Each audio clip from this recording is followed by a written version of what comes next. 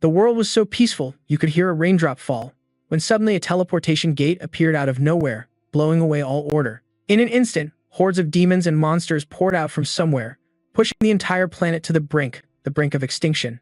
Yet, there was still a small minority who had the power to stand against the monsters. They were called Awakened Ones. In midair, a blonde guy with a cocky attitude, wielding a long sword, appeared. The sword flashed like lightning, unleashing strikes so fast the naked eye couldn't keep up. The huge monster was sliced into thousands of pieces, flesh flying everywhere, while the blonde dude stood there coldly, looking like he'd just done the easiest thing in the world.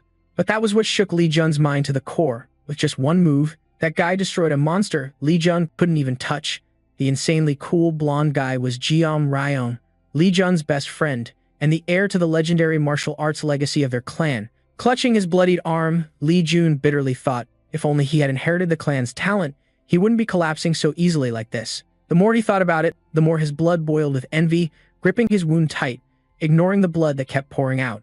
If he could be as strong as Jeom Ryeong, he'd be out there on the Ngo Loi battlefield fighting to save everyone, not sitting here nursing a wounded arm, helplessly watching his best friend shine. Lee Jun was a painful exception, a forced awakened one, with no special bloodline at all. No matter how hard he tried, pushing himself to the brink of despair, Lee Jun was stuck at a low-level rank. If only he had inherited the clan's talent and reached a higher awakening rank than D, would his life be different? That thought only made Lee Jun feel more hopeless. At that very moment, a system screen suddenly appeared, unlocking a martial trait. Lee Jun stared at the words in surprise, silently asking, "What the hell is this?" Then he laughed. "What a joke. Even my luck sucks, and I'm about to die. What's the point of unlocking this now?" Lee Jun's eyes slowly closed, heavy with blood loss draining his life. He knew he was about to croak, his hand clutching the ground, trembling with bitterness. One last thought creeping into his mind: this awakening system was worthless. Just as darkness began swallowing Lee Jun's last breath, suddenly a blinding light flashed, or more precisely, an invisible formation appeared before him. Lee Jun opened his eyes, feeling like he'd been pulled back from death. When fully awake, he found himself lying on a soft bed, strangely, no longer in pain. Panicked, Lee Jun jumped up, his eyes quickly scanning the room. The surroundings were familiar: study desk, bookshelf, everything neat. He froze for a few seconds, then blankly asked, "What the hell is this? Is this my dorm room?" The more Lee Jun thought, the more confused he got. This was definitely his dorm room, but he had moved out after graduating high school, so why was he lying here now? Memories of fighting monsters to the point of exhaustion to protect civilians still burn in his mind. Why am I here? Didn't I die from that injury protecting people? At that moment, something strange appeared before Lee Jun's eyes, causing his pupils to dilate instantly. A weird screen popped up, clearly showing the date. The first day of May, 2025. Just seeing the date, Lee Jun couldn't help but scream. 2025? No way. His scream made passers-by in the hallway turn around, confused about what was driving him crazy. Inside the room, Lee Jun was still flustered, his mind spinning, unable to explain what was happening. Was this a dream? This is some messed up fantasy. The guy decided he had to check for himself. Lee Jun got out of bed, trying to stay calm, then opened the dorm room door. Morning light streamed in, illuminating everything. Outside was peaceful and serene, with no trace of destruction or bloodshed. Friends were jogging, others practicing swordplay with a professor. Lee Jun had once been sick of seeing these scenes, but now they were happening right in front of him again, like everything was just beginning. Lee Jun's eyes widened, feeling he couldn't fool himself anymore. Could it be he'd gone back 7 years in time? The more he thought about it, the more everything felt totally ridiculous. Lee Jun sat back on his bed, dazed, propping his chin with both hands, and started analyzing everything from start to finish. Could it be that I really came back to life? I clearly died from a fatal wound to my ribs and arm, and just a moment ago, I could still feel that insane pain. But now it's completely vanished without a trace, and I'm back in the past with death as my starting point. Something I thought only happened in novels is actually happening to me. He lifted his shirt to reveal his body. The old wounds that once caused him excruciating pain were now totally gone, leaving no trace behind. Lee Jun muttered gloomily, "What the hell am I supposed to do now? I know damn well that in just 7 years, a massive war will break out, and future Lee Jun, despite all his efforts, will still be powerless." Shaking off that worry for now, Lee Jun took a deep breath and reached out to tap the system screen in front of him. "Alright, let's check my status first." Instantly, a bunch of stats popped up clearly on the screen. A detailed status board for Lee Jun, with his nickname Lore highlighted alongside basic stats. Stamina was 10 out of 100, endurance 10 out of 100, strength and agility were barely above the same low level. Not only was Lee Jun's brain nothing special, but his limbs hadn't developed at all either. Yet looking at this info, Li Jun felt a spark of excitement. He wondered if this was the route selection window, like the one he saw before dying. If so, what does this unlocked martial trait actually look like? He reached out to touch the newly appeared martial trait line. Immediately, a notification popped up. Martial trait unlocked. Please choose your path. Once selected, it cannot be changed. Li Jun hesitated for a moment. The screen displayed a lineup of legendary martial arts: 9 Sun Holy Technique, Bodhidharma Muscle Transformation Classic, 9 Yang Divine Skill. All unbeatable martial arts that anyone would crave. Li Jun thought to himself, so I get to pick one of these, huh? Last life, I couldn't do anything but die uselessly. Alright, then I'll pick this one. This time, I'm definitely not gonna repeat the same damn mistakes. Nowadays, the whole Asian region in general and South Korea in particular looks exactly like a martial arts movie setting. To understand why, we gotta go back to the era of the first generation Awakeners. They basically had 2 choices. One was magic and leaving the Grantis continent. The other was martial arts of the martial world. Europe and America chose Grantis. Asia chose martial arts. That's the root cause that split the world into 2 totally different halves today. Li Jun fell into a brief silence. Now, everywhere you look, there are outstanding martial artists flooding the scene. I wonder if there's any martial artist who exists independently without relying on any faction. He swiped the screen, trying to filter out all martial arts related to the 3 kingdoms to find an answer. The screen immediately showed a bunch of martial arts names, and one caught his attention: Chaos Divine Skill. According to Li Jun's knowledge, Chaos Divine Skill didn't belong to any sect or school but was a completely independent martial art. Like finding true love, Li Jun didn't hesitate to select it right away, but the moment his hand touched the screen, he froze, his heart pounding like it wanted to jump out of his chest. The screen displayed a notification. You have just acquired Chaos Divine Skill at SSS-Rank. Li Jun blurted out in shock. I just picked an SSS-Rank martial trait. Yeah, what's chosen can't be changed. Time passed by, the sun slowly setting. On the mountain behind the school, Li Jun sat cross-legged, training alone. Memories of his past life crept into his mind. This place used to be where he trained in secret, partly because he liked the quiet, partly because he didn't want others' prying eyes. Li Jun shook his head hard to chase away those memories. No more begging the past for mercy. From now on, everything's gonna be different. He took a deep breath, trying to fully focus on his training. Rich spiritual energy began to surround Li Jun's body.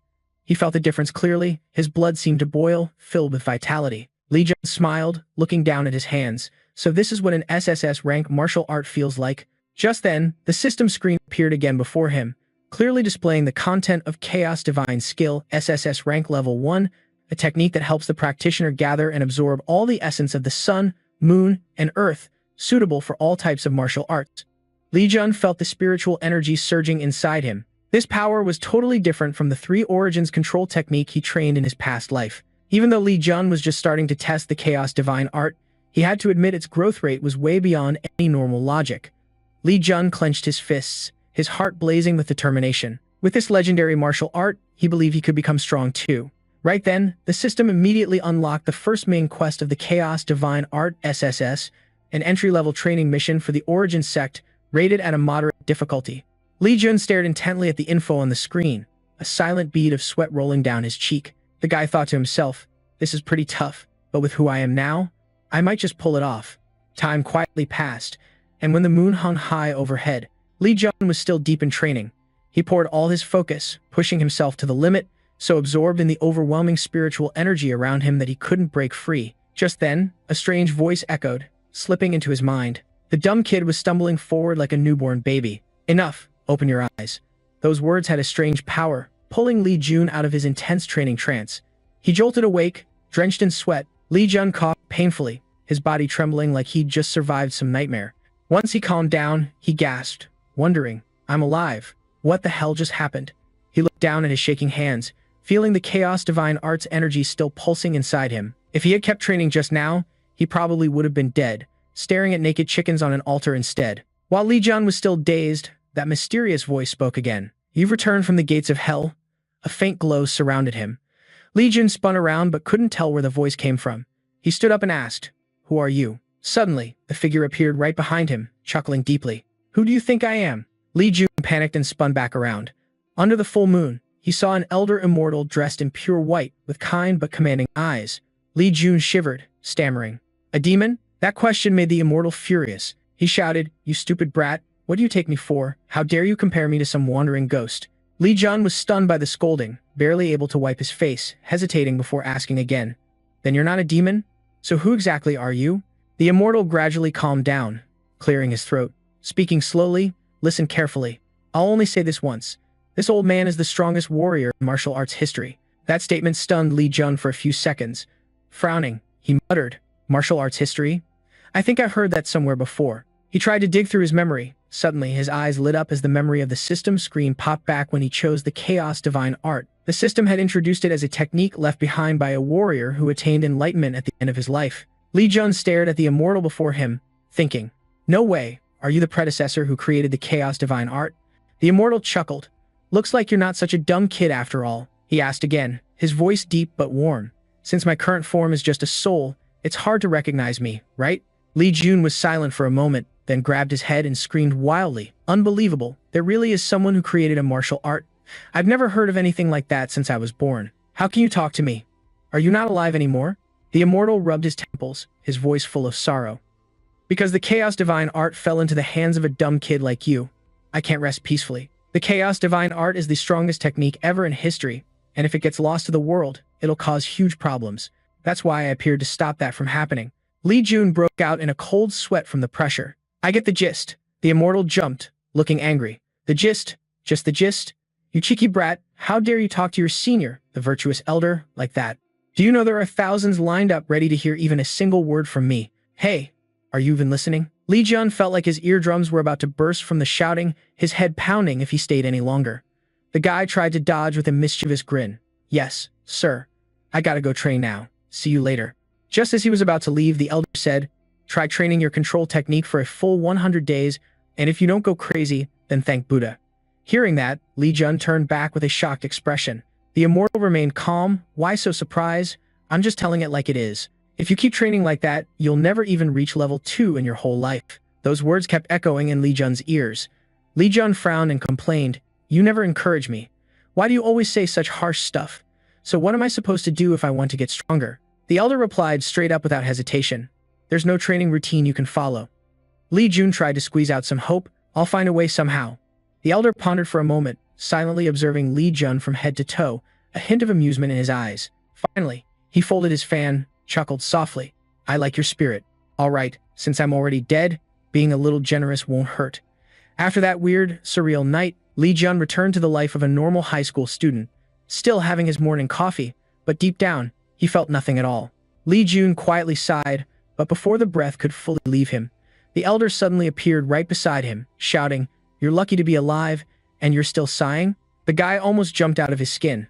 Li Jun quickly patted his chest to calm himself, mumbling, Please don't just pop up like that. You'll give me a heart attack. Trying to regain his composure, Li Jun glanced at the notification on his phone. Payment successful, $4,000 for a forge in the city.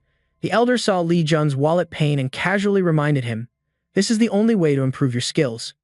Li Jun was speechless. The skill the enlightened martial artist was talking about was literally strapping a 50-kilogram shackle to his leg. When he went to the forge to order it, the blacksmith's strange gaze seemed to pierce right through him. The man even blurted out a question that made Li Jun just give a bitter smile. Are you serious, kid? Now Li Jun could only flop onto the table, groaning, Isn't this way too harsh? The elder got angry hearing that, shouting, If it were someone else, you'd be dead from complaining too much. Li Jun felt insulted, slammed the table, stood up, and shouted, You said you wouldn't nag about that anymore. But the elder was still invisible, so in the quiet cafe, Li Jun was the only one yelling, making everyone else look at him like he was nuts. The guy blushed awkwardly and slumped back into his seat, whispers starting to spread around him. This dude's gotta be crazy. Li Jun sighed and reminded himself not to say another word. He quietly opened the system screen. The stats had changed but were still insignificant, like a drop in the ocean. Li Jun sighed and thought, leveling up skills is harder than I thought. Still, after learning the primordial chaos divine art, his internal energy limit skyrocketed to 620, a number that even made Li Jun whisper, Primordial chaos divine art has got to be some seriously powerful martial art. The elder felt proud, clearing his throat to emphasize. As your master, I need to stress this once more, that's my only rule. The primordial chaos divine art is the result of a lifetime's effort, a profound internal energy skill, gathering the essence of martial arts. Even though he'd heard this a million times, Li Jun couldn't deny one thing. Thanks to the elder's guidance, practicing the primordial chaos divine art became way easier. That's why he quickly reached level 2. Li Jun tapped on an option on the system screen. Just then, his phone beside him vibrated non-stop. He picked it up, glanced at the elder, and asked curiously, "Where do you want to go?" Li Jun didn't hide it, calmly saying, "The forge finished making the shackle." He pushed the door and stepped out of the cafe.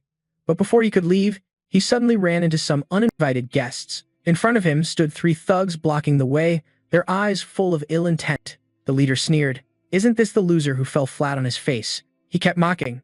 "Never thought a recluse like you, always hiding in a corner, could even step outside." Li Jun silently sized them up, all of them classmates at level E. Not high tier but still above the level F that he'd been stuck at in his past life. Unlike Li Jun, they all inherited their bloodline powers. Li Jun just sighed softly and whispered, "Don't cause trouble with me, go do your own thing." But the leader wasn't letting go, stepped forward and shoved Li Jun's shoulder, sneering, "Look at this trash talking back. Haven't been hit in a while, so you got an attitude?" The whole group burst out laughing, then said to each other, "Oh right, didn't I say not to touch him until the semester starts? My bad." That made Li Jun's blood run cold, but the guy wasn't done, kept provoking. "Wanna come with us? We're heading to the holy sect. What if, by hanging out with them, they treat you better?" Li Jun smirked, coldly spat out the words, "Shut up." The leader sneered, lowering his voice mockingly. "You're way too arrogant. But hey, you're from a lowly bloodline anyway. If the master meets you and wants to duel, you know what'll happen." No sooner had the rant ended than Li Jun couldn't hold back anymore. He charged coldly, throwing a super strong punch. That hit sent the guy flying, his nose bleeding bright red. Li Jun calmly looked at the masterpiece he just made, eyes icy cold. The other 2 froze, unable to believe the scene before them. Li Jun turned to the guy still sprawled on the ground, coldly said, "I told you to shut up."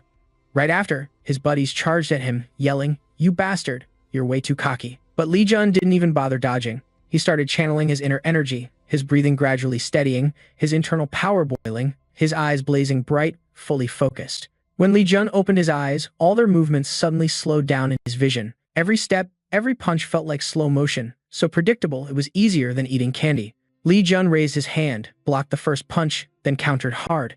He grabbed the first guy's arm, twisted it smoothly. The move was light, but the scream of pain was immediate. The dude clutched his arm, writhing in agony. Still, the gel-haired guy refused to give up, lunging forward with a powerful punch. Li Jun calmly reached out and caught the punch, leaving the guy stunned, clueless about what just happened. Then Li Jun increased the force in his hand, squeezed the guy's fist tight. Just by crushing the bones, the gel-haired dude screamed loud, completely drained, collapsing pitifully to the ground, all in just a few short minutes. But the result was brutal. Li Jun stood in the middle of that small battlefield, scanning the scene, his voice low and tinged with boredom. "I know I'm a loser, unworthy of inheriting my ancestors' bloodline." Old memories suddenly flooded back, twisting Li Jun's heart. Those were dark days. When he was little, he had to endure his mother's cruel beatings for no reason. At just 7 or 8 years old, Li Jun was constantly yelled at by her. The words he heard most were, "You ruined my life. You're why I live like this. I should kill you." The brutal beatings, the furious chases, left a kid crying and running for his life. In that despair, Li Jun once saw his father as his last hope. Back then, he begged his dad for help, just to be saved from his mother, just to have his dad on his side. But the look in his father's eyes is forever etched in Li Jun's mind, cold and utterly contemptuous. Then his dad turned his back and walked away, decisively, as if the kid wasn't his own son, but some hated stranger. At 8 years old, Li Jun was shocked, chased to be killed by his mother, abandoned by his father, completely betrayed by the world. That scene, that memory was so deeply engraved that Li Jun couldn't even speak. He once reached out, trying to cling to the last fragile hope, but his father firmly shut the door on that hellish house, leaving Li Jun behind to suffer those terrible beatings no kid should ever endure. Those horrific memories haunted Li Jun until he grew up in his past life. He never did anything to earn his family's recognition, but this life is different. Li Jun's eyes now gleam with fierce determination. He clenched his fists, telling himself, "I won't waste the chance I'm given. I'll gain power on my own and hold my head high. I won't live like I did before. I won't let anyone hurt me again." Li Jun's drastic change today is all thanks to last night. That night, he went back to the empty plot on the mountain behind the school to train the Chaos Divine Art. This martial art, born from chaos, is an immortal cultivation technique, only effective when the body is pushed to its limits. And of course, the Elder personally taught him. The first lesson the Elder gave Li Jun was to become a second version of Sun Wukong, carrying a huge boulder on his back with the Elder bonus sitting on top to train endurance. Li Jun screamed in panic. "Is this really the right way?" The Elder frowned and snapped, "Kid, You're tired but still got energy to talk? You've got a long way to go, so stop babbling and keep moving. In the dark night, without a single rooster crow, a pair of legs silently carried a rock wandering through the empty forest. Li Jun was exhausted, sitting down gasping, his limbs numb and unable to stand. The elder lowered his head, startled. Even when resting, you have to stand. Who said you could sit? Get up and stand. Li Jun felt frustrated inside but was too drained to argue anymore. He opened the system screen to check his current stats. At a glance, Li Jun almost lost it. His Chaos Divine skill had reached 2 stars, and the first main mission was already completed. He even got a reward for leveling up so fast. Li Jun was stunned, unable to believe his eyes, and even more shocked when the system immediately granted the reward. Suddenly, a golden ring appeared in his hand, the Origin Ring reward. Li Jun squinted, examining the ring closely. Pretty cool, and the design was pretty intricate. The elder cleared his throat proudly. That's because this old man has sharp eyes. That's the artifact of our Origin sect. Without hesitation, Li Jun quickly slipped the Origin Ring onto his finger. As soon as the ring was on, the system screen popped up with a new notification, showing a bunch of stats related to the Origin Ring. This gear would continuously gather internal energy from the Origin Sect's Dantian, helping Li Jun avoid the risk of internal energy backlash. Li Jun read eagerly, wondering, did I see that wrong? Master, is this really an E-grade equipment? The elder waved his fan, chuckling proudly. Can't you see it? It's a treasure of the Origin Sect. Li Jun was stunned and confused, thinking, what kind of sect is this that gives me gear like this? Is this even a good thing? But he pushed his worries aside and decided to order the system to unlock the next journey. The screen instantly switched to a new interface, displaying a notification about the next journey to cultivate the Chaos Divine skill. This mission was called the Endless Regret of the World, and it was tough. Li Jun looked up and asked the elder, Master, does the second choice have anything to do with you? But elder, you were just standing here laughing, then suddenly vanished without a trace. Li Jun anxiously looked around, thinking, why did he suddenly disappear? He was definitely just here. Honestly, feeling lost without guidance, Li Jun had to think carefully. By late afternoon, after dealing with those thugs, the young man lazily returned to the dorm, opened the system, and finally chose the Endless Regret of the World as his next journey. Suddenly, a voice spoke beside him. Why the hell did you pick that? Who else but the elder would appear out of nowhere like that? He tilted his head and asked, the other 2 choices looked good too. Why not pick one of those? Li Jun smiled calmly. I think this one's fine. Then he suddenly sounded regretful. I was actually going to pick the third one too. That comment made the elder's face light up for a moment, then he clenched his teeth in frustration. Li Jun glanced at his cold but secretly warm master, thinking that no matter what, he couldn't abandon his master's path. The elder suddenly fell silent, as if recalling something. He had just witnessed those 3 bullying Li Jun, especially when the leader mentioned the Divine Power Sect. He asked directly, what's this Divine Power Sect those guys talked about? Li Jun answered calmly, the Divine Power Sect is where I can learn the martial arts of the Huang family. The elder stroked his beard, impressed. A sect where you can learn the Huang family's martial arts is definitely tempting. You still haven't mastered the Huang family's martial arts?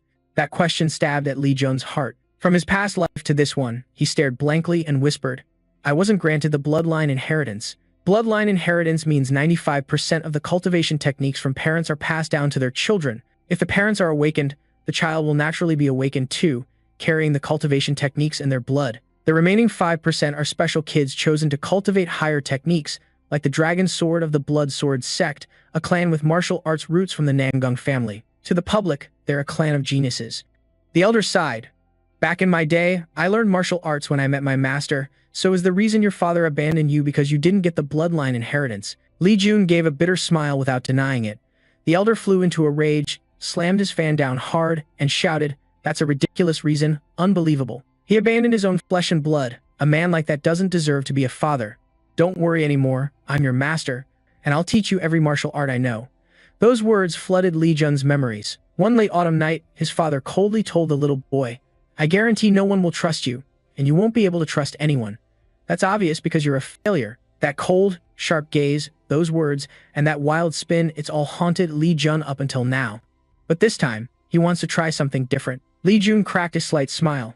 Looking at the elder, I'll rely on you, master. But why do we keep talking about me? You tell me about your past, master. The elder was startled, sweating bullets, stammering. I've made too many mistakes, so I've been living in hiding. Li Jun asked hesitantly. So you're the villain? Are you the cult leader? That question made the elder furious. He slapped Li Jun repeatedly, shouting, get lost.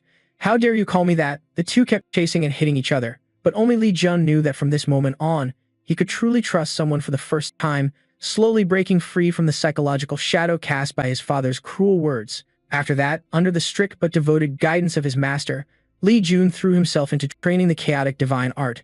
The awakened here were much weaker compared to those from our sect, because they had improved their martial skills through technique but didn't understand the essence of martial arts, nor fully grasp what true martial arts are. Li Jun trained diligently, following every instruction, determined to become a genius awakened warrior. You could see his footsteps tracing energy patterns on the ground, his speed improving unbelievably, his moves becoming much more refined, and his body always filled with powerful energy. The master smiled and emphasized, "Soon, I will make you the second strongest in the martial world." As he finished, Li Jun unleashed a palm strike at the wooden dummy in front of him. The terrifying force cracked the wood in multiple places, then it shattered instantly. Li Jun paused, curious, asking, "Why only second place, master?" The elder leisurely waved his fan, grinning smugly. "Isn't the answer obvious? I am the strongest." Li Jun was left speechless, but the master didn't let him rest. Closing the fan, he said seriously, "A life or death situation is the perfect moment for enlightenment." Li Jun didn't get it, so he asked, "Where do I have to go to find a situation like that?" At that moment, Li Jun suddenly felt something was off. His whole body broke out in cold sweat, streams soaking his shirt. He glanced at the elder and asked, "Don't tell me you mean going somewhere with powerful monsters, right?" Seeing the elder's unusually excited expression, Li Jun knew he nailed it. The next morning, Li Jun quietly went down to the dorm basement. The master followed, asking, "Where are you going?" Li Jun calmly replied, "This place is called the Six Gates, located in the basement of the building.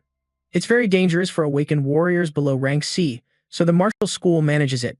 Rumor has it the principal himself sealed it off." As he finished, the two arrived at the place called Six Gates. In front of them was a massive door, covered in countless iron nails and a complex formation. Just looking at it was enough to understand the horrors inside. Li Jun stood still, eyes fixed on the formation, sighing, guessing it had already been sealed.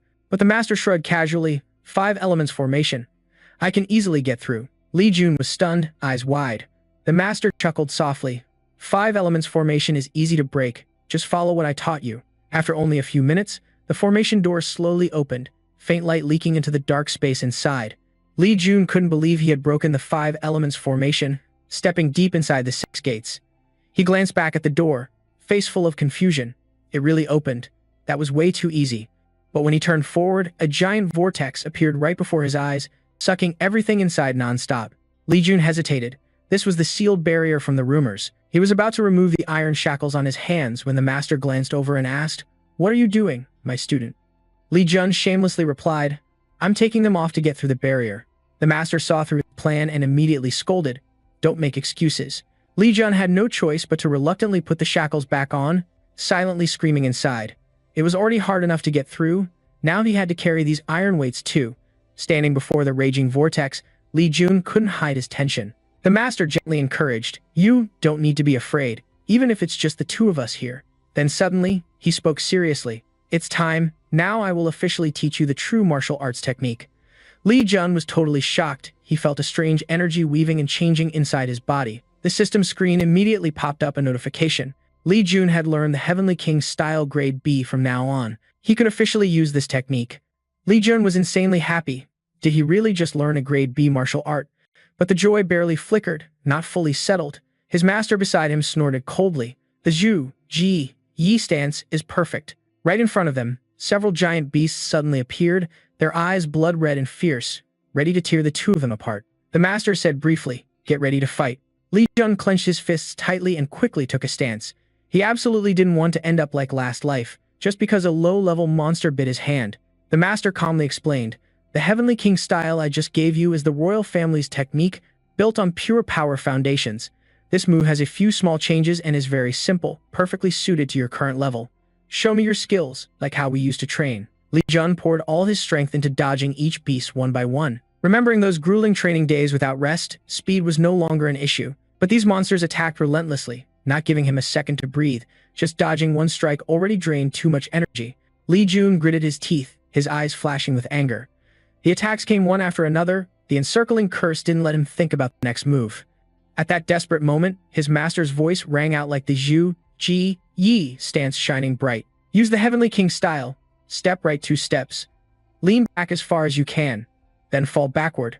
Without hesitation, Li Jun immediately followed. He stepped exactly 2 steps, and just as the beast lunged, Li Jun threw all his power into leaning back. Sure enough, he had mastered the Zhu, Ji, Yi stance, and the beast's posture revealed all their weaknesses. The weak spots on the monsters were clear right before Li Jun's eyes. Not missing the chance, he swung his fist powerfully, punching straight into the belly of the beast right above his head. The beast couldn't withstand the critical hit, immediately spewed fresh blood, and collapsed on the spot.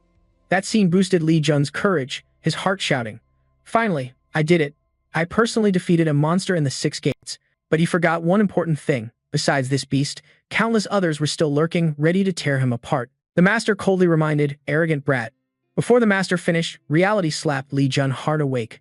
A chilling murderous aura rushed from behind, making Li Jun instantly alert.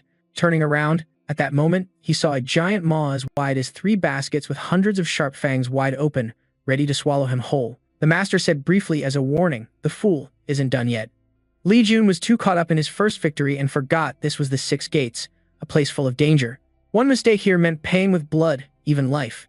The beast's bite didn't miss, this time not on his arm like before, but on his neck. Fresh blood poured nonstop from the wound, making Li Jun clearly feel the cold grip of death closing in. He gritted his teeth, Long Tran filled with self-blame. If he had been a second slower, the Reaper's scythe would have taken his life. The beasts still charged wildly. Li Jun tried to dodge, but as soon as he avoided one side, another beast pounced from behind. He couldn't believe it, wondering when these monsters learned to move behind him. Holding his bleeding neck, Li Jun tried to calm down and think of a battle strategy. If he kept dodging forever, there would always be another waiting behind to attack. The master taught him how to dodge, but fighting isn't just about avoiding. You gotta counterattack, gotta figure out how to take them down. Li Jun realized a serious mistake he made in both his lives. He had been way too cocky. Before dying in his last life, he was confident because he had awakened as a grade D martial artist, trained hard, but harsh reality hit him. That alone wasn't enough.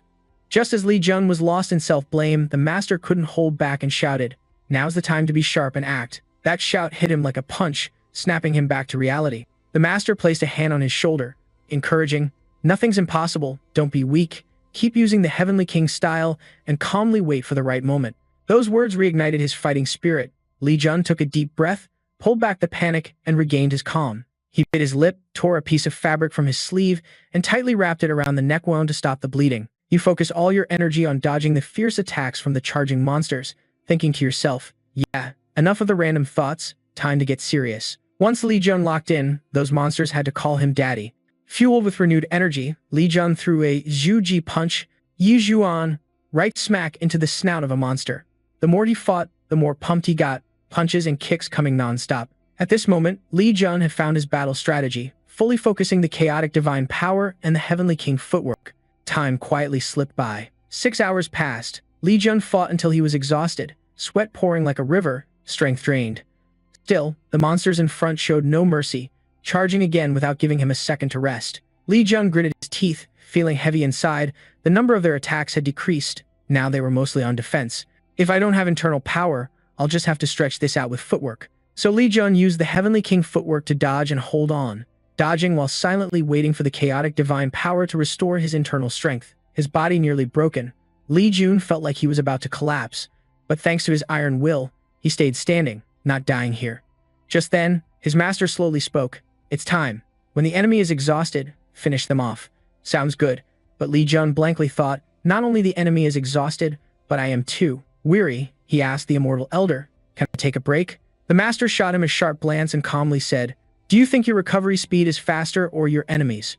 Trust the recovery power of the chaotic divine power. This is the perfect chance to boost your internal strength and endurance." Li Jun had no choice but to clench his fists, squint, and decisively say, "I'll follow your orders." Immediately, he channeled his internal energy, the power surging through his body. Li Jun's eyes changed completely, pupils blazing with spiritual power, full of determination. The master standing beside him nodded with satisfaction. "Well done. To reward that spirit after you suppress them, I'll grant you a technique that suits you." No sooner had the immortal elder finished speaking.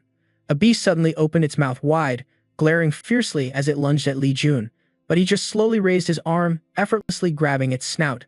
Then in one breath, Li Jun delivered a fatal blow, making the beast bite its tongue and keel over on the spot. Clearly, the master's promise gave Li Jun a serious boost. He grinned excitedly, "Master, you promised, remember that." But at that exact moment, Li Jun sensed a massive killing intent rushing from behind. That aura flared up, burning fiercely. Soon, a giant beast appeared behind Li Jun, mouth wide open, roaring angrily. It unleashed a powerful blast of fire toward Li Jun. The flames blazed wildly, burning everything, even turning boulders to dust.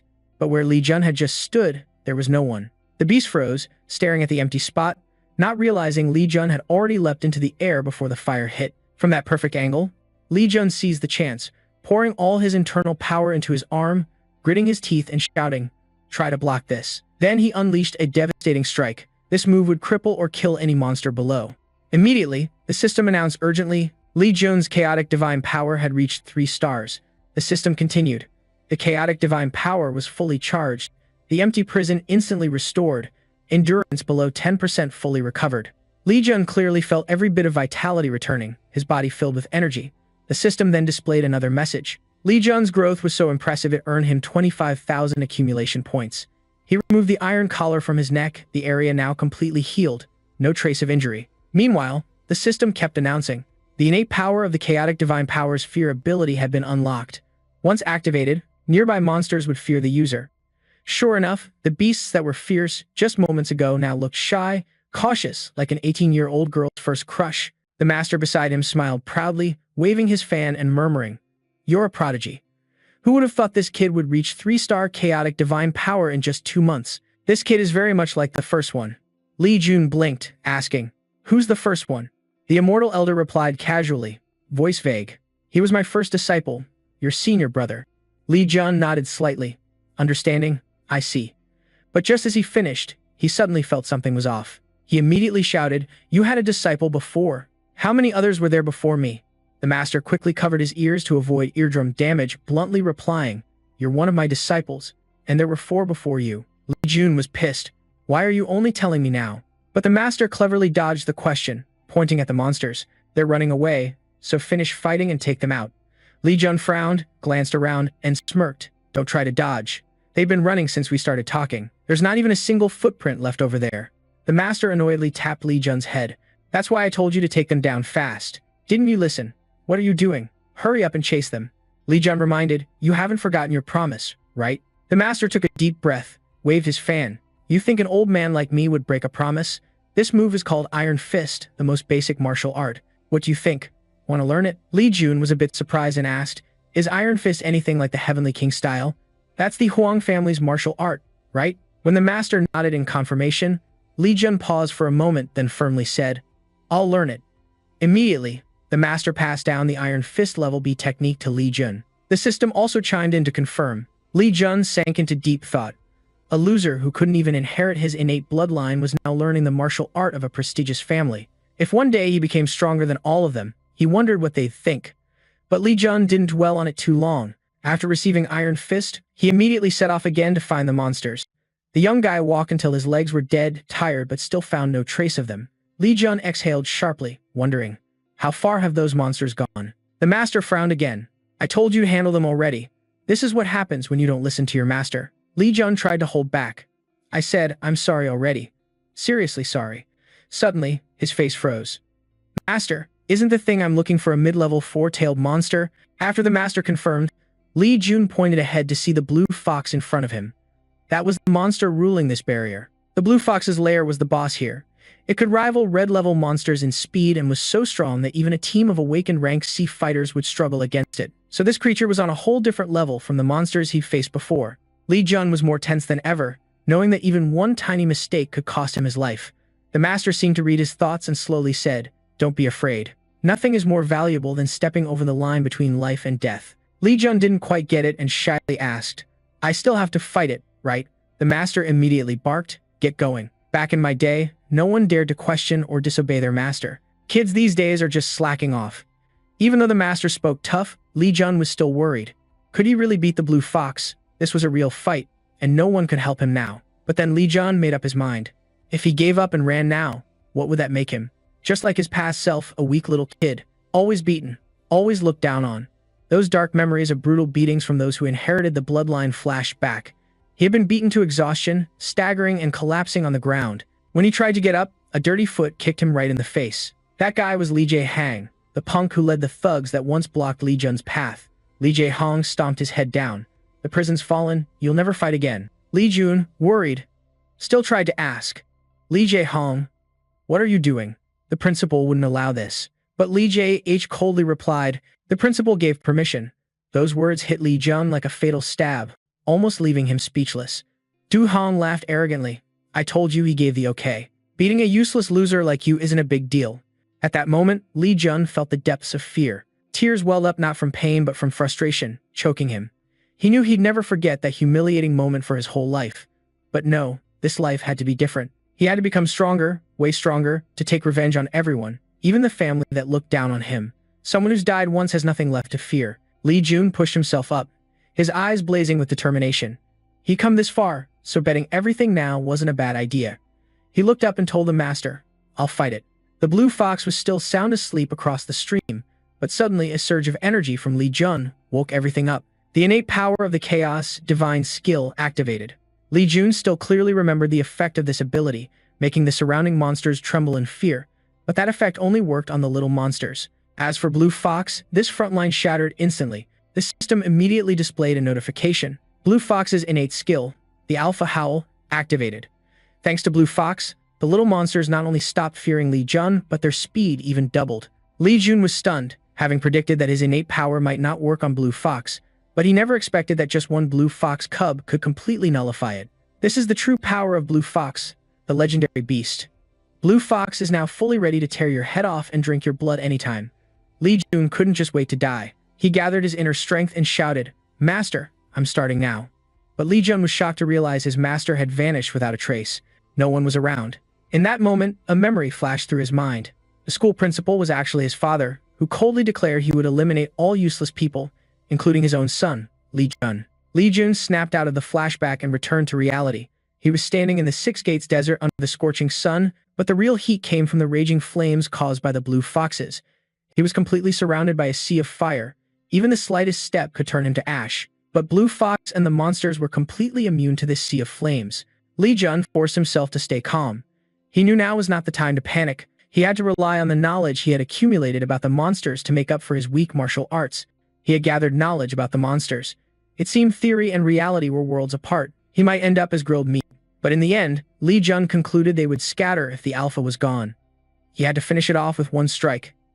In the blink of an eye, Li Jun dashed forward, delivering a deadly kick with all his strength, betting everything on this one move. But just as the punch was about to land, Blue Fox disappeared. Li Jun stood frozen for almost half a minute. He couldn't believe Blue Fox dodged so easily and, more importantly, he couldn't see it anywhere. Just as he was confused, a disgusting mouth with sharp fangs suddenly lunged from behind, trying to swallow Li Jun whole. Li Jun immediately took a defensive stance, gritting his teeth and cursing, damn it. But luckily, his master's voice rang out, right at that life or death moment. Using the Heavenly King step to advance, Li Jun grabbed the lifeline like a straw. Without hesitation, he obeyed his master, instantly using the Heavenly King step to teleport around Blue Fox. He truly escaped death, and more than that, Li Jun's current stance was perfect for a counterattack. Blue Fox let out an angry roar, but Li Jun didn't flinch. He clenched his fists tightly, his energy boiling, channeling all his inner strength as he shouted loudly, You think I'm gonna die here? With that, Li Jun poured all his power into a thunderous punch. In the Six Gates Desert, a deafening explosion shook the earth, scattering yellow sand, blowing away a whole area, fresh blood staining the ground red. The horrific battle finally ended. Li Jun was exhausted, his whole body drained. He slumped down, panting heavily, dazed as he tried to steady his soul. Leaning against the massive blue corpse of Blue Fox, Li Jun whispered softly, I'm probably gonna die next time.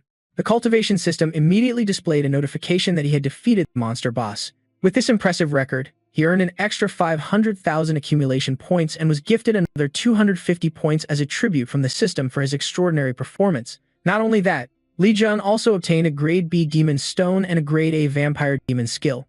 Blue Fox's corpse gradually vanished under the sunlight, leaving behind a strange secret manual on the ground. His master appeared then, chuckling, You got a lot of useful stuff. The Grade A Vampire Demon skill that drains the opponent's life force is the best way to help you improve. Not catching a single word, Li Jun immediately blamed, Master, where the hell have you been? I was calling your name in despair. To soothe Li Jun's weary spirit, the immortal elder coughed and replied, Hey, there's no way I'd abandon my disciple. It's not because I hate you or anything. Li Jun kept staring at his hands. I defeated that monster with these hands. Just one move, and the master gave advice again. First, learn the vampire demon skill. Trust me, your skills will definitely get stronger. Li Jun looked at him with suspicious eyes and asked back, really? The master frowned too. You think I'm lying? Li Jun smiled and tore the book in half. The system announced you have learned Vampire Magic Level A. From now on, you can use Vampire Magic Level A. The master clapped his fan approvingly. Good. Now you just have one more thing to complete. Use your vampire magic to suck all the blood from the monsters here. After a morning of chaos, Li Jun finally returned to his beloved dorm room. He put on his cloak and opened the system status window to check. It displayed all the basic information after the update. The stats skyrocketed compared to before. Li Jun was so moved he almost shed tears of joy. He was now ranked higher than a level C awakener in all 4 skills. The master appeared and asked straight up, "What are you doing?" Li Jun smiled softly. "I'm heading out now." He closed the system and left the room. While the other disciples were rushing like crazy because they were late for class, Li Jun strolled leisurely, taking his time like he was just sightseeing on horseback. The master looked at him, suspiciously asked, "My disciple, aren't you late too?" Li Jun replied coolly, "If I'm late, I might as well take my sweet time and be really late." The master almost fainted from anger and shouted, "How dare you think like that? You should be eager for the teacher's class." Li Jun just calmly glanced at him and smirked. "The only teacher I need is you, master." Just that one line was enough to soothe and sweet-talk the master's grumpy temper. He chuckled inwardly, feeling proud. Yeah, having a good teacher was all that mattered. Li Jun thought to himself, "My master is really easy to please." But then a sudden call rang out. "Li Jun, are you heading to school?" Li Jun turned around and saw the clowns from before, the ones he had taught a lesson to. Only this time they brought Li Jae-hong along. How could Li Jun forget that annoying face? Li Jae-hong's gelled hair fluttered in front of him as he stood there, smirking arrogantly and taunting. "You're looking pretty tough, huh?" Li Jun just coldly stared at him and replied indifferently, "Don't start anything with me, go wherever you want." But that only made Li Jae-hong angrier. He snarled, "It's only been a few months since we last met, and you're still the same? Tomorrow's the official duel, why are you so confident?" The master nearby was surprised to hear about the official duel, so Li Jun whispered an explanation. "This is the official one-on-one duel on campus, where the students' rankings are decided." But outwardly, he was just muttering to himself, which made Li Jae-hong even more annoyed, growling repeatedly. "What the hell are you mumbling about?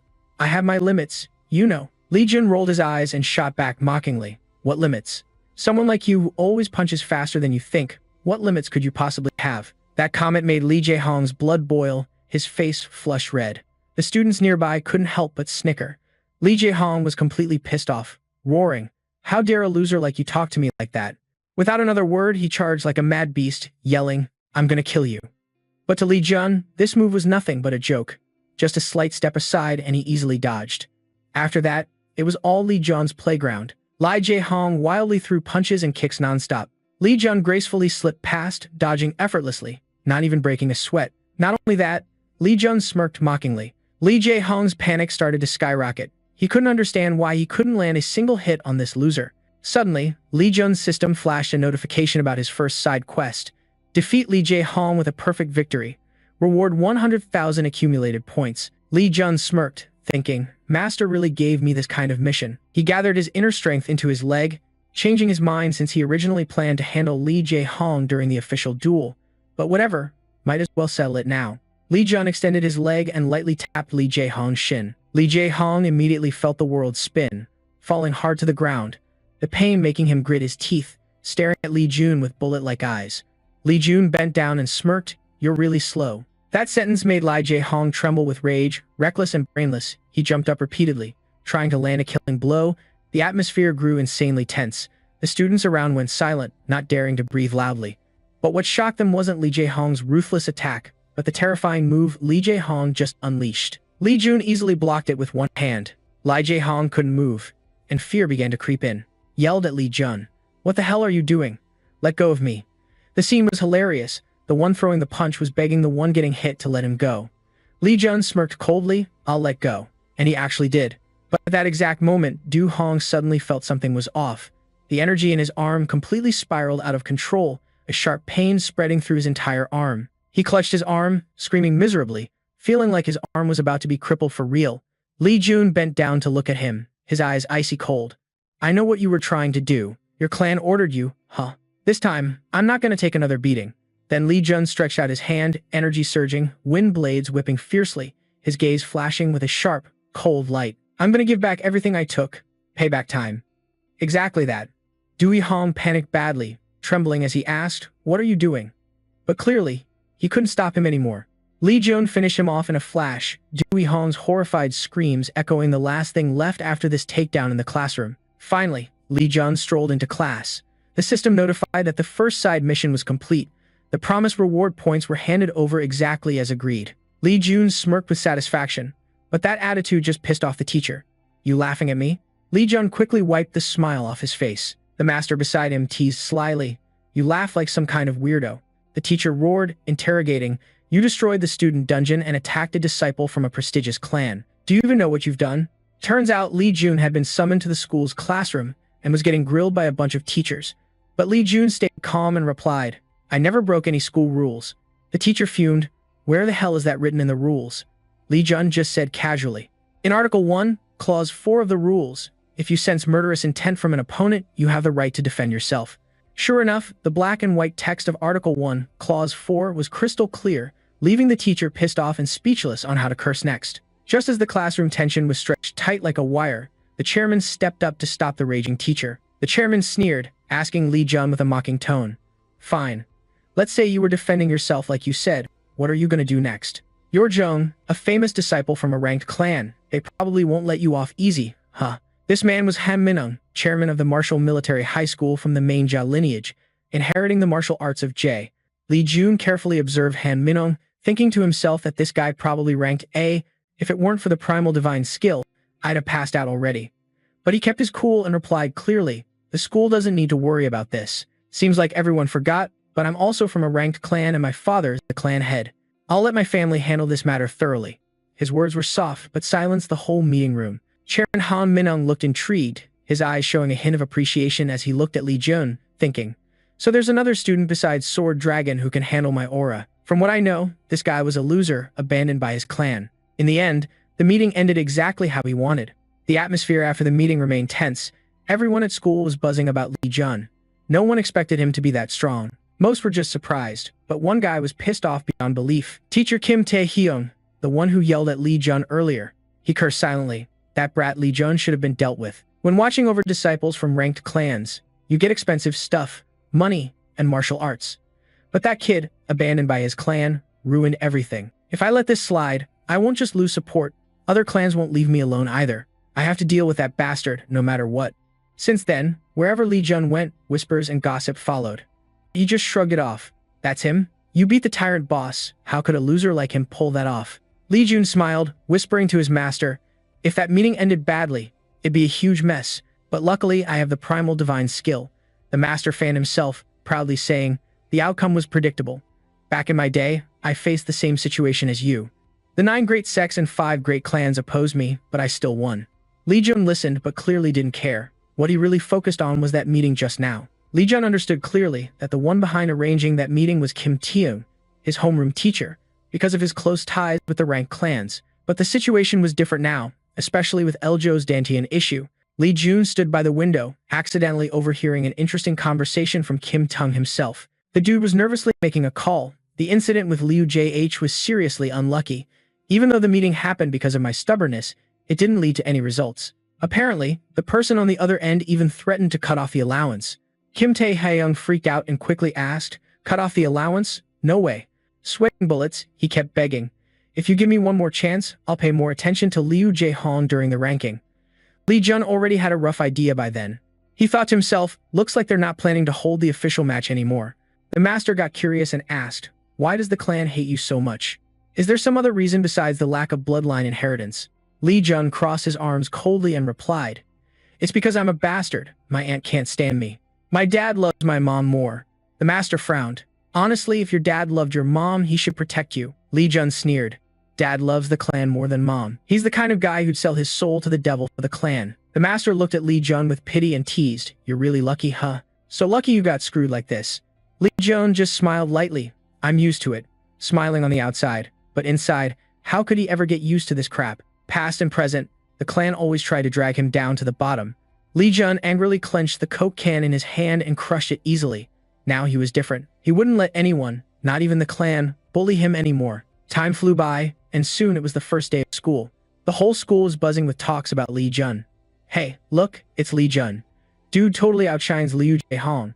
How strong is he anyway? A low-level guy who can change so much. The master heard the cocky talk and appeared, asking like he was curious. Who's your teacher? You get noticed everywhere, huh? Li Jun smirked and replied, all thanks to you, master. Just then, Kim Tae-hyung glared at Li Jun and barked, enough talking, follow me to class. Then he started giving instructions. The teacher will create a random simulated monster for you. You'll fight opponents based on your level as usual. From now on, enter in order. Besides the barriers, there's no place better for unexpected accidents than here, because the difficulty can be adjusted from the control room. He was already secretly planning to crank up the difficulty times 10 when it was Li Jun's turn and pretend it was a system glitch. Today was the perfect chance to take out this so-called prodigy. Seeing Tae-hyung constantly staring at Li Jun, the master whispered attentively, she's gonna make it clear on his face, how the hell can a guy like him be a teacher? Li Jun just smirked, thinking there was no way he'd just take it lying down. Then it was Li Jun's turn to enter the virtual reality room. Kim Tae-hyung's voice echoed mockingly, do you want to face a specific monster? Li Jun replied coolly, anyone is fine. Kim Tae-hyung laughed weirdly, then do you want to fight a demon? You should know demons are what they call fake awakenings who used to be criminals, the most typical example being the Lotus Death Gang. Li Jun smiled inwardly, thinking, no way he'd actually send a student against those guys.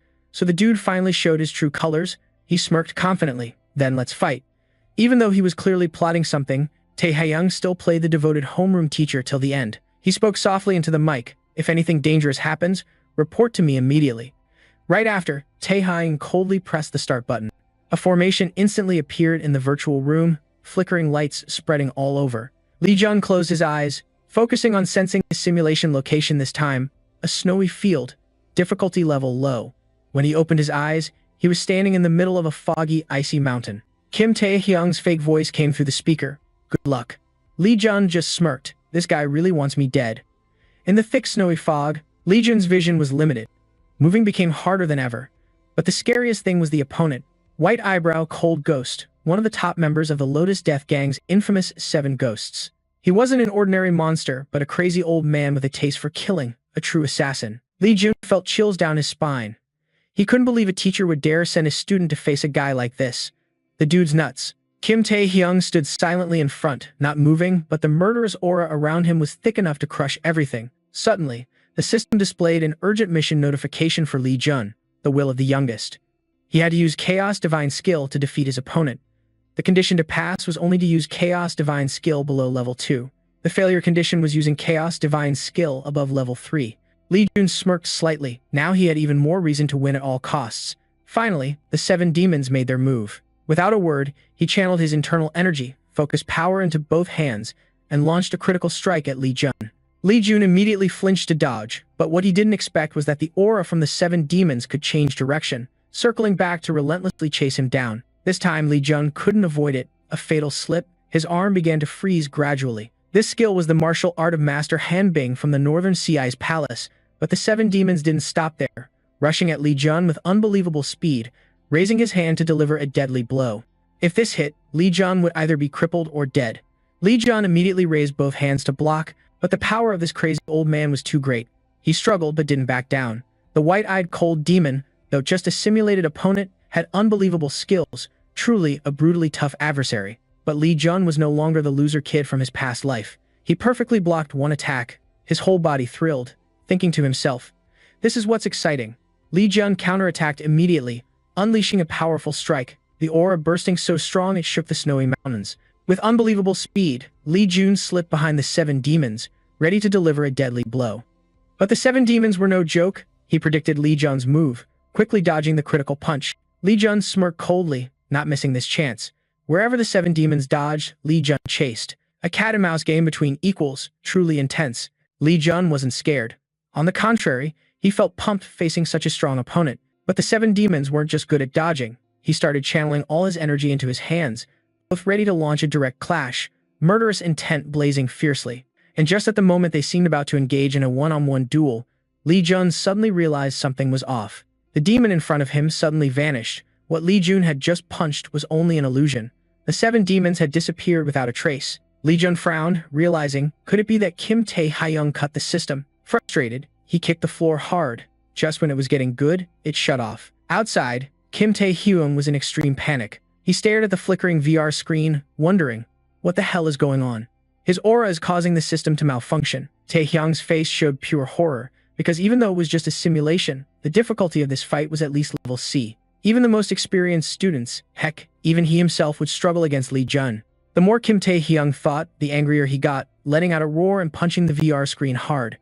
Inside the VR room, Lee Jun was completely chill, not caring about anything. He closed his eyes to rest, enjoying the relief after what felt like a suffocating fight. The cultivation system also promptly notified that the first urgent mission was completed. The reward points were immediately credited to Lee Jun's account. He smiled with satisfaction. Thanks to the origins, Lee Jun was finally recognized at level D. From a pathetic, useless force rank, he skyrocketed to level D, even knocking out that bastard Lee Jae-hoon. Thinking about it, Lee Jun told himself, at this rate, he was totally strong enough to challenge the big guilds. While Lee Jun was still lost in his glorious dream of the future, a sudden voice calling his name snapped him back to reality. He turned around to see who dared ruin this rare moment of enjoyment, and in front of Lee Jun were his fellow disciples, but instead of the usual contemptuous looks he'd endured, their eyes shone with admiration. They excitedly shouted, "Lee Jun, you did great, you really are strong." A scene that froze Lee Jun for a few seconds, the young man stunned, staring at his classmates' 180-degree attitude change. For the first time in both his lives, Lee Jun received this warm recognition. He burst out laughing, the warmest smile ever, and this wasn't a bad thing. His friends didn't catch what he mumbled, curiously asking, "What did you say?" Lee Jun just shook his head slightly, smiling happily. Nothing at all. From that day on, Lee Jun's life changed drastically. Just stepping into the school hall, a wave of younger students bowed respectfully all at once. "Greetings, Senior Lee Jun." A scene of overwhelming admiration. Lee Jun stood dumbfounded in the middle of the hall. I couldn't help but doubt life itself. What the hell is going on here? Then the leader of that group of students stepped forward confidently and said politely, "I'm Hugh, a new student." After that, the whole bunch bowed their heads really low. "Please, seniors, take care of us." Lee Jun was stunned, thinking, why are these guys greeting me like some gangsters meeting their boss? And do these kids really look 17? Is there some kind of mix-up here? The more he thought about it, the more his head hurt, so he spoke up. "You don't have to greet me like that from now on." But the kids just got even more eager, like, did we do something wrong? Lee Jun sighed and said bluntly, "Who am I to accept such grand respect from you guys? I'm not some gangster." The new students immediately bowed deeply to apologize, making Lee Jun awkwardly shout, "I told you guys not to do that anymore." After escaping the overly respectful gangster-style welcome in the lobby, Lee Jun finally dragged himself up to the classroom. He let out a tired sigh. The new students even escorted him all the way to the classroom door before finally saying goodbye and backing off. The master next to him stroked his beard and laughed. "This is also a test for the strong." Lee Jun was annoyed and speechless, but it wasn't over yet. Besides these cool changes, Lee Jun's life came with a few disasters. Just as he sat down, a confident fellow student stepped up in front of him. "Fight me." Lee Jun groaned, "I'm tired. Just go home." But that guy, Duke, wasn't scared of anything. He hadn't seen the coffin yet, so he didn't shed tears. Suddenly, he drew his sword and charged to duel right in the classroom, no matter if Lee Jun agreed or not. In a flash, as the sword swung down, Lee Jun reached out and casually snapped the blade into pieces like crushing a weed. The furious young guy instantly went silent, his face turning pale. Lee Jun quietly clenched his fist, releasing a burst of energy, and just a moment later, the fellow student fainted right there. Lee Jun snorted coldly. "Listen to what people say for once." The master beside him laughed heartily. "You're pretty famous, huh?" Lee Jun replied warily, "Is this what you call famous?" Then the endless days of no peace began. One after another, every day someone dragged their sorry ass over to challenge Lee Jun. Every few minutes, some idiot jumped in, driving Lee Jun nuts. His head spun so much he had to complain, "Just let me go deal with monsters instead of battling these kids all day." The master stroked his beard and laughed. "Maybe they just doubt your skills because they've never seen them up close." Lee Jun sighed tiredly. "Even so, this rumor has spread pretty far." Just then, the classroom door slammed open with a piercing shout. "Order! Who's messing around during morning assembly?" The homeroom teacher Kim Tae-hyung stormed in, scanning the room before glaring straight at Lee Jun like he was about to pounce and devour him alive. Lee Jun just sighed, not bothering to care about that look. Kim Tae-hyung quickly regained his serious teacher vibe, climbed the podium, handed out the schedule, and told the students to fill it out and return it. The master glanced curiously at Lee Jun's paper and asked, Do you usually study like this? Li Jun casually replied. Usually, I only focus on 3 subjects: martial arts basics, weapon techniques, and light body techniques. Just mastering one martial art is tough enough. Learning a new one is way harder. The master asked again, what's your plan? Li Jun stayed silent for a moment. As the classmates handed their sheets back one by one, Li Jun found the class president. Press gave her his schedule and asked, I can just give this to you, right? Press replied coolly, just hand it over to me, that's all. After submitting, Li Jun turned and left the class, leaving Press curious as she sneaked a peek at his schedule. With just one glance, she almost went cross-eyed. Li Jun's sheet had no empty slots. He'd signed up for almost every class.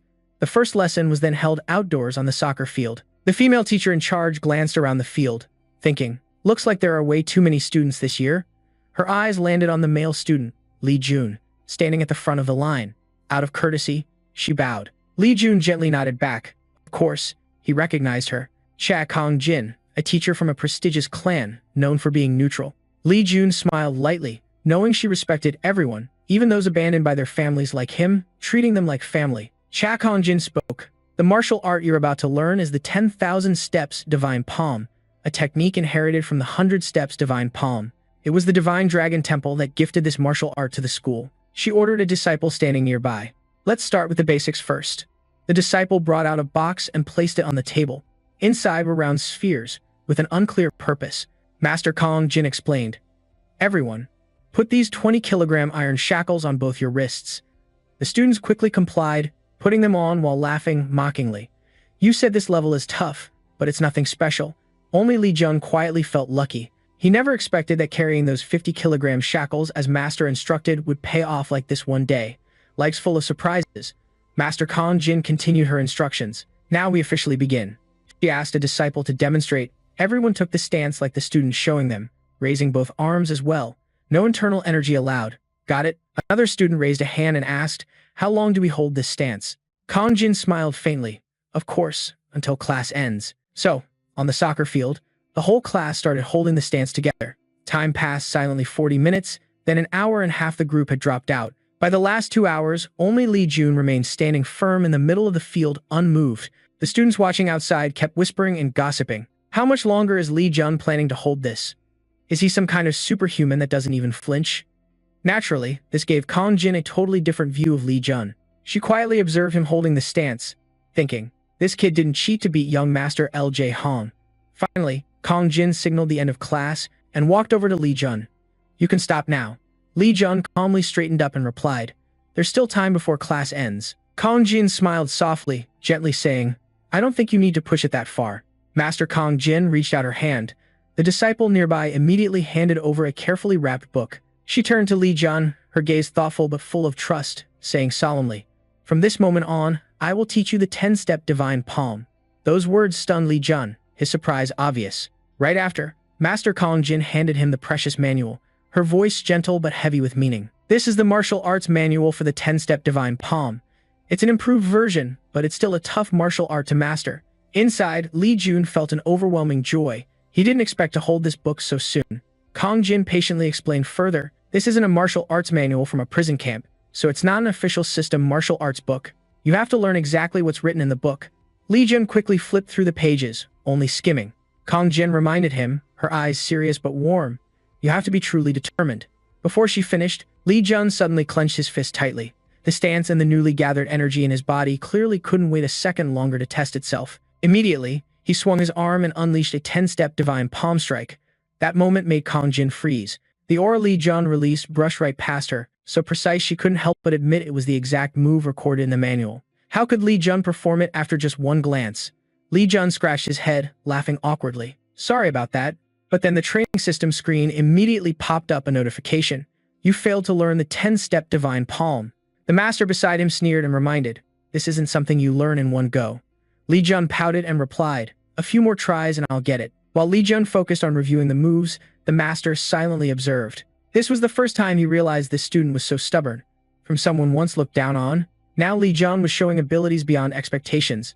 The master fanned himself, eyes gleaming with anticipation. Thought he was just a dumb kid. Turns out this kid's talent is only growing stronger. I'm really curious to see how his future unfolds. Even Kong-jin couldn't hide her shock. Li Jun didn't have the demonic physique that easily absorbs martial arts, nor was he a genius with a heavenly warrior body.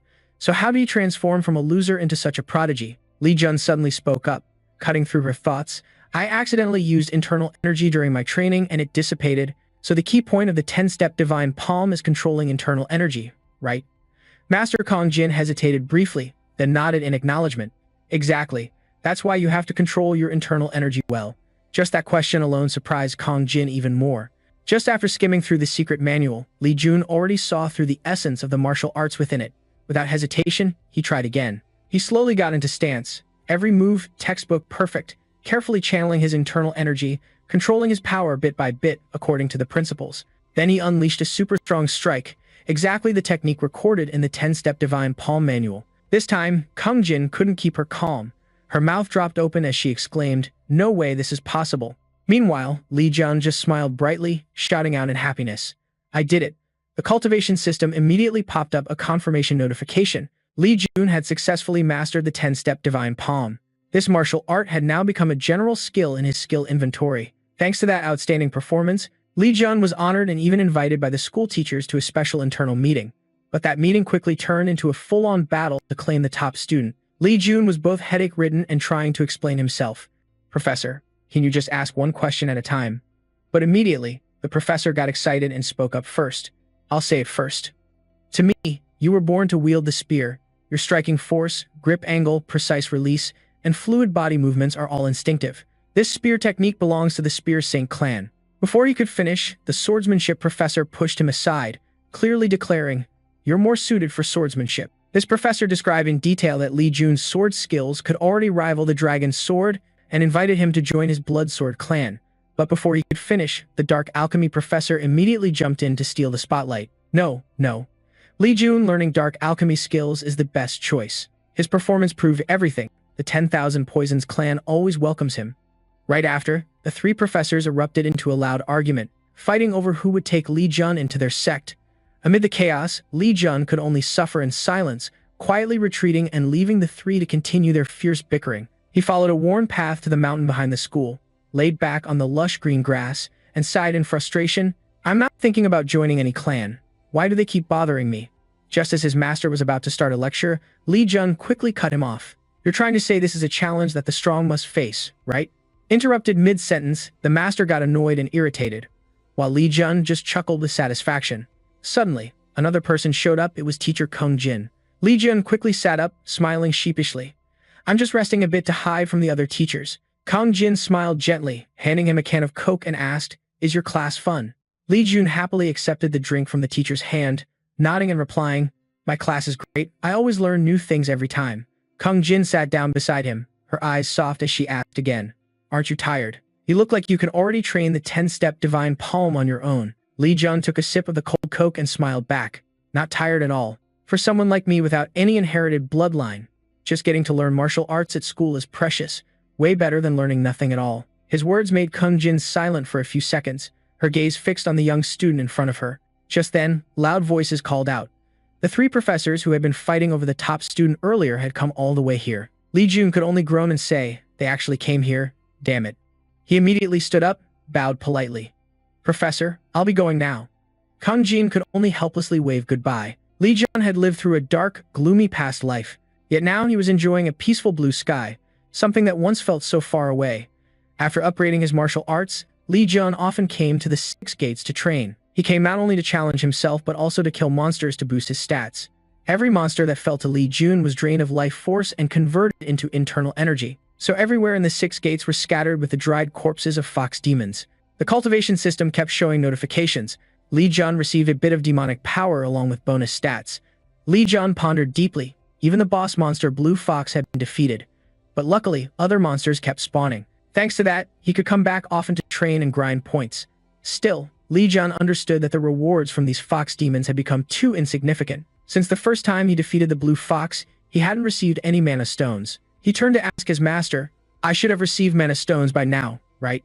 Master slammed the paper fan shut, pondered for a moment, then suggested, "I've changed my mind. Since you're developing faster than I expected, let's make a big bet." Li Jun was a bit stunned, vaguely not understanding what Master meant. Master leisurely continued, The chaotic energy of the barrier is still floating in the air. Aren't you curious what would happen if you absorbed it using the blood awakening demon technique? Hearing that, Li Jun was shocked and asked, "Can that really be absorbed?" You have to know the magical energy radiating from the barrier is super abundant. If it can be absorbed, it would be like a cure-all medicine itself. Master stroked his beard with a smirk. Just using the blood awakening demon technique probably won't cut it, but don't you still have the chaotic divine skill? Definitely worth a shot. But then Master gave a cryptic warning. The problem is your body is already saturated with energy, and you've used up a lot. If you absorb a huge amount of energy now, 90% chance you'll get sick, but you still want to try. Li Jun hesitated just a bit, because right after, the young man broke into an excited smile, answering without words. Decisively, Li Jun headed straight to an extreme energy zone to start absorbing the magical energy. He knew well, if he was the type to give up easily, he wouldn't have made it this far. The cultivation system kept buzzing with the latest notifications. Li Jun received a small boost of magical power thanks to the blood awakening demon technique, then got a notification that the technique reached 4 stars. The chaotic divine skill also hit 4 stars along with max stats in endurance, stamina, strength, agility, and willpower.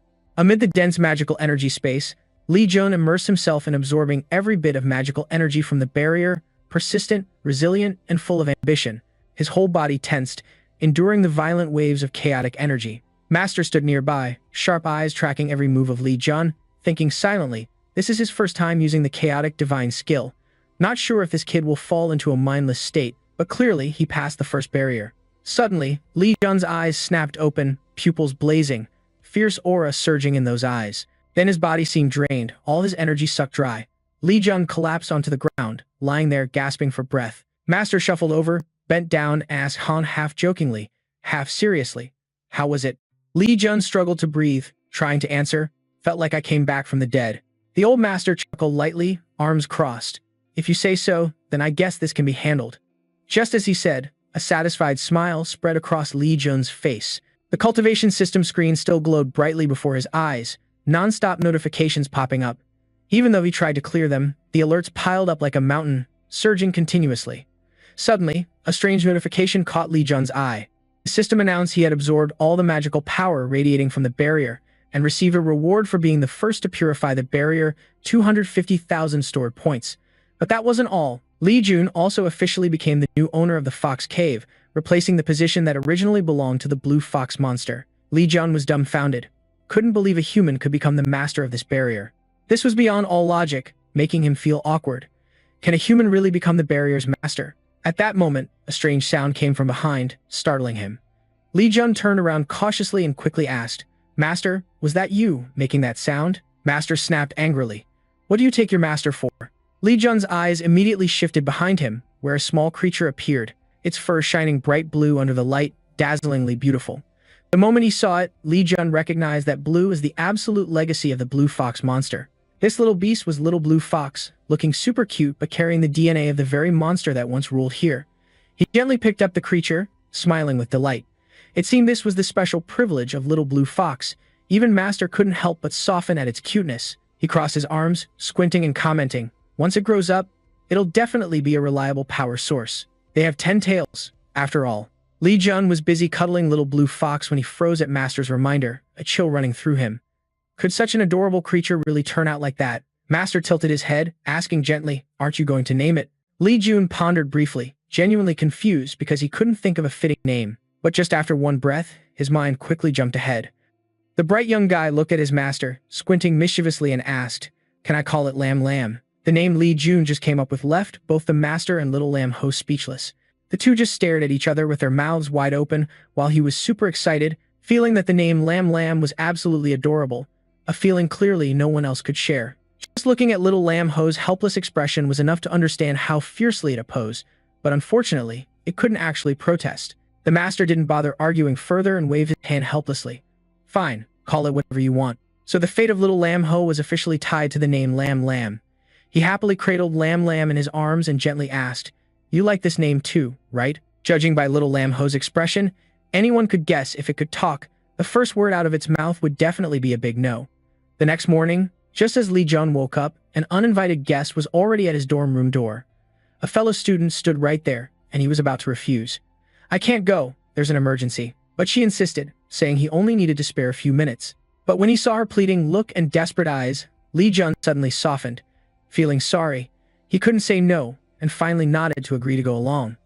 Before stepping out, he didn't forget to turn and say, "Can you buy me some milk?" At the same time, in the school chairman's office, Han Ming was leisurely wiping each leaf of a potted plant. Suddenly, the door burst open, and the secretary rushed in, panting and urgently said, "Chairman, something's wrong." Han Ming frowned. "What's going on?" The male secretary, still catching his breath, quickly reported. "The barrier in the basement has issues. The lamb host stirring formation has been broken." Chairman Han Ming immediately went down to the basement himself. Before him, the sealing talisman that once protected the 6 gates was torn to shreds, scattered on the floor. He bent down to pick up a piece, his face showing undeniable shock. Who the hell managed to break the 5 elements formation? The 5 elements formation was the school's pride, an inviolable forbidden formation.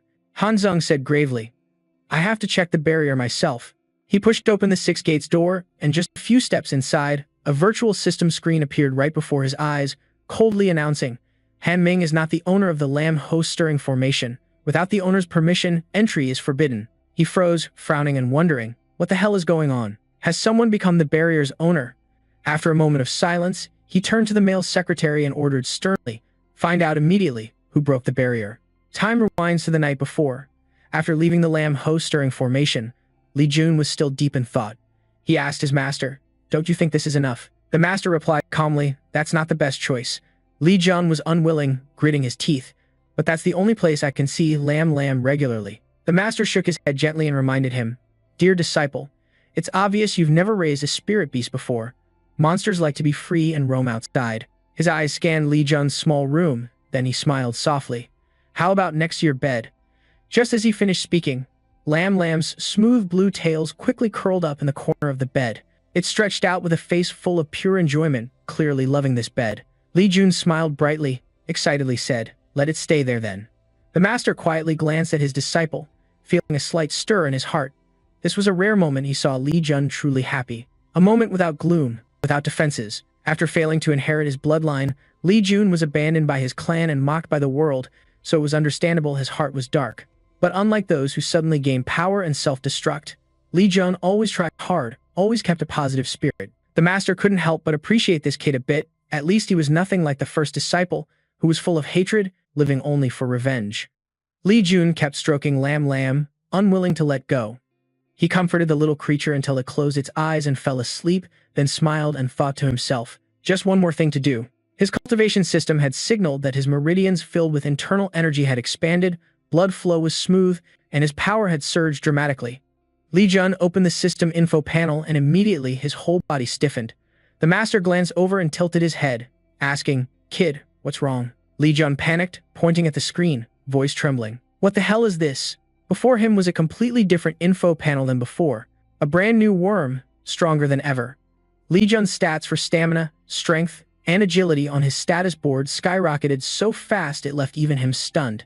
Normally, a pseudo-awakening at AA rank is already rare, and their max stat values only hit around 300, a number reserved for the 5 emperors, the heads of the great clans. Yet now, he had reached that threshold. Li Jun stood frozen for a long moment, his heart pounding. A true spring only comes when you deserve it, and now that had become reality. Li Jun was fully capable of standing shoulder to shoulder with the most powerful beings in this world. His master stepped closer, furrowing his brows with a meaningful look. "What exactly are you looking for? Just go ahead and spend your points." Li Jun calmed down after the initial shock. He asked, "I already have points, right?" The system screen flashed an unbelievable number, over 2 million points, a figure that would make anyone's eyes pop. Li Jun muttered, a cautious gleam in his eyes. "Adding points just means more trouble. Should I max out my martial arts, stats, or not?" His master stroked his beard, replying slowly with a calm tone. "Considering your condition, even if you learn the sovereign step now, it'll just mess things up." That statement only fueled Li Jun's curiosity even more. Just how insanely powerful was this sovereign step that his master flat out refused to let him learn it? Li Jun smirked, thinking curiosity really does kill the cat. Then he decided to throw an unfamiliar move, pointing out the window, shouting casually, "Master, look over there." His master blinked in surprise and turned to look outside, but there was absolutely nothing out there. He turned back, frowning. What exactly am I supposed to be looking at? But Li Jun seized the golden opportunity and quickly opened the Sovereign Step skill on the system. A series of notifications popped up. Li Jun had unlocked the Sovereign Step, a newly discovered skill, and the infinite spear technique was set up. Li Jun held his breath, cheeks flushing, bracing himself for a scolding from his master, but no reproach came. "Not gonna scold me?" Li Jun asked proactively. His master suddenly burst out laughing, full of pride. "I knew you'd do exactly that. A good teacher's virtue is to figure out their dumb disciple's personality." Li Jun blinked, puzzled. "What do you mean by that?" Immediately, the system flashed a cold notification. Li Jun couldn't use the Sovereign Step yet because he didn't meet the stat requirements. His master laughed even louder, delighted to see his disciple in trouble. "You just threw your points out the window." Li Jun turned pale, wanting to scream inside, "No way." But once points are spent, they can't be taken back. No turning back now. Li Jun could only promise himself to keep grinding until he could use this move. Early the next morning, Li Jun woke up sluggishly, yawning. He still felt like he'd slept better than usual last night, and he didn't have to think long to figure out why. Lam Lam, his little pet, had been sleeping beside him all night, becoming the softest cuddle pillow in the world. As soon as he opened his eyes, Li Jun checked his stats on the system again. But everything remained unchanged, no progress at all. Since he had chosen to unlock the Sovereign Step, Li Jun was now forced to grind hard to meet the usage conditions his master demanded. He frowned slightly, muttering, realizing he seemed to have forgotten something. The moment he realized, Li Jun hurriedly petted Lam Lam, smiling as he coaxed, "Sorry, Lam Lam, I'll get you some food right now. You're still young, you can probably drink milk, right?" He stood up, dragging himself outside, but Lam Lam refused to let him go alone. It clung to him, trailing every step. Li Jun smiled, picking Lam Lam up to cuddle. "Don't want to leave me, huh? Want to come along?" He tucked Lam Lam inside his shirt. Just as Li Jun was about to step outside, a sharp knock sounded at the door. He pressed his eyes to the cats, looking outside, wondering, who the hell comes knocking this early in the morning? Outside stood a woman with a serious demeanor, introducing herself in a casual tone. "I'm the secretary of the union chairman. You're Li Jun, right?" Li Jun opened the door, keeping his calm tone. "Yeah, that's me. What's up?" The male secretary got straight to the point. "The chairman wants to see you." Li Jun blinked in surprise, asking, "Me?" But then he somewhat guessed the reason and whispered to his master, "Min Sung probably wants to talk to me about the barrier thing. So why bother meeting him?" Still, faced with the secretary's pleading, almost pitiful eyes, Li Jun finally agreed to go to the chairman's office. Inside the room, Chairman Han Mi-dong silently sized up Li Jun from head to toe, his mind full of doubt. The guy actually looks pretty normal. Could he really have broken through the Lam Hu energy barrier? Nearby, the master, who understood every thought of the other party, quietly whispered a reminder to Li Jun. "Seems like he can't figure out your true power." Li Jun smirked slightly, replying to his master with full confidence, "I'm not falling for that trap again." Before coming here, he carefully wore the origin ring to make sure Mi-dong couldn't detect his real strength at all. After a tense silence, Li Jun broke the mood himself. "I heard you called me here to talk, right?" Min Sung took a sip of tea, his eyes still probing.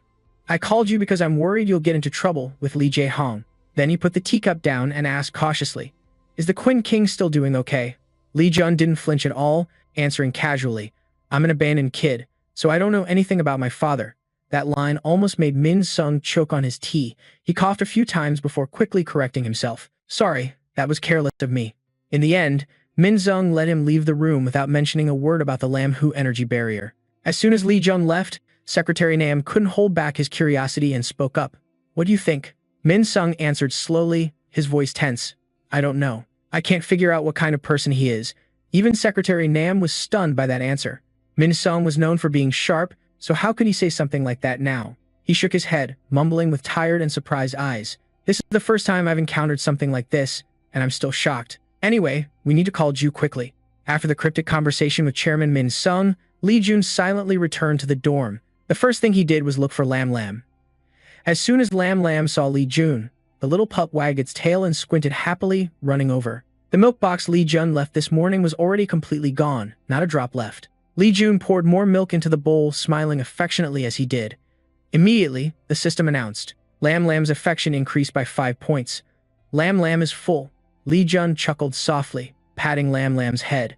The screen now automatically displayed all information about Lam Lam, but when he looked at the stats, something made Li Jun laugh. All the numbers were super low, some lines even blank. Li Jun thought to himself, it's probably because Lam Lam is still too young, so the stats aren't stable yet. "No worries, once you grow up, I'll turn you into a red rank monster."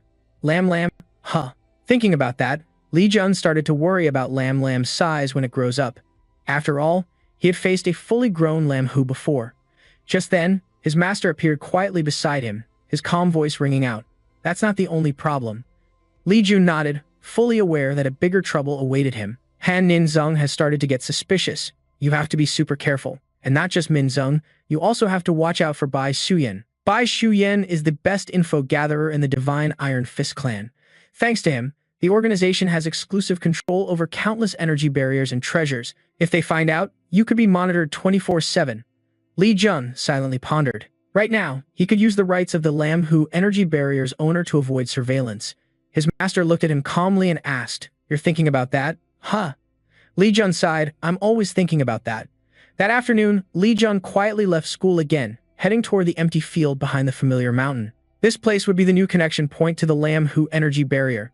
The system immediately displayed a notification confirming the connection path. Suddenly, a spatial crack appeared in midair. Swirling energy spiraled, forming a gigantic passage with thousands of energy beams bursting out.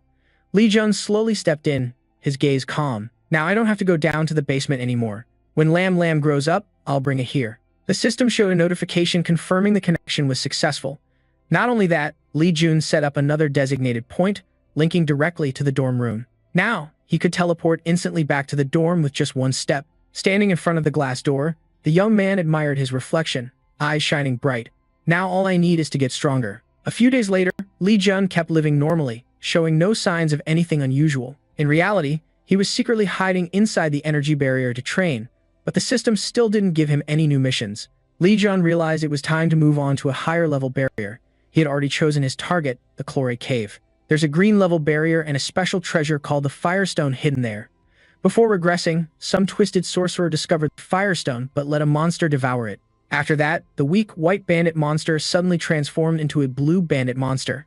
Li Jun couldn't help but daydream, what if I fed the Firestone to Lam? While imagining a bright future, a sudden noise from afar snapped him out of his fantasy. A new student was entering the class, and all eyes turned to that girl. Hanju, nicknamed Ice Flower. She stopped at Li Jun's classroom door, and he was stunned for a few seconds. Hanju stepped forward, stopped in front of Li Jun, and asked, "Are you Li Jun?" Li Jun had no clue what was going on. Hanju smirked. "You probably already know who I am. I just got assigned to the 6th level class too." Li Jun froze. Hanju was the eldest daughter of the Divine Iron Fist family, inheriting martial arts from the Cat clan. She's a B-level awakened, known as Ice Flower. Logically, she should be placed in the 1st level noble class, so why was she in the 6th level 4-student class? Hanju extended her hand with a smile. "Let's help each other out." Li Jun coldly brushed her hand away. "Leave me alone, I don't need friends." Immediately, he felt murderous intent radiating from her. It seemed like being rejected made Hanju want to take him down right then and there. Li Jun held his head, sighing. Dealing with her properly is such a pain. His master noticed and asked curiously, "What are you planning to do?" Li Jun replied warily, "Huanlong, my half-brother. That bastard is secretly crushing on Hanju. Why the hell is she sitting next to me? If he sees this, he'll be seeing red and want to kill me. You know that already. Why are you whining? Why is she talking to me?" The master pondered, then asked, "What's the power structure here?" Li Jun explained, "There are 15 noble clans here, along with the Wudang Alliance, Lotus Death Sect, and 9 Saints Sect. Among them, 5 major clans especially control everything." The master asked further, "The Divine Iron Fist family inherited martial arts from the Cat clan, right?" Li Jun nodded in confirmation. The master thought for a moment, then said, "Those bastards, aren't they always hunting for talent?" Li Jun jumped in surprise, then the master continued, "Unlike other clans, their martial arts are weak, so the Cat clan focuses solely on recruiting talent. That's what I know. They even dragged Ice Flower into this. Maybe they're trying to court you. That's why they want to observe and gather information on you." Li Jun was stunned. "So that scary girl is going to cling to me?" The master shrugged. "You're weaker than her. Better find a way to use that to your advantage. Anyway, it's none of my business." Li Jun held his head mumbling, "I don't want anything to do with her." The class went on as usual, but Li Jun's mind was tangled like a mess of threads. Today, Li Jun's class started swordsmanship training. On the podium, the professor glanced over the class and spoke seriously. "You all must be ready for the test. Now, we'll begin one-on-one combat training. Anyone want to volunteer?" A hand slowly raised. The one standing up was none other than Ice Flower Hanju. The professor smiled with satisfaction. "Hanju, who do you want to fight?" Without hesitation, she immediately pointed at Li Jun. "I want to fight him." In the training room, Li Jun and Hanju faced each other. She probed, Are you well prepared? Li Jun was visibly frustrated. Why was she mocking him for no reason? Then he replied disdainfully, I'm not prepared at all. Master Hoon clasped his hands behind his back. Are you both ready? Then, my counts start. Hanju dashed off like lightning, gripping her sword tightly, her long hair flowing in the wind. Li Jun was caught off guard. She vanished before he could react. Hanju appeared right at his feet, aiming a palm strike at his thigh. Li Jun startled, way too fast. Her gaze was sharp as if she could see through all the chaos. Hanju swung a strike, but he tilted his head back to dodge. Li Jun reached out and grabbed the sword, but she quickly dodged sideways. Hanju jumped up and swung her sword at him, but missed. Li Jun channeled his spiritual energy to caress the sword, never taking his eyes off her for a second. He slashed hard at Hanju, his aura thick and filling the whole room. She wasn't hurt and countered with a move that made Li Jun wary. She was stronger than he thought. At this rate, he wouldn't be able to hold her off. Li Jun clenched his jaw, blocking a deadly strike with his sword. His eyes flashed with sparks, not because he couldn't block it. A fierce, evenly matched battle was unfolding. Li Jun focused thousands of spiritual energy beams into his sword. He opened his eyes wide, the blue aura in his pupils still burning strong. Li Jun swung his sword, ready to witness and experience it firsthand. A strike like that should logically be aimed at Hanju, but here he was concentrating the spiritual orb on himself. She was stunned. What the hell? Her mind was a mess. Did he just identify a few weak points in her iron blood sword technique and attack right away?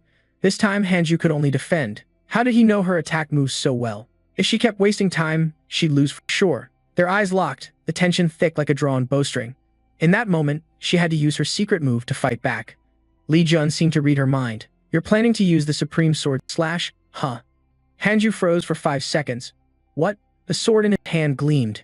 How did he know? Her eyes widened in shock. Taking advantage of her hesitation, he dashed forward with a strike to end the fight. The aura around them slowly receded. Li Jun sheathed his sword, considering the test complete. A long time passed, but Hanju still stood there dumbfounded. Her hair fell loose, the air around thickening. Hanju's signature long hair was now chopped off on one side by him. Li Jun turned back, noticing she hadn't moved a muscle. Hanju sheathed her sword, the atmosphere dropping a few degrees. Her hand clenched tightly like she'd just taken a huge shock. Hanju muttered, I lost. A few days later in class, golden sunlight streamed through the windows. She rested her chin on her hand, her gaze distant and thoughtful. The guy sitting at the front turned back, looking at Hanju with a mix of confusion and concern. Li Jun cautiously asked, why did her sparring match end like that? The old master appeared, scolding. Why'd you cut her hair? What if she's got a seal inside her? Li Jun said he just slipped. The master explained. The Divine Fist Clan and Iron Blood Sword Clan are the only families that hate them, and one day they'll unite against them. Li Jun scratched his head, knowing he had to keep good relations with them. The sun set, giving way to a fiery orange sunset. He strolled through the school grounds like any other student. Suddenly, a hurried call came from behind. Hanju approached with a serious look that caught his attention. She asked, are you busy? Li Jun replied, no. Hanju said, then come have dinner with me. He stammered, while weird thoughts popped in his head. What's going on? Why is she acting so strange all of a sudden? He worried. Do you think she's dead set on burying me alive? The old master teased. Then I hope you rest in peace, my disciple. After class, they went to a small pizza joint as planned. Hanju grabbed a slice with stretchy cheese, topped with rosy sausage slices. She hugged her face, savoring it. So good. Li Jun forced a smile, watching her. She really can eat. His eyes dropped to the pizza on the table. That good? I don't see anything special. Hanju asked. Why aren't you eating? The question made Li Jun awkward. I'm just a bit. She raised the slice to her mouth. I don't even know what we're eating. Hanju asked. Mad? He jumped, surprised. She frowned. I bought you good food and you're still sulking. Hearing that, Li Jun stiffened like glue. Hanju wiped her mouth. All right, I'll get straight to the point. Her eyes locked on his. How did you beat me? Li Jun froze on the spot. I just spotted your weak points. Hanju asked again. Weak points? He explained the gaps in her fighting style. Her sword was sharp, but he sensed something off. Listening to Li Jun's explanation made it seem simple. I just aimed for those gaps and attacked. Hanju was stunned. You mean you figured it out after just a few moves? He shrugged. Just luck. Li Jun comforted her. I already answered your question, so don't be sad about your hair. But she looked surprised. Hair? Hanju touched her cut hair. Why be sad? She smiled charmingly. It's kind of fresh. I actually like it. Hanju explained, relieved. I wanted to cut it shorter from the start. Meanwhile, tonight the crescent moon shone bright, lighting every step clearly. The mansion was brightly lit too. Its eerie vibe made people uneasy. Inside, shattered glass, scattered everywhere, blood slowly oozed from one direction. Li Jae-hong roared angrily. Li Jun, I'll tear you apart, you bastard. The old servant worried. Young Master Du Hong, please calm down, your hand is bleeding. He turned to the servant, tears streaming down. So what? Li Ji-hong snapped, crazily slashing the fake servant's face with a shard of glass. Now that you see me weak, you look down on me, huh? He stepped forward slowly toward the unlucky servant. Because of that stupid broken glass, my body is already hurt, and you tell me to calm down? My dantian. Blood poured from both sides of his eyes, deep red. My dantian has shattered into 100 pieces. His arm, Zhu Ji Yi, was about to slash down but was grabbed tightly by a hand. Li Ji-hong froze, still clutching the shard of glass, refusing to let go. He stammered, looking at the person in front of him. Father. Ming Kwok pulled his hand away from the glass calmly. Li Ji-hong burst into tears, rushing into his father's arms. Father, son. Ming Kwok comforted him. Don't worry. He squeezed his hand tightly. Your father will heal your dantian. Ming Kwok dropped a bombshell. I've found a cure that can help you recover. He asked excitedly. Really? The old man introduced a mysterious yellow orb. This is called the Fire Stone, a treasure with unimaginable fire energy. If you eat it, they say your dantian will instantly restore. I'll get it for you. Li Ji-hong buried his face in the old man's chest. Father, thank you. Ming Kwok hugged him but was secretly angry for his son. That useless little worm, the old man's paternal instincts flared. How dare you? I'll make you regret messing with my son. Li Jun strolled down the school hallway. He headed to the bathroom and went inside, but the atmosphere around was weird. The bathroom door slowly closed, warm sunlight filtered through and shone on the floor. The tracker whispered through Bluetooth, "He's in the bathroom now." The other side responded immediately. "Remember to keep an eye on him." He hurriedly replied, clearly. The tracker waited anxiously, constantly checking his watch. He waited forever but didn't see him come out. More than 10 minutes had passed. The tracker got nervous. He's been in there for 40 minutes already. The other side asked, "Stomach ache?" He stared at the locked door, then fell silent. The tracker ran over worried. "I have a bad feeling. I'm going in to check." The other side tried to stop him but failed. "What are you doing?" His hand reached for the door handle but froze at the voice from the other side. An assassin shouldn't face off directly. Suddenly, from inside, Li Jun pushed the door open hard, hitting the tracker. He was startled. "Are you okay?" "I didn't know you were there." The assassin held his nose. "I'm fine." Li Jun asked worriedly, "Really? I gotta get to class now. Be careful next time." The other side teased, scared again like a little kid. He blushed. "Sorry." The call ended, and at the same time, Li Jun turned his head with a gaze that pierced through the mundane world. "I'll see you later." He walked off complaining. "That was close. Took way more time than I thought." The old immortal reminded, "But you've achieved your goal already." Li Jun's eyes lit up a bit. "Yeah, I bet they didn't see that coming. Huh." He held up the price list in his hand. "The fact that I escaped the barrier and sold C-grade stones. Sold E-grade stones for 500,000 won. Sold E-grade stones for 500,000 won.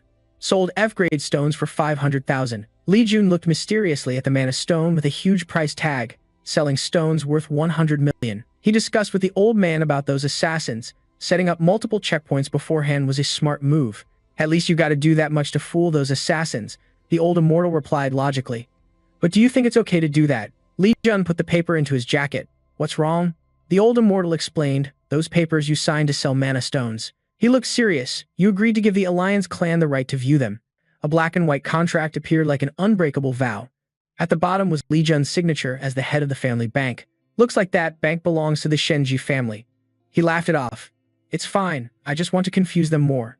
The shimmering green mana stone. The B-grade mana stones I sold mostly appear in forest barriers. How did some random guy get them? They'll wonder about that.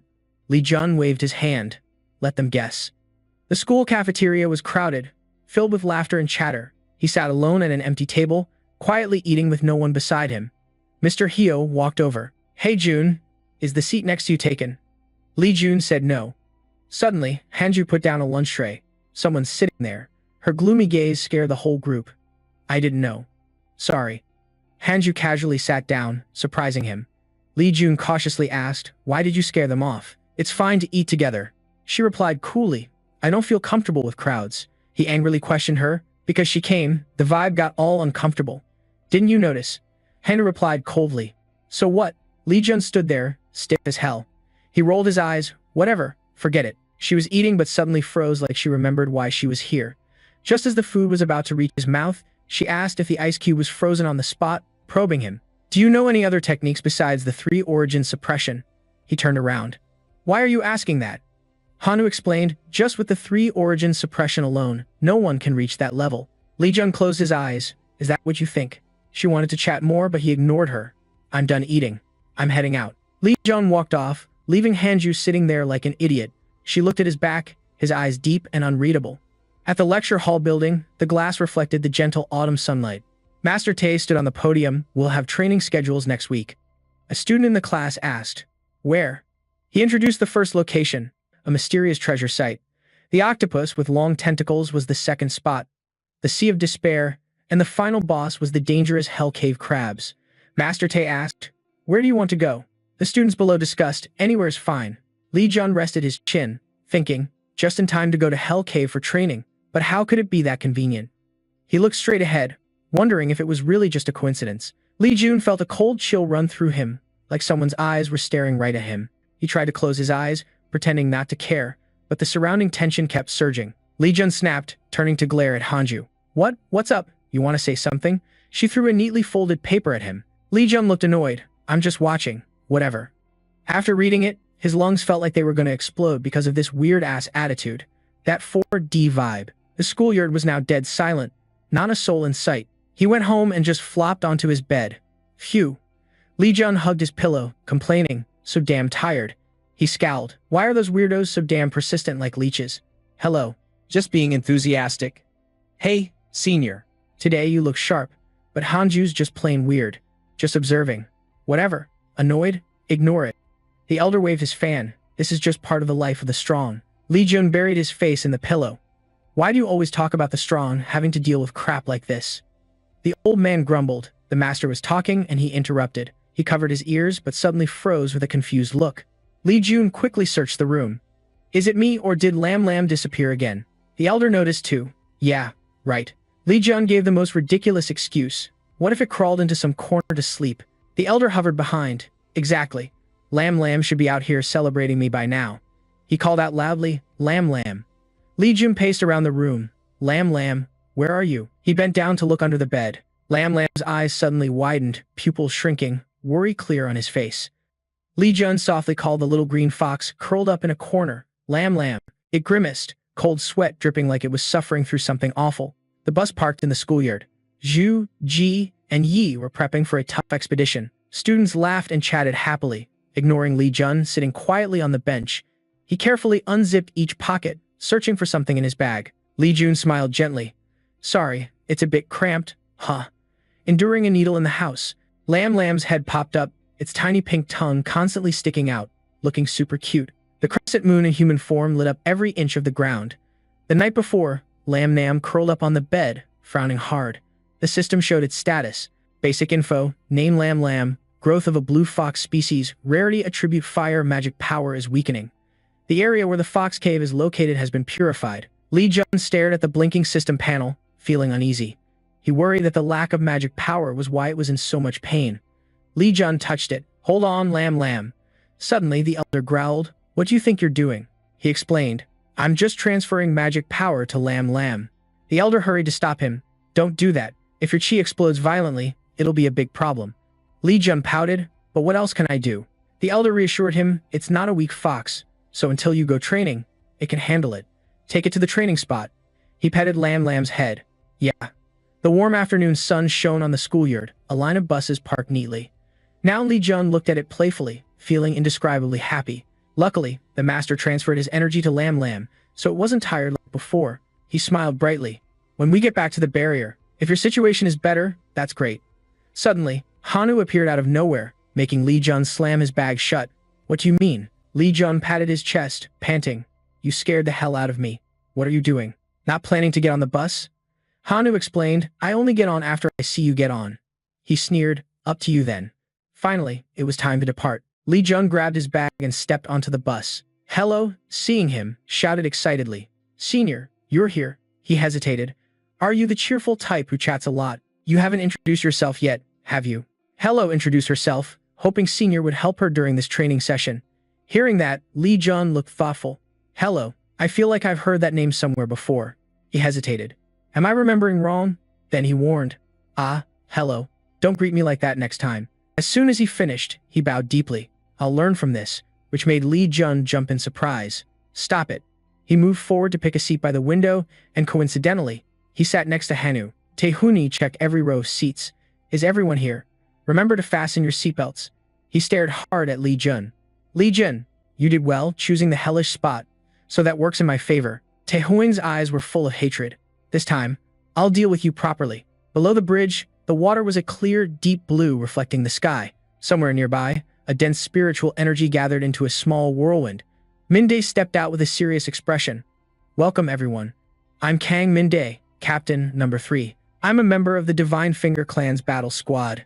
Today, I'll be your guide. If you just follow our instructions, nothing will happen beyond this gate." Lee Jun put his hands in his pockets. "Battle squad," his gaze distant. The battle squad is a top-tier legion with members who are awakened fighters of rank C or higher. Being a tour guide for this trip is kind of over the top. The spiritual energy from his thoughts thickened. Are they coming to kill me? Or did they find out the location of the Firestone? Or maybe both? Lee Jun looked up as if sensing some dark energy. Min-dae wore dark glasses, leading the group of students on the expedition. Someone suggested, "Captain, let's start slowly." He replied, "All right, let's go." Standing behind, you smirked. They don't even pretend to be polite, really a professional clan in business. But Niun suddenly darkened his face. "They only act like that now. Even if I kill someone here, you won't be able to call for help." From afar, Hanju bent over as if crushed by a powerful force. She turned around, gripping the Zhu Ji Yi sword tightly, ready to fight. Hanu looked at the blue light radiating around Lee Jun. She froze for 5 seconds. "What is that?" Hanju seemed frozen, staring at Lee Jun's face. "What's with that bloodthirsty look?" Entering the cave was a patch of darkness lit by blue fireflies. The group slowly advanced, no one daring to act rashly. Min-dae raised his hand to stop them. Boom. He spoke with a scholarly tone. "From this point on is an unexplored area. Although it's a pity, you're only allowed to tour the already explored zones." After he finished, someone whispered, "He said it's unexplored. Some thrill-seekers might wonder what's there. So curious, we gotta come back here sometime." Tae-hun broke the slightly weird atmosphere. "This is a place the kids probably won't come back from. Maybe just let them wander around a bit." Min-dae scratched his chin, "Then let's regroup here." Suddenly, Hanju interrupted. "I really think we should." "Wait." She raised her hand to speak. "We should only check the safe area. Today is a training session after all." Hearing that, he gritted his teeth, secretly furious. Why bother? Just try it. Tae-hun was at a loss for what to do with Hanu's words. Lee Jun frowned, intrigued. "I think it'll be pretty interesting," she stammered. You're smirking. It's everyone's wish after all. Just a little won't hurt. The battle squad is here anyway." Min-dae pointed toward the cave. "Then I'll go with the majority. Let's get moving." The goblin Lin, sitting inside the cave, hadn't sensed the danger approaching. It crawled out from the dark energy behind, sensing human breath but didn't have time to turn around. Goblin Lin got a slash to the carotid artery from Min-dae. It fell with a bloodied face, making the goblin beside it alert. Seeing his comrade go down, it angrily charged outside. Thousands of sharp knives flew from somewhere, pierced its chest, then stabbed its neck, making it scream miserably. Min-dae calmly wiped his knife. "Done. Let's head back." The students were shocked. "Huh. That's it. We didn't even see anything." He immediately cut off their words. "Digging any deeper won't reveal anything. There's no boss monster here. That's why I could get this far." Min-dae bent down to look at the two unlucky goblin with a poker face. Suddenly, the ground shook violently, making everyone stagger. The students screamed. "Earthquake," he signaled anxiously. "Retreat now." This wasn't an earthquake. It was people pushing and shoving their way out of the cave. It was a wave. Hanu pushed through the crowd, running out with the students, but didn't forget to glance back. She gasped in shock. Lion Hanu rushed over worriedly. "How are you still standing there?" Suddenly, a hand wrapped around her waist, stopping her from moving forward. Tae-hui looked righteous. "No, it's too dangerous." Hanu struggled. "What are you doing? Let me go." Hiso charged in too. "Senior." Just as his hand reached out, a strange light appeared before Lee Jun. "Senior, where did that huge boulder come from? It's dangerous." He stood frozen, unmoving like a puppet waiting for strings.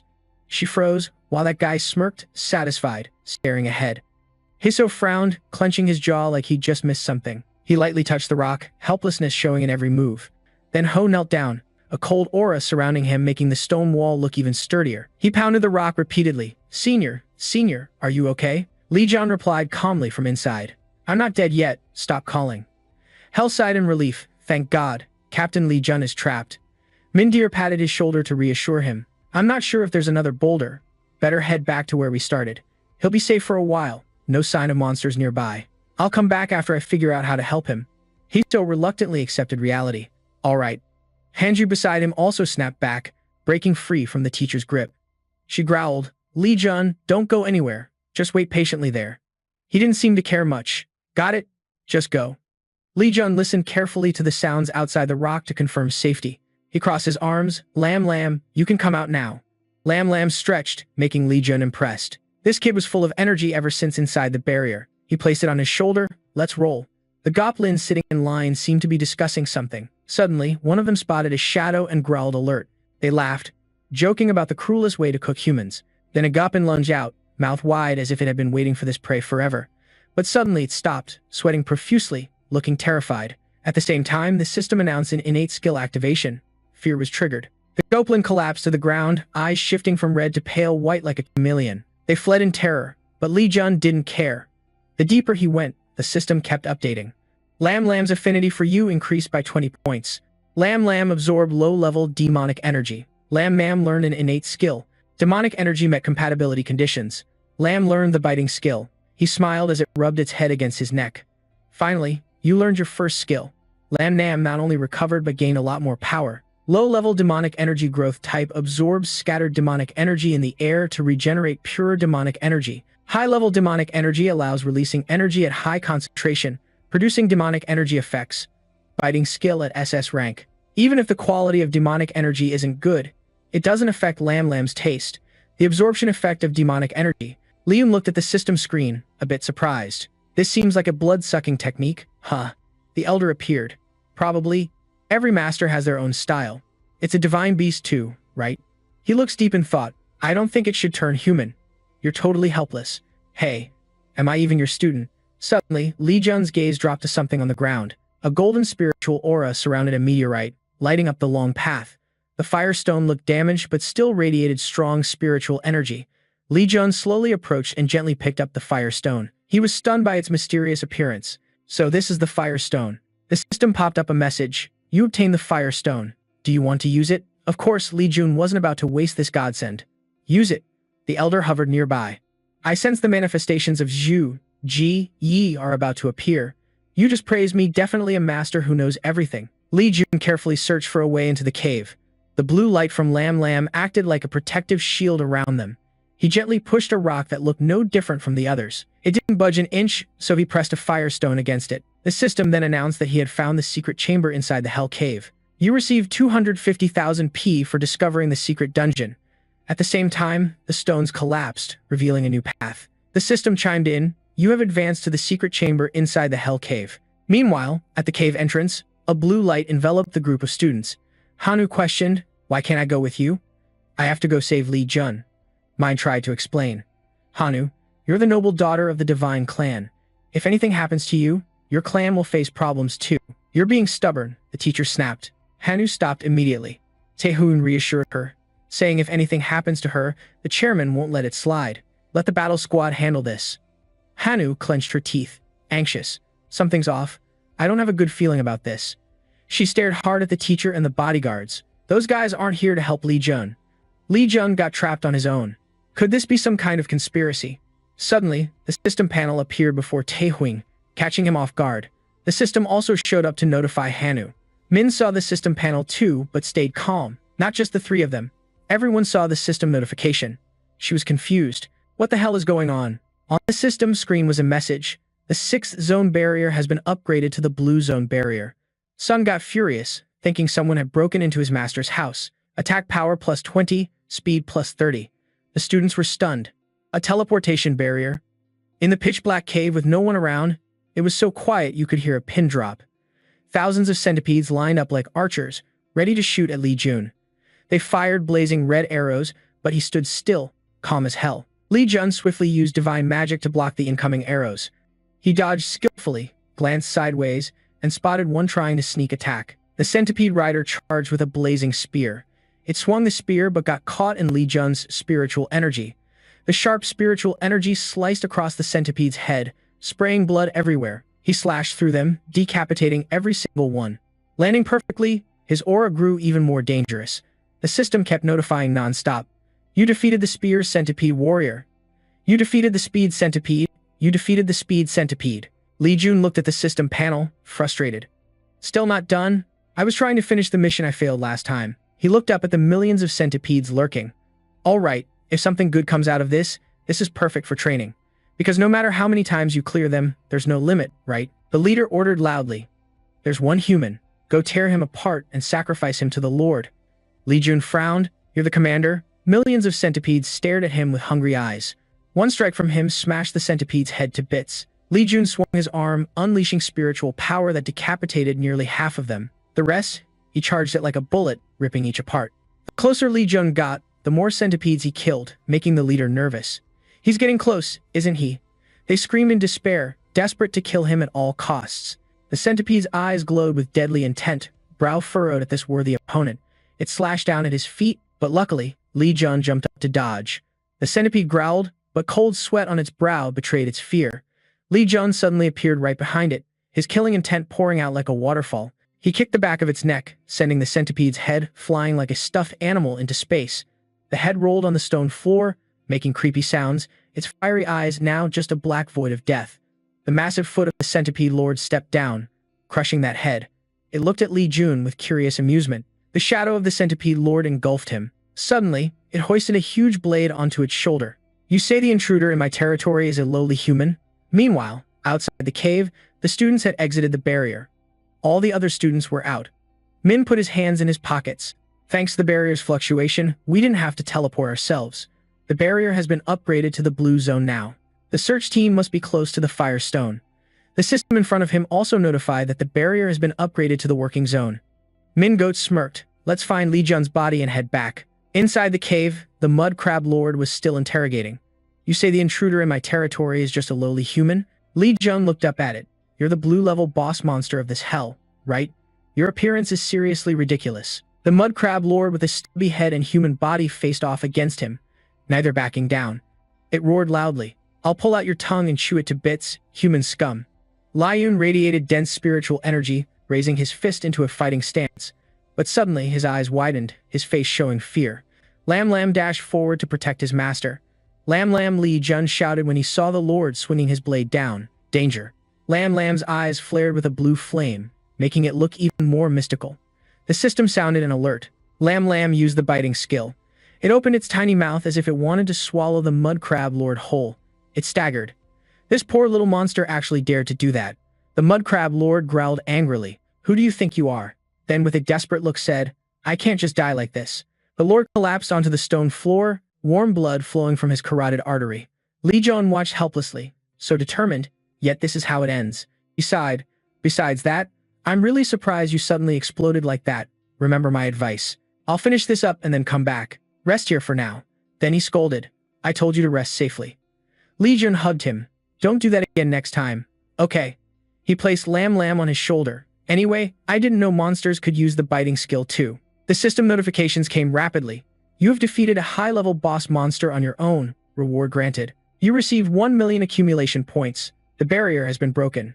You received 500,000 accumulation points. Main mission 2. The Hermit's training is complete. You received 650,000 accumulation points. Li Jun was surprised. The rewards are no joke. Suddenly, his eyes darted around like he'd noticed something. Li Jun looked down at the mud crab lord lying sprawled in a pool of blood. He bent down and picked up a book from its body. This book looked pretty new. The Karma King Martial Art. What deep secrets does this book hold? The Karma King Martial Art is the foundation of the king-level martial arts derived from control techniques that only the clan's king, Shenji, could master. He seemed to know a bit about this mysterious book. The two words, karma, ahead implied this level was even higher than the highest realm of control techniques. Li Jun's hand holding the book trembled slightly. But this kind of martial art originating from control techniques appeared here. He tucked the book into his coat with a thoughtful look. If I had the chance, I'd definitely burn this martial art book to ashes. That way, the king would never get it in his lifetime. But the elder asked, aren't you going to use it? Li Jun closed his eyes slightly. I don't know if it's because I've endured too much under the martial arts roof, but I really have zero interest in it. He smiled slyly. Better not use it than to slap my clan in the face. The system cut off his thoughts. The master of the Hell's secret chamber no longer exists. Do you want to mark this place as your territory? Li Jun tapped the system panel. Why ask such an obvious question? The notification appeared again. The Hell Secret Chamber has become Lam Lam's territory. Is Chen Chu almost done? Almost forgot something important, Li Jun ordered. Lam Lam, bring me the mana stone here. Lam Lam carried the fire stone in its mouth. Good job, bring it over here. But it wouldn't step closer and just stood still. Li Jun forced a smile. Lam Lam. Lam Lam looked up and stared at him. The system announced, Lam Lam used biting. Li Jun's eyes widened, face full of panic. No, the bright red blood stain still dyed the stone. Min Goat's voice rang out. Fine. So the fire stone that should have been here is gone. He clenched his fist and questioned. And Li Jun had already entered the secret dark dungeon? His teammates replied, yes, the exact location is still marked on the map, but it seems Li Jun already took the fire stone. Min Goat frowned. Damn it, how did that so-called noble bastard get there? No way. How did you find this place from the start? Suddenly, he lowered his gaze to the notification panel.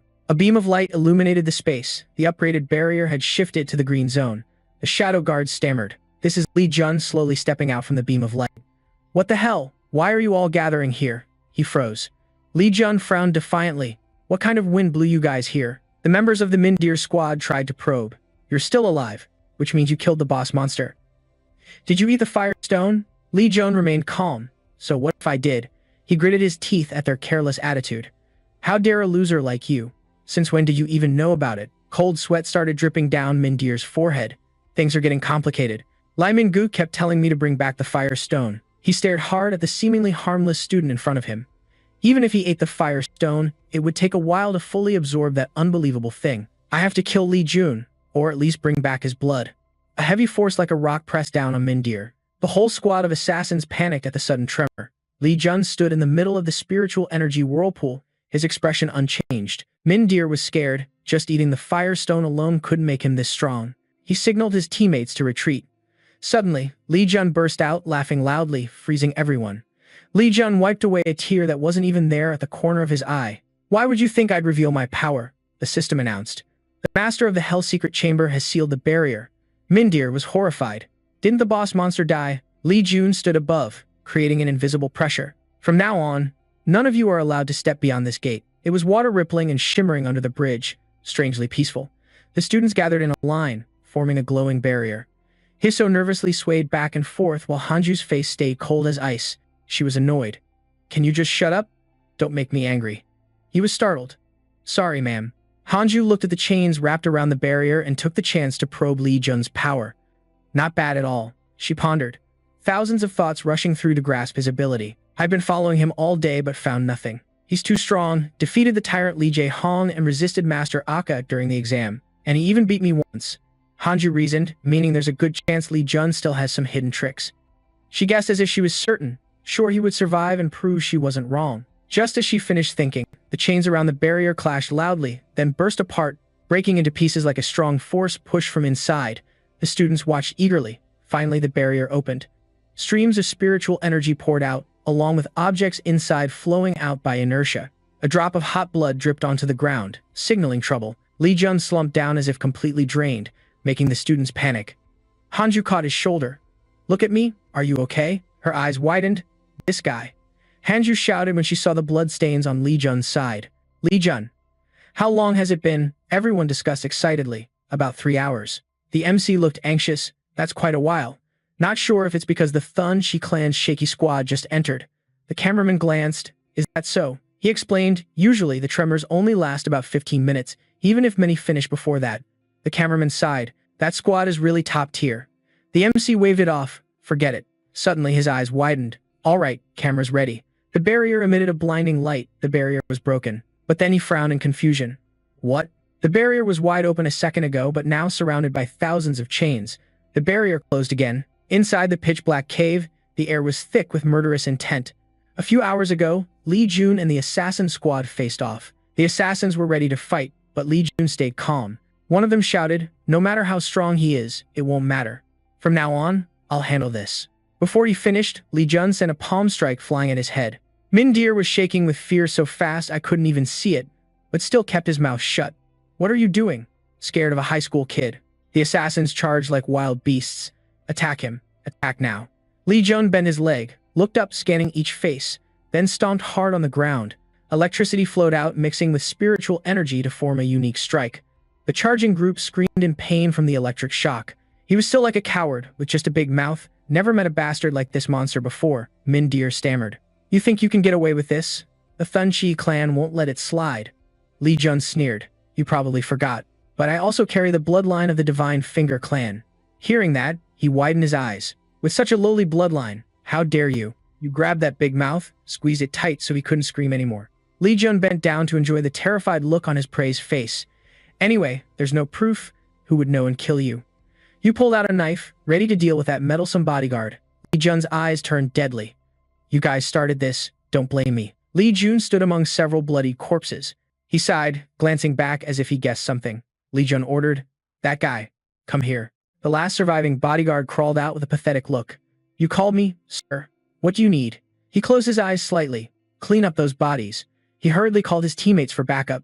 Yes, sir, the master has ordered. Everyone come here quickly. Hurry up. Li Jun watched the busy bodyguards and sighed. Bodyguards understand human speech and have the intellect of a middle schooler, just the right kind of monster to suck up.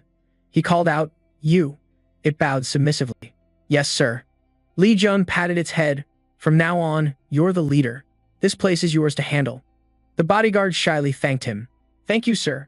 He placed the knife in its hand, and this too. The bodyguard took the knife, forcing a weak smile. Master, this is Li Jun. He smiled friendly, but there was some scheme behind it. The sky was clear, tall buildings lined the street. He held his bleeding side. Hanu and Hel sat worried beside him. She asked rapidly, what happened to you? What went down in there? And you, calm down a bit. Senior, are you okay? Li Jun forced a reply. In the secret dungeon, all the guides were silenced by a shout. Don't say anything. The elder appeared, mocking harshly. Gross, why are you acting so dramatic? Li Jun scratched his head awkwardly. I'm embarrassed too. Please, stop talking. But then he thought of something and got pissed. Damn it, that damn bodyguard. I told it to just slash me a few times. The bodyguard looked sorry. Sorry, master, I got carried away. Please forgive me. Li Jun groaned over his wounds. How many times did I get slashed? Damn, it hurts like hell. He looked at the innocent crowd before him. At least they were less suspicious now. The MC still held the mic, broadcasting. The current location was the entrance to the Hell Cave.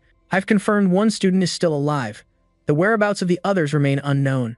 Then Lai Xin came from behind, ordering everyone to move aside. The students automatically formed two lines to clear the way for him. He stood solemnly with the reporters. Despite the serious situation, the MC introduced Li Xin. Surprisingly, Lord Li Xin, the heir of the Divine Finger clan, personally came here. He approached Li Jun, his shadow cast by the evening light. Li Xin looked down arrogantly. Speak. Li Jun recounted with a victim's expression. There was another blue rank monster there. Thanks to the sacrifice of Kang Min Deer, I managed to survive and escape. He sneered. You think I believe your team sacrificed themselves to save you? Li Jun smirked. You don't have to believe it. Li gritted his teeth. No one had dared talk back to him like that before. You. He charged, electricity crackling in his hands. Li Jun shut his eyes helplessly, ready to take the hit. But the punch he expected never came. He opened his eyes, confused. Hanu held her sword pointed straight at Lai Xin's neck. Hyung Run grabbed Lai Xin's wrist tightly. She showed no expression. Randomly attacking people isn't fitting for a noble clan member. Senior Lai Xin was furious. Why are you protecting him? He silently explained. Young master, I'm drawing attention. But Lai Xin waved him off harshly. Get lost. He frowned deeply, like he could crush two flies but couldn't do anything to Li Jun. Li Jun shot back a cold glare. Now they're back down. Hyung Run announced. From now on, this barrier is under the management of the Divine Pond clan. He glanced at the teacher and informed the chairman, we'll handle this. Taehyun looked scared. Yes, sir. The students helped Li Jun stand to bandage his bleeding wound. Hanju called to Li Jun. Li Jun turned and asked, yeah, what's up? She grabbed his hand, questioning. What you just told me is the whole story, right? He panicked. Are you seriously questioning someone who just came back from the dead? I know you're cold-blooded, but Hanu slammed her hand on his back. Then take care of yourself. Hello was startled. Senior, this is the patient.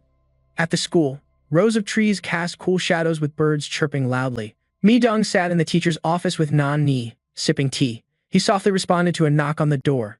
Come in. Hanju walked in with a serious face like a detective. She sat down opposite him. No one spoke, so the atmosphere felt kinda weird. Min Sung took a sip of tea. Li Jun, what's the deal? Hanju replied with a deep frown. I've been watching him but still didn't notice anything off. He set his teacup down. Li Jun really is a talented student if he could fool even me. Min Zong dropped a bombshell. Our bank just called saying Li Jun sold a high-level mana stone. You're serious, he added. According to the bodyguard, Li Jun didn't step a single foot outside the academy at that time. Hanju fell silent, realizing the guy's hiding some serious skills. She bowed her head, thinking hard now she had to find out just how strong he was and where that power came from. She smirked like she just found a solid lead. Hanju looked up confidently. Li Jun holds a deep grudge against the Divine Clan. This is our shot. She pounded her chest, promising. Trust me, I'll convince Li Jun. Golden sandy beach, crystal clear water, reflecting ripe coconuts, swaying. Li Jun signaled, "Oki, sit down." He held out his hand for Lam Lam to place hers on. Nice. Li Jun tossed a fire stone for it to eat. Okay. Eat up. The system notifications flooded in. Lam Lam successfully absorbed the fire stone. Lam Lam's rank upgraded. Current rank 35. All skill points improved. Learned Fire Child's skill. He cradled Lam Lam's round belly. Tasty. Huh? Li Jun's eyes dropped to its body. It should have grown bigger, at least a little, but its size stayed the same. The system explained in detail. Fire Child rank 5. This is infinite flame. It keeps burning until the enemy is scorched. Purpose of the Fire Child, the system showed Lam Lam's health status again. Basic info, name Lam Lam, mature 35, species Lam Fox, rarity Fire attribute, pretty high at 85, domain 2. 2. Lam Fox nests in the blue land. Hiding spots, attack ability, attack speed special, no special defense. He looked confused. At least the ability points should have increased by now. The elder floating nearby explained. Even if it reached rank B or higher, its maturity level is still low. You can understand the current situation like that. Li Jun worriedly asked, if I find similar fire stones for Lam Lam to eat more, will I understand why? He replied, exactly. The elder, full of knowledge.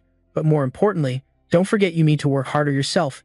No matter how much you try to hide your identity, the longer the tail, the easier to get caught. Until then, you have to become as strong as possible. He obediently agreed. Yes, I'll remember that. The elder calmly reminded, but it was too late. Li Jun suddenly realized. What? Oh no, it's time already. He ran quickly into the barrier. Lam Lam, I'll come to the academy and then head back. Li Jun teleported back to his spot, stepping out like nothing happened. Hello bowed deeply. Senior, you're out now. Then he stood up straight, embarrassed. I'll straighten things out. He was helpless. This guy never changes. Meanwhile, Hello still smiled brightly. Did you sleep well last night? Has your wound healed yet? Lion lowered his eyes, but when it came to him, he questioned with confusion.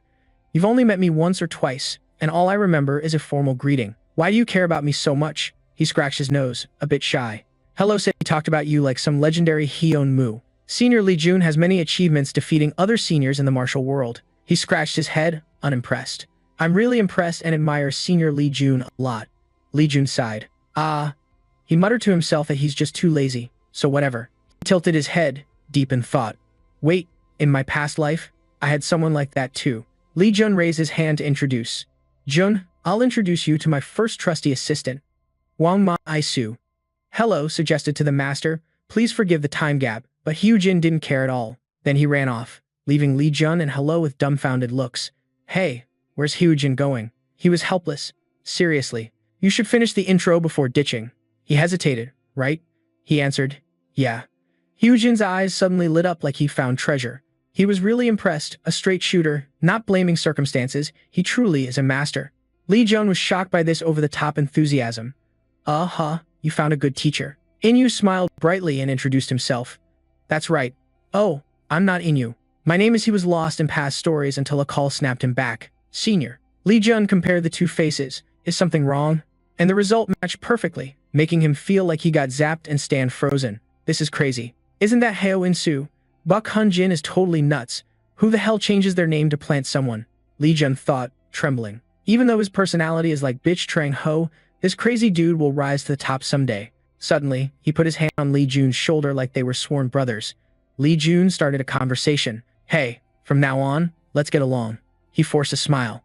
Yeah. The two of them walked down the school hallway with their arms around each other. From behind, Ha Yu Jang charged like a bull ramming a worm. Li Jun was caught off guard and couldn't dodge. Then a pitiful scream echoed after a loud crash. Li Jun winced. What the hell was that? He growled. Buck Huk Jin raised his hand to catch him. Still this weak? Hi. Yuk Jin was curious. But who the hell is this guy? Li Jun replied with difficulty. My secret junior.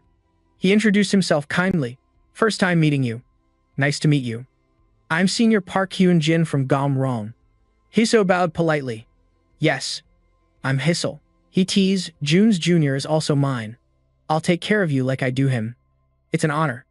Hyusin stared at him, sizing him up from head to toe like he was inspecting merchandise. He smiled, while the kid from the Iron Blood Sword clan, Lee Jun, patted his shoulder to stop him from staring.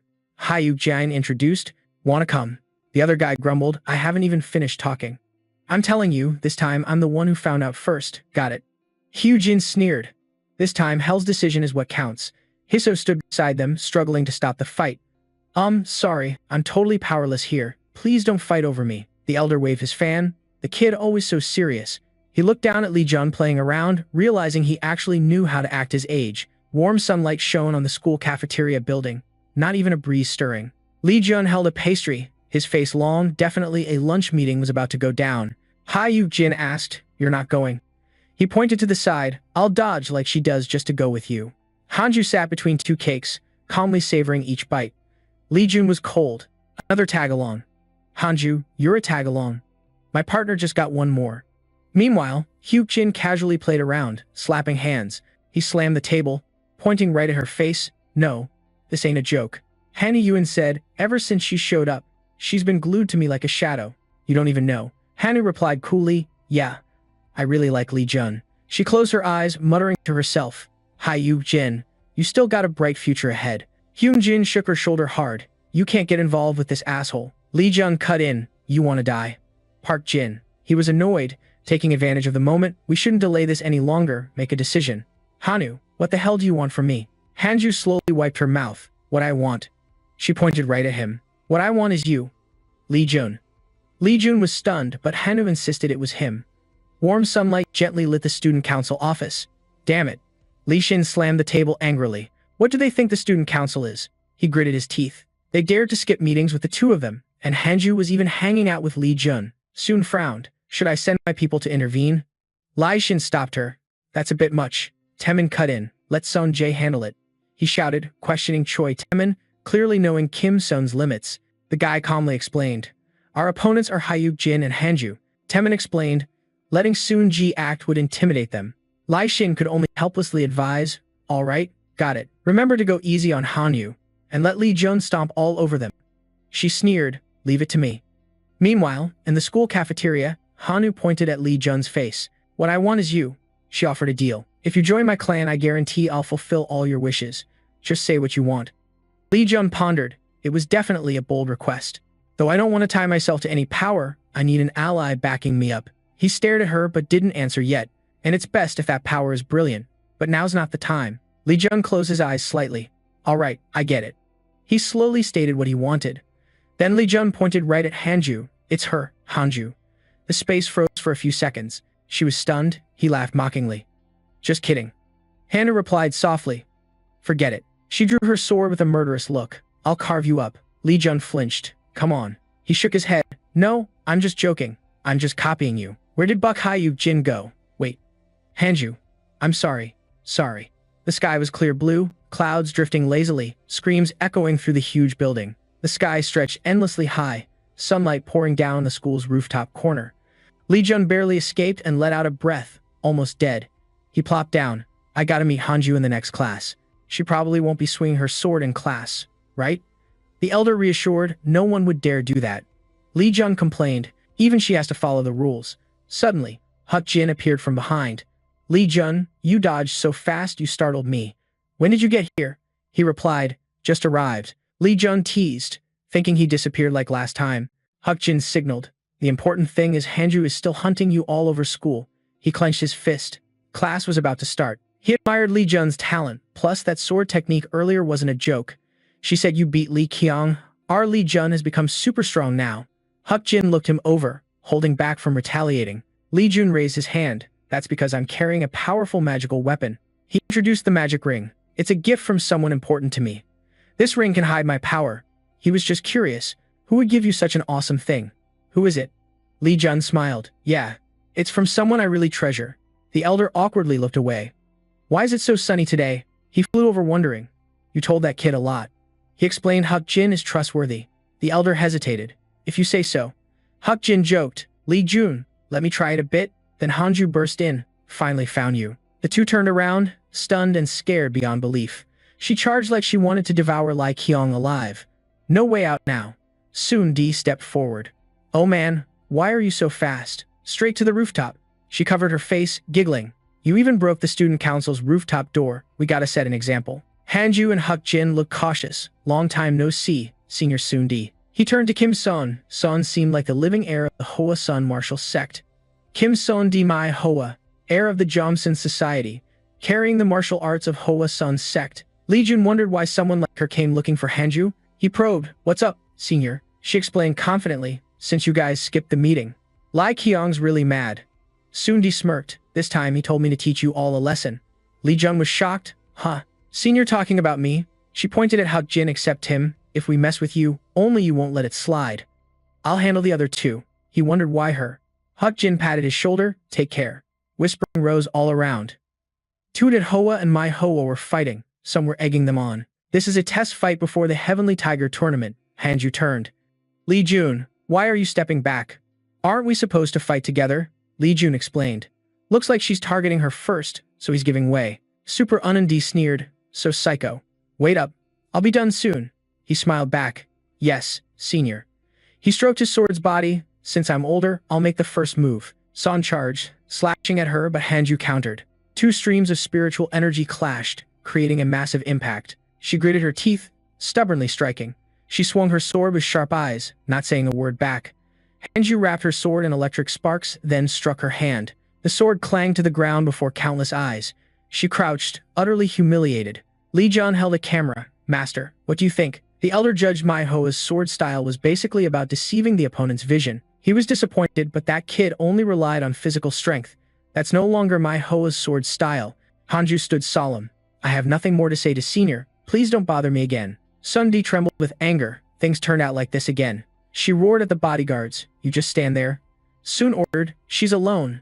Everyone charge. She closed her eyes calmly, not focusing much on these pests. One strike from Hanju was enough to knock away anyone who dared approach, she slowly explained. The slash wasn't deep. Hanju swung her sword. But if you don't step up, swords have no eyes. She turned pale. Hanju's that strong, impossible, unbelievable. Seeing the fight nearing its end, people whispered.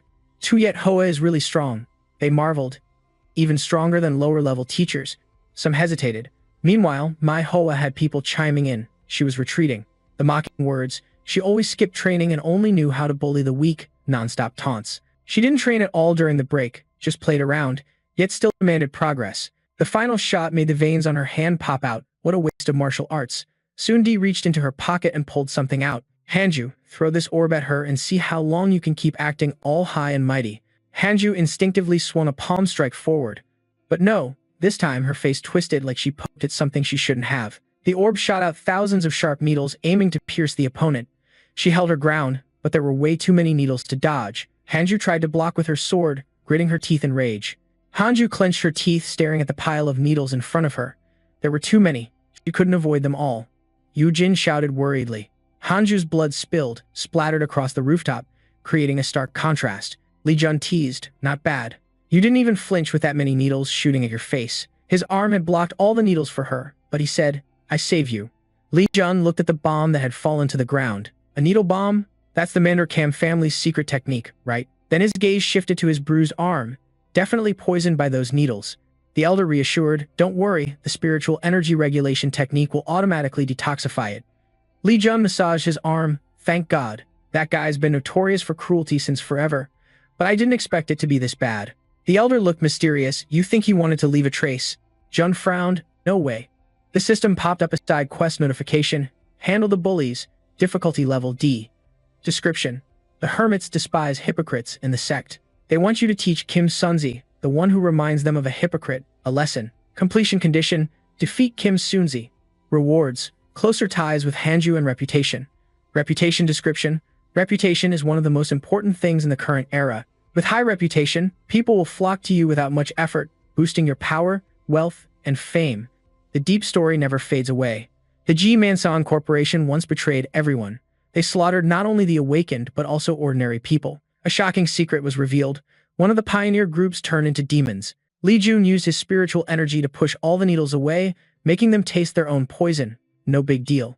Hanju ran over, looking panicked. Are you okay? He waved it off. I should have known better. Sun sat trembling on the ground, sweat dripping onto the floor. Li Jun grabbed her collar and yanked hard, making her moan. He said coldly, the condition to use the Mandam family's poison needle bomb.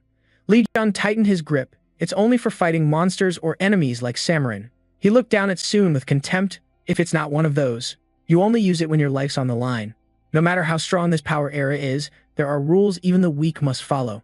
She screamed, shut up. Sun struggled out of his grip. Who do you think you're lecturing? You pathetic idiot. She sneaked to grab the sword. Hanju was like that, and now she was charging at him crazily. You're testing me. Hanju suddenly panicked, screaming in fear. On the other side, Yujin was equally terrified. Li Jun wiped the blood off his face. Her pupils contracted like she'd just seen something horrifying. Sun looked up at the sword stuck in his shoulder. What? Li Jun stood firm, not even flinching, calmly pulling the sword out without changing expression. Blood dripped down along the blade. He stood in front of her, dropping the sword like he was proving he didn't need a weapon. Li Jun raised his hand to absorb spiritual energy. Because she crossed the line first, everything I do now is just self-defense. Sun looked scared. What are you planning? Wait, don't come near. That glowing pink orb is floating in your chest. No. Suddenly, Hanju shouted, don't do it. He was focusing on absorbing that pink orb, not paying attention. She grabbed his reaching wrist tightly to stop him from doing something stupid. Hanju stood blocking her. Stop it. Li Jun replied coldly, so you knew too, huh? With people like you, we'll just plan revenge. She held his hand tight, cheeks slightly flushed, lips sealed without a word. Hanju stared at his murderous face, deep in thought. This power. She remembered being inside the barrier, the same power she felt before entering the cave. That bloodthirsty face appeared again in Hanju's mind. At that moment, Lin walked in. Enough. He frowned. What are you guys doing? Li Jun smirked. Seeing this, you already know, right? If you want to teach me a lesson, you better come alone. He acted like I was nothing, making everyone else suffer for no reason. Lai didn't even bother to reply. Li Jun, is your face swelling up or what? Kim Soon-di is the second daughter of the Gansan conglomerate. Li Jun glanced over, totally uninterested. So what? You scared the Gansan group will fight back? Then you should have taught Kim Soon-di a lesson from the start. He gritted his teeth. I don't get what you're talking about, Lai said righteously. As the heir of the family, I gotta care about alliances with other factions, right? He brushed past him like he was heir. Heir, but not sure about the succession. Lai got pissed off. What the hell is this? Taemin acted all high and mighty. Li Jun, if you keep trash-talking others like this, watch your back. You're arrogant, I might outlive you. Senior. The sun was slowly setting, painting a warm orange sunset. The tall building with black glass reflected the twilight. In a private room, Li Jun sat handling work on his computer. The system popped up notifications about his current attributes and power. He muttered excitedly. Finally, I got some reputation points. Special stats. Internal power 450 out of 1000. Mental strength 300 out of 300. Talent reputation. Promise. Wealth, fame, or power. Li Jun hoped that reaching rank A or higher would earn him reputation. The higher the rep, the better treatment from family, guild, and government. Reputation was super important to him. There was a brutal war between organizations fighting over talented people. Reputation was really a key factor for awakened ones. Li Jun smirked. From now on, it's a fresh start. The elder warned, to carry on the great cause. You might be the strongest at the Golden Peak, but you still have a long way to go. He beamed with pride. Once, I was a fierce rival in the gang. He didn't care and clicked a button on the computer. Got it. Li Jun stretched. I'm gonna check on Lam Lam now. The elder worried. Huh. If you move your hand like that, he saw you grimacing, you'll be in pain for a while. He held his arm, screaming inside. Li Jun grumbled. You should have told me earlier.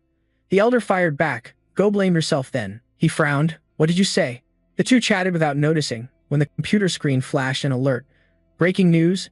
The Martial Arts Academy leaked a video of Trang Ho and Lam Lam hitting 40,000 views in 5 hours. Li Jun replayed the moment Hanju and Son fought in front of the whole school. The intensity was insane. Oh damn, Shuhua is fighting my Hoa. For real? Ayla shouted and sneaked an attack on Hanju. Let's see how long you can keep acting all high and mighty. He was stunned. What the hell is that?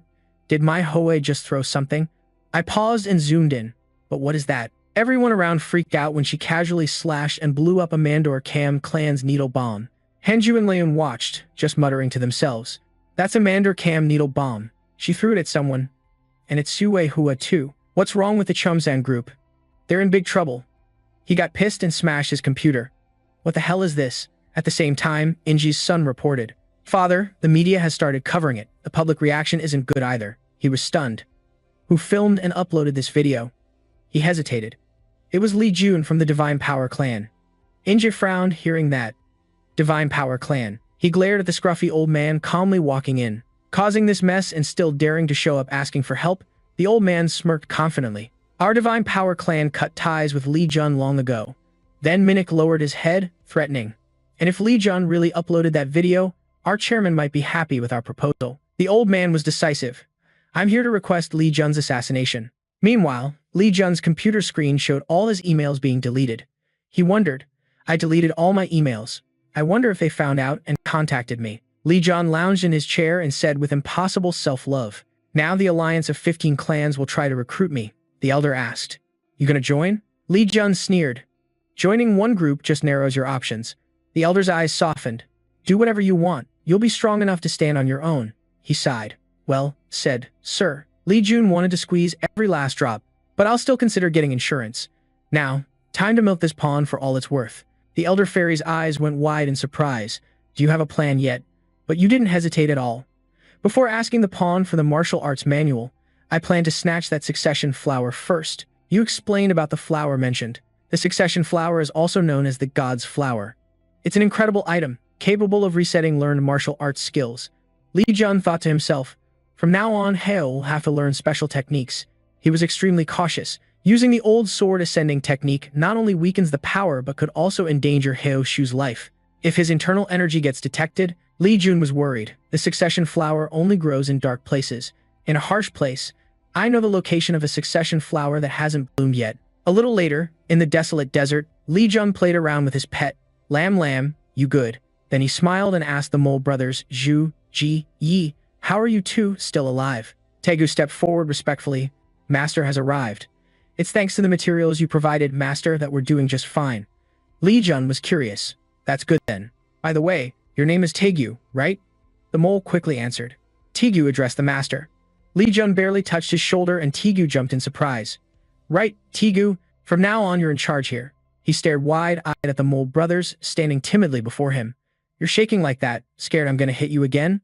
"All right," Lee Jun warned. "I already got revenge for the last injury. Your face is all messed up now, so there's nowhere left to hit. You understand your mission, right?" Tegu was so scared he could barely speak clearly. "Master told us to live here, right? I got it. You're in charge of leading the others to create small paths between the different gates." He obeyed perfectly. "Yes, we'll work hard." The mole brothers immediately responded enthusiastically. Suddenly, the elder fairy appeared right behind him. "Huh, what are those monsters planning?" Lee Jun calmly explained. "The succession flower will wither as soon as it steps outside the gate. To move the flower to our gate, there's no other way but to." He puffed out his chest, looking at those useful lackeys. "They're using gate-bending tech to connect different places and move the flower." The elder was confused. Why not just bring Yahello Shu here and feed him the succession flower directly? Lee Jun's face darkened suddenly. "Master, that's actually a cruel alternative. You really are a delusional power freak. What do you think I am? Am I not your student? I have a plan." Meanwhile, in the city, Yulin's secretary reported to the boss, "I found the target." He was furious, but the secretary's search was useless. "Where is he?" That thing." She said softly. "The target has crossed the blue gate. It's Da Min Lak." Yulin arrogantly put his feet on the table and asked, "Da Min Lak, isn't that the unconquerable gate? How did he get in there?" The secretary hesitated. "I'm not sure either." He stood up. "Doesn't matter, because the chairman wants it done as fast as possible." Then Yulin opened the door for his little brothers, swaggering off to show what happens if you mess with the Divine Power clan. At the same time, in the peaceful forest, a deer was strolling when suddenly footsteps made it nearly jump out of its skin. Lee Jun's ghostly presence scared the little deer into running like crazy. He was struggling in the muddy moss underfoot. Moving was tough, just around here. Suddenly, a light shone straight into Lee Jun's face. His eyes lit up like he'd found gold. Lee Jun got excited. He found it the succession flower. He immediately used magic to summon the Mole Brothers' corpses and open the gate. The Mole Brothers quickly showed up too. "Master, you finally arrived. We've been waiting for you." Lee Jun pointed at the flower. "Dig a gate around this flower." Tegu, the leader, was puzzled. "What is this? Looks like it's not something ordinary." He explained it was the succession flower. After hearing that, Tegu's eyes popped out. "This is the succession flower." But the worms weren't surprised. "Yeah, since we can't cut it and take it, we have to move the whole cluster." Taegu was already scheming. With this, humans are doomed. Seeing that, Lee Jun ran over and patted his shoulder to snap him out of it. Every word from Lee Jun hit home for him. Interested? Huh? Taegu was so scared, he just shook his head wildly. I don't care, huh? Lee Jun tossed him a juicy morsel. Who knows? If everything goes smoothly, maybe I'll share some with you. Taegu instantly flipped like a pancake. I'll be diligent, sir. Lee Jun walked away. So you were waiting for me. He was startled. Aren't you coming with us, sir? You're acting all mysterious. I'll go later. I still have some things to do. A few hours later, in the forest where the successor flower resides, the screams of wild boars shook the whole place. Even the villages beyond the forest were disturbed. Leading them was Wirak, the six-pack guy, with his gang of scrappy brothers. They found them. Lee Jun stood far away, looking down at the clumsy wild boars. 1, 2, 3, 7 of them. Quite a few. He quickly flew off. Wirak was enjoying the morning sun behind a fence when suddenly he freaked out. Where the hell did Lee Jun come from? Casually running right in front of him. The king's command had been activated, and on top of that, he was friendly enough to introduce himself to this savage bastard. Hello. Wirak screamed in shock. It's a human. His henchmen jumped in surprise too. Just then, the elder appeared calmly, warning them. The king's command carries many traits: fear, authority, and provocation. Because of that, its power is terrifying. With just one small step, I can shake the world. As the master finished speaking, the wild boars attacked from behind, while Lee Jun foolishly just clutched his neck and ran. Damn it, you should have told me earlier. I was planning to quietly take down the boss. Now everything's ruined. But more people can't beat more beasts, so he had no choice but to stop and fight first. Now look at this mess. Lee Jun broke through the fence and jumped inside Zhu, Ji, Yi, and the boar pen. His small frame now faced a pack of fierce wild boars. He thought, bring it on. But Lee Jun still swallowed his fear and taunted them. Hey, you pigs. I'm right here. Wirak challenged. It had been a long time since a human showed up here. Come on, I'll deal with you. Lee Jun took this chance to strike first. Sorry, but it's not your turn yet. Using the king's command, the moment Lee Jun summoned the system, a violent earthquake shook the ground. He created a whirlwind and gusts that blew the fat boars outside. O saw the danger and frantically started chanting. The mage was casting a spell to break the skill, but before he could finish, a worm demon rushed in and knocked him out. Lee Jun mercilessly dropped him to the ground, starting with this one. The unlucky mage lay motionless in a cloud of white talisman smoke. Then Lee Jun didn't hesitate and charged at the six-pack boars. However, he didn't attack Wirak but swung at his brothers first. Then he quickly used magic to control him. Oh no. But Lee Jun's vanish and reappear trick killed the mood of the hyped-up boars. How dare you? Where are you hiding? Suddenly, Wirak's brothers screamed. He froze, seeing the two fattest boars taken down easily. Then the fourth guy got hit, followed by the two beer-belly besties sent to the afterlife. And finally, Wirak's last brother got his ass kicked. Stop. He was furious watching his brothers get wrecked by Lee Jun. Wirak's furious scream echoed like it came from hell. I won't forgive you. All of Wirak's stats rose by 100. His defense skill increased by 300. If Wirak isn't defeated within 5 minutes, the whirlwind skill will activate. The master was anxious seeing Lee Jun so calm facing the wrath of the king of hell. You still have time to use skills and chat like this. He looked like a demon disguised as a human, even holding a kid to threaten Wirak. The little piglet was sweating bullets from fear. His appearance was nothing like his real body. The real body looked pretty weak, like I could break it with one hand. His heart burned seeing his kid in danger. But Lee Jun kept poking the bear. Yeah. After a while, the system bombarded notifications. You defeated Wirak, the boss of the Wirak Plains. You received 500,000 reputation points.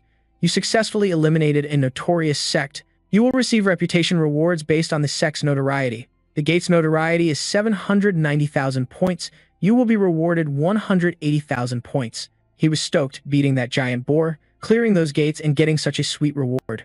Lee Jun now had that annoying tone, but was still a bit bummed he didn't get any martial arts manuals. Then he snorted proudly, standing over his loot. Still, this was pretty good.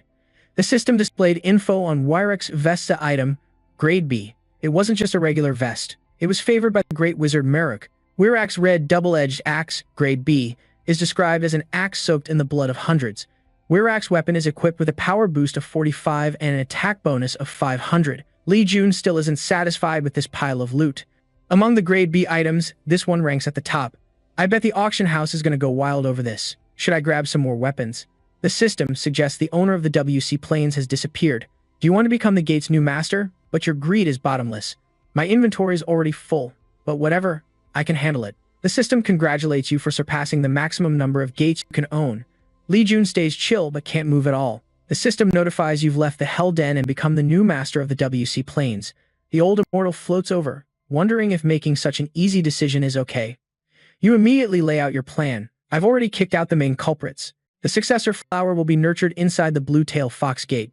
We should clean up all the unnecessary stuff. Li Jun is about to leave with Zhu, Ji, and Yi Zhu. That's enough. Now I can head back. Huh. Suddenly, the system alerts that someone has illegally invaded the WC Plains. He instantly switches to the security screen and sees a bunch of people standing arrogantly in his territory. The closer he zooms in, the more mysterious they look. The cocky leader is Yu Lin, one of those demon hunters. The old immortal looks down on them. Li Jun scans around.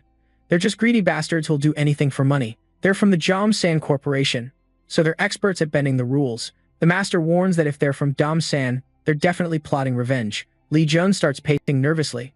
I saw this coming, but it's way too predictable. The system's curious how you'll handle these intruders. You order them all to get the hell out. The system announces that anyone crossing the gate is considered an intruder and will be expelled. Yu Lin's brothers are held for a long time and start complaining. What the hell does this guy want coming all the way here? He's causing unnecessary trouble. Still, he acts like the big boss, intimidating them. Cut it out.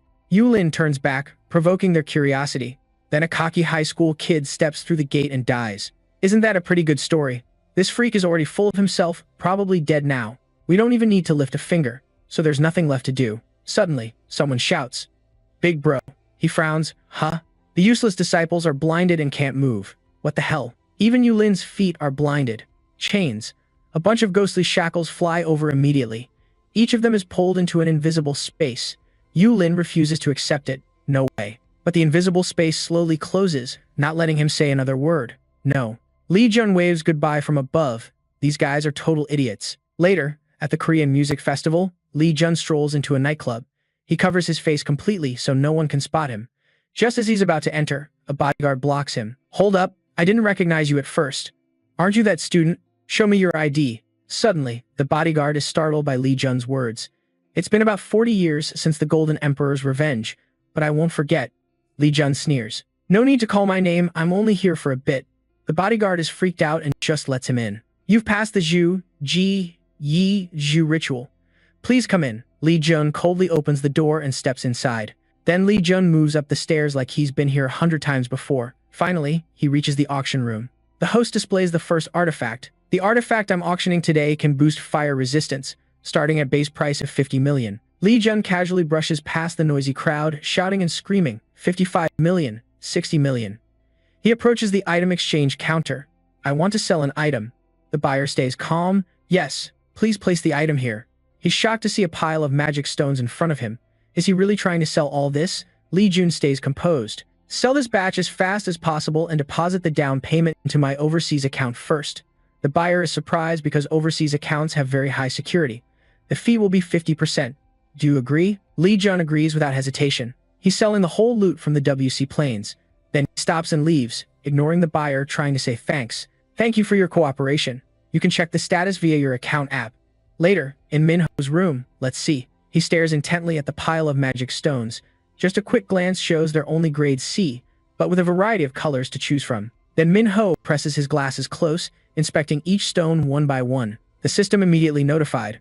The magic energy boost was rated overall B, and he freaked out. Even if it's just a B rank, this is still top-tier stuff. Then Minho turned to the blue stone. Same deal. The system displayed info. Rare item rated overall B+. Rare gloves rated overall B+ too, and he got hyped about that as well. The system kept spitting out alerts non-stop. Armor rated overall B+. Moira shoes rated overall B+. Crimson lazy gloves rated overall B+. And the watch rated overall B+. Minho was over the moon. He still couldn't believe his eyes. Glory item? They actually cleared the Great Ming Paradise. Minho turned to ask the staff. Do you remember who sold these items? The buyer only vaguely recalled. The guy wore a bucket hat, so I couldn't see his face clearly. Looked like a high schooler. The bodyguard firmly replied, I remember. He recounted everything that happened outside the nightclub. He mentioned the Golden King's revenge the first time he read the code, so I let him in. Hearing this, Minho went stone cold. The Golden King's revenge? He felt something was totally absurd. That code was only given to his benefactors. A high schooler reading that code? Even Vi VIP wasn't allowed to know. This totally messed Minho's head up, so he had to report it to the boss. The next day, Lee Jun was glued to OTV's live broadcast. Welcome subscribers, this is OTV channel. I'm currently at the famous Great Ming Paradise. Let's check it out. The kid in the broadcast got played by the system. The dungeon owner wouldn't let him watch. You're considered an intruder and will be kicked out. See, no entry. Everyone freaked out and started typing furiously. What the hell? Who's the owner? There's an owner? Stop making stuff up. The kid panicked and explained. No joke, I'm not lying. This place is pretty dangerous. The system asked. An uninvited guest just entered Great Ming Paradise. What will you do? Lee Jun just sat there annoyed. Don't these people ever get tired? Kick them all out. The system warned. You're considered an intruder and will be expelled. But he didn't even care. That alert had been going on for days. Suddenly, Lee Jun's account got warned. A message popped up about the deposit from yesterday's auction. That old man's so generous. He was stoked, thinking he wouldn't get much because of the commission, but not only did he pay, he covered the transaction fee too. Do you know why I know about the Golden King's revenge? Then Lee Jun promised, we'll meet soon. The stern elder warned, don't answer. If you don't have a reasonable reply, you'll be in big trouble. Lee Jun agreed. Fine, we'll deal with that later. Right now, this is more important. Lee Jun stared at the huge stone covered in green grass floating in midair, with a waterfall pouring down from above. Lam Lam was fiercely fighting beside the air flower. He proudly said it bloomed thanks to Parang. Lee Jun explained. Parang absorbs the magic of Great Ming Paradise through the curved gate, then sends it back to its own gate. Because of that, the energy in the Holy Land inside the lake has doubled, and the power is spreading more than ever. Focus is key here. He ran over to pat Lam Lam's head. The system then popped up. Magic in the Holy Land inside the lake has increased to a certain level. This place has been upgraded from the green gate to the blue gate, marking a historic achievement. You earn 1 million achievement points. The master saw Lee Jun collecting achievement points and was happy too. Congrats, my disciple, he said cheerfully. You've earned quite a lot of points. Things were looking up. Suddenly, the system announced a special mission. The divine flower was complete. The sky around cracked open, making Lee Jun panic. Something had happened. The owner of the black prison area was shocked. Lee Jun freaked out. What? Black prison area? Wait, what's going on? The ground cracked open a huge hole, and he fell down below. Lee Jun passed through many cities, and the system kept alerting non-stop. The owner of the icy land was on guard against the owner of the holy land inside the lake. The owner of the radiant land was also wary of the owner of the holy land inside the lake. The owner of the ruthless land was on alert against the owner of the holy land inside the lake. The noble castle owner was also suspicious of the owner of the holy land inside the lake. This made his brain want to explode. Enough, enough. A voice called out, snapping him awake. Lee Jun gasped after the terrifying nightmare. He was completely out of his mind at that moment. Where am I? The master gently flew over. You got the reward and were so happy you passed out for a long time and even looked all messed up. Made me think you lost your mind. Lee Jun was suspicious. What was that just now? And something about another prison area too. Do you feel like something's off? It's all gone. The system popped up info. Magic in the Holy Land Manor has increased to a certain level. This place has been upgraded from the green gate to the blue gate, a historical achievement. You received 1 million points. The elder waved the fan in his hand, always hoping for the best. I knew sooner or later you'd get to taste this feeling. But Lee Jun still couldn't recover from the shock just now. Was it his fault? No, it couldn't be. What just happened? I've never heard of anything like this before. He was anxious. There are at least 20 black prison areas known worldwide, but he wasn't sure. But the number of black prison areas he just witnessed was way more than 20. This would cause chaos if it got out. Lee Jun suddenly called out, Master. The elder didn't understand. What's wrong with you? He suddenly turned back to ask Cao Lao. Am I the type to make a big deal out of nothing? Yet the master also jumped in to tease, only now you realize. The next day in the city, Murim High School shimmered in the sunlight. That thick-skinned guy Yu Lin was determined to find Lee Jun no matter what. Is this the school that guy goes to? He smiled mysteriously. A prestigious school for talents. Huh, the junior said clearly. I already investigated. Yu Lin smiled respectfully like a CEO to the boss. Good. He lowered his head. This is the chance after the first assassination failed miserably. If this fails again, there's no face left to meet the chairman. Our target is Lee Jun from Zokan. Lee Jun was still happily chatting with some classmates, unaware that Zhu, Ji, and Yi Zhu were about to clash with Yu Lin's underlings. They searched thoroughly, obedient as ever. Yes, at Murim High School, he sat quietly in class for a long time, actually thinking about the system board's content, basic info, the title of Disciple of the Transcendent Hidden Master, a potential transcendent worm king with special skills. Absorption, great technique. A. Army commander. B. Ultimate wound skill. SS. Common skill, heavenly technique. B. Tyrant strength. B. 10 steps, divine fist. D. Feather crossing skill. C. 10,000 poisons. C. 7 origins divine fist. Complete spear record. C. Trait of the path of eternal defiance. Owner of heavenly tower. Transcendent, 7 PTS left. 2. 330,000. B. 1,000. B. Vitality, 236 over 300. Stamina, 238 over 300. Strength, 250 over 300.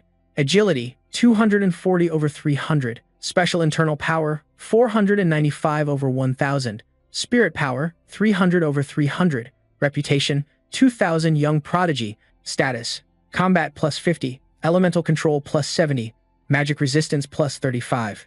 Internal power, recovery, plus 15 path of eternal defiance. Seal of heaven and earth. Original form over 10 million martial arts. 2 ultimate wound skills over 15 million attributes. 36 internal energy plus 15 over 1 million. Points left 2.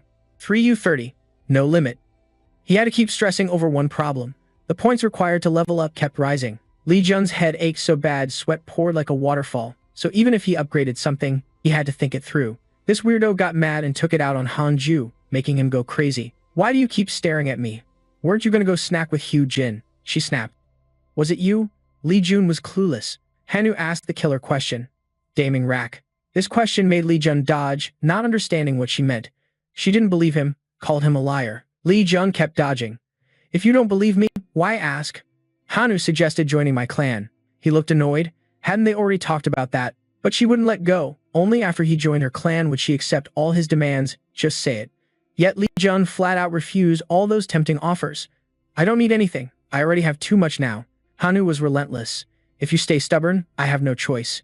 Lee Jun walked away confused. She threatened to tell everyone he was the gate's owner, but Lee Jun still challenged her to the end, pulling out the big guns. Hanju terrorized his mind. Even the slightest suspicion was enough to make the 15 allied clans and the Sama Council all look his way. You don't like being the center of attention, huh? The air between them grew more tense as they faced off. Lee Jun had no more arguments to compete with, so he humbled himself. Fine, I lose. But only forming an equal alliance, nothing more. She was delighted. Fine, that's enough. He sneered. She's pretty stubborn too. Hanu didn't even bother to respond and just focused on the spears in front of him. You practice spear too? Lion put on that chill face. Yeah, senior. The system board just notified that the SS-Rank spear skill describes the special martial art of the absolute god, with only 2 moves, stab and slash when mastered. This move becomes a one-hit kill technique. The usage condition is to have mastered the initial energy attack martial art at SS-Rank. Seeing how tough this spear skill is, Lee Jun had no choice but to quietly train until he mastered it first, since he couldn't just pull it out in real combat like the troop commander. He was immediately taken to the spear skill training room. Lee Jun kept thrusting at the center point. No matter how hard he tried, he was still just a rookie, maybe because he wasn't used to the spear, damn hard. Suddenly, a voice caught Lee Jun's attention. That bastard Yulin jumped down from the ceiling with 2 daggers. He luckily blocked the first attack from him, but because of that clash, Lee Jun was pushed back 1,000 meters. Yuying couldn't believe his eyes. Blocked it, but he still challenged him. You again? Lee Jun thought. This stinky ant, even if you turn into something else, I'd still recognize you. He threatened. Looks like you know me, huh? But too bad, your life's about to end. Hanu risked it and charged in. Who the hell are you? This Miriam High School isn't a place for someone like you to just walk in. Yuen threatened her. I don't know who you are, but get out of my way. I'm not interested in you. She felt her pride insulted. What? Lee Jun scoffed. Do whatever you want. Talk less. He then used dark energy to thin the air. You just blocked one of my attacks and you're already cocky? That's why I said killing rookies is easy. Not only did he not flinch, he stood still, analyzing the psychology like a cold assassin. According to info, his power level was somewhere between C and D rank. Lee Jun started to be cautious now, but facing him directly, he realized this guy was at least a First Awakening rank. He was so smug he didn't even notice the crazy dude right behind him. But that's still nothing to me. The guy was about to stab Lee Jun with his daggers when suddenly Yulin hesitated for a beat. He suddenly jumped far away. Even he felt chills down his spine. King Roy? My instinct told me if I had attacked just now, I'd be dead for sure. Lee Jun said roughly, good intuition. I was gonna cut off your wrist if you charged like that. Yulin got pissed and lunged at him like a starving wild beast. The arrogant guy jumped into the air and used teleportation magic to appear behind Li Jun again. But Li Jun already knew his moves, so he cleverly used the spear to block, always aiming at the back. Isn't that a bit obvious? The crazy dude frowned. Try blocking this for me, old man. Then he wildly thrust at him. But Li Jun wasn't someone to fall easily. All his attacks were blocked by Li Jun. Even the attacker was surprised. Lower the spear. Li Jun recalled the steps and stepped back with his right foot. He planted his legs firmly and launched a decisive move to activate the ultimate spear skill. 4 magic arrows from the spear, Li Jun created shots straight at Yu Lin. His body couldn't move, so he just grimaced and took the hit. Suddenly, the spear, Zhu, Ji, Yi Zhuwen aimed at Yu Lin strangely disintegrated. Li Jun was stunned, holding the bare wooden spear in his hand. The weapon couldn't handle the heat. Looks like I can't practice this move until I find a suitable spear. Yu Lin was freaking out now, couldn't believe some kid could be stronger than him and he couldn't win. He needed to find a way to escape immediately. Suddenly, he got punched in the face. Li Jun threatened, "Where do you think you're running? Maybe Yu Lin's brother is useful. Stop right there." Those rookies, Zhu Ji, Yi Zhuan, got handled by Li Jun's friends. If they dare hurt the big bro, don't think those guys will come out unscathed. He sneered. Anyone else? You should have brought some pros with you. Those guys are so weak I can't even sense their energy. Then he quickly struck Yu Lin's leg. The underlings just stood there watching their boss. Li Jun even felt a bit emotional for those rookies about to get executed. Do whatever you want. I'm not close with those guys anyway. They even bullied and humiliated me before. This cold statement from him stunned everyone around. Li Jun questioned, "Who told you to do this?" But that stubborn Yu Lin didn't say a word. "You think I'm gonna snitch?" Li Jun calmly picked up his daggers, silent but deadly. "I'm not expecting anything from you either." Then Li Jun purposely scared Yu Lin shitless. He threatened him, "I fucking hate guys like you." Li Jun slashed a deep line across the wall. "You were born with strong martial arts talent and always treated like a powerhouse." He was all about scaring, and Zhu, Ji, Yi got ready to send this lunatic flying, yet you still do such petty shit. Death was right at Yu Lin's doorstep. "I've lived a miserable life just because of this martial arts crap." Seeing big bros, Zhu, Ji, Yi, about to be in danger, the lackeys freaked out and yelled, "Hey, you crazy bastard, stop right now." Li Jun mocked. "Looks like your boys don't know how to read the situation at all." Yu Lin shouted fiercely, "Hey, you guys, eat your damn food already. You idiots. But whatever, I still pity you," and pulled my weapon out. This guy escaped death and now is scheming. Damn it. I gotta find a way to survive. Killing this bastard can wait. Cornered, Yu Lin had no choice but to humble himself, kneeling down and begging for mercy. The training room door suddenly swung open. He was secretly relieved. Although things went sideways, you guys showed up just in time. President Min Shang and his bodyguards came to shut down the chaos. Everyone dropped their weapons. "If anyone moves, I won't let it slide." Hanju finally felt relieved. Uncle Yu Lin was over the moon, but Li Jun's face turned dark. After a while, his lackeys were blinded. Even Yu Lin, the assassin, was restrained. Min Sung looked at him with a loving gaze. The whole academy was safe. The only one hurt was Yu Lin, the assassin. So Li Jun actually beat Yu Lin himself just now? Just thinking about it stunned the old man. I knew the kid was strong, but this is just sick. Min Sung turned to Li Jun with suspicion, even starting to doubt if the kid was really a high school student. He was surprised when crazy Yu Lin suddenly burst out laughing. "Funny, huh?" He was smug. "I'm glad you showed up just in time. I almost got sent off by that lunatic." Min Sung warned, "Don't even dream about escaping unscathed." But the bastard was still cocky. "Is that really so important?" The old man snapped. Arrogant punk, he clearly knew he'd be under pressure from his seniors and elders. Min Sung suggested to Li Jun, "Run, from now on let us handle this, all right?" But Li Jun refused to back down. His words made them all freeze. "I still have unfinished business." Li Jun stepped closer to Yu Lin. "Please wait a moment." Yu Lin's terrified screams echoed through Miram High School. Li Jun punched him so hard a tooth flew out. Yu Lin's mouth and lips were a bloody mess. He couldn't even speak properly. "Please stop." Li Jun wasn't just merciless. He punched the bastard again. The guy turned pale and begged, "I know I was wrong. Isn't being like this punishment enough? What else do you want?" But Li Jun ignored him and kept punishing the bastard relentlessly. Nothing special. His brothers kept freaking out. Big bro, Mi Dong, was totally shocked standing there. What's he planning now? In this world, strength alone won't keep you alive. Those who hurt themselves won't get mercy. You'll never know what the future holds. The old man stood there staring at Li Jun, his gaze firm and resolute, confident his choice was right. This scene reminded Mi Dong of someone. He once met a guy with that same look. He was Master In of the Bloodblade sect and the only S-rank awakened in South Korea. Thinking of that, he started sweating bullets. Chairman Min Sung was impatient. Student Li Jun, are you done yet? Li Jun calmly stepped forward. Yes. He looked pretty composed, looking pretty good actually. The chairman suggested, let's have a private talk, take all these guys away. Li Jun calmly replied, all right. Later, in the back courtyard, Mi Dong and Li Jun sat together for a long time without a word. Li Jun awkwardly broke the silence first. The atmosphere here is nice. I didn't know there was a place like this behind the school. Mi Dong smiled. This is a secret spot. Only the teachers and close people know about it. You caught on quick. Whatever you want to talk about, I've already told you the same. But if it's about unborn matters, I'll excuse myself. Even the old man was surprised. Oh, how did you know that? Li Jun was calm, but his face said it all. Mi Dong immediately offered a tempting bait. All right then, I'll get straight to the point. Are you sure about your choice? I guarantee you'll get the best treatment as an extraordinary talent. But of course, Li Jun would flat out refuse without a second thought. He didn't want to join the clan alliance. The guy was pretty chill about it. He didn't need to do that. Min Dong pulled out all the stops to convince a talent like Li Jun. What about exchanging a token? Like a new style token? He gave up the juiciest part of the bait, the barrier, or just hearing that, Li Jun's eyes lit up. Even Li Jun couldn't believe his ears. The master wanted to hand over the clan's barrier to him. Min Dong was casual, saying, if you want it, you got it. Li Jun was stunned for a long moment. Handing over his clan's barrier was like handing over his territory, which meant weakening himself and risking his own influence. Were they really ready to give in to him like that? The master was polite, telling him to think it over carefully before answering. You can call me anytime on this number. Li Jun grabbed Min Sung's business card and bowed politely. Got it, then I'll head back to class. Min Sung stayed seated, watching Li Jun's retreating back. He just hoped Li Jun would think positively about this. The next day, at Miram High School, Li Jun was scrolling through the top news, trying to conquer the vast territory, the Tianhu barrier, the four great clans. The four great clans were joining forces to seize the Tianhu barrier. Just then, Ju, Ji, and Yi were ready. You're here. Come with me. She led Li Jun down to his secret room.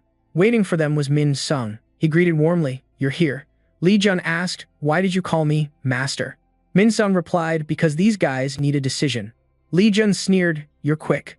The master didn't hide the pressure from the Heavenly Council and the Qingsha board. Then Min Dong shuddered, looking at the ragged, ghostly guys below. The 16th generation clan dared to go this far, even secretly assassinating family members. But Li Jun was calm. You know my clan, Master. Nothing surprises me.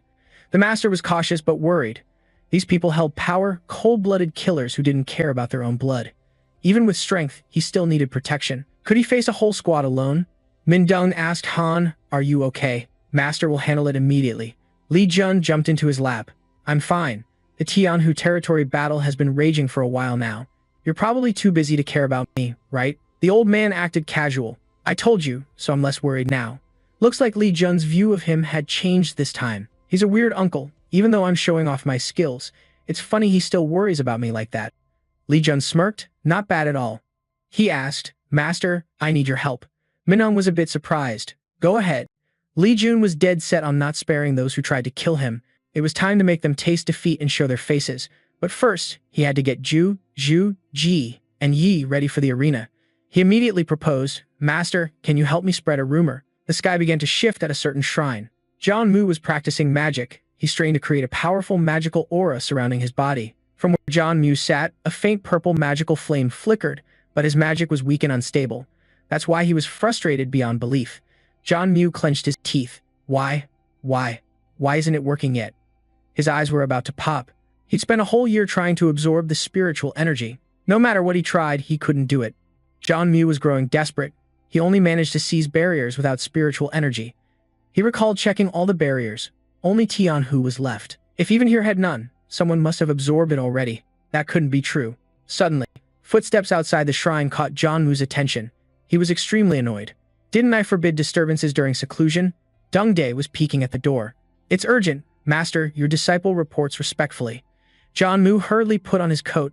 I'll hear what it is. The disciple reported that the Tianhu mission failed. John Mu had to open the door immediately. This was beyond his limits. He ordered the reserve team, Ju, Ji, and Yi to prepare, bringing the 5 elements to concentrate their power. Sung Dae obediently replied, Understood. John Mu was puzzled. What else? The report made him pause. The disciple reported that young Master Li Jun had defeated the assassins. John Mu turned to ask Han, the assassin and A-rank spirit of the Gum San sect, to recount the event. Yes. According to the report, he single-handedly took down the whole gang. Even though they held hostages, he ignored them and focused only on the assassins. At first, he just chuckled softly. But then John Mew suddenly burst out laughing like he hated this whole thing. Then he started dropping hints. Is it true? Now he's really showing his ambition to become the heir to power. Thanks to him, the family's reputation has spread far and wide, so I can only cover for Lee Jun. But it's not exactly like that. Sung Deer whispered. There are rumors online that someone's trying to take out young Master Lee Jun. The assassins must have been sent by the ruling faction. That's the rumor. Of course, John Mew doesn't believe it. Who would spread baseless rumors like that? He insisted it's not entirely baseless. Sung Deer spilled the whole truth because young Master Minuk actually colluded with the Gum San faction to assassinate young Master Lee Jun. Hearing this, John Mew flew into a rage. Minuk, that troublemaker. Then John Mew pondered for a long moment. He said seriously, a pawn can't give birth to a fox like Lee Jun. We have to see how the kid has changed. He planned to verify it himself. Lee Jun stood from afar, proudly looking at Tiny City, all built up by the muckrakers. He guessed, maybe those goblins caught a bunch of people and forced them to work. It was clear even from a distance. Then Lee Jun picked up the magic book. It's time to get down to business. But he still hesitated a bit. At first, I planned to use this as bait to lure power, but can I really pull it off? Lee Jun thought carefully. What if the place I hid it gets found? What if someone uses me and steals it? The best way to keep it safe is, then he decisively tore the book in half. You have successfully mastered the Great Heavenly Dragon Master S-level technique, System Notification. From now on, you can use the Great Heavenly Dragon Master technique. The reward for mastering an S-rank skill is 5 million skill points. Lee Jun pondered for a long time, feeling the technique was pretty bland, not as impressive as he thought. Lee Jun thought to himself, I had high hopes for this S-rank martial art that the War Emperor desperately craves, but it's just a strong chi flow inside the body. He tossed the Great Heavenly Dragon Master book away without hesitation, thinking about how he was treated like prey just because of this mid-tier martial art. Unbelievable. A little later, Lee Jun showed up in class with a pissed-off face. Furious. Hook Jin grinned ear to ear. Here he comes. He stomped his feet. What were those guys doing while you were at school? Huh? He raised his voice. Just a few more people, that's all. Remembering everyone swarming around him, Lee Jun felt suffocated. Why are so many people following me? No clue. I'm from the Gulen clan. I'm a Jin. The Sinrong team always keeps the door open for Lee Jun. He just walked normally but couldn't stand out. He was exhausted like a fish out of water, totally wiped out. Hanu suddenly handed him a spear. Take it. Lee froze, dumbfounded. What's this? She explained. Don't you know? It's a spear. You should use a spear too. This is a gift from the school council. Lee Jun was puzzled. Bribe. Hanju was calm. Yeah. Lee Jun happily took the spear. Well then, I'll take it. Please thank them for me. She said indirectly. You accepted it faster than I expected. I thought you'd at least refuse once. Hearing that, he refused to let himself look cheap. What? You think I like taking bribes? Also, after checking out the spear for a bit, the system displayed A-rank injury info. The sharper the spear tip, the deadlier it is. Attack speed plus 45, agility plus 75, firepower boosts attack power by 50. Lee Jun flipped his attitude instantly and actually liked this spear a lot. Hanu complained. Thank heavens, I rummaged through the whole warehouse to find it. Hu Jin, curious, came over to eavesdrop. But what do you mean by bribe? Lee Jun dodged the question. You don't need to know, but I still want to know for sure. Come on, I'm super curious. Lee Jun warned this idiot. Stop whining and get back to your class. Huck Jin was bitter. You two are messing with me, huh? Just wait, I'll make you regret it. He declared straight up that they definitely regret it. A little later, at Miram High School campus, Lee Jun sat alone under the schoolyard, staring at his phone without looking away. He couldn't wait any longer. It turned out to be a message from his dad on the phone. I'm really eager to see you. Lee Jun was overly confident again.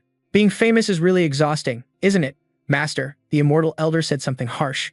Not sure, but I know you have a reason to be mad. His words crushed Lee Jun's dreams a bit too much. Suddenly, John Mu's disciples approached. Sung Deer bowed respectfully to Lee Jun. Elder of the Heavenly Society, he expressed his wish to meet young Master Lee Jun, asking for a little of his time.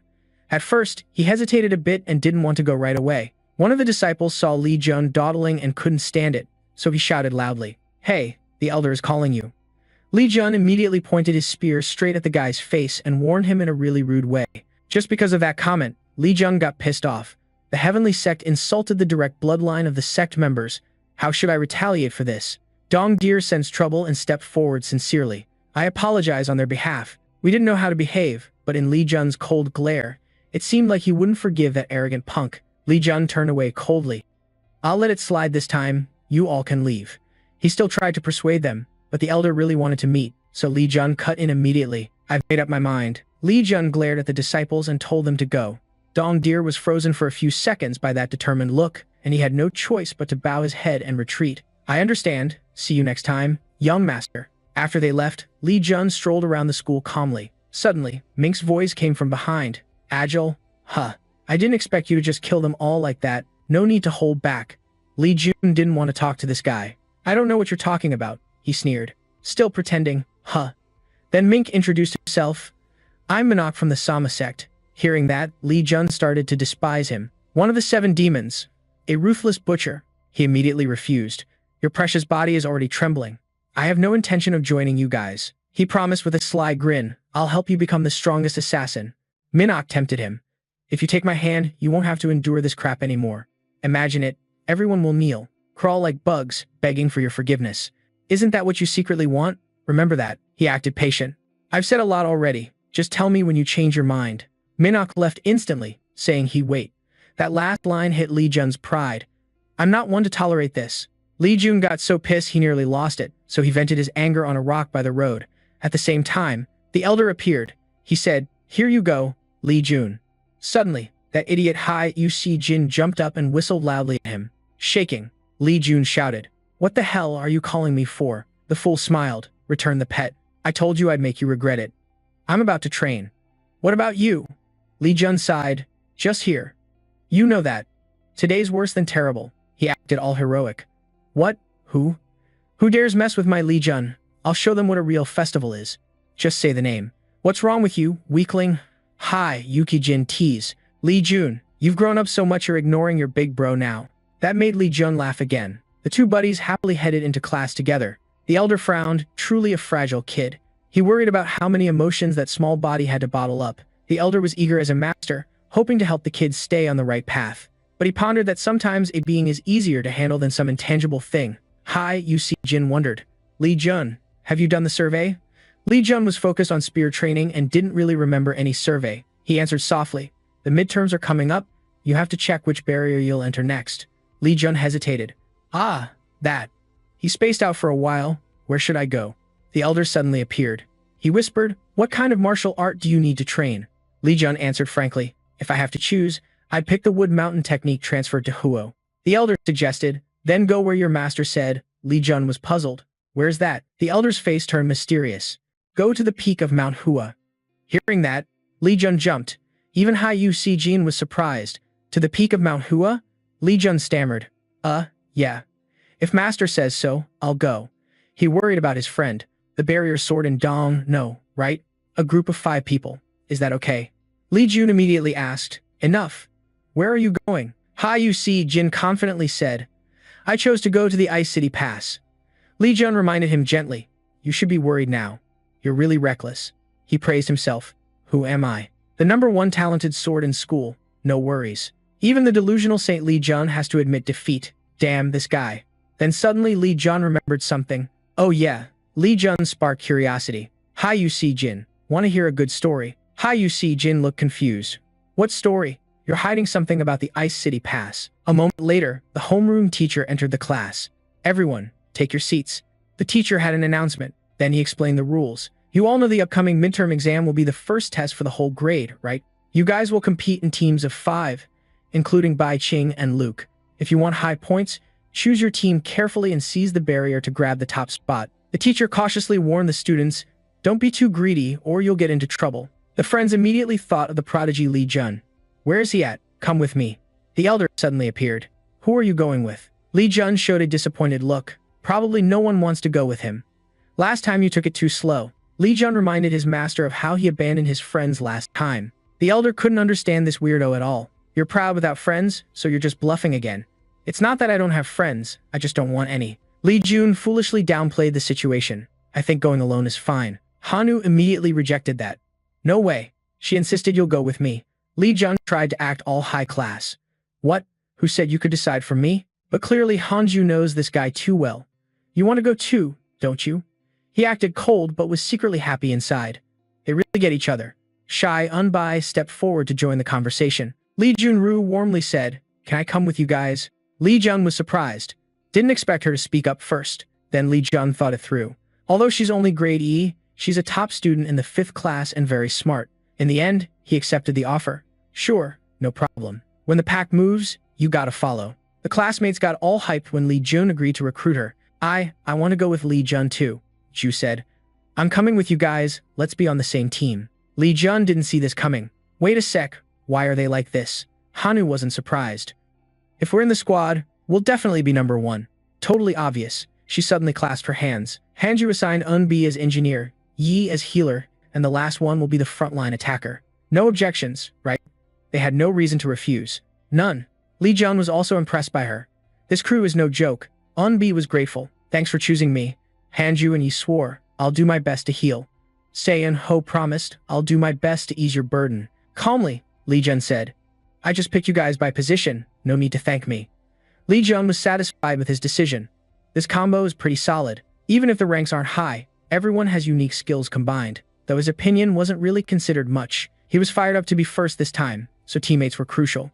Lee Jun was determined to claim first place. The top student would get a special reward. The right to choose a treasure from the school's museum. The chance to grab a treasure starts at grade A. There's something he absolutely had to get. Lee Jun also felt bad about his best friend, so he had to apologize to Hukjin first. This time, he had to take his spot. On midterm exam day, the Murim High School campus was quiet. Min X Dong was the one directly overseeing the students. Are you all ready? He advised. Looks like you're full of energy. Be confident, don't worry. The school council is happy about this. Then Min X Dong gave instructions. Today might be a dangerous day for all of you. I can only remind you to be careful. Instead, I guarantee. He gave thorough advice. As soon as you capture the barrier and get out, there will be a recovery spot and, of course, a prize for the first place team. Minung guided everyone. I guarantee Zhu, Ji, Yi have prepared everything well. You just need to give it your all. He announced solemnly. Let's head to the barrier you chose. SE was already skeptical.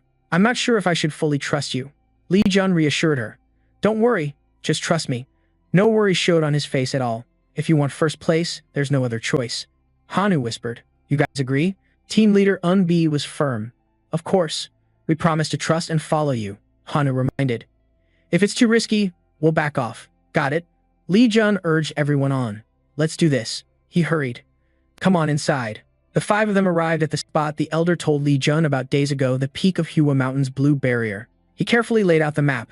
Monsters will appear here. This area is two-sided. Lee Jun calculated every step carefully. If we go east, we'll reach Hua Mountain's peak. The opposite way leads to the Fairy Valley. Our destination isn't the peak of Mount Hua, but right here.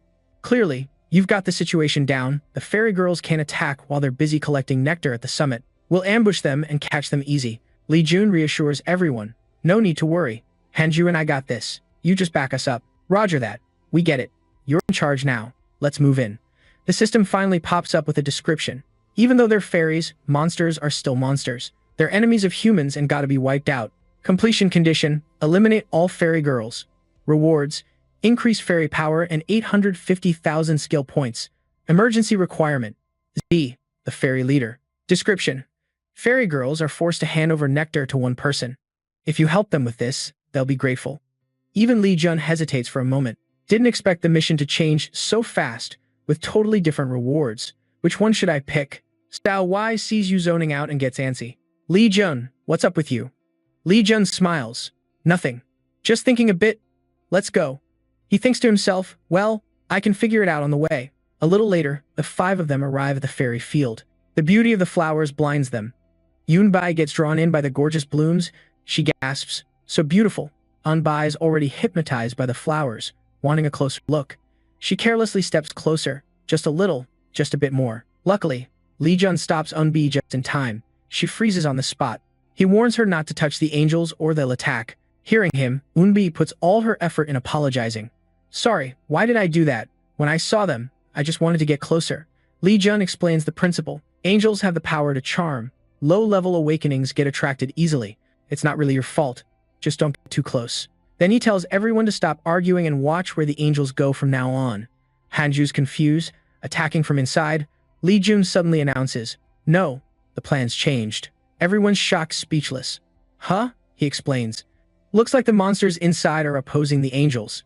Li Jun lays it out. We're gonna take that thing. Hanju feels uneasy about the sudden change. We're not prepared at all. This is way too rushed. He uses psychological manipulation. Attacking the gate doesn't always go as planned, right? If we sneak in through the secret path, maybe we'll even get bonus points. She's hesitant. You sure about the secret path? Of course. Li Jun's firm with no doubt. Yeah, I'm sure. Unbi is worried. The secret path. Seems like even Xiao On Ho is swayed by his words. Really? The sky is glowing with sunlight. Over here, Lai Xin is brawling nonstop with some lizard queen's henchmen. After a while, he's getting worn out. The three in the group watch him fight with teary eyes. Jan is fed up. Are you really trying to show off your skills today? Temin laughs evenly. He's crazy like that because of his little brother, right? Jun Gaian has to throw some shade too. You mean Li Jun? Li Xin snaps at those guys itching the right spot, yelling loud. Didn't I say don't mention that bastard's name? She still won't let it go. Just hearing Li Jun's name drives him nuts. He's boiling mad. My competition spikes every time Li Jun's brought up, and on top of that, Jun Gaian sneers. Obsessed men aren't popular with women, huh? And Hanju's not interested in you at all. Lai Xin's eyes flash as he threatens. Jun back down. Are you out of your mind? This chick keeps acting annoying. Am I wrong? I'm pissed. If it weren't for those points, I'd never team up with someone like you. Feeling powerless, Tin just rushes out to break up these two troublemakers. Enough already, you two argue every time you meet. He focuses on the main issue. Now's not the time to start. Let's clear the gate. Just as he says that, the lizards charge like they want to eat Taemin alive. But for Junjian, it's easy. These punks just need a few slashes from her to be wiped out. She lands with the cool boss lady vibe. Then Junjian coldly says, Yeah. The most important thing now is clearing the gate, not your self-doubt crap. She smirks while Taemin tries to calm everyone down. Stop fighting. Let's go. Junjian marvels. Even a strong guy like Li Xin is jealous. Li Jun, when did that cute kid grow up so fast? She promises she has to meet him if she gets the chance. Meanwhile, Li Jun's group faces their first obstacle. A massive, fire-breathing Ranny dragon was sprawled right in front of the five of them. Hanju was so shocked he couldn't even speak. Even the nearby Ranny dragons had to take off their glasses to get a better look. They'd only ever seen these creatures in books before, never up close like this in real life. Li Jun stayed unnervingly calm. We need to catch it. Hanju, you've got something to do. She was all flustered, but he just coolly told her to protect the team and the angels. Ju was nervous as hell. The angels too? Fine, but are you sure you can handle going solo? He stayed composed. No worries, just do exactly as I say. She warned him. Okay, be careful. Seconds later, the Ranny dragon's blazing eyes slowly opened. Tiny Li Jun with his crude spear faced this nightmare head-on. The master of the Dream Garden welcomes you. Zhu, Ji, and Yi readied themselves to battle the disaster alongside Fong, but Li Jun was still puzzled by a message in the system. If he's the master of the Dream Garden, does that mean he's the Fairy King? Even if he's the master of another gate, he's still keeping an eye on me. Doesn't he hate seeing his people struggle? Li Jun confidently pointed his spear right at the dragon's face. Whatever, take a good look at this. The Ranny dragon was roused by his provocation, but someone like Li Jun easily dodged its first strike. He was cocky but charged in too slow. Take this, his attack aimed straight for the dragon's head. With that insane stamina, it wasn't going down easily against Li Jun's school. This beast seemed like it could shake the heavens and earth. The young crew nearby couldn't stand its roar either. Ru stayed calm and stepped forward, but without noticing, she almost got hit right in the head by a flying rock. Maithe and Seonho quickly smashed that rock apart. C.I. Eji stood there and summoned magic, using healing skills. Thanks to C.I. Eji's power, the Yona crew fully recovered. Li Jun felt relieved. They were doing great. He quickly pulled back to keep fighting the Ranny dragon. Gotta keep up with them too. Li Jun decisively grabbed his spear, leapt onto the giant's body, and struck it. This beast wasn't messing around. Humans like them were nothing. It blew out a blast of dark energy mixed with wind, tearing through the space around them. Ru shouted, "Everyone, don't let go." Even Li Jun, their ace, couldn't hold on tight. He was shaken by the dragon's body. In an instant, it whipped its tail hard, flinging Li Jun 1,000 meters away. It looked like he was done for, lying motionless on the ground. But Li Jun was totally fine. Hell yeah. He even breathed a sigh of relief for blocking that. Otherwise, some of us would have been seriously hurt. Li Jun swiftly re-entered the fray. The walls around them shook violently. He suddenly launched a sneak attack on the arrogant Ranny dragon. Hanju was restless. No way, that insane power, what kind of martial art did he learn? One day, I'll surpass Li Jun. She refused to lose. No, I can't fall behind like this. Hanju was determined to stand shoulder to shoulder with Li Jun. I won't lose. I'll definitely beat him. The rain dragon's eyes burned with rage. I'll send you all straight to hell. It unleashed a final strike, filling the space with pure dark energy. Li Jun barely blocked the dragon's attack. This time, the dark energy burned a hole in his sleeve. Damn, just his presence radiated deadly vibes. Li Jun dashed forward at lightning speed. Things were going off the rails. He worried about his friends waiting below. Maybe Hanju didn't know, but the others and the angels wouldn't survive this attack. Li Jun shouted, "Everyone, watch out." Suddenly, something stirred inside Li Jun's backpack. Hanju froze as the bag popped open on its own. Lam Lam mischievously jumped onto his head, then gawked wide-eyed. Lam Lam absorbed the attack. It quickly spewed lightning spirit energy into the air, its innocent big eyes full of mischief. Lam Lam swiftly attacked the Ranny Dragon with its lightning spirit energy. Even a terrifying beast like that was totally shocked by its power. Oh snap. In no time, the Ranny Dragon was blasted off the planet by Lam Lam. The adorable Lam Lam looked as smug as its owner. Li Jun's crew melted from the heat of Lam Lam's power. Xe Ong Ho curiously approached. "Is this a fox? Can I touch it?" Li Jun didn't hesitate. "Go ahead, have fun." He was thrilled. "I got it." Ignoring his friends cheering for Lam Lam, Li Jun stepped aside to check the system board. Lam Lam absorbed fragments from its owner. Celestial Body, the master of the Celestial Body, is furious. The feud with the Celestial Body has reached its peak. A new item, a very unusual relationship. You started frowning when you heard the strange keyword, celestial. I've never heard of it before. Could it be something I didn't discover even in my past life? Changing the future a bit is fine, but if a completely new event happens, that's going to be a big problem. System notification: the owner of the Dream Garden seems to like you. Your relationship with the owner of the Dream Garden has increased. Li Jun is pretty pleased to receive the favor of the gatekeeper of that area. It's quite an unexpected win.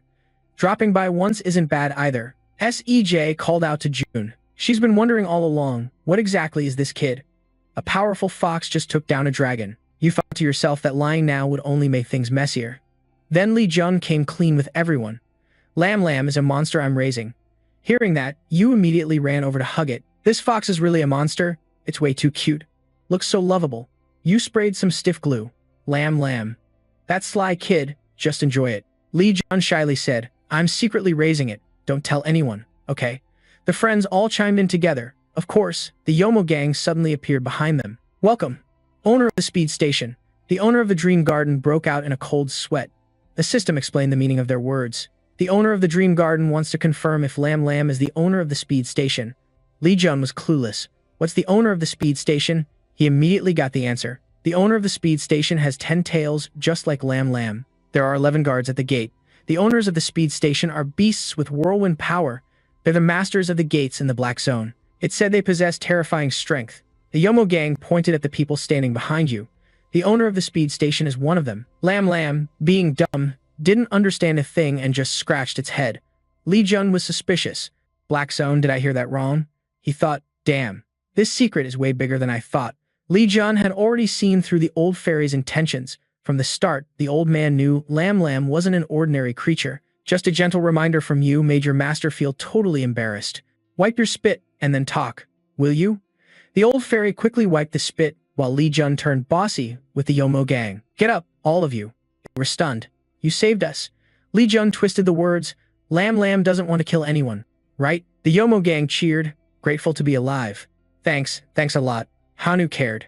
Wait, Li Jun, our goal is to clear the gate. How can we break it without killing them? You calmly replied, we already cleared the gate. She was shocked. Huh.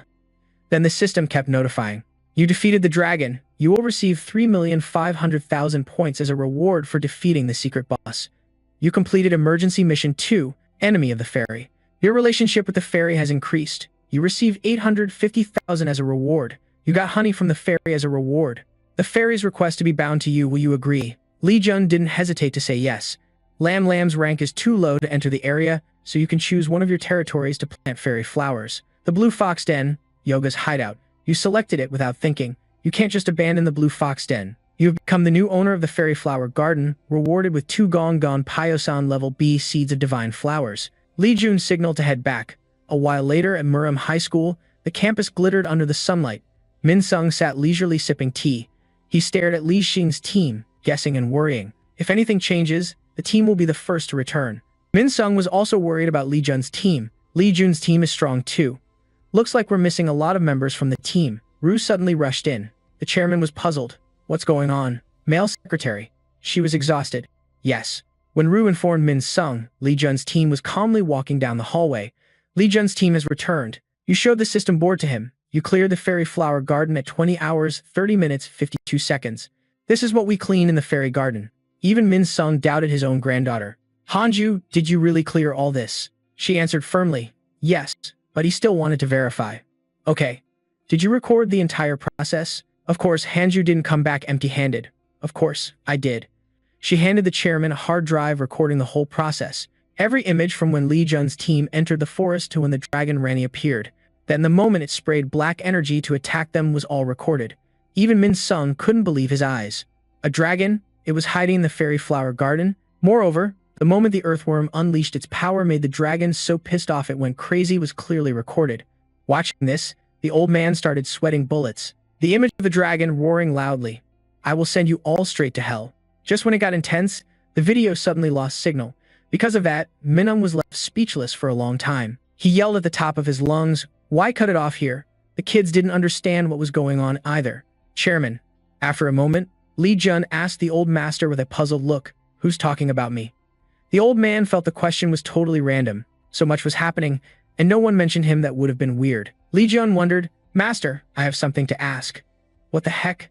His question made even the wise old master freeze. How does someone who knows about dragons show up in the fairy garden? He immediately played the Zuji Yi Zhu card. I don't even understand what my disciple is saying anymore. Li Jun was frustrated. You said if I wanted to get Mihozan, I should go to the fairy garden. You lied to me? The old master had to reluctantly answer, got it. Seeing him struggle like that, Li Jun was super disappointed. Master still doesn't trust me. I tried so hard to be a disciple he can be proud of. This time, the old man got caught up in some messed up business. No, wait, disciple.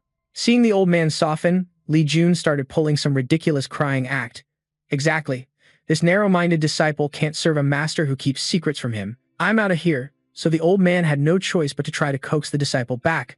Oh, I get it. This stubborn, dumb kid.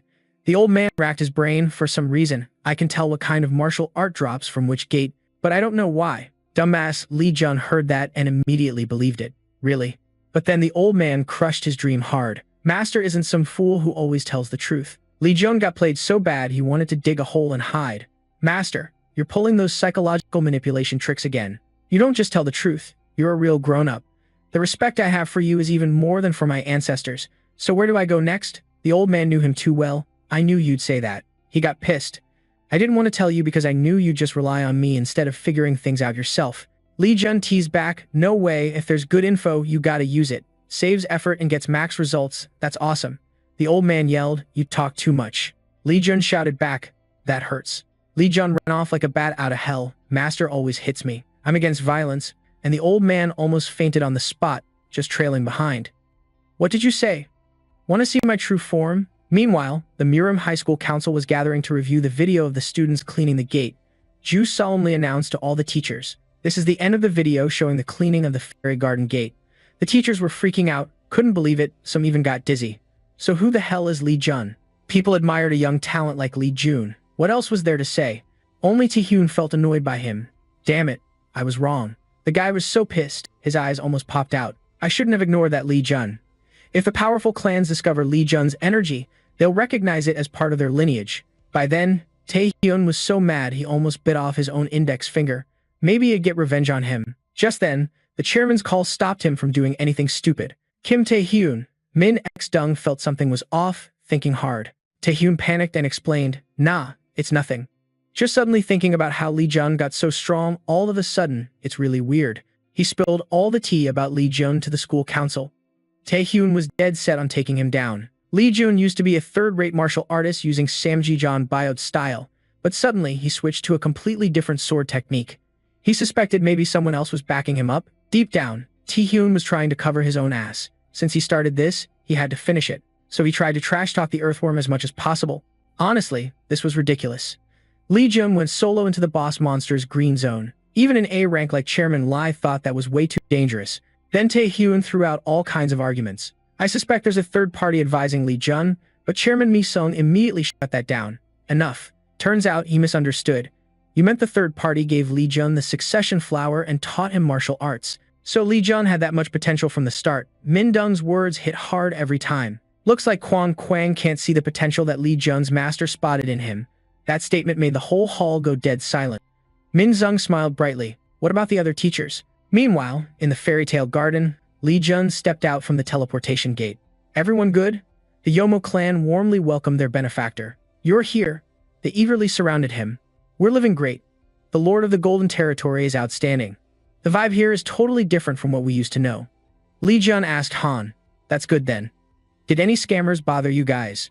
The Yomohua clan felt grateful. They've been really good to us. Super chill too. Suddenly, Tegu, Zhu, Ji, and Yi Zhu showed up. The fairies just gotta tell me if they need anything. Even Li Jun was shocked by how fast this dude flipped his attitude like a crepe. That guy's like that because he knows the fairies are stronger than him, right? The elder fairy gently advised. That's the key to handling things right. He can survive anywhere. You should learn from him. Seeing this, Li Jun felt a bit relieved. No need to worry here anymore. Tegu respectfully bowed to the Lord, then said goodbye. A few minutes later, at Miram High School, the noise from the schoolyard caught Li Jun's attention. Some teachers and me were chatting anxiously about something. Curious, Li Jun asked, Elder, what's got the president and teachers all flustered? Such a fuss must mean something big happened. He eavesdropped a bit, his face darkening. Is that a sign of gate fluctuation or a malfunction? What about connecting with the kids? Other teachers were restless too. No fluctuations, no monsters spilling out, so it's not a malfunction issue. We tried contacting the kids but got no response. Two other teachers were anxious. The gate is tightly chained with iron, so we can't see inside. Another teacher warned that the students inside are heirs of big clans like On and Sinuk. If something happens, it's a huge deal. Because of the teacher's chaos, President Mi Zung could only curse the heavens. Every exam has some kind of problem. But forcing the kids into danger just because it's the era of the strong, while adults just stand by, he was pissed off to the max. Mi Dung had no choice but to give in to all conditions. No other way. We'll postpone the midterms and form a support team from the school. Even if we can't enter the gate, we have to be ready for anything. The other teachers all acknowledge orders from above. Li Jun overheard from the temple upstairs and guessed, looks like Li Xin's crew is in trouble. He wondered, has this ever happened before? In his past life, no one died or got hurt. Li Jun felt both relieved and worried. Li Xin being in danger is fine, but Jun Jion is there too. Li Jun worried only about one person in Li Xin's team. North Jun Jion, sister of North Hunkin, always cared about me. She always teased me. Check out her new technique. She brought it for me. 10 seconds, I swear. She never gives up. She tortured me to death, he pondered, but that pain was different from being ignored or looked down on. Li Jun recalled the moment Jun Gaiam protected him from some punks. Those wild kids bullied Li Jun, right? Ah, so self-absorbed he almost turned pale. Only she's allowed to do that. But Li Jun felt something was off. Seems like that's not it. Then he didn't hold a grudge. Because she's Hayuk Jin's sister. They planned to meet up sometime. A few minutes later, in the forest where Li Xin's group was fighting, bad luck for them, the Lizard Queen personally showed up to fight. Her lizard disciples roared nonstop. Li Xin was frantic. Damn it, we have no info on the Lizard Queen. Jun Jian, sitting nearby, kept messing with their morale. You want to die like that? She hissed angrily. It's all because you killed the Lizard Queen's kid. You always do whatever you want. Because of you, the whole group's in danger now. Hit right in the feels. So he shut up. I just wanted to break the gate fast. No need to be so dramatic. Jun Jion caught on to Li Xin's plan. I know why you did that. You're trying to act chill, but you're scared of Li Jun outshining you. Caught red-handed, he got pissed. Meanwhile, Taemin standing nearby was pretty reasonable. Hold on, I got an idea. He started planning. Hiding here won't last. They'll find us sooner or later. Now we'll unleash our strongest martial arts on the lizards. Taemin's actually pretty smart. I saw all those lizards trying to protect their queen. When they shift focus, let's rush to the central outpost and Zhu, Ji, Yi get ready again. The dude noticed Lion hesitating, not wanting to carry out the plan. But Taemin still pumped everyone up. Let's go, we gotta finish this test safe and sound. Meanwhile, at Miram High School, the teleportation zone where the student groups were taking their test was being guarded tightly. Minung had hired a big, burly bodyguard to make sure no unauthorized intrusions happened.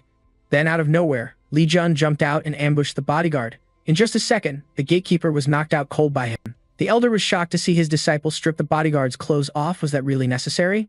Clearly, Li Jun knew his limits. Interfering with another team's test was forbidden. I'm just making sure Jun is safe, then I'll leave right away. He tried using magic to open the gate. The Twin Swamp gate was locked tight, but instead of opening, the system kept throwing errors. The owner of the green zone was trying to break in. Entering another area means facing the gate owner's wrath. Still gonna go in? He decisively said, yes, I'm going in.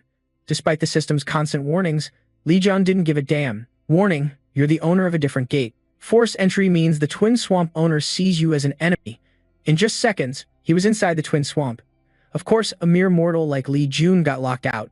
The Twin Swamp owner activated the privilege to block intruders. The Twin Swamp owner can use the skill, branching.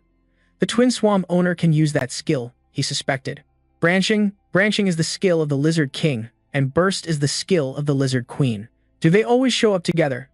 At the same time, Lai Xin was leading the charge against the Lizard Queen first. The Twin Swamp Lizard King attacks anyone invading the gate. Not to mention if Lee Jun's sneaky intrusion got spotted by the Lizard Queen, he wouldn't stand a chance. Meanwhile, the Lizard Queen protects her underage offspring. He had figured out her attack pattern. The Lizard Queen won't come out unless someone harms her kids. Lee Jun immediately dashed off like the Wind Prince. Something's off, gotta check it fast. He jumped from tree to tree. At lightning speed, Lee Jun faced no obstacles at first, then suddenly froze at an ancient tree. There, Lee Jun looked down to see two Lin group members running like crazy. Lai Xin and Choi Tem-min. He hesitated why only those two. Lai Xin's team was temporarily safe from the Lizard Queen's attacks. Yenna was exhausted, too drained to run anymore. Was this really the best plan? But he still refused to accept being a coward, throwing himself as bait then running off. Wouldn't it be better to attack the Lizard Queen together? Tem-min worried for ages to reach the tunnel entrance, and there was no guarantee the monsters wouldn't catch them. He could only scold Lai Xin. We're also low on eternal energy. No choice but to survive, fake an attack then retreat. Got it? Finally, he got it. Got it. Lai Xin frowned, his eyebrows knitting together. Right, the most important thing isn't them, but our own lives. But soon after, the Lizard Queen and her minions chased down and surrounded the two girls. They looked muscular with fiery eyes. Yenna was restless and uneasy. Junjian, leave me behind, you don't have to. Junjian calmed her panicked mind. You better stay still instead of babbling nonsense. She was furious, thinking only fools would trust those guys. Junjian recalled the moment those two brats abandoned them.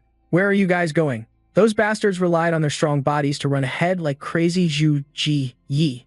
Sorry, we gotta survive. Plus, Li Xin's a weakling who bailed on us. I'll get revenge later. The Lizard Queen got pissed and ordered her minions to attack immediately. She shouted, come here, you damn lizards. But before Junjian could act, Li Jun suddenly attacked the first lizard. It was instantly taken down, leaving her stunned. He strode proudly through the puddle. Lucky I made it in time. He asked Han, you okay? Junjian froze for a few seconds, shaking. She couldn't believe her eyes seeing Li Jun dragging the two traitors toward her, shaking. Tem-min and Lin were knocked out by him. Junjian was anxious. What are you doing here? Before she could finish, she suddenly collapsed. It was dangerous. Luckily, Li Jun caught Junjian carefully in time. He smiled warmly. Rest a bit, leave the rest to me. Li Jun is pissed off. Even though he knows those bastards are scum, running into them in real life makes him want to puke even more. He planned to handle this quietly, but he just can't. He decisively grabs his spear and points it straight at the lizard gang's faces. Then Li Jun throws down the gauntlet, saying, you guys better be my punching bags instead. The system board flashes a serious warning. The Master of Forbidden City shows clear hostility toward the Swamp Duo's Master. The Swamp Master is on high alert against you. Health stats, 236 out of 300. Stamina, 238 out of 300. Strength, 250 out of 300. Agility, 240 out of 300. Special item. Eternal Energy, 495 out of 1000. Mental Power, 300 out of 300. Reputation, 2000. Promising. Relationship with East Heaven is extremely hostile. Schemer, submissive, fairy, intimate. Battle Power status, plus 50. All elemental relationships, plus 70. Magic resistance, plus 35. Eternal Energy Recovery, plus 15. Tech Tree points, 9,680,000 B. He stays calm, calculating how to easily face the king and queen. Best to distribute stats wisely. With his extraordinary ability, Li Jun easily dodges the first strike from the lizard disciple. I got 9 points to allocate. I can boost one stat up to 135 if I focus on it. Next up, dodge the second strike. The lizard race's advantage is speed, so to deal with the king and queen, I better max agility to 300. After buffing his stats, Li Jun leaps out of the swamp, agility increased by 60, stamina by 30, a new item unlocked, strength boosted by 40, then he flips into the air, leaving the lizard stunned. Li Jun dives down like a god. He slams his spear into the ground hard, sending out bursts of spiritual energy that fling the lizard gang high into the air. Suddenly, Li Jun frowns. On the other side, the lizard strongman swings a giant wooden sword to attack, but Li Jun quickly blocked it. In an instant, Li Jun's spear flies wildly, unconscious of a sudden gust. He lunges to grab it, but the lizard strongman takes the chance to throw a strike, but it's too dumb, swinging wildly only to find no one there. That lizard got distracted by Li Jun's voice, not as easy as planned. He's hovering right behind it, huh? Li Jun immediately dives down. First, he knocks off some golden rings from the lizard. Li grits his teeth seeing the final boss, the lizard queen with her golden shield charging in. What a pain. He has to fight 2-on-1, triggering a bunch of system alerts. Defensibility of Lizard Queen Habasa increased by 100. Defensibility of Lizard Queen Habasa increased by 100. Lizard Queen Habasa uses Furious Explosion. Lizard King Urogan uses Differentiation. Li Jun gets distracted by these data flashes, but he quickly regains his focus and dives down. He dodges all the queen's strikes. After wielding her weapon for a while, she's as exhausted as a Yi Zhuwei fruit. Defense boost of Lizard Queen Habasa drops by 100 after using Furious Explosion. Defense boost of Lizard Queen Habasa drops by 200 due to Furious Explosion's aftermath. Li Jun's feeling pretty smug now. The queen can't do anything until she recovers after some time. He seizes the chance to attack first. This is the moment I've been waiting for. The lizard strongman howls loudly seeing his weakness. Li Jun is already standing on the swamp. He just smirks. He charges forward, attacking the lizard strongman first, but his tiny spear is easily blocked whenever the lizard gently raises its sword. The Lizard King's weak spot is the gap during differentiation. After analyzing the lizard's mindset, Li Jun channels spiritual energy into his spear. Sorry, but you're the real target. He swiftly stabs straight into its belly, sending spiritual energy shooting into the sky. Not only that, from the lizard strongman's spot, spiritual energy forms arrows shooting toward the lizard queen, who's too confused to counterattack. But in just a few minutes, the swamp duo's gate is cleared by Li Jun. You've cleared the swamp duo. You've earned 500 million P as a reward. Clearing through the secret path, double reward points activated. You've earned 3.7 U 50,000 P as a reward. You've earned 3.7 U 50,000 P as a reward. A few hours later, at Miram High School, the school's teacher convoy vehicles speed back. Min Sung steps out, still stunned. Huh, what just happened? He falls back, shocked seeing Li Jun's group begging for the trump card but getting shut down, and the two girls can barely lift their heads. Min X Dung rushes over anxiously. You're badly hurt, huh? Good thing you survived. Has the ambulance not arrived yet? Janet was worried about her friend. Jun Jion had collapsed from exhaustion. He felt something was off. The gate was closed. How did you guys get out? That bastard took advantage of the moment to shout his lungs out. Manager, help us. Min Sung looked confused. What's going on? Jenna was filled with rage. Those two used us as bait to escape. If that person hadn't saved us, both me and Junon would have been monster food. She was blunt. I'm planning to tell my family about this and make it public. Min Dung was curious who saved the two of you. But of course, at that moment Jenna was still unconscious, so she couldn't piece things together. I didn't see his face. He helped us up. Right now, that doesn't matter. Get up, hurry, let's get to the hospital. After Jun Guyan got into the ambulance, Jenna still hesitated there. She glanced sideways at those two traitors. Li Jun, sitting on the rooftop, couldn't help but admire. She's pretty sharp. You're just guessing. I think she realized I didn't want to show myself. The elder wasn't surprised either. You're still hiding? Huh? You really are a cautious kid. Li Jun already knew the situation with those two brats. The Forbidden City with its poisonous mountain cliffs and the Iron Blood clan with Junon. Both are pretty influential families. They won't let this slide. He looked down at the bustling city streets. I'm curious how the Divine Power and the Supreme King will show up. At Miram High School, Li Jun worriedly went to visit Jun Guyon at the hospital. Finally, she made a sound. He spoke up. Being friendly is enough to make someone good. Suddenly, Hyuk Jin rushed in yelling, Hey, North Junon. I heard you got hurt. Li Jun saw him panic like that and reminded Junon, who was sleeping, not to stir him up while still pretending to be clueless. Really? You're stunned too? Hyuk Jin was furious, seeing his sister was the victim of the gate problem. Lyson and Tae Min used others as bait to escape. You also froze for a few seconds because of his rebellious attitude. Hyuk Jin was pissed at those crazy bastards. Li Jun was confused when he saw him leave right after arriving. Where are you going? Meanwhile, Hyuk Jin walked off like a CEO ready to get revenge. Seeing him so impulsive, Li Jun stopped him. You don't have to do that. He glared and yelled at him. If I don't do it, who will? But then Hyuk Jin lowered his voice. He stared hard at Li Jun sitting silently. Let me handle it. Li Jun warned, because you never know what could happen. Hyuk Jin was shocked. Is he trying to intimidate me? I knew Li Jun got stronger, but not this much. He was stunned. Could it be he found out who hurt his sister? Jun Jian suddenly spoke, making Hyuk Jin's jaw drop. He anxiously asked, "Are you okay?" She just woke up and hasn't fully recovered. Where is this? Hyuk Jin quickly answered, the school's medical room. Jun Jion sat up. What about poison, Jenna? Are you hurt? Li Jun immediately reassured her. If it's that kind of poison, you're fine. She sighed in relief. Really? That's a relief. Suddenly, her eyes widened. Wait, hold on. Jun Jion frantically twisted his face. You're the one shaking? Li Jun teased. Who else? You act like you saw a ghost. She panicked that he got into that gate. Hyuk Jin wasn't surprised. The gate was already open. He was honest too. I saw it open, so I just ran in. Jun Jion rubbed her temples. Damn, there's so much I want to ask, but I'm too tired now. You're so gentle, just rest more. As soon as she woke up, Hyuk Jin was already here. Well, I'm off then. Hyuk Jin was surprised. What's wrong? Can't you stay a bit longer? But Li Jun was firm. You two talk, uninvited guests gotta leave, right? He left, leaving a heavy silence between the sisters. He immediately turned around to scold. I told you to be friends with decent people.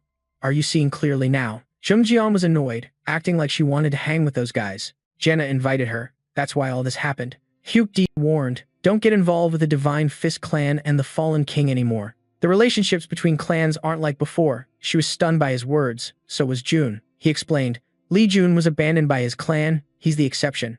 Jun Jion still had many doubts. If that's the case, that's good. But there's one more thing. Even Hyuk Jin was wondering about that. The shaking thing. She was confused. I know. What medicine did he use? He only knew from what his friend told him. According to the shaking, it seems a master taught him martial arts. Thanks to that master, he got stronger. Hearing this, Jun Jian's eyes lit up. What kind of master is that? Did he inherit all of his grandfather's traits? Hyuk Jin was stiff as a board. I only know that much. She felt so disappointed in her little brother. He's good for nothing. So who is it? Who passed down all the power to Jun to give him that strength? I really want to meet that person. Even Hyuk Jin was curious about Li Jun's mysterious helper. If that guy helped Jun get this strong, he must be on the same level as my grandfather. Meanwhile, at a convenience store, Li Jun's crew was celebrating their victory, cheering that Li Jun took first place in the midterm exams. Congrats, they chatted excitedly while Li Jun teased his buddy. Hyuk Jin's paying today. Eat up, everyone. He was confused and lost his cool. What? How did this happen? You said you treat everyone, so I just showed up. Li Jun threw shade. You got second place thanks to me. What are you talking about? Everyone was super hyped, you know? Hearing that, everyone's eyes locked on Hyuk Jin. He was out of options and had to accept it. Fine, I'll pay. Meanwhile, Song Ho was trying to finish the last few bites but got interrupted. Eat up, then meet me on the rooftop. Hyuk Jin saw Li Jun stand up and got anxious. What's with the nervousness? You're acting all cold and fake. Going to the bathroom. Li Jun glanced at everyone, then straight up left without hesitation. Taking the chance, he got close to Han Ju. What are you eating? Let me try a bite. A few hours later at Murim High School, Li Jun kept staring at the news on his phone, attacking Ho Chan Dong. Another defeat, the endless downfall of the Divine Fist clan and the Fallen King. The clan's undefeated gate was broken with just an iron sword. The head professor of the 20 University said in this Ho Chan Dong invasion, Divine Fist and the Fallen King lost. Mr. Ho's car arrived at the rooftop within seconds. Li Jun casually showed up. Mr. Ho's car looked clueless like a cow wearing a hat. Why did you call me? Why not sit with everyone? Then he tossed Song Ho a bunch of magic stones.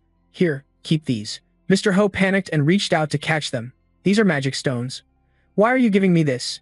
He stared, dumbfounded at the shimmering stones in his hand. Li Jun smiled warmly, giving them back because you followed my orders. Even Song Ho couldn't believe his eyes. Was that really necessary? You're happy. I'm very satisfied. Mr. Ho was polite but said it was too much. One stone is enough. Li Jun laughed like an idiot.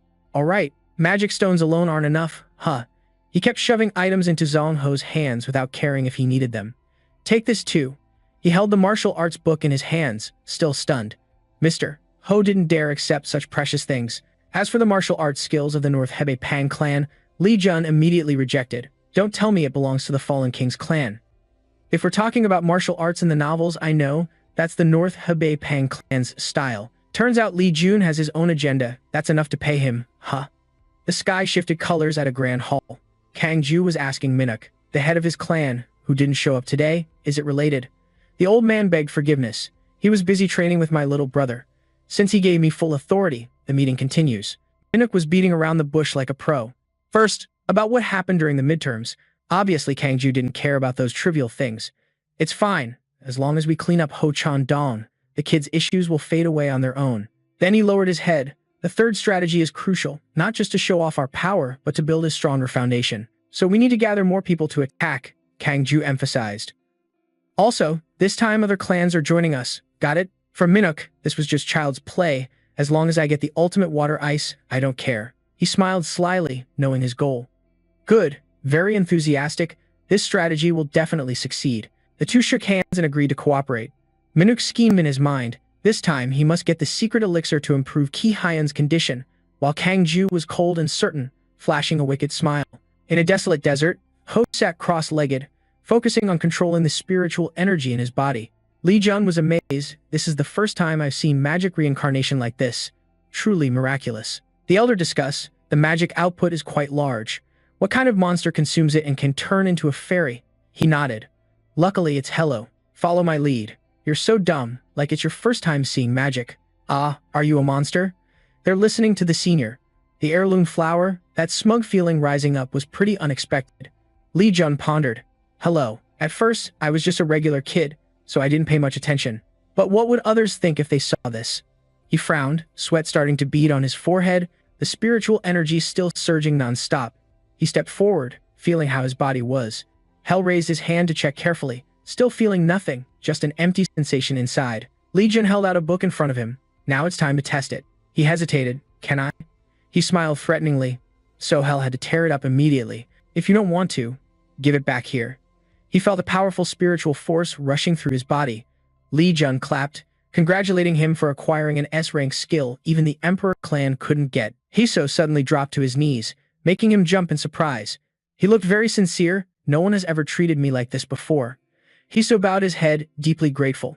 You gave me the courage to become stronger. You trusted me, placing your hand on your chest to repay your trust. I will be absolutely loyal.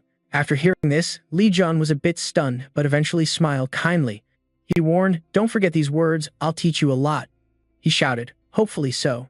Sunlight reflected through the glass window of the tall building. Li Jun put his hands in his pockets, walking down the school hallway.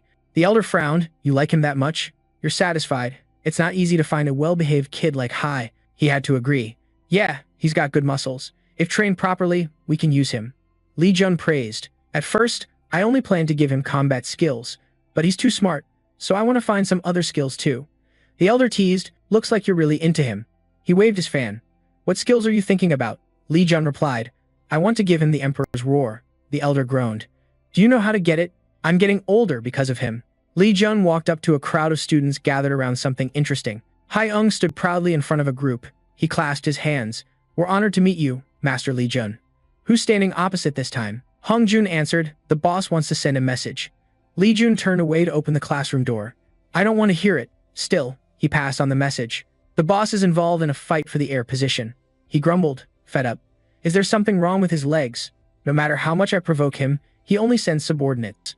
Hai Ung Dun continued. The first mission, he wants you to join the attack on Ho-chan Dong. Li Jun objected. I have no intention of fighting for that position. He stood solemnly there. Members of the clan with spiritual power must obey the boss's orders. He bitterly replied. Am I even a member of that clan? Li Jun slammed the door, ignoring the calls from behind. Master Li Jun, he sat at his desk, looking tired but indifferent. Li Jun propped his chin. You're really good at pissing me off. Dad, you're like a pawn in John Mew's game. Anyway, I have to play through the game my dad set up. Such a pain. Li Jun pondered. How do I escape my dad's and the clan's control? Hanju walked in looking curious. What's up with the class atmosphere? He startled and turned around. She was there with Bai and Syej, gathered by the classroom door. Li Jun stared at Hanju. Henizo has a place called the Wonderful Land, that's Johnny Wang. He hurried over. Henizo, can you talk to me for a bit? Li Jun looked mysterious. This is something very important I mentioned before. She stood still, expression unchanged but seemed hesitant. Hanju strode forward, leave the two girls with confused looks. Important matter? The schoolyard was wide, warm sunlight shining through lush green trees. The two sat on a bench. She asked, What do you want? Li Jun looked serious, talking to the president. I agree to that deal. Hanju was stunned for a moment. Seriously, you surprise me. I guess it's because of your divine power, right? She probed. What do you want to do? Li Jun calmly explained. I said before what I need is exclusive access to the gate. Hanju crossed her arms. Li Jun, I need your name. You're weird. Why my name? She closed her eyes slightly. You mean to justify joining the divine clan. If I let you in without a reason, the assassins will react fiercely. Li Jun replied, understood. Things to know when joining the divine clan. There's a very common rule in the divine clan to support those who become assassins. That's the exclusive gate. The assassins hired to hunt at the gate split the profits 80-20 with the Shinchi clan. Li Jun hands over his business card, saying, let's form a relationship where we can support each other under the assassin title. Hanju accepts it well. Li Jun thinks. That's a creative law different from today's era, valuing blood relatives. She's busy texting nonstop, gotta tell you this. He looks a bit down but has a pretty big flaw. Li Jun suggests, to build a good relationship for the future, I'll help you solve a problem in your clan. Hanju is still glued to her phone. Li Jun calmly explains, you know, the assassins hired have been planted in other clans. She jumps up, stunned. How did you do that? Li Jun continues, Li Hun has connections with Puwang Doga. Meanwhile, Big Dun is tied to the Sin Lui clan. By any means, you have to find a solution, but you can't, right? Li Jun throws out a sweet deal. I can give you the lone blood technique, something that's been sought after for years in Shinchi. Hanju is still shocked when another blow hits. No way, you really have it? Li Jun glances around like he's trying to communicate with the elder through his eyes. He turns with a smug look. You could say that. A white porcelain teapot sits neatly on the table with a cup of hot tea. Hanju and Minsung sit opposite each other in the office, his face reflected in the tea. Ju, is it real? She sits up straight. Yes, Li Jun, I know the situation of my clan. Minsung scratches his chin thoughtfully. The truth is, the assassin is connected to another faction. The master tried to keep it from leaking out. But really, what can I do? Hanju adds on. And over there they said they share the lone blood technique with your side on the condition of joining the clan. He listens, stunned. Li Jun holds the lone blood technique. If so, wouldn't Li Jun suffer an even bigger loss? She lowers her eyes softly. Fangji will leak special info anytime. What they need is support. That's what you gotta overcome. Hanju looks up and asks, what does Master plan to do? Minsung smirks. It's obvious. Later, ask for Li Jun's help. Scene shifts to a sandy desert. The sky is clear, perfect for training. Li Jun stands with hands on hips. Damn. Someone got here first. Under a palm tree, Hu sits cross-legged, training hard. His eyes close tight, pure spiritual energy radiates. You complain you can't train everywhere. I opened a portal in a virtual room. How do I get into that gate? Like you're the only one living here. The elder beside adds, glad to see you training hard. Suddenly, Li Jun's eyes light up. What's that? He's shocked seeing Hazel's magic power. Is it because the magic power is spilling out the gate? He doesn't know he's reached level 2. The elder hovers nearby preaching. Right. His soul is pure and clear. In other words, it's totally different from the pure magic that exists in the house of Trong Ho. It's called courage. Lion looks up, sensing the strong spiritual energy radiating from him. Pure magic spreads through the air, but I think I have the same ability to help him. The elder narrows his eyes. That's why I told you if you want to train, do it here, don't be everywhere. He replies casually. Yeah, got it. I'll boost my stats a bit. The system shows skill points of 680,000 P. Physical strength 236 out of 300. Divine power 268 out of 300. Strength 295 out of 300. Agility 300 out of 300. Special classification internal attack 495 out of 1000. Mental power 300 out of 300. Reputation 486. Li Jun calculates he's about to hit AA rank. If I raise all stats to 300, can I get AA? He wonders which one to boost first. He scratches his chin thoughtfully. First, adjust all to 300. Li Jun turns back confused. What's so funny? The elder covers his mouth.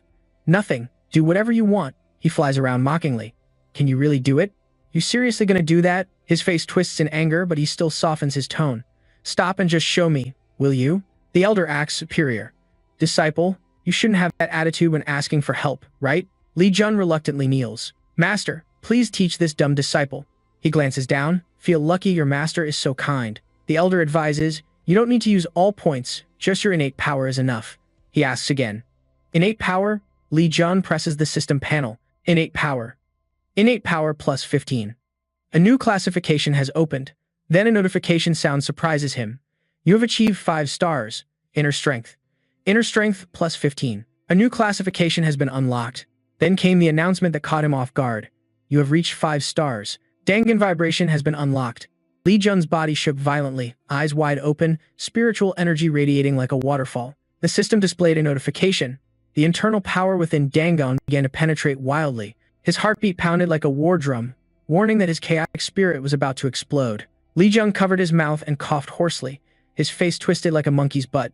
He spat out a mouthful of bright red blood onto the yellow sand. Li Jun looked dazed. If this keeps up, I'm gonna die. He gritted his teeth like he was enduring unbearable pain. Li Jun clutched his chest. No way. I can't die like this. The system sounded an alert. Your endurance is continuously increasing. His heart felt like it was about to burst from this terrifying power surge. The system kept announcing, Dangan has expanded. The endurance limit has risen. All abilities increased by 50, gaining new body enhancements, restoring internal energy that was drained. Finally done. Li Jun raised his hand and stared intently, froze for 5 seconds, then collapsed onto the sand. I'm dead. The elder asked, how does the 5-star upgrade feel? Li Jun groaned, dizzy as hell, like he was about to die again. The old man sighed helplessly. Now only Dangan level remained. Li Jun asked warily, at Muram High School's item storage, Minung handed each student an item. He received a pair of ice gloves. SEJ stared blankly, inspecting the acupuncture needles on his hand. That's a far-off dream for you. He sighed in relief.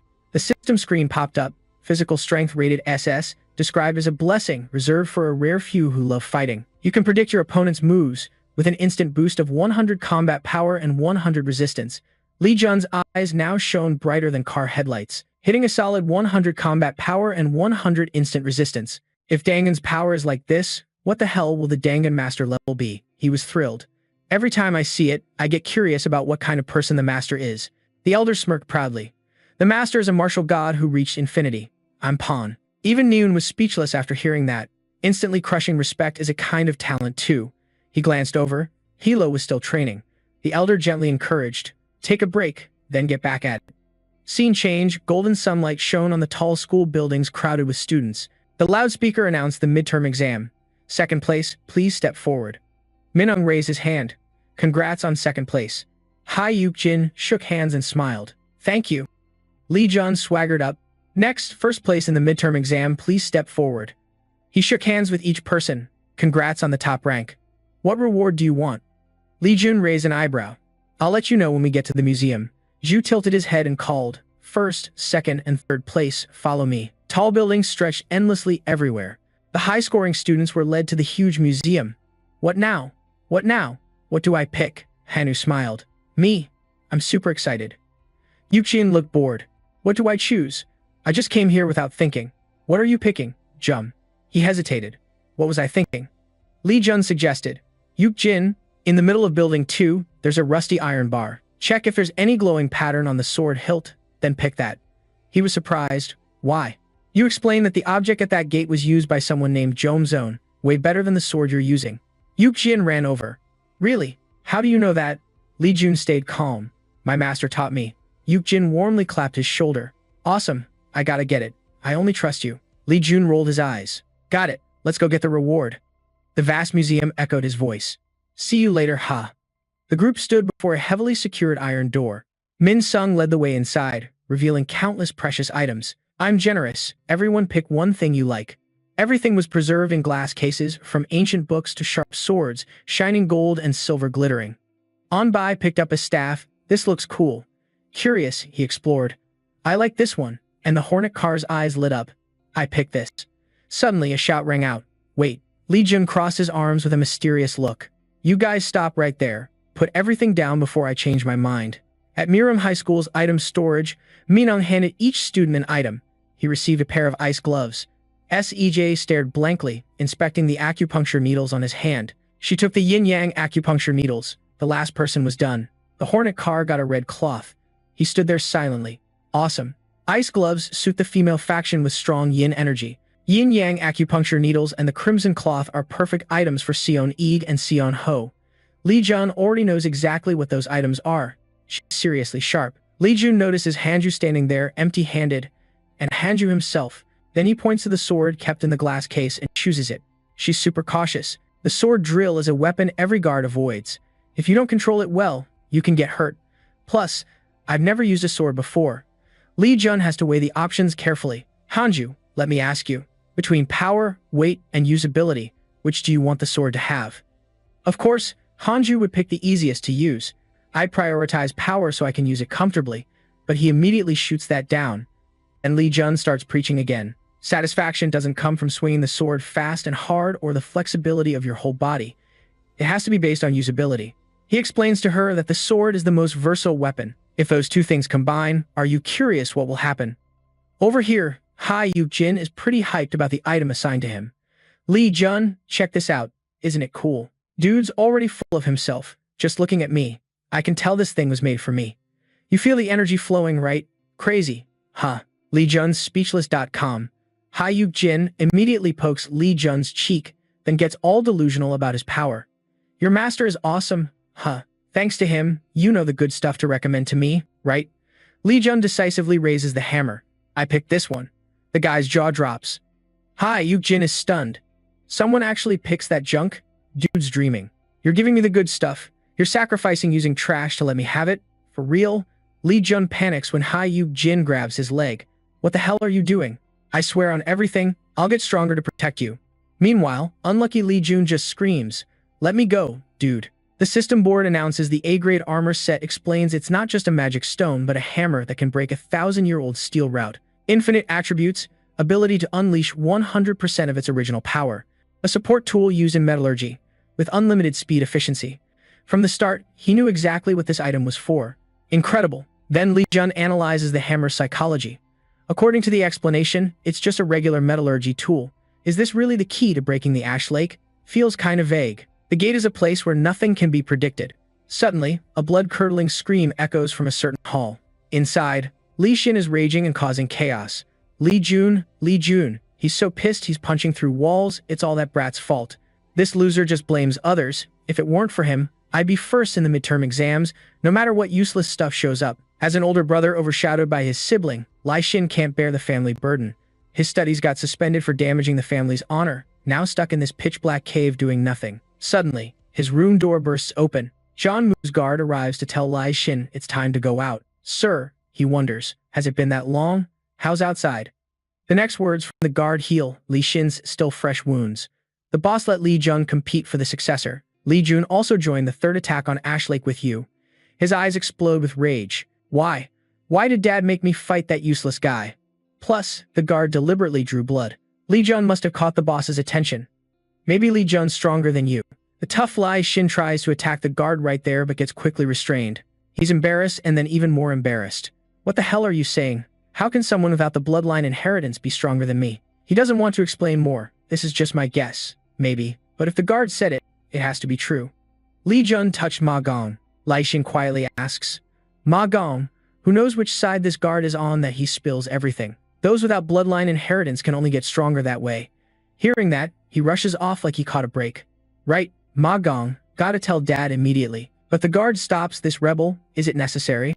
The guard warns if you handle this directly, your dad will definitely come see you. He then pulls out a precious gem I, Zhu, Ji, and Yi prepared for you. The gem glows brightly inside the tin box. This is the power you desire. Li Xin is initially stunned. The power I desire. But just seconds later, he quickly grabs the item. At the same time, the broadcast was live streaming the upcoming clash between the clans. The third attack on Ho Chan Dung that everyone had been waiting for was finally here.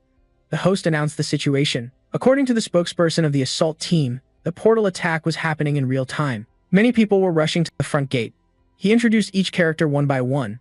The clans participating in this attack included Lion, Biang, followed by Shin Ji and Zhou Hokyeon. This battle included some veteran members. Not only that, he also signaled that this would be the fiercest fight in history. This was a massive assault force of 200 people, totaling 800 per clan.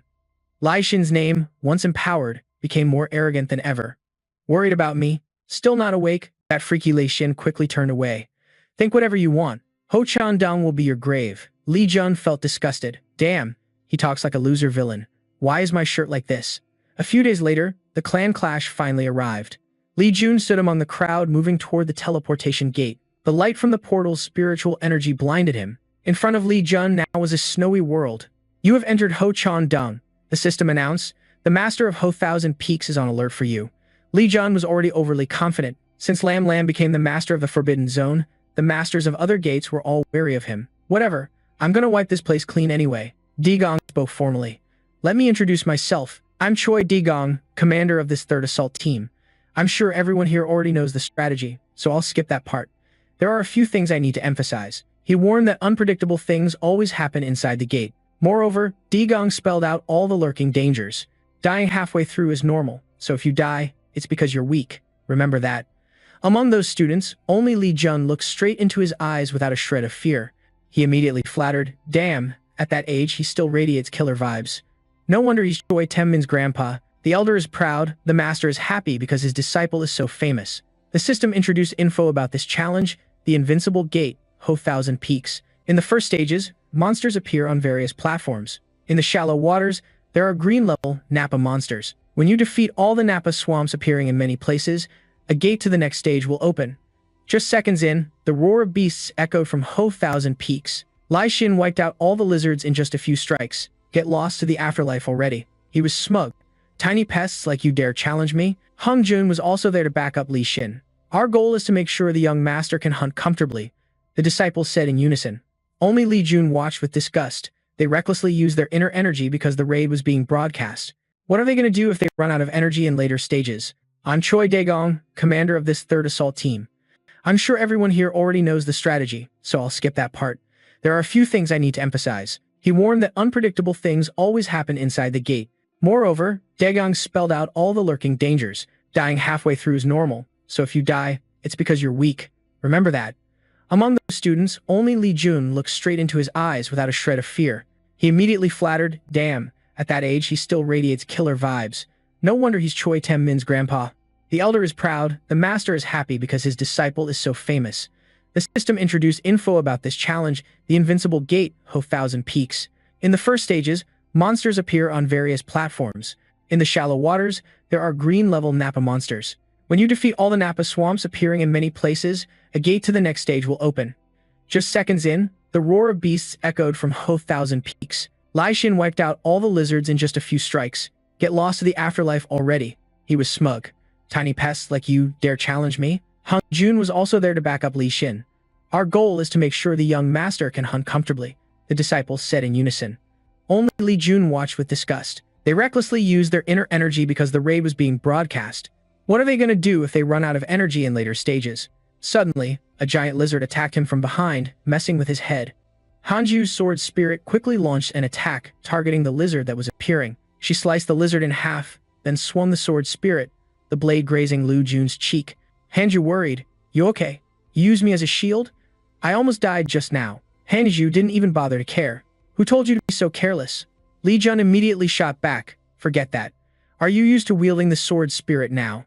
Hanju answered honestly, yeah, it's still kinda tough, but now I can swing it faster. He was sweating buckets seeing that pool of blood on the floor. For a moment, he didn't sense Joe's sword coming close. Li Jun shivered, remembering the moment his cheek bled. It was insanely fast. Even a genius like him had to admire her. No wonder they always called her a prodigy. The two of them stood chatting for a while. Students from different clans had cleared the first few obstacles at the lake. Daegong stood on the cliff, amazed. They said the real essence of divine power was all in the Heavenly Kings group. They weren't exaggerating. He was a bit worried about his grandson's abilities. Choi Taemin and the Black Lion squad fought well too, but compared to the leader of the Heavenly Kings, Si Hyung Jun still had a long way to go. Daegong watched Hyung Jun closely among the lizard warriors, noting his smart energy control, innate skills, support abilities, and how he highlighted his divine power without showing off his own strength. With a bit of luck, he could reach A rank. This old dude clearly underestimated the talent. It was a shame he hadn't praised him earlier in the Divine Power clan. Then DG's eyes darted around, but he dismissed it. Li Jun, that kid, was really pitiful. Instead of using clan martial arts, he just swung a spear everywhere. Daegong just couldn't figure it out. Lion and Min said he defeated the lizard and controlled it. Just judging a person by a spear, he really couldn't imagine it. Meanwhile, Li Jun was teasing Hanju happily. Don't cut us again, okay? I'll cut your tongue off. Daegong immediately guessed wildly. If that was true, he must have used some dirty trick. He said seriously. You think you can survive after messing with the Lord clan? A few hours later, the lizard warriors of Tepar were all defeated by these students without a single one left. Daegong stepped forward to praise. Well done, we've safely cleared the first stage. He announced moving on to the second stage. The system instantly displayed data for the upcoming stage. The second stage of the Thousand Peaks Lake was full of traps and obstacle eggs, a huge river made of heavenly water. Each drop weighed 1,600 kilograms. You had to safely cross a small stone bridge connected along the stream. If you didn't step on the stones following the stone pattern, countless obstacles would appear. The system warned it would try to kill anyone trying to cross the bridge. The system alerted that if you made a small mistake and fell into the water, or if you jumped into the water to escape obstacles, even the strongest awakened would face huge pressure. The alarm warned they would be crushed and vanish without a trace. The immortal elder's eyes dazzled at the sparkling water flowing before him. Oh, there's heavenly water here too. Li Jun was puzzled. Does Master's Place have heavenly water? The elder smiled. Of course. Heavenly water is also the habitat of the 10,000-year-old golden turtle I raise. He wondered, a 10,000-year-old golden turtle? Isn't that a Heian Mu mythical creature? The immortal elder puffed his chest proudly. Yeah, a turtle with a body made entirely of gold. He showed off. I planned to use it for elixir medicine, but it was so cute I kept it. Li Jun thought the opposite. I'd rather die than be golden. If it were me, I'd do the same to survive. Over here, Dagon gave orders. All right, all Zhu, Ji, Yi Zhu prepare. Commander Hun Guo set up the formation. Commander Hun Guo obeyed perfectly. She spread out 3 talisman leaves. The formation was set. Each contestant was equipped with a shared skill. Water resistance increased by 30%. He encouraged, anyone want to be the vanguard? The students were silent, no one spoke. Jung Gaian suddenly raised her hand, catching everyone's attention. She was full of determination. The Sword Mountain clan will go first. Dagon was about to speak. Then send someone ahead, or you jump in their throat. No, I'll go myself. Jun Jian was proud. No one in my clan is a Zhu, Ji, Yi, Zhu coward. My grandfather always told me to set an example. He had to stiffen up. Dagon cursed silently inside, this stubborn girl. But outside he had to keep the civilized act. I really did ask for trouble. Fine. Good luck. The immortal elder was worried. You just gonna leave it like that? Isn't that your best friend? Li Jun wasn't surprised. Don't worry, he didn't even care, and turned away. I'll find something. At that moment, Jun Jiun stepped up boldly first. She wondered if standing on the rock too long would make it sink. Jun Jian was confused about what to do next. If I stay on the rock for about 2 seconds, I'll fall into the water. She quickly jumped from one stone to another. Suddenly, Li Jun's voice rang out, making Jun Jian turn around instinctively. Sis, listen carefully to what I'm about to say. He carefully guided her step by step. Look at the sharp rock jutting out in front of you. Stop there. Jun Jian followed the instructions. Immediately, water columns surged violently. She started to get flustered. A column of water rose from where she stood, but Li Jun reassured her, don't panic.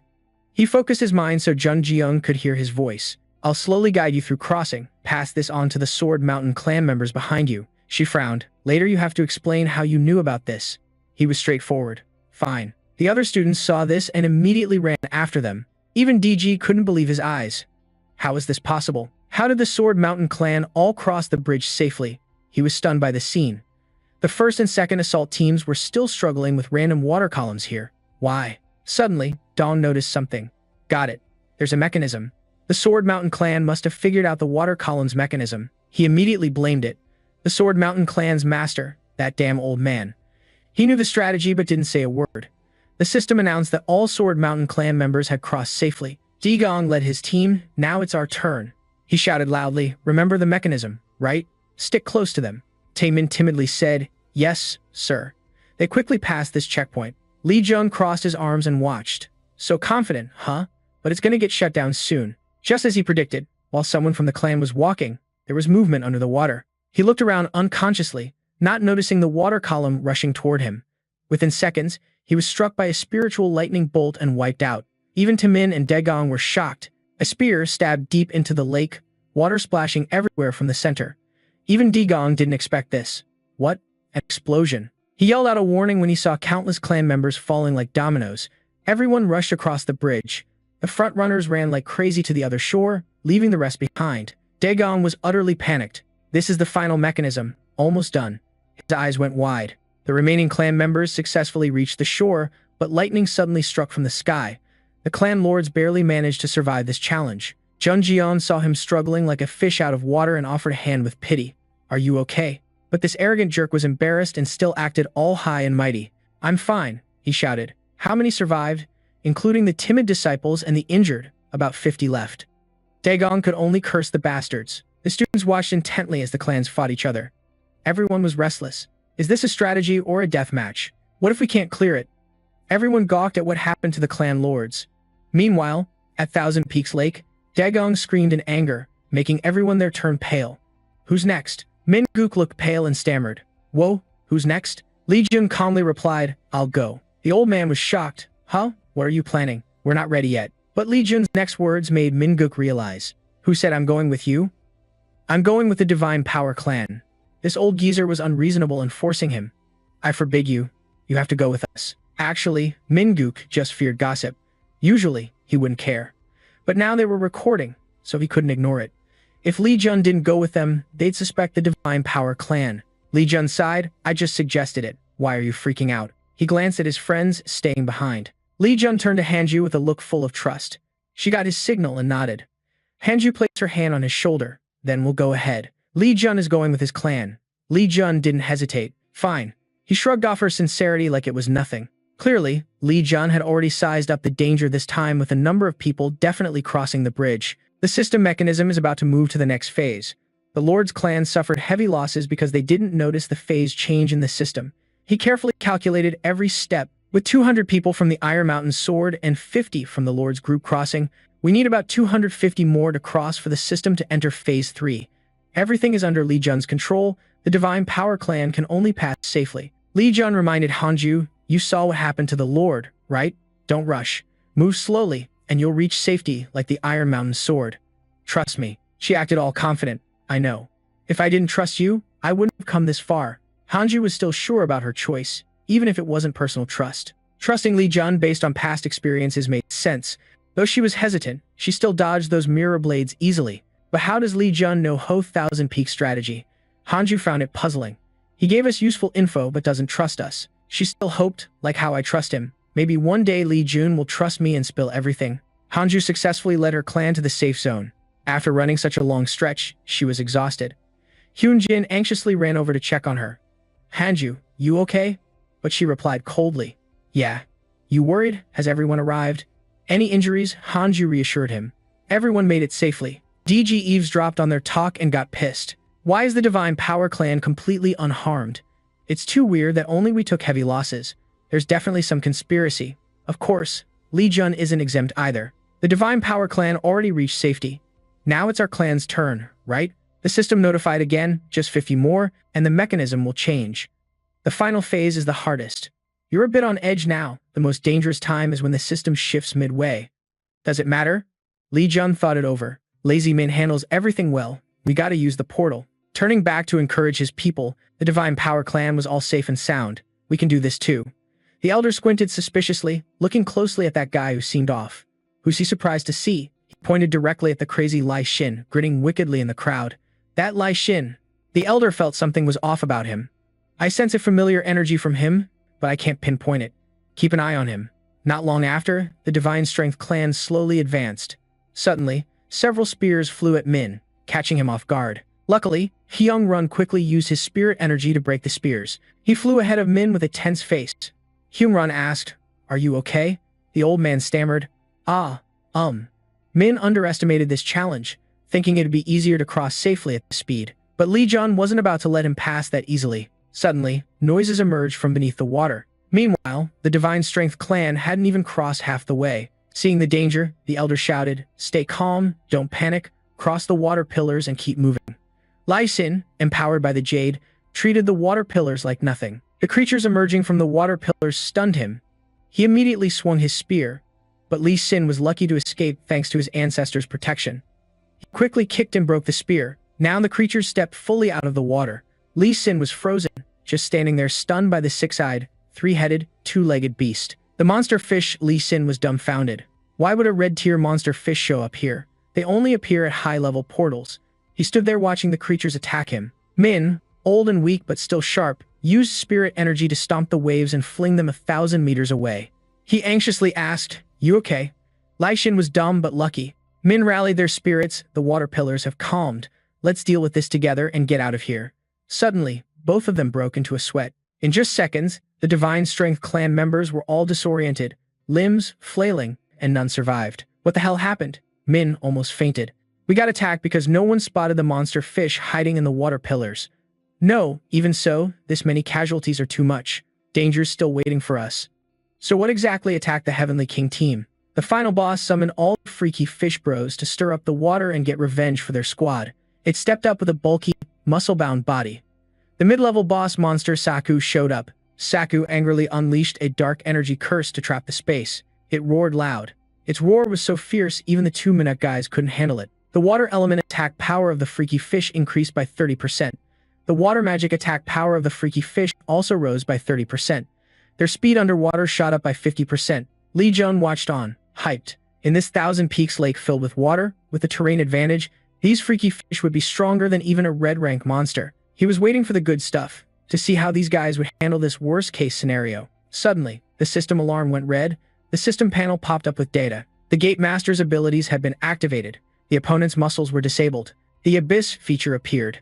The unique ability of the Primal Divine Magic, Kin Fa, was activated. The Kin Fa skill of Primal Divine Magic and the Abyss combined. He was stunned. The passive Kin Fa skill was activating. But why now? Lee Jun stared blankly at Saku's group. He couldn't figure out why the situation flipped. Saku was now wary of the Gate Master.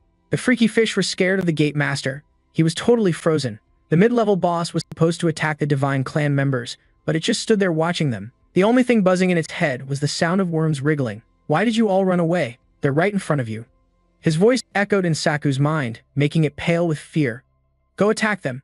Jump in now.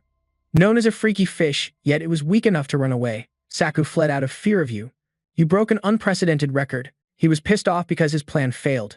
You got double the reward. You earned 2 million points as a prize. You earned 2 million points as a prize. Lee Jun just looked down at the 1,000 Peaks lake and snorted. These idiots, you got the Gray-Eyed Assassin title.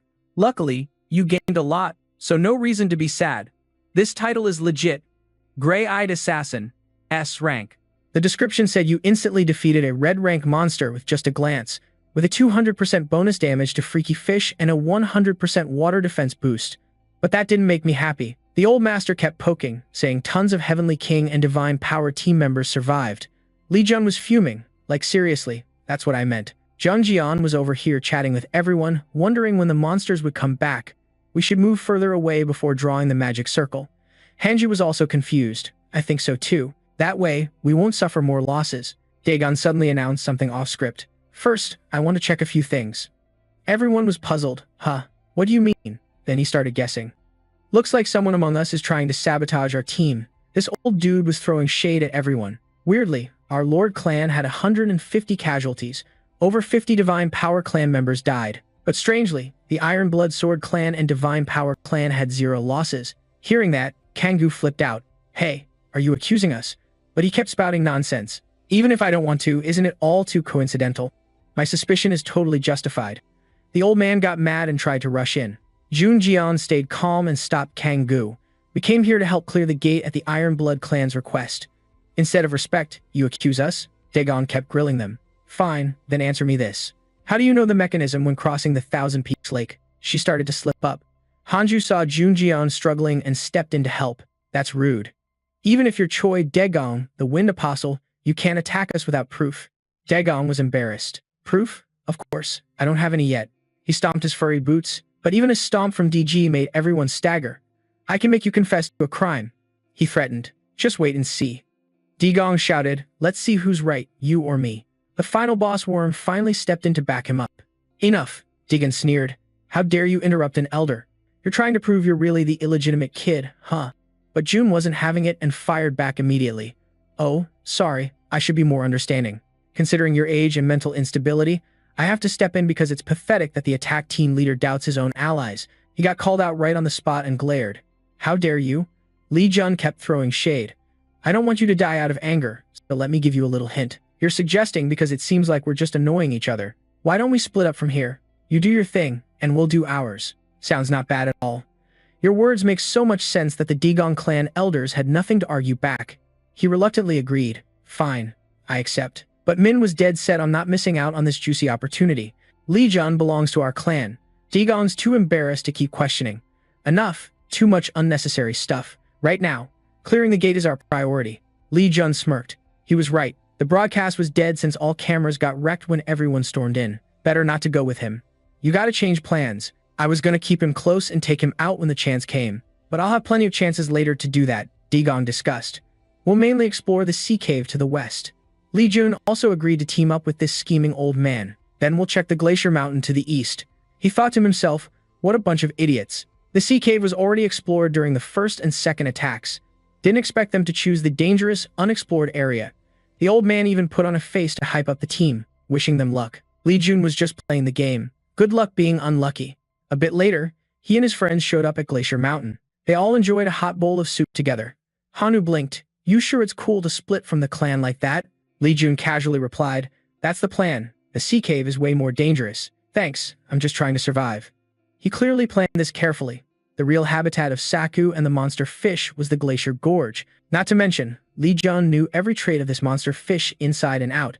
If they knew he was here, they'd just run back to the Thousand Peaks Lake. But the sea cave's different. He knew perfectly well the owner of that place was the natural enemy of the Nago-chi monster fish. They were giant spider monsters that gave off chills instead of poison. Li Jun just sat back eating his hot soup. Sneaking into their lair was like feeding a cat some butter. He reminded everyone to listen up. There's a shortcut to the fourth section of this gorge. It requires a special item to get there, and I have it. Li Jun laid out the plan clearly. Your job is to cover me. Jun Jian's eyes went wide. Seriously? Where'd you get that info? She asked a tough question, and his face immediately darkened. I got it from the dark world. Jun Jian reluctantly agreed. Alright, I trust you. Li Jun quickly slurped a spoon of hot soup after escaping death. Thank God. Suddenly, he started coughing hard. Hanju, what did you put in here? When Jun Jian's voice rose, he had to shut up. Boiled pineapple. The Glacier Gorge had more and more snow falling daily, and everyone gathered here. Jun Jian scanned the scene. Turns out this was where the monster fish hung out. Best not to let our guard down. Li Jun was dead. Sure, they're all around here. She was confused. It's just a frozen lake. He emphasized. I told you. There's a shortcut. Suddenly, a lightning flash appeared. The flags in Glacier Gorge dropped, signaling a full-scale attack. Yu Jin panicked, Li Jun, and Jun Jian screamed. Li Jun, what are you doing? If it makes noise, the monsters will find us. At the same time, Kanji Gu let out a blood-curdling scream. Something's up. The Saku are ready to fight the two monster fish clans that showed up. Hanju got into battle stance. All Zhu, Ji, Yi prepared to fight, but he wasn't scared at all. They wouldn't do anything. The Saku suddenly darkened their faces. Li Jun grabbed a hammer and charged like a god, smashing down to crack the secret path beneath the ice. Once upon a time, there was a legend. It started the day a man broke the invincible Thousand Peaks Lake. The man was a craftsman from the Zhao Du clan. The secret path Li Jun knew was thanks to this hammer. While everyone was struggling to find the next route, he tried fixing his weapon, and the hammer's impact made the ground open up. Exactly. It was the path where the glacier water was stored. After he slammed the hammer down hard, cracks slowly appeared. Ice chunks split apart, forcing everyone to spread out. Watch out, it's collapsing. Hook-Sin panicked hard. Run. What are you doing? But Li Jun stood there cool as a CEO. What do you mean? Just follow me. You don't get what I'm saying. What? Follow you? Suddenly, Li Jun jumps into the water, leaving everyone else behind. Jun Jian is terrified. What the hell is going on? Hanju freaks out. Did he just fall in? That dumbass Hao Jin just rushes in without thinking, so he's got to follow blindly. Jun Jian is out of options and signals everyone. Everyone, get in the water. Hurry up. The rest jump in after Li Jun. Only now does she realize this isn't heavenly water, just normal water. Jun Jian looks up at Li Jun and Hao Jin, who are floating. He waves for everyone to follow. The two clans swim together like a school of fish following their leader. After a while, Li Jun finally leads everyone to safety. They're all exhausted like wrung-out rags. Yizhu drags each heavy step onto solid ground. Jun Jun is wiped out. Come on, Jun, next time give a heads up before you pull some stunt like that. I almost fell out there, yet you're laughing. You better apologize, but surprises can be fun. Just don't throw in too many or someone's gonna end up dead for real. The two clans follow the diamond path into a massive cave. Li Jun announces, we're here. He explains this is the secret route to the boss's chambers. Everyone buzzes with excitement. He's right. How does he even know this? Li Jun confidently steps forward to check the door. He warns everyone to step back. This is dangerous. Li Jun swiftly pounds on the door. In a flash, the gate to the secret passage finally swings open. The system announces, you've discovered the secret route. You've earned 550,000 points as a reward. He leads everyone deeper inside. Jun Jian is amazed. All this is mana stone. Even Hugh Jin is dazzled. This is the first time I've seen so many stones at once. Hanju inspects the bright blue stones closely. They must be super pure. Each one's worth at least 1 million. Lee Jun catches her thoughts and advises, if you want, just take them now, but you're too shy. I don't have the collecting skill, but you're using some psychological trick. The others are trying too. No one here has the collecting skill anyway. It'd be a waste to leave all these stones behind. Let's kill the boss first and come back later. Jun Jian worries about the whole crew. Jun, do you think we have enough people? This is the Thousand Peaks Lake boss. Should we call for backup? Nothing can faze Lee Jun. No, we're good. We've got more than enough. He stares down Kim Kwai seriously. At that moment, the Thousand Peaks Lake boss awakens from a nightmarish slumber. It can't attack us yet. Meanwhile, in the sea cave, the Digong clan is surrounded by the Nagochi. One clan member is already caught in their net. Get off. He grits his teeth trying to break free, but luck's not on his side. The unlucky guy is swarmed by the Nagochi. Daegong sweats bullets standing there. The Nagochi, still hungry after their feast, move on to attack the others. Min-guk screams to retreat, and Tae-min panics too. No good, all exits are blocked. The old man chills to the bone. The 200-strong expedition is down to half. Meanwhile, the Nagochi numbers keep growing. In a blink, they appear to devour Min-guk alive. Still, Daegong doesn't flinch. Lai Minuk, you got it? The spider swarm makes him stammer. Huh? What? He insists on an answer. Answer me through telepathy. Do you have a regression stone? Min-guk stammers. Of course, I even beg for one. Daegong gets ready. Then Ju Ji Izu, get ready. I think we should use our subordinates as bait and use the regression stone. That stone the old man mentioned is a one-time emergency item that can save your life at a critical moment. It's an insanely valuable emergency item created by a foreign witch clan. The cowardly Mien Go clutches the regression stone in his hand. That's why ordinary awakened ones never get to touch it in their lifetime. Only the big shots from clans who enter dangerous gates can get their hands on it. The old man is terrified. He wants him to use it now. Min-guk, use yourself. Just us? What about the others? Daegong's eyes widen. He wants everyone to die together. His intimidating attitude makes the old man shrink back. That's not what I meant. Daegong twists the mood. I know what you're worried about. If your divine power dies, your status in the clan will vanish too. He steps forward and whispers in the old man's ear, but you can rebuild everything. I'll help you. I'll do whatever it takes just to survive this place. Min-guk retracted his trunk. Please remember to keep your word. The clan disciples were fighting fiercely. They turned around to see Daegong and those two bastards quickly leaving with regression stones, abandoning their teammates. Daegong, are you abandoning us? So cold and heartless, pretending to be all about family love. One day, I'll definitely get revenge for you guys. Then those three bastards disappeared without a trace. The unlucky ones could only stay and wait for death. Even Hung-jun, who once saved Min-guk when he was about to be swallowed by stone pillars, was mercilessly left to be picked apart. What can Duck do? Just then, Guj arrived, and Hung-jun didn't know what else to say. Lai Shin seemed to have a good vibe towards him. He pulled out the last regression stone and handed it to the guy, saying, I still have one more thing to do. If you die, he'll definitely be sad. You should go instead of me. Gujeon played the act to the end. Leader, but actually, he was just faking it. Thanks a lot, man. The leader, that crazy dude, left without even looking back. Everyone's spirits were crushed under the Nagochi swarm's attack. It's over for us now. We're gonna die here. Hung-jun shouted to boost morale. Heavenly King, listen up. You light the fire. Don't forget. Our mission is to serve the divine clan. Hung-jun yelled. Now, we're going to check if Lee Jun is still alive. He encouraged everyone. Weapons raised, ready to fight. Those who fail won't be forgiven. That's why everyone was fired up with fighting spirit. We'll follow you to the end. Leader Lee Jun suddenly froze. He looked dazed, and the elder explained, that's the energy of the royal clan. Lee Jun fell into deep thought. No one but his father knew how to properly use the Heavenly King's divine power. Although Li Xin was learning it too, there's no way he could control such powerful energy. Suddenly, Li Jun remembered something. Wait, there's one more person. The Heavenly King squad leader was originally the deputy leader of the Divine Fist Alliance. Finally, Li Jun recalled this important figure, Si Hyung Jun, but he was still sure about his thoughts, though it felt a bit weird. One Nagochi isn't enough to make Si Hyung Jun show his true power. The elder could only guess. Maybe it's something else. Li Jun was already predicting like a seer. Anyway, the boss hasn't attacked yet, so why don't we go check it out? Hanu asked, where are you planning to go? He casually replied, just looking around. The elder was confused. Wait, who's the boss here that hasn't shown up yet? That's unusual. Li Jun muttered unconsciously. Maybe she can't leave the country because she's brooding over eggs. She's called the 1,000-year golden turtle, but the elder threw a tomato at his ear. What? Li Jun jumped up. startled. What's going on? And you? I feel insulted. The elder said, I told you. My pet is a 1,000-year golden turtle. That's when Li Jun remembered what his master said. His mind was a total mess. Hey, don't say the master thinks this boss is the pet he once raised. Logically, that can't happen. First, it's been over 1,000 years.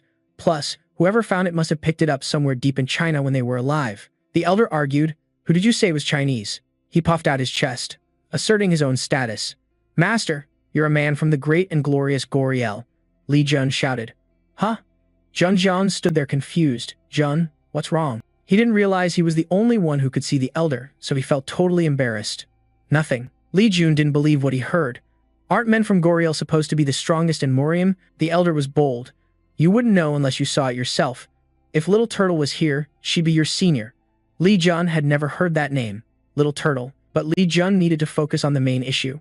Let's go find Si Hyung Jun first. He thought the name sounded even worse than his own Lam Lam. In the sea cave, the Divine Clan's #1 was trapped by Nagochi webs. The number of tough ancestors matched the number of spiders getting their heads blown off. Only 5 clan members were left now. A Nagochi charged at them. Hung Jun was quickly overwhelmed by its physical strength and speed. His arms were tightly grabbed. Hung Jun's chance of survival was hanging by a thread. He struggled with all his might to break free. His hands bulged with veins fiercely. A clueless Nagochi was about to be ambushed by Zhu, Ji, and Yi from behind. Hung Jun swiftly turned and punched it to pieces. Hello, how much strength did you pack into those punches and the way you took them down? In no time, Hyung Jun quickly wiped out that bunch of Nagochi. Even Li Jun had to be amazed. The Nagochi's web must be so tough that no amount of force could tear it. Yet, he ripped it in half like it was nothing. The elder couldn't help but be impressed. Hyung Jun had to use all his strength. He tried to hunt down those bastards in the crowd, but where were the others? I can't sense your energy or DGs. Li Jun thought he'd get a decent show against those 2 jerks. Nagochi eat very little. After satisfying their hunger, they retreat back to their nest and don't come out for a while. Someone like Choi Daegong would definitely try to survive to prove himself to his subordinates, so I planned to wipe him out while they were busy fighting. But when you look closely, it all makes sense now. Li Jun, the smart one, caught on to their plan. They must have used regression stones to escape. Their minions were just bait. He was pissed off for those poor subordinates. Li Jun shouted his lungs out until he had no strength left to curse. He was so mad he clawed at the wall hard. Are they even human? How could they just abandon their own subordinates and run? Li Jun exploded with rage at these scum of society. Down below, Hyung Jun was exhausted from fighting the Nagochi. In just a few seconds, he got ambushed by one that wrapped tightly around his throat. Hyung Jun's whole body trembled as he was dragged away without a second thought. In this life or death moment, he faced a bloodthirsty Nagochi. It was about to swallow Hyung Jun whole. Its saliva dripped down his pitiful face. The Nagochi grabbed Hyung Jun with its claw and started chewing fiercely. Luckily, one of the disciples struck it just in time and turned the tide. He anxiously asked the leader if he was okay. Hyung Jun was sweating bullets. I'm fine. Hyung Jun looked at his trembling hands. I've killed hundreds of Nagochi already. My inner strength is almost gone. He tried to psych himself up, but there were only a few left. Just a bit more and the others could escape. Hyung Jun was helpless. I'm running out of inner strength. The disciples behind him said in unison. Yeah, we know. From now on, just leave it to us, but he refused. Hyung Jun was ready to sacrifice himself for the clan. I'll make a path. You guys use it to escape. One disciple tried to stop the leader but got kicked by a Nagochi. No way. The leader immediately crushed it with his muscular arm. That Nagochi was gone in a second. He entrusted them with his trust. That was my final order. Please follow it. Everyone's faces darkened, and they all said together, no. This time we refused to obey. Hyung Jun was so exhausted he could barely stand. You guys are idiots. All talk but scared as hell. Who's going first? Yulin suddenly volunteered. Let me do it. Maybe he wanted to pay for his sins. See you in the next life, leader. Yulin rushed forward, but Hyung Jun jumped down and grabbed his shirt. Yulin got pissed and yelled. He's so damn mad. Who did that? The leader smirked. Who gave you permission to die? Yulin broke out in cold sweat. You're the one, he shouted. Li Jun. Yulin trembled like a leaf. How did you get here? Li Jun threatened him. You dare point your finger at me. Want me to beat you up some more? Everyone froze at Li Jun's sharp entrance. You sound so annoying. Let's see what's going on here. Li Jun gave him a disdainful look. Hyung Jun was defeated and could only exchange a few polite words. You're still alive, talking in riddles, while I'm about to die. No treatment. He hesitated. I used it all up. Li Jun acted all high and mighty. I thought it wasn't necessary, so I didn't bring any. He slammed his spear into the ice floor. Fine then. Li Jun stepped forward. I'll kill them all before you die. He coolly challenged the bloodthirsty Nagochi. So what should I do with you guys now? The elder wondered. Not gonna use the primal divine technique? Li Jun got punched. No. It's better to show them how my muscles pop and how strong this new skill is. Li Jun unleashed a storm of spiritual energy. The Heavenly King Divine technique was activated. He charged forward at lightning speed. In the first few seconds, the Nagachi and the city were wiped out clean, yet Li Jun didn't even feel a thing. His legs kicked swiftly at the spider monsters' faces. Then Li Jun grabbed and controlled the beasts with his hands. He swung his arm, unleashing a fierce stream of spiritual energy. The henchmen were totally freaked out. Oh man, the Heavenly King Divine technique. Even Hyung-jun couldn't hide his shock. No, that move wasn't just the Heavenly King Divine technique. It had to be him. Just stare at that electric force silhouette. The Supreme Heavenly King Divine technique. The Nagoshi gang saw most of their teammates taken down and started shaking like crazy. They freaked out, only knowing to scatter like cockroaches. Of course, Li Jun was dead set on not letting these wild beasts off. He tore through each one like a maniac. Li Jun taunted, "Where are you running off to?" Not just that, he even caressed the Zhu claw. Ji, Yi Zhu, about to snap it. If you want to live, don't go messing with anyone from the start. Li Jun put on that fake friendly face. After clearing out the shrimp squad, his neck was killing him. Li Jun stood on the rock pillar like a god, not expecting to waste energy on this crap. The henchmen were shocked and couldn't shut up. He immediately ordered, "What are you standing there like statues for? Not gonna pick up those items." The henchman cowered. "Yes, sir." Li Jun ran over to check on the leader, Hyung-jun. "How you holding up? Why are we listening to Li Jun?" "To stay alive," Hyung-jun answered calmly.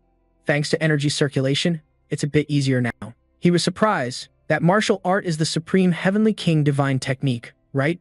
Li Jun was shocked. "How'd you recognize it?" Hyung-jun spilled all his guesses. "At first, I was skeptical, but I guessed right." "How did you learn the Supreme Heavenly King Divine technique?" Li Jun didn't come clean, just talk big. "I just suddenly got it." Hyung-jun was confused. "But why show me the Supreme Heavenly King Divine technique?" Li Jun didn't hesitate because it was him. He recounted everything. His subordinates wouldn't want to serve El Min and Lai Shin anymore, the ones who abandoned them, and he wasn't the type to ignore their opinions. Li Jun convinced the leader to leave the clan. "Hyung-jun, why not come with me?" Hyung-jun was stunned by this kind of crazy offer. At first, he just grabbed Li Jun's hand to help him up, but Hyung-jun still hesitated. "I'll think about it." Li Jun got impatient. "Too slow. I'm not waiting forever." He'd already figured out the leader's game. "You'll report this to my dad, right?" The guy nodded like crazy. "Yeah, Li Jun's bragging nature is something even lightning can't fix. That's exactly what I wanted." He advised the leader to talk to his subordinates. They're worried he might pass out again. "Do something." The henchmen, scared of who knows what, huddled so tight they couldn't even squeeze through. Hyung-jun watched this scene with satisfaction. He was deeply grateful. "Thanks, Li Jun." The elder wondered, why let him go? This was a perfect chance to pull them to our side, wasn't it? Li Jun was chill. "Whatever, it won't change his mind anyway," he explained to his master. "He only serves my dad. He's the only loyal one in that clan. And I'm not the person they want." Li Jun already had a plan in his head. "But what I want is Li Shin's downfall. The Heavenly King team turning their backs, the organization protecting the heir. That'll hit Li Shin hard." The elder shyly covered his face. "As long as you get your goal, I'm happy. You're just delusional about your power." Is the master worried about his disciple? Man, it's a blessing to have such a great master. Li Jun's attitude made the elder lose his cool. "Don't mess with me, you little devil." Li Jun wondered, now that things are smooth, what's going on outside? A few hours later, the teleport gate lit up again, signaling someone was coming back. A flash appeared in the middle of the gate. That damn Daegong led his crew. The people around cheered. It's the ruthless team. They're back.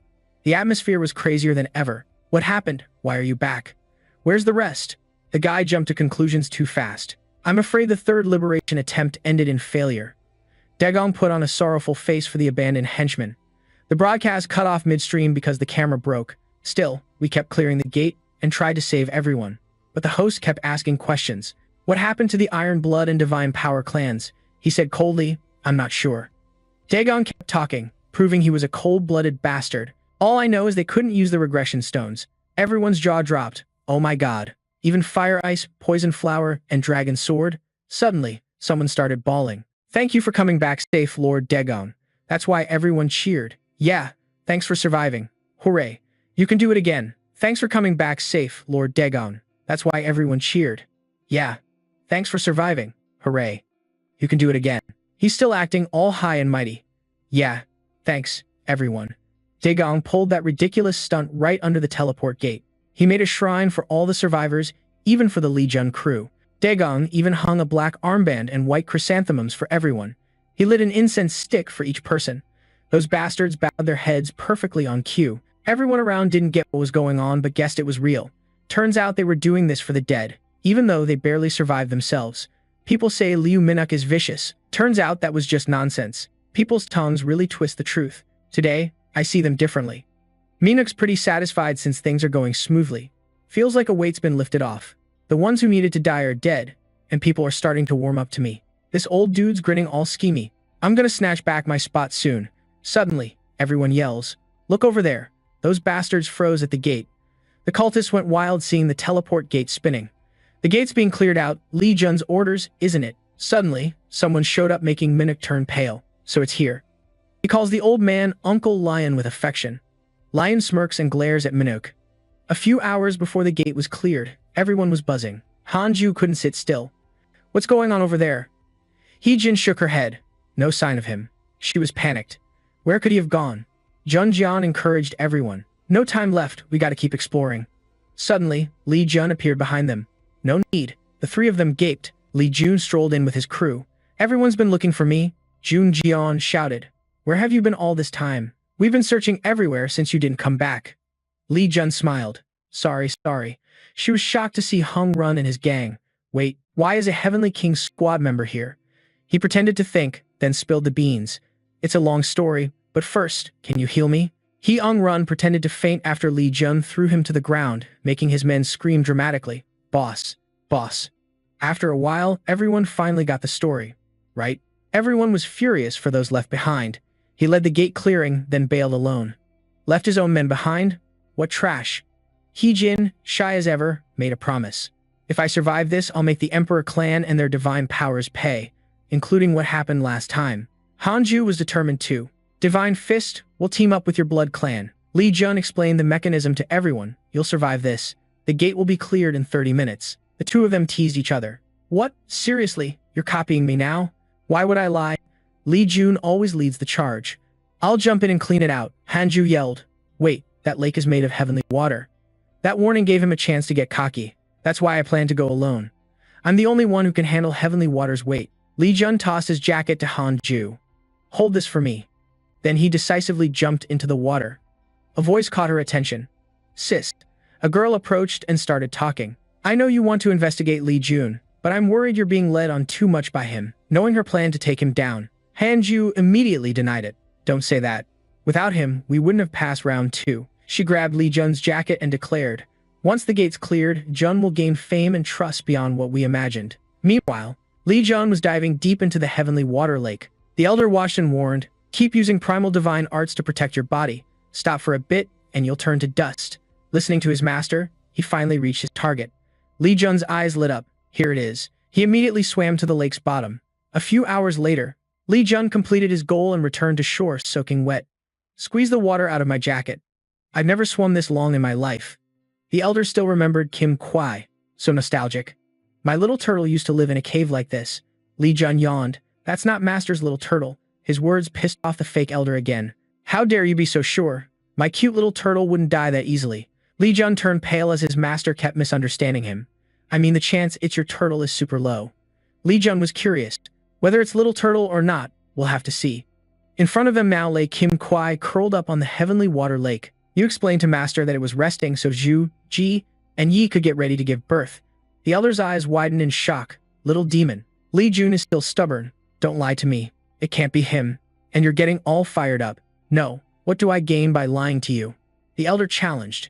If you don't believe me, try using the primordial divine technique. Little demon really likes the energy of the primordial divine technique, so I threatened him.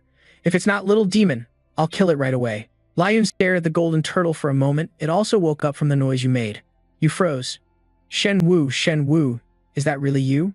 The elder excitedly ran over to reunite with the golden turtle. Little demon, he's emotional. Shen Wu. The golden turtle sobbed. Why did you leave me? Do you know how lonely I've been? He gently patted his head. I'm sorry. Little demon. Lee Jun couldn't believe his eyes. How could this be? He never expected it. Even if you live 1,000 years, you'd understand. But how is he inside the gate, as the gate's master? And the elder is still clinging to the golden turtle. What have you been through? He felt so heartbroken. I came back home after searching for so long, but the world had flipped upside down. Elder Kang Chao, you suffered so much for me. The golden turtle was happy too, but now you're here. I'm really glad. Sorry. The elder was full of sorrow. Little demon, and he was moved too. Shen Wu, while they were both choked up, where the hell did Li Jun come rushing in from? Sorry, I know you two reunited after 1,000 years, but let me say something. This grumpy old man, how dare you butt in between your master and your senior? What are you asking? The elder firmly defended the golden turtle. I told you already. Little demon was my disciple long before you. You have to respect her. She's happy. You're the best. Li Jun was embarrassed by his master and just turned away, thinking after all, it's just an animal. Fine then. You spoke up. So what do we do with this gate now? Do we need to kill the turtle? No, kill the boss to clear the gate. He cut in, no worries. The elder grinned wickedly. I've got a plan. Li Jun clasped his hands in prayer. That's my master. You got a plan from the start. What is it? The elder acted all knowledgeable as he folded his fan and combined the gates you used. Huh? So it's that? The elder angrily threw the fan at you. Huh? So it's that? What do you mean? Who told you to expect too much? Li Jun was fed up. I thought it would be something impressive. He scratched his head. But I can only own 2 gates. I even promised the fairies that once things settled down, I'd let them go home. He suggested. Then why not ask the fairies? Li Jun proposed if they refuse, you have to find another way. The elder quickly pushed you into the barrier. Yeah, go ask. At the SUM garden, the Waiwa treat them like capitalist slaves. You stepped out, everyone. They were startled and turned around. Master Li Jun, with a forced smile, I have some bad news for everyone. Yom asked what it was, but then stopped. Wait, they're thinking about the worst possible things. He's not telling us to go back there, right? After settling here, we like living here better than in the fairy tale garden. Catch me if you can. Fresh air, lush flowers, and friends to hang with. You sighed. Sorry, but everyone has to keep living here. At the same time, the flowers all said in unison, please don't chase us away. After hearing that, Li Jun's face went blank, not understanding what they were doing, and they looked up shocked and confused. What are you suspicious about? Why would I kick you out? He stammered. Didn't you want to abandon us because we're no longer useful? Li Jun was helpless. I want you all to keep living here. The Yomo flowers sighed in relief. What a scare. Now we like life here better than in the fairy tale garden. Do whatever you want there. The system beeped. The fairies request to be completely yours. Do you agree? You agreed. Part of the fairies now fully belong to you. Your affinity with the fairies has increased. You received 1,800 reputation points. You smiled and stepped into the barrier. Thanks. You guys keep doing your thing. The elder patted the golden turtle's head. What did they say? Li Jun looked relieved. Luckily, they like the blue lake stirring spot, so I can ditch the fairy tale garden now. He clenched his fist. That's great. Hurry up and make this gate yours. You quickly replied. Got it. The system announced the 1,000-year-old golden turtle requests to be completely yours. Do you agree? You can't expand your territory because of Lam Lam's rank. You can choose the 1,000-peak lake by removing one of these territories. Blue lake stirring spot, fairy tale garden. Li Jun stared intently at the board. You've cleared the fairy tale garden. You become the new master of the 1,000 Peaks Lake. You receive items belonging to the gate. He grabbed the book, a grade A+ stone. The system introduced the Empire's Supreme Chain Blade. Li clenched the book tightly, thinking he had to give it to Yahello. The Empire's Supreme Chain Blade. The Elder Immortal stroked the golden turtle. We found Little Turtle and the martial art you wanted. One shot, done and dusted. He muttered, nothing left to take. It has to be the 1 arrow 3 eagles flag. Li Jun's face showed unmatched greed. Honestly, if I could, I'd also take the golden turtle's energy crystal. His eyes lit up a bit, lips curled into a slight smirk. The shimmering water, cold to the bone, flowed before Li Jun. But greed leads to trouble, so I'll just take the glacier water. That's enough. The system chimed right after the bottle was half full. You took the glacier water. He raised the glass bottle. Lam Nam's gonna love this. Li Jun strode out of the cave. I don't want to keep them waiting too long. Can we head back now? Goodbye. He thought about his friends. Back to everyone. The system chimed again. You've cleared the 1,000 Peaks Lake. Li Jun faced Min's pale, threatening face. I was looking for you because you were nowhere to be found. He sneered with contempt. But here I am. Li Jun looked down, creating an invisible pressure. The old man shouted angrily. How are you still alive? He smirked proudly. What do you mean? We killed the boss and survived. Reporters caught wind of the hot news and rushed over. Hear that? 1,000 Peaks Lake has been wiped clean. Buzzing like a swarm of angry bees. What are you standing there for? Go interview them. One by one, they stepped forward to chat. You cleared the gate? One held a mic, another a camera. What kind of monster was the boss? Questions poured in like a flood. The expedition leader said a team member died. Please tell us what happened. Li Jun answered vaguely. I don't even know where to start. You won't believe what went down inside. His eyes deliberately flicked toward Minuk. First, let me tell you about those who fled the gate. Li Jun slowly spoke each word. They have. The old man rushed forward trying to snatch the mic from his hand. Wait. Minuk, the coward, knelt down. We thought you all had died, so we used stones. Didn't expect you to survive and come back. I'm so glad. Li Jun grimaced and stepped back. Don't be like that. You started the conflict by saying someone from the Ironblood Sword and Divine Skill factions deliberately sabotaged the expedition. The nearby crowd whispered, what's he saying? What happened when the camera broke? A bold reporter stepped forward. What exactly happened inside? Li Jun replied, that's a good question. He pushed the old man's ugly face.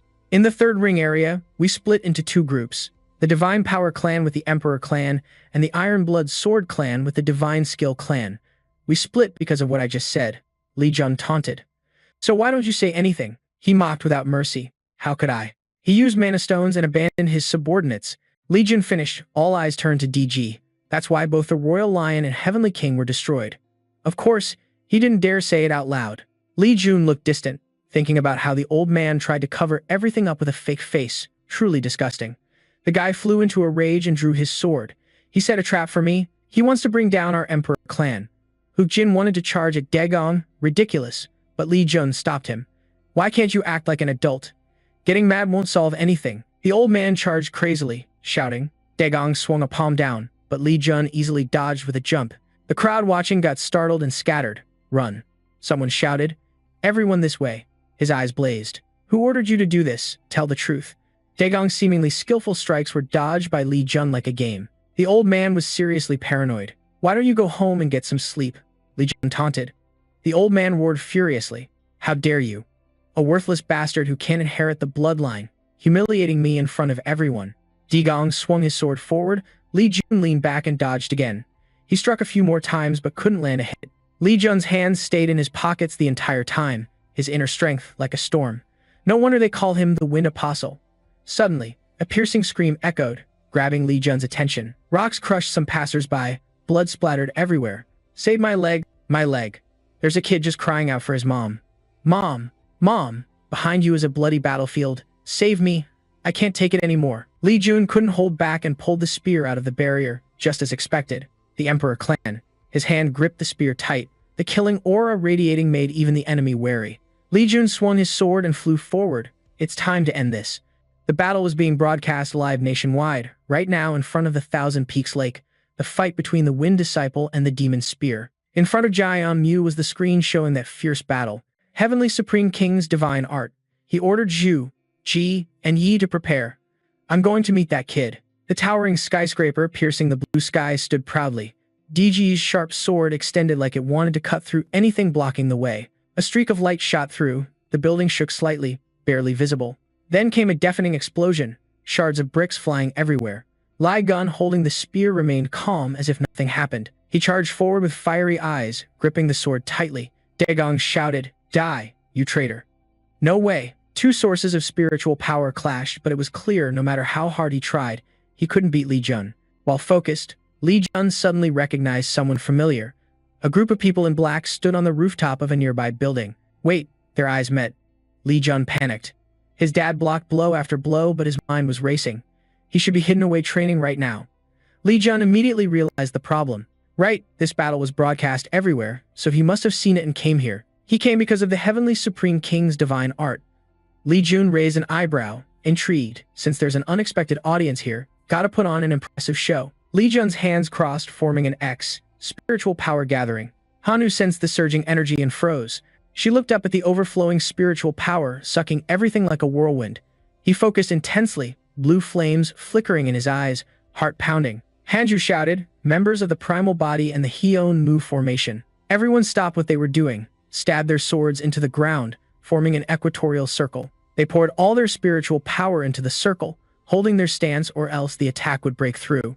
The whole city lit up with a huge blue spiritual power circle. Li Jun's spiritual energy now burned bright red, eyes wide, staring straight ahead. Jian Mu looked up, confused. That was a mocking smile from Li Jun raising his hand. Digong's fist swung the sword. "Hey, you dare?" he yelled in despair. "I'm from the Emperor clan, Choi Digong, wine disciple." Li Jun punched straight into the sword with no fear for even a second. A blinding light appeared in the ruined city like a last salvation. Then came a thunderous explosion. Orange smoke rose into the sky. She tried to calm everyone down. "Hang in there. Just hold on." Zhang Jian grabbed Hook Jian's collar so the wind wouldn't blow him off Mars. She opened her eyes wide. No way. Everyone looked up together. What was that? Dust and smoke billowed up. Li Jun's figure slowly emerged from the smoke. He glared at Digong. Then Li Jun smiled. "Thanks for joining the stage I created." He glared at the defeated old man kneeling before him. "Choi Digong, wine disciple," he guessed. "You've gotten the Heavenly Supreme King's divine art." Suddenly, Jian Mu stepped forward. Li Jun immediately turned and threw a sarcastic jab. "I see it now. I know my son is stubborn, so no beating around the bush. I know you noticed. I want to say a few words, but there are too many eyes here. I'll get straight to the point." Jian Mu held out his hand. "Go home." Li Jun stepped out of the dust cloud. He still hadn't changed. "I'm stubborn. I'm not going back to that house." He frowned deeply. "Do you know what you're saying?" Jian Mu pretended to lecture. "You just made the Emperor clan your enemy after destroying the Wind Disciple." "No, no way. How do you plan to fix the aftermath alone?" Li Jun sneered with contempt. "I told you, you haven't changed a bit. Just be honest." He hit the nail on the head. "That you're afraid I'll die with the Heavenly Supreme King's divine art. That you fear losing the Heavenly Supreme King's divine art you've been searching for all this time." His face darkened. "Don't let emotions control you. If you get caught up in trivial memories," but Li Jun cut him off immediately. "I can handle the aftermath." He didn't respect the father who gave birth to him. The divine clan had already accepted him as one of their own. Then Li Jun turned away, leaving Jian Mu standing there. "I have nothing more to say. I'm leaving." He swore to the heavens, "The truth that you are my son will never change. You're gonna have to come back home eventually." Jian Mu stared at his stubborn son's back, determined to get him back to headquarters looking like his usual thriving self. Inside the meeting room, John Seo slammed the table in anger. "Say something," he snapped. "Keeping quiet won't solve anything." Then his gaze flicked over to Jian Mu with a tone full of authority before settling back on the calm expression that started to darken. The tyrant. Seeing this, Jig quickly stopped Joe from speaking. "Sword King, chill out. Fist King, tyrant, if you two still refuse to cooperate, we have no other choice." Hearing that, the old man smirked involuntarily. "No other choice? Huh? So you're planning to attack our Emperor clan?" He yelled furiously at Kangoo, who asked for help in the Thousand Peak Lake incident from the start. Hyun suddenly spoke up. "Even as an outsider, I think the Thousand Peak Lake situation has gone way too far." He grew serious. "Our Lone Abyss already refused the Emperor clan's help in the Twin Swamp. If we also join the attack on Thousand Peak Lake, just imagining it is terrifying. The Emperor clan and the Divine Power basically betrayed the clan alliance." Immediately, Hyun's presence radiated intense killing intent. "You two have to take responsibility for this."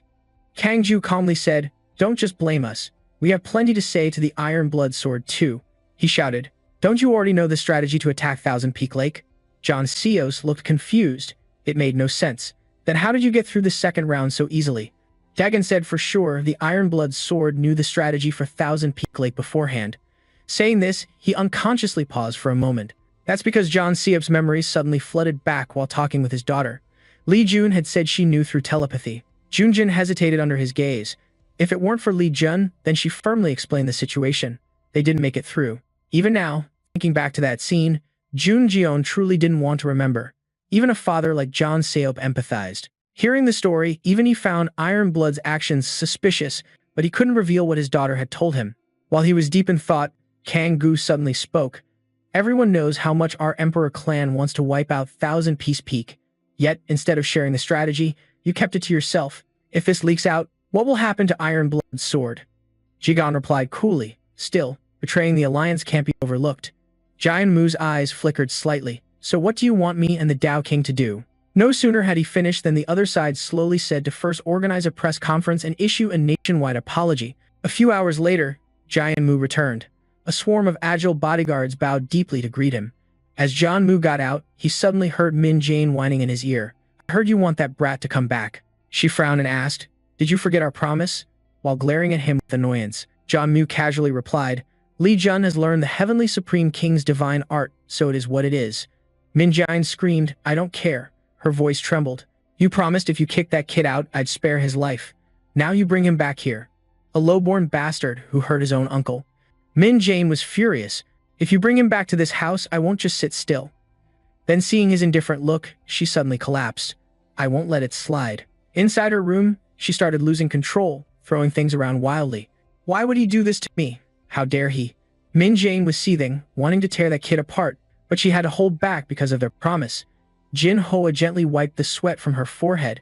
If she kept getting angry, that beautiful face would get all wrinkled. Min Jane calmed down, then asked, Nanny, what do you do when someone breaks a promise? The woman replied calmly, If it were me, I'd make them pay for daring to do that. Hearing this, she smiled. Right? That's the way to go, isn't it? Jin Hoa agreed, of course. Suddenly, Minin stepped forward and hugged her tightly. Nanny, you're the only one I trust. She looked up to ask, so you'll take care of Li Jun for me, right? Jin Hoa gave a meaningful smile. Leave the mistress to me. Oh, and I'll make sure to handle that person too. When she left the room, Jin Hoa instructed the staff to keep quiet so the mistress could rest.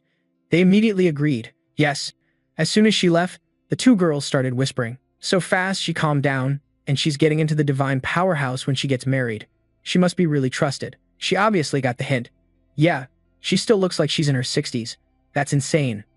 Then she suddenly paused. Hey, have you heard that rumor yet? The other person looked puzzled. What rumor? She leaned close to the person next to her about Mrs. Vu, then lowered her voice. They say she's been the nanny of the young mistress since birth and her appearance hasn't changed at all. Meanwhile, somewhere in the school, Hai Yu Jin teased. God Li Jun, mastering the Heavenly King divine technique, something even the Fist King couldn't achieve, chose the clan's divine skill instead of his own clan's power. He looked at Li Jun, who seemed about to explode, and asked, What's this Winsect annihilation technique? That power? He shyly snapped, Shut up. Haven't you read enough already? You can read silently without making noise. Hai Yu Jin suddenly got hyped. But it's awesome that everyone recognizes Jun's potential. Then he turned to the person beside him. Right? Ho chimed in, Yeah, I think so too. Li Jun was momentarily helpless. Even you, Ho. While joking around, he suddenly stopped. Oh, the press conference is about to start. You guys want to watch? Hai Yu Jin joined in. Is it that late already? Nervous. Let's watch. Li Jun flat out refused. No way, I'm gonna catch some sleep. He chuckled. Don't tell me you want me to open it for you. Both ignored him and started watching the press conference about the Thousand Peaks Lake attack, the Divine Power Clan, and the Emperor Clan. John Mew spoke up. Everything that happened at Thousand Peaks Lake is entirely the fault of our Divine Power Clan and the Emperor Clan. He seriously said, On behalf of my brother and son, I apologize for this unforgivable act. Suddenly, a reporter raised his hand to ask, Are you apologizing to the clans involved or to the public for deceiving them? Kanju quickly answered, It was all our negligence. The reporter questioned, So both are true. Old Fod ignored and turned away. Any more questions? Hai Yu Jin immediately noticed that blatant disdain, and the person beside him agreed. That's shameful. Suddenly, John Mew saw another reporter wanting to ask a question and invited him. He spoke with suspicion. Is it really true that Zhu, Ji, Yi are at fault? The Emperor Clan is offering the Demon Sword as the prize for the upcoming Heavenly Martial Arts Tournament. Everyone was shocked by that question, but he calmly looked forward, then admitted it, which made the atmosphere even more lively. Yes, that's true. Hai Yu Jin suddenly got super excited. Did I hear that right? The prize for the Heavenly Martial Arts Tournament is the Demon Sword. Ho, next to him, was equally stunned. Really? The next second, Li Jun suddenly woke up and slapped Hai Yu Jin. He stared at the screen in disbelief. How could this be? Li Jun was so shocked he was speechless. The Demon Sword suddenly triggered memories taking him back to the Heavenly Martial Arts Tournament. The MC announced the winner of this year's Heavenly Martial Arts Tournament with 0 casualties was. Then he solemnly introduced Longsword from the Iron Blood Sword clan, North Hai Yu Jin. At the same time, they announced an additional prize, the map of the Black Gate region, known as the Blood Tomb God and Sword River Bow. As soon as the MC finished, everyone around the arena got hyped and cheered. Even Li Jun, standing at the back, enthusiastically clapped. He thought about the prize, which was supposed to be the Jangbo sword. That was one of the reasons he stayed at the school. So why did the prize change to the Demon Sword? More precisely, without the Jangbo sword, entering the Blood Tomb Gate would be impossible. And since this item was something they also coveted, Li Jun was a bit suspicious, but the Demon Sword was also something he desired, right? Even if it had nothing to do with the Blood God. Suddenly, Hai Yu Jin popped up behind Li Jun. Then he grabbed the phone back. Call me if you need me. He smiled awkwardly. Ah, sorry, I got startled. Then he fell into thought again. The prize changed, not sure if that's good or bad. What do you think, Master? Seeing the elder didn't say anything, Li Jun called again. Master, what did you say? He replied, I asked what you think about the prize change. The other calmly answered, whatever it is, it belongs to you, so why worry? Li Jun doubted. Really? He sat in a corner giggling. Master finally admits my strength. On this side, the elder looked a bit concerned about the demon sword. Maybe thinking about it, he stopped. Well, we'll see soon enough. After a while, when the weather cleared, Li Jun finally decided to head into the forest to find Lam Lam. He looked around searching. Lam Lam. Lam Lam. After looking for a while and not finding it, Li Jun wondered, where are you hiding? Suddenly, from behind the trees, a pair of sharp eyes flashed. The next second, Lam Lam immediately charged at him, leaving him stunned. Li Jun quickly hugged it tightly. There you are, Lam Lam. Lam Lam's eyes shone brightly. Nah, nah, nah. He understood and refused, saying he didn't want to play hide and seek in the backyard. Seeing its gloomy face, Li Jun told him not to be disappointed. They'd do something more fun. Then he took out a bottle of heavenly water and asked if it was ready. Li Jun instantly infused yin energy into the bottle. Right after finishing, he poured the heavenly water down and looked at Lam Lam, signaling, drink this. As it drank directly, the system notified that Lam Lam absorbed the yin energy from the heavenly water. Very quickly, the system sounded again. Lam Lam started absorbing the yin energy. It immediately transformed back into the form of a nine-tailed tiger. Li Jun stood there witnessing this scene, slightly surprised, and confirmed, this energy is stronger than I thought. The elder replied, it's a divine elixir taken from Xiao Gui's habitat.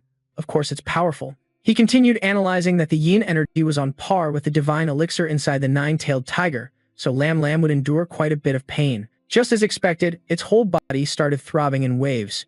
Li Jun's eyes showed no ripple. He could only stand there watching.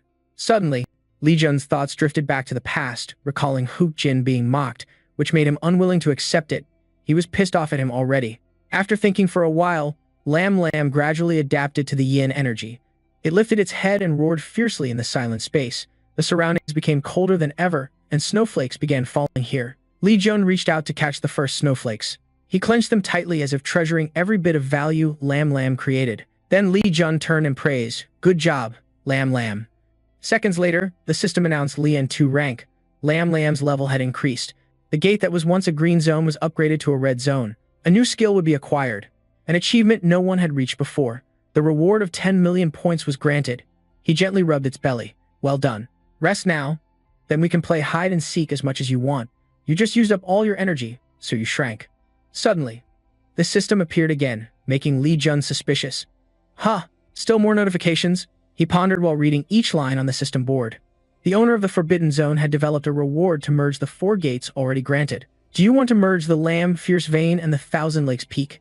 This came too fast, so Li Jun hesitated a bit. Suddenly, the system silently transported him to a snowy area mixed with wild mountains. What the hell is this? Li Jun was shocked, realizing he couldn't increase the number of gates owned but could merge them. Is that even allowed?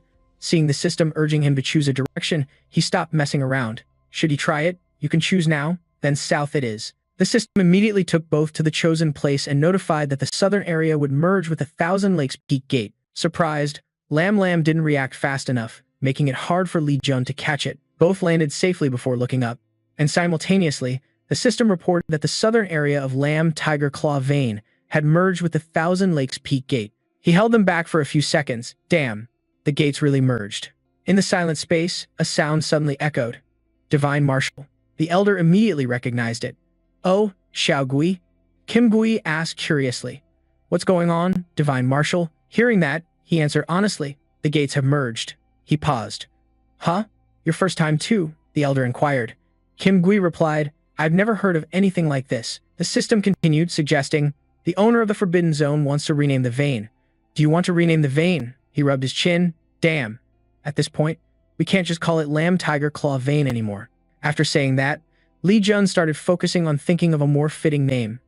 After a moment of silence, he finally spoke. All the gates I've cleared are notorious.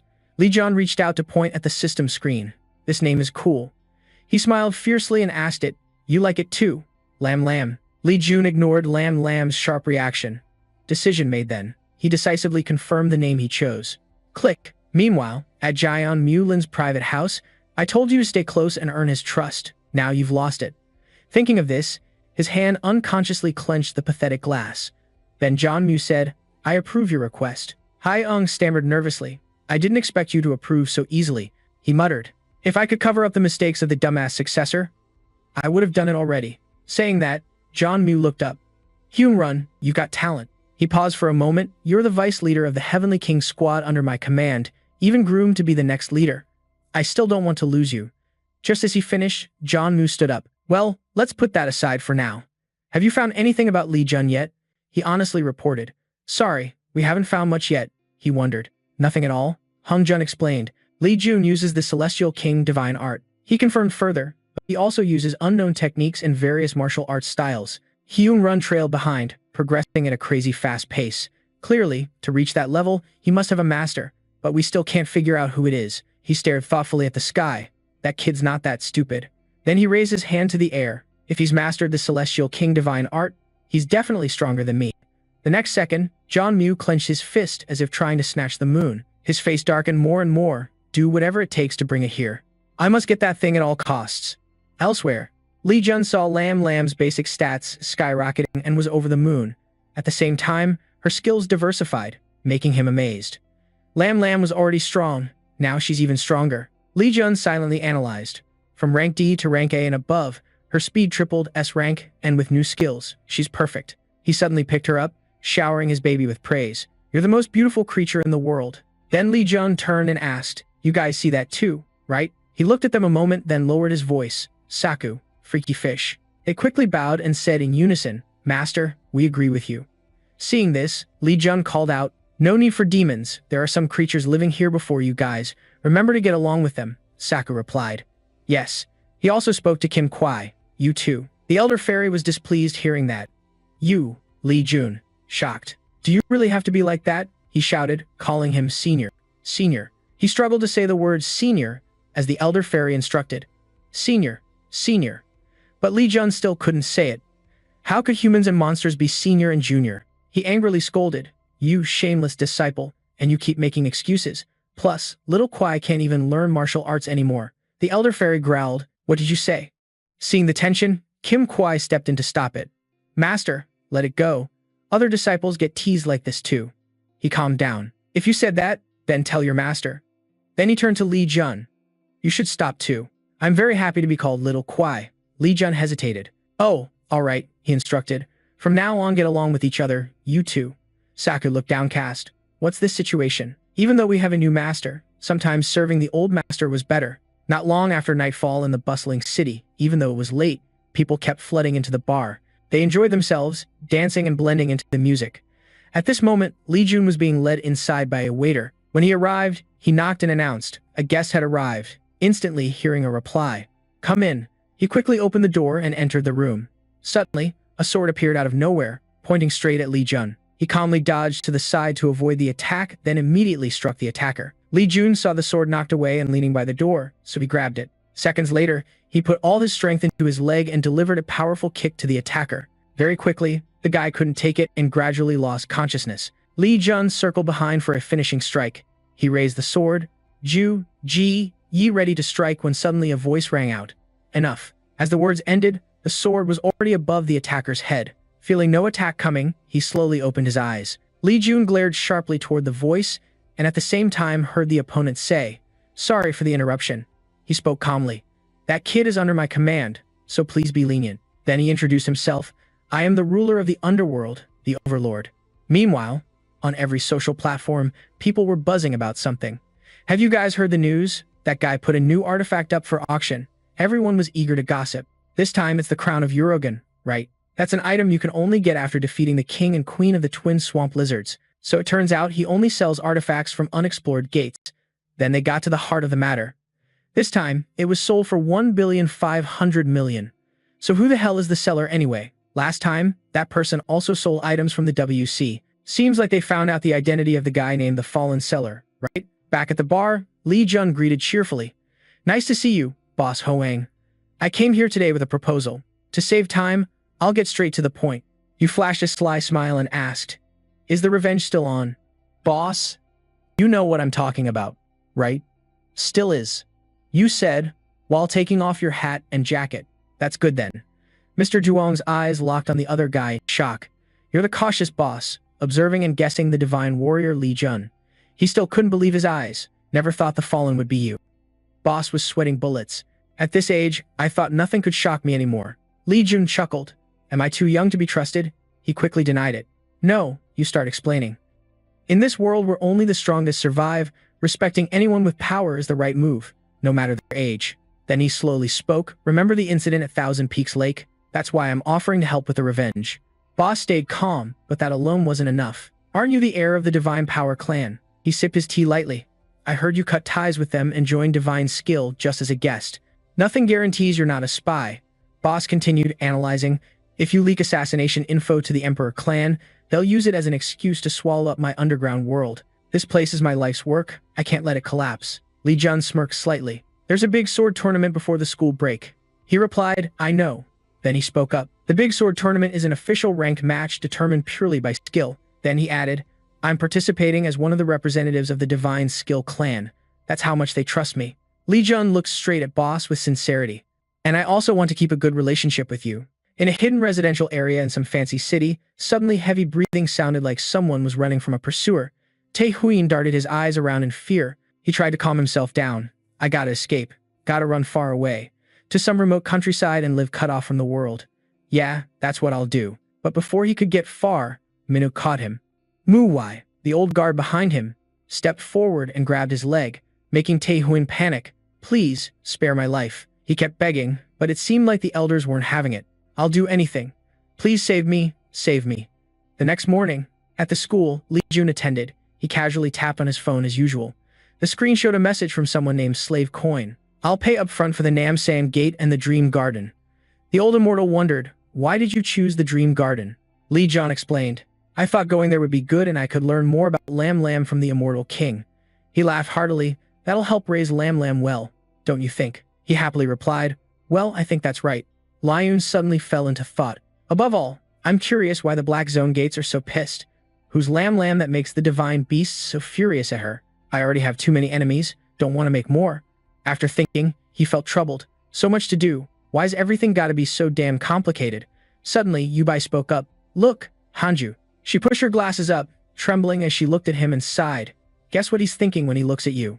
Sia, it's just helpless sadness. Hanju tried to act cold. Whatever he thinks has nothing to do with me.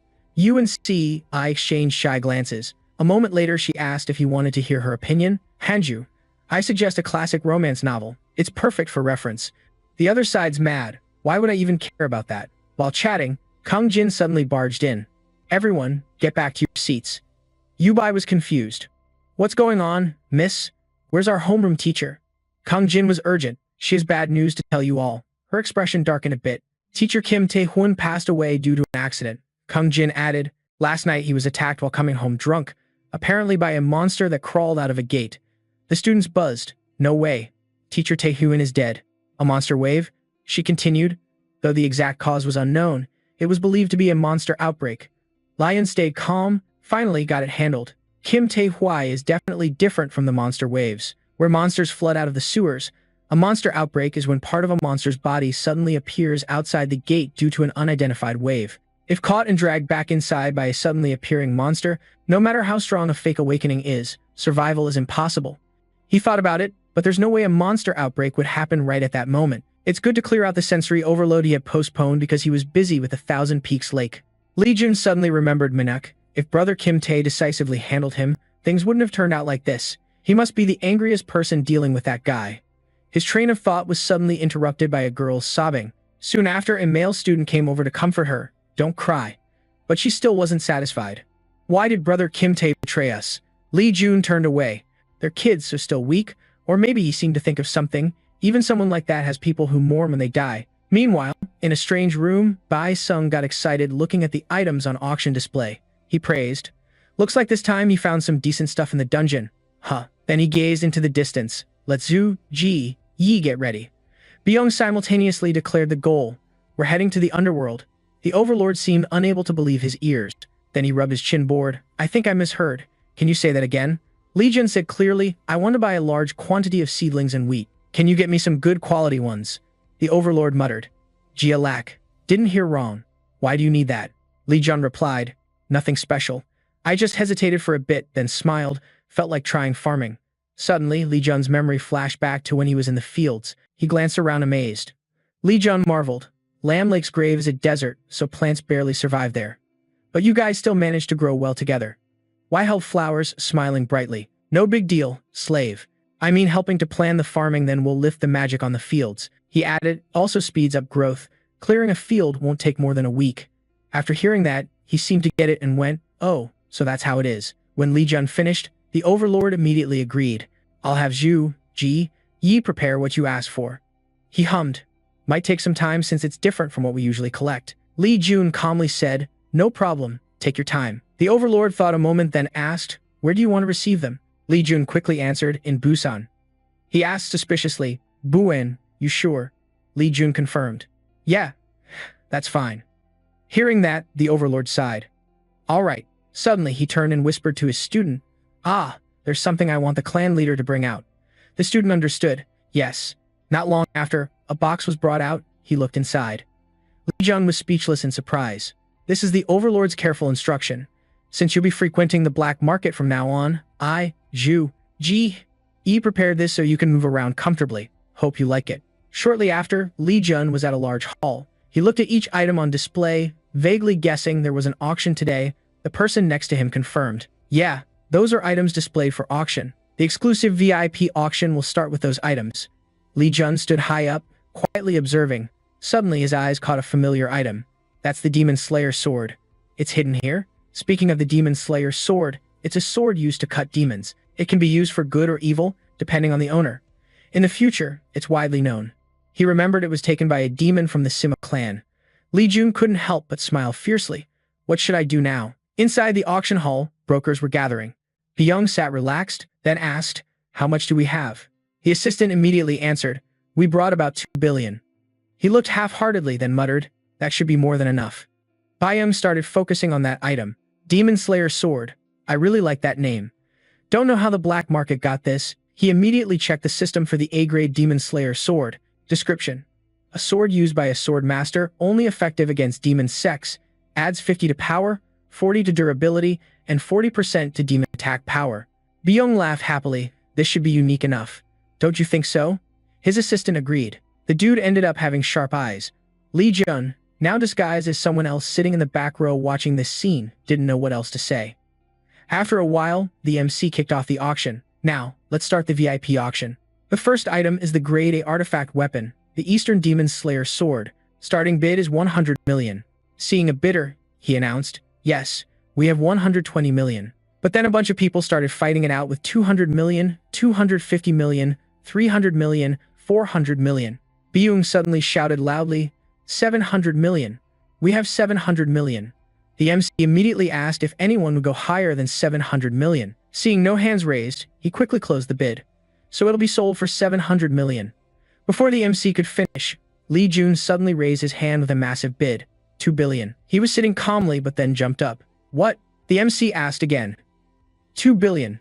Anyone higher than 2 billion? Assistant Bang Hoang said, young master, we're out of cash. What do we do now? In the end, no one outbid him, so the MC closed it. It'll be sold for 2 billion. Byung stared hard at the person behind and asked again. He grumbled and ordered, go find out who that bastard is. The sky was already dark when Li Jun stepped out of the auction hall. The elder glared at him with sharp eyes. Seeing this, Li Jun spoke up. You still mad? Come on, he tried to explain. Times have changed a lot since the old master. The idea that only evil uses demon artifacts is outdated. The elder angrily scolded. Fine. Believe that. But the truth is, they were made by demons and used by evil spirits. That hasn't changed. Slapping his chest, he said, how could my disciple use such a despicable thing? Oh man, this is painful. Li Jun thought to himself, that's a bit much. I'm just using the Demon Slayer sword. Cut me some slack. Thanks to it, we got that valuable item. The elder also seemed to admit it was a good piece. Li Jun chuckled awkwardly. That's my master for you. Just by looking, he could see its value. Li Jun felt the power of the blue sword and said it looked like an ordinary grade A artifact. But Li Jun watched the streams of electricity flowing around it and was momentarily speechless. As he walked steadily, suddenly the system activated. The system board announced that the Demon Slayer sword had awakened along with its effects. However, Li Jun only focused on the hidden effect lines. That's why in his past life, the Tsuma demon clan was so strong. The Tsuma clan had many who used demonic energy. He would kill minions using demonic energy to boost his own power. Li Jun silently rejoiced. Lucky he didn't let it fall into that guy's hands. This thing fits hell perfectly. She has a strong sense of justice. Li Jun kept walking down the road, then suddenly smirked. He stopped, a sly smile on his face, and spoke up. Not coming out, Byung spoke. Didn't expect the clan leader to sense our presence. He grinned slyly. So the rumor that you wiped out those unexplored gates is true? Li Jun replied casually. If he's giving off that much killing intent, it'd be weird if I didn't notice. Byung arrogantly said, sharp senses, huh. Then this will end faster for us. He pointed a knife straight at Li Jun. That demon slayer sword you just took is what I'm after. Hand it over, and I'll let you go safely. Under the orange sky and rustling wind, Byung laughed cunningly. The boss's gear from the WC plains and artifacts from the fairy tale garden. The guy who switched sides became famous selling rare items. He hinted, nowadays even a mixed bag can get famous easily. Is it Trang or Kwon? Huh, that guy's younger than me, but everyone around worships him. The next second, Byung's expression and attitude flipped completely. Ridiculous, he snapped, but guys like you are useful in your own way. If I rob you and return to Jen, Dad will praise me.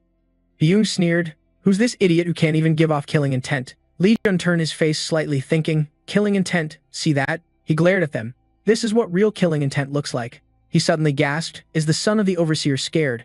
Because of the killing intent of a rookie. Thinking that, Byung hurriedly said, hey, what are you guys doing? Take everything that bastard has, including the demon slayer sword. The lackeys immediately obeyed. Yes, sir. As soon as he finished, they all rushed toward Li Jun. Seeing that, Li Jun just smiled mysteriously. He immediately switched to serious mode and attacked all at once. Watching this, Byung couldn't help but tremble. Seeing his lackeys taken down, Pai Sung immediately backed off. This shit can't happen. He slowly lifted his foot and stepped toward him. Are you some kind of demon? You still go by Kin Pyung, son of Dak Byung? Panic hit him. Don't come here. Stay away. Li Jun stopped and stared at him, then used teleportation to vanish somewhere else. Seeing that, he freaked out. He's gone? Like he sensed something? Byung slowly rolled his eyes. But no, just like that, he saw Li Jun standing tall behind him, swapping places. Even under attack, Byung stayed cocky. Dad, my dad's the boss. If you kill me. Before he could finish, Li Jun cracked a twisted smile. Chill, I'm not the type to kill just anyone. He reached out and grabbed a talisman from Byung's chest. Carrying this mark and still begging for mercy, that's some serious play. The moment he held the talisman, the system quickly activated to notify him. After hearing every word, Li Jun crushed his face with a tight grip. Something this legit is too good to waste on me. I'm gonna use it well. He started thinking about how to handle things and asked, so what should I do now? The next morning, reporters blew up with news. Last night in front of the Union building, the son of boss Kim Pisung was found tied up with what looked like his own henchmen. They added, no one knows who caught them. Even after checking nearby surveillance cameras, there was no trace. The kid left this note at the scene and vanished. Then they talked about the note on Pyung's back. It read, I caught a bad guy who bullies innocent people. Please punish him. I won't negotiate with Doc or this guy. That's all the fallen scum is. The reporter continued the announcement. The Union plans to investigate the fallen scum. You left the note. Sung Hai looked outside, quietly asked, what's the Union saying? The guy above answered, they said negotiations will take some time because there are too many eyes watching. The old man wondered, still don't know who the snitch was that handed our Pyong over to the Union. He caught the hint and quickly said, sorry, we're still looking. Deng Hai said nothing more and decisively dealt with him. After finishing, the old man stroked his sword thoughtfully, then warned, better find that bastard before I lose my patience. Meanwhile, in the desert where Li Jun was, Hyo saw a familiar figure and immediately ran over. Here I am, he smiled. You finally came. No sooner had he spoken than the guy bowed. What brings you here today? Li Jun saw this and felt helpless. I've told you a million times, stop that habit. Saying that, Li Jun threw a box toward Hyo. Here, take this. He hesitated to refuse. No way. You've given me too much already. Li Jun caught his meaning and cut him off. This is the last time. Open it. Hugh admired the demon-slaying sword. Then he quickly realized what it was and couldn't help but feel touched. Why are you so good to me? Hyo wondered. I haven't done anything for you. I don't have a good background like the others. Why do you do these things for me? Li Jun didn't say it out loud but thought, because I value your ability. Saying it now sounds kinda weird, huh? Thinking that, he nudged him lightly on the shoulder, then flashed a bright smile to encourage him. This is a gift to help you push harder. Later, Li Jun turned away but didn't forget to wave goodbye. I'm off. Hyo wasn't dumb enough not to get that he said it so he wouldn't feel like a burden. Ignoring the fading figure, he clasped his hands in thanks and silently appreciated it. His generosity was as vast as the Pacific Ocean.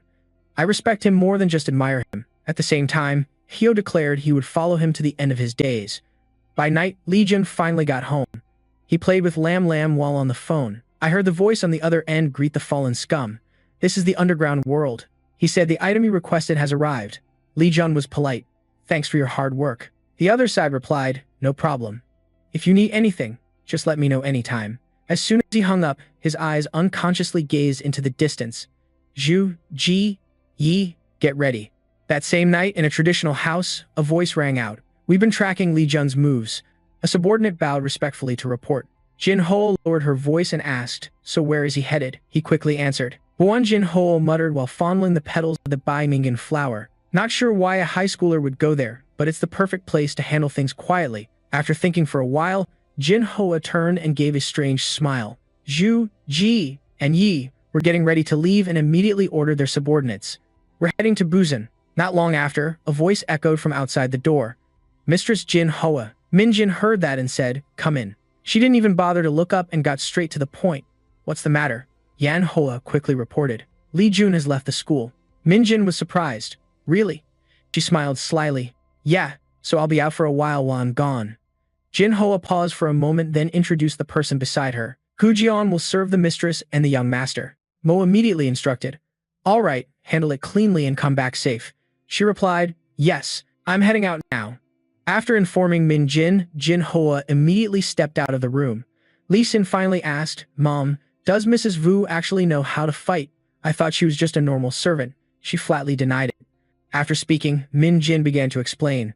Mrs. Vu is not an ordinary person. She was brought back by your grandfather after he cleared out the red zone gates. Hearing this, he jumped up in horror. What? So that means they're monsters. She calmly poured tea. They're still humans like us. Suddenly, Min Jin's eyes darkened a bit while thinking to herself, their nature might be a little different. Busan was once called the second capital of South Korea. Now it's a city ravaged because the dungeon gates were broken. Monsters released from the gates that haven't been cleaned up yet have taken over. The entire city of Busan, the alliance of 15 clans, the Martial Arts Alliance, and the Sima League have tried countless times to reclaim Busan, but every time they failed. Eventually, South Korea gave up on reclaiming Busan. Now they only prevent the monsters from escaping Busan, leaving it as an uncleared gate zone. Lee Jun thought this and his mood sank. It had been a long time since he saw this scene again. His memories automatically flashed back to when he was an easy target. They mocked. Damn it. Those bastards with divine power, betraying humanity and siding with the demons of this world. They were trash, evil eyes all focused on Lee Jun. The only support they got was from the lowest scum. Back then, he was just a normal mortal, so he could only stay silent in the face of those words. Lee Jun stood there stunned for a long time until Hugh Jin came over and called Jun. He snapped out of it. Hey Hugh Jin, what do you think? After this conflict, we'll soon face the demons. Huck Jin hesitated. I've always been grateful. You could side with the Divine Power clan and the demons, but you made a tough choice, turning your back on your own clan. Lee Jun quickly avoided his gaze. It was just the right thing to do. And of course, not everyone thought that way. Thinking about it, he couldn't help but blame himself. He was really useless back then. Now Lee Jun could get stronger with his own power and defeat the monsters. He unconsciously clenched his fists, completely opposite from before. Suddenly, something inside Lee Jun's jacket wriggled. The next second, Lam Lam's bright face appeared. He gently patted its head. Yeah, thanks to Lam Lam's help. The elder saw Lee Jun ignoring him, so he reminded, that power comes from a master who saw your potential. Hearing this, he and Lam Lam showed their true feelings after all this time together. The old man still acts like a brat. He angrily scolded, What's with that attitude? Lee Jun replied casually, Nothing. The elder continued sulking, This ungrateful disciple isn't cute at all. He immediately bargained with him. All right, I'm going. As soon as he finished, Lee Jun used teleportation. Meanwhile, two young men were strolling along. Suddenly, he appeared from the sky right where they were walking. A strong gust of wind swept the area. They turned around but saw no one and started wondering. Why is the wind blowing so hard? Lee Jun excitedly moved to an empty lot in Busan. Not long after, he landed smoothly. Lee Jun glanced around happily, then suddenly his voice rose. The goods have all arrived. The elder was puzzled. Why did you choose to receive the shipment in Busan? He explained, It's the perfect spot for a secret deal. No one's around here. Monsters are very rare. After saying that, Lee Jun immediately shouted out loud, All right, everyone, gather up. Taegu and Yona showed up one after another at the command. Even Saku gradually appeared right in front of him. Seeing everyone gathered in one spot, he started assigning tasks. Time to get to work. They helped each other move items through space. Suddenly, Lee Jun spoke up. Master, have you ever seen workers this damn hardworking? The elder replied, they've reached the peak of manual labor, surpassed the ultimate level and stepped into the transcendent realm. Moments later, a Taegu approached to report, Master, we transported everything. Lee Jun praised, good job, Taegu. Seeing there was nothing left to do, Lee Jun said, you guys can head back now. It responded, yes, sir, then signaled everyone to clean up. They all echoed loudly. Lee Jun checked the time on his phone and said, I should head back too. Just as he finished speaking, a chill ran down his spine. Lee Jun stopped and slowly turned around. Right in front of him, uninvited guests appeared quickly. Just as Lee Jun predicted, that familiar and disgusting aura was there. His voice turned colder. Long time no see, Jinhua. Ha Min greeted. It's been a while, boss Lee Jun. The words barely passed half a second before Jinhua immediately drew two swords. Her face turned more sinister than ever. I'm here to offer my condolences. Lee Jun, on the other hand, remained calm. So confident. Ha. Ha. I guess you've been skilled at this kind of thing in both your past and current lives. Lee Jun felt the drama was about to unfold and smirked. Perfect timing. His whole body radiated a cold aura. I have some fun planned for you guys. Jinhua's voice suddenly dropped. You've lost your mind. All the demon slayers behind her couldn't stand Lee Jun's arrogant attitude and hurriedly said, Boss ordered it, I'll take his head. No. Looking at them once more, Lee Jun just coldly said nothing. Silence fell. Jinhua's mood grew complicated. Jinhua analyzed that no matter how strong he became, it still wouldn't be enough to face her and the demon slayers. So where does that confidence come from? Then she pondered. Could it be that the ban is a trap to eliminate me? After thinking it through, Jinhua immediately ordered, everyone stay calm, don't do anything reckless. Lee Jun on the opposite side just went, oh. Zim Jinhua. Usually, she worked as the nanny of Choi Min Jin, the wife of the clan leader.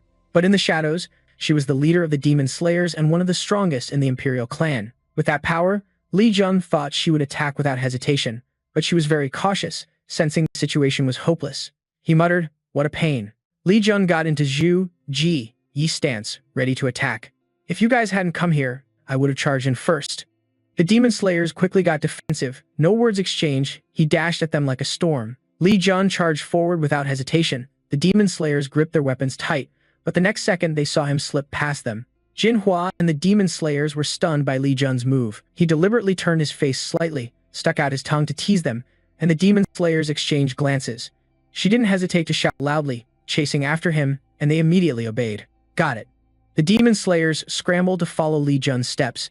A nearby member saw him slip by and thought luck was finally on their side, sneering, got him. But just as Zhu, Ji, Yi were about to appear, suddenly a sharp hand appeared out of nowhere. It quickly pulled him into another dimension. Lee Jun watched this scene and chuckled. Not long after, the other members rushed over here. He nimbly jumped over the fence, driving them crazy. Catch that bastard. The demon slayers barely took a few steps before Sako caught them all. Stop right there. Huh, help. Lee Jun strolled on, humming his favorite tune. Eventually, he led them to a dead end. The demon slayers were starting to get tired, panting heavily. We're trapped. Lee Jun scratched his head, pretending to be innocent. Looks like it, but I don't like getting caught so easily. Seconds later, half his body slipped into a teleport gate. No choice, then. Goodbye. Lee Jun's move was so fast they couldn't react in time. The demon slayers angrily yelled, that guy's crazy. One member approached Jinhua to report, Boss, Lee Jun escaped through the gate, he's stammering. Many members disappeared while chasing him. What do we do now? She was struggling to think. Lee Jun. What the hell is he doing? Then Jinhua gritted her teeth. Fine, we can't go back without killing him. She angrily ordered, notifying all demon slayers, Zhu, Ji, Yi to prepare to enter the gate when I arrive. Lee Jun had already returned from the gate. Saku excitedly said, Master, you're back. Seeing this, he asked, have you dealt with the guys I sent in yet? He quickly replied, all done. I'm collecting them to make fertilizer for the crops. Lee Jun reminded him, don't use it on edible plants, okay? Ah, Saku hummed in confusion. Yeah, he was walking when the system suddenly notified him. An unauthorized group had entered the gate. As soon as Lee Jun finished reading, the system panel rang out again. Do you want to push them out? He didn't rush to click but turned and said, Saku, call the congratulatory monsters and fairies. Saying that, Lee Jun immediately confirmed a pile of fertilizer arriving. After the system updated, they announced one by one that the unauthorized group would not be pushed out. The gate was locked. Jinhua and the demon hunters had already set foot on Li Jun's territory. After a few steps, the system's continuous notifications rang out. The red zone gate has been sealed. The owner of the restricted area shows hostility toward you. They panicked. What's going on? The owner of the restricted zone. Suddenly, a member shouted loudly, grabbing everyone's attention. Look, his voice trembled. We're surrounded by monsters. They all looked around in shock. Congratulatory monsters and fairies. Even the fish demons were here. What the hell is going on? She suddenly saw Li Jun's figure and shouted, What kind of illusion are you creating? Li Jun. He acted like he didn't understand anything. Such an unfair illusion. This is my territory. Hearing that, they were terrified. Li Jun calmly issued orders. All right, Saku. Today, I want to test your fighting skills. They bared their fangs and took the command. We, Zhu, Ji, Yi, are ready, Master. Li Jun smiled. Good, then attack. Immediately, the congratulatory monsters, along with Yona and Saku, all charged down the cliff to attack. Jinhua saw the situation was a bit desperate and shouted loudly, Demon hunters, smash them. They obeyed and flew like the wind to attack each one of them.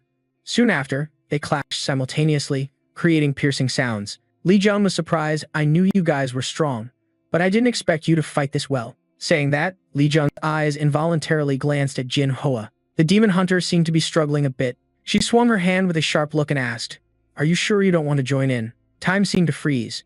Jinhua's sword gleamed on Li Jun's face. As long as I get your head. Her eyes became serious. I'm willing to sacrifice one by one. Then, Jinhua bluntly sealed her determination as a demon hunter. The moment her words passed, the atmosphere instantly turned cold. Li Jun shrugged helplessly. Too bad, I'm no match for you. Jinhua looked at him with a puzzled glare. What? Suddenly, her whole body was overshadowed by a giant shadow. Jinhua looked up and immediately understood Li Jun's earlier implication. Li Jun smiled. I should respect my elders, but you're a demon from another world, the one who mercilessly trampled on ours, right? He paused, then continued, warning. Try to survive.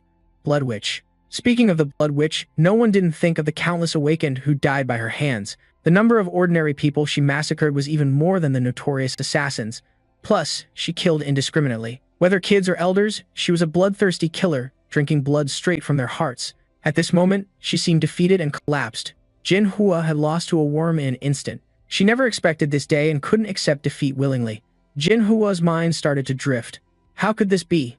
A human controlling monsters? All the demon hunters here were top-tier A-rank, high-level martial artists in the world, yet they were being wiped out by monsters. Her voice trembled. What kind of trick is this? How do you know? About us? Li Jun didn't rush to answer but stepped forward to lift Jinhua's face. He slowly spoke. Of course I know. I also know you killed my mother. Ah, Li Jun added.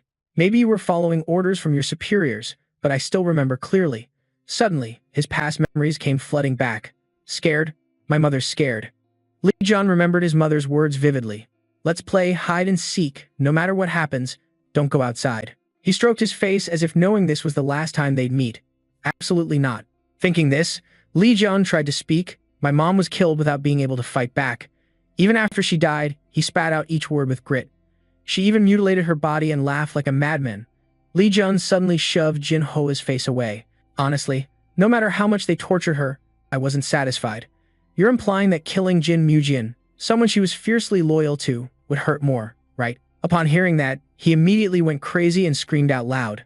Li Jun glanced sideways and simultaneously gave a signal. You guys handle it. Sak, Suk, Mu, and Yona instantly took the order. Li Jun trusted them to take care of it and continued moving forward. He quickly stepped out from the teleportation gate into his bedroom. Li Jun seemed exhausted and collapsed onto the bed. Suddenly, the elder coughed a few times. I didn't know your mother had passed away, he said. Li Jun casually replied, How would you know? I never said I knew. The elder was upset. A great master should know everything about his disciple. Li Jun recounted.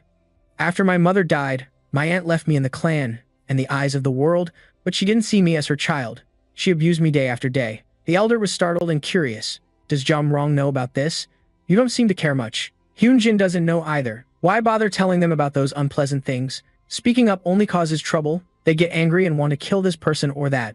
Suddenly, he shouted, making Li Jun's eardrums feel like they'd explode. You stupid disciple, Li Jun asked. Why are you suddenly mad? The elder was annoyed, saying it wasn't important right now. Then he stepped forward and gently patted Li Jun's shoulder to encourage him. The elder became affectionate. How could you endure all this time with a rotting, lonely heart? He encouraged further. Maybe I'm just an old man without a body, but I was once the greatest person of all time. Don't forget, the greatest master of all time is your teacher. Hearing this, Li Jun was stunned. You like to tease me. I didn't know you had this side.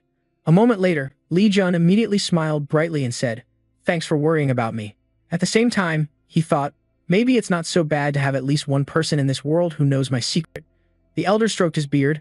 Ah, I have something to ask you. What are you confused about? He spoke. You said before you wanted to. Before he could finish, suddenly Zhu, Ji, Yi Zhu's phone rang. Li Jun looked at the elder, waited a moment, then answered. Hello. The voice on the other end immediately spoke. Li Jun, you recognize me, right? Hanu, what's going on? She got straight to the point. We need your help in today's training. The kids are waiting for you. Li Jun was surprised. Huh, suddenly like this? Hanu urged. You know our training room, right? Come here quickly. The elder standing nearby heard this and also encouraged Li Jun. Great. Training is the best way to clear your mind. He hesitated. Since the master said so, after a while, the sky at the school gradually darkened.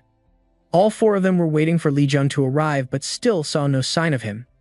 The elder looked worried and wondered, Run is a bit late. Huh. Hanu seemed to have lost all patience and suddenly radiated a fierce killing intent. Seeing that, he turned and started crying. What now? Ju's mad because Run is late. Jun won't stand us up, right? He acted like nothing was wrong. Don't worry, Run will come, right? Wai answered. Yeah. Do you want to eat this? The elder didn't hesitate to refuse. Ah, no, thanks.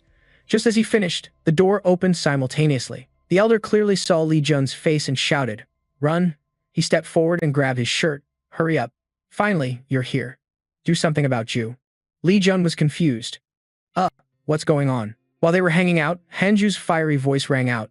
Li Jun, you brought your killing intent close to them. Didn't I tell you to come early? Huh? Li Jun forced a smile. Sorry. Zhu, Ji, Yi had to prepare some stuff to help you train, so I came late. These words quickly reached Hanu's ears, making her stop then cough lightly. If that's the case, the delay is unavoidable. What did you prepare? Zhu, Ji, Yi Zhu? Li Jun slightly curled his lips. You all want to get stronger, right? Then he immediately reached out and slammed the bag down on the ground. Li Jun quickly smiled kindly. You all will do anything to get stronger, right? The three of them were shocked by Li Jun's expression, but Hanu was completely the opposite. Finally, in the silent night at the school, only her lonely thoughts remained. Maybe I shouldn't have called him. Meanwhile, in another dark space, Min Jin was restless, pacing back and forth, biting her teeth so hard her nails cracked, her mood unstable when she heard Gwen's voice. Madam. Min Jin immediately ran over, asking repeatedly, You got news from the nanny, right? Right? His face was a bit worried and hesitant. Yeah, about that. Gwen finally spoke directly. It seems Sim Jin Hoa had gotten into trouble. He said she and the Friction team members had gone to Busan, but we only found traces of them chasing after something. Mrs. Sim Jin Hoa disappeared along with the Demon Slayer team members. Gwen continued reporting. The Demon Slayer members found no clues about Mrs. Sim Jin Hoa. It seemed like the guy hadn't finished speaking before she interrupted. Enough! The next second, Minin slapped the other party hard. She quickly ordered to search all over Busan. Fine, find her and bring the nanny back to me. The guy struggled to stand up and clearly responded. Gwen didn't hesitate and stepped out of the room. He directly faced Jin Ho's close subordinate. What's the report? He quickly handed over a stack of documents. Here. Gwen tracked every trace. If you look at the traces left in Busan, the Demon Slayer members appeared and signs showed some had ambushed someone. But at some points, all traces of the ambush members vanished. He questioned himself. Mrs. Sim Jin Hoa and the Demon Slayers disappeared at the same location. What could that mean? Then he guessed. Just a guess. The person beside him heard Gwen mumble that but didn't get to speak. Yeah, he followed up. Suppose a monster breakout happened at that spot. Gwen's eyes flickered slightly. But by who? Did someone open a gate there, or was there a monster breakout that overwhelmed Mrs. Sim Hoa? At least it had to be a black zone gate. His hand unconsciously clenched the document. No other explanation fits. It's impossible for one person to open a gate. Suddenly, Gwen gripped the paper tight. No, he started destroying the document. It's only possible for that guy.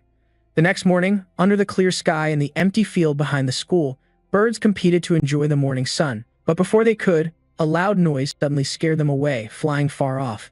Xiao Ong's voice trembled. Juna, this can't be. He shouted helplessly. his voice echoing through the forest. Seriously. Meanwhile, Hanju was pushing himself hard to keep training. Li Jun jumped up to retort, "You think I'm wasting your time with useless drills?" Xiao Ong coughed and screamed, "But this kind of training is way too brutal." He laughed it off. Still had the energy to talk. "Let's keep going." Finally, in the peaceful nature scene, he decided to yell out loud, like releasing all his frustrations. Not long after, everyone got tired and rested at the same time. Hanju wiped sweat and said, "I didn't know there was this empty field behind the school." Li Jun heard her and somewhat understood why. Many people didn't know. He carried a rock and stepped forward. "No one comes here, so this is where I usually train. Also, bring Xiao Ong along sometimes, okay?" Li Jun smiled weirdly, rest a bit, then run 4 more laps around the school before coming back. They all said together, "No way," he thought. "That's fun, so it's over now." Standing still, suddenly the system announced he received a new trainer trait reward of 500,000 points. Li Jun couldn't believe his eyes and moved closer to check. "What? Why all of a sudden?" Hanju noticed. "What's going on?" he replied. Nothing." Later, the system updated again, saying the new C-rank trainer trait described Li Jun as someone who found joy in pushing friends to their limits and understood why his master pushed him so harshly. The trait boosts others' awakening by 50% and training experience increases with rank. Li Jun was stunned. Damn. He silently glanced at the elder. Didn't expect to get a reward and trait just by teaching these kids. Is this what master meant by enlightenment? Suddenly, he turned around and scolded. "No, you shouldn't just stop there. They said real training is for fools." Li Jun unconsciously changed his mind. Probably not. And time kept passing. He gradually introduced tougher training moves while pushing everyone's courage. Then, after enduring hellish days, one day they seemed exhausted and sat down to rest. Meanwhile, Bai received a notification that caught everyone's attention. "Wait, what's that? What did I just see?" The system announced her sight trait was B rank. The demon was surprised. B rank trait. SE also responded. That rank is only held by heirs of the 15 allied clans. Everyone praised her. "Congrats, Nab Bai. Awesome. Congrats." Right after, Sel Eeg also got a system notification about a divine skill. Next up was Hanju. "Congrats to Nab Bai. That was awesome. Congrats." Right after, Sel Eeg also got the system notification about the divine skill. And next up was Hanju. She just stared without saying a word. Even Sion Ho, who complains all day, managed to get the beginner-level dual swordsmanship trait. Their voices started buzzing across the empty field. Li Jun walked over with a cheerful mood. "Oh, that's the perfect trait for EJ, our healer." "I prefer dual swordsmanship. It's a rare trait even among the 15 clans in the Alliance." The elder spoke up. "It's all thanks to the proper training method, right?" On this side, you see Hanju silently stepped forward and asked, "Ju, what trait did you get?" As soon as he finished, Li Jun's gaze suddenly stopped on the system board. It showed that her Queen Sword quality was an S-rank trait. He stared for a moment, then slowly spoke. "S trait, rank S." Li Jun was a bit shocked. Ju followed the training course very well, but he didn't expect to get an S trait. Deep in thought, he suddenly called out, "Jun, thank you." She sincerely expressed, "If it weren't for you training us, we wouldn't have awakened our traits." Sion Ho and Si also spoke up. "Thank you so much. You're our savior." Suddenly, Hanju called from behind, "Li Jun." Her face flushed red, looking embarrassed. Then she blurted out, "Thank you." Hearing those 2 words, he stood frozen. After a moment, Li Jun regained his composure and smiled warmly. He didn't reply but thought, "I'm gonna make these guys train like real fighters," and at the same time, he commanded, "Train hard until the Heaven Martial Arts Tournament starts." They all agreed, "I'll do my best." Not long after, when training ended, Li Jun was already at the schoolyard. He scratched his head helplessly, swearing he only planned to put them through a few brutal training sessions, then asked, "Can you repeat what you just said?" Kyung-jin placed her hand on her chest firmly. She had only one request. She clearly declared she also wanted to join his training course. Li Jun felt a headache coming on. Seriously, he silently complained inside, "What the hell is going on?" The story rewinds to a week ago. Most students were jogging around the schoolyard. 1, 2, 1, ha. Kyung-jin was running while reminding them, "When running, focus on your breathing." They all answered in unison, "Yes." Meanwhile, she urged them, "You guys in the back, speed up." Sion, Ho, Bai, and Sel E had gone through harsh training and were forced to run, so they looked exhausted. "Yes, ma'am." Seeing their pale faces, Kyung-jin was momentarily puzzled. She shouted loudly and allowed everyone to rest after the warm-up. "It's been quite a while since we started. I believe your basic abilities are sufficient now." She smiled. "From now on, you'll have free time to train. Based on your skills and knowledge, feel free to practice the 10 steps divine technique." After a while, all the students were training on their own. Kyung-jin observed and silently evaluated. No matter how much we're taught or learn skills, true mastery only comes from understanding. To achieve that, we must constantly think and reflect, but it seems no one has reached that level yet. Lost in thought, suddenly a sound caught her attention. One by one, Essie used the divine technique she had painstakingly practiced. Next was Apak Bai with a rank B aiming skill. Finally, none other than Exon Ho's dual swordsmanship. The three focused on a scarecrow and attacked it simultaneously. Instantly, the scarecrow cracked and shattered into pieces under their combined power. Kyung-jin, standing nearby, was stunned. That scarecrow was made from monster corpses and wasn't easy to break. Aren't those three supposed to be rank E awakening? She wondered why she hadn't noticed their talents before. However, just as the thought crossed her mind, all three seemed completely drained and collapsed. They mumbled to each other, "I'm done. Me too. Let's rest." Kyung-jin felt something was off. Did I misjudge them? While resting, a teacher suddenly asked, "Hey, what's the name of the Class 5 leader?" She asked back, "You mean PB?" He suddenly remembered. That kid Apak Bai trains really hard and finally achieved results. When I saw her skills, I was super surprised. Another teacher spoke up, and Essie too. I thought she only had basic healing skills. Didn't expect she's talented in stealth techniques as well. He continued, "Have you seen Nam Zong Ho?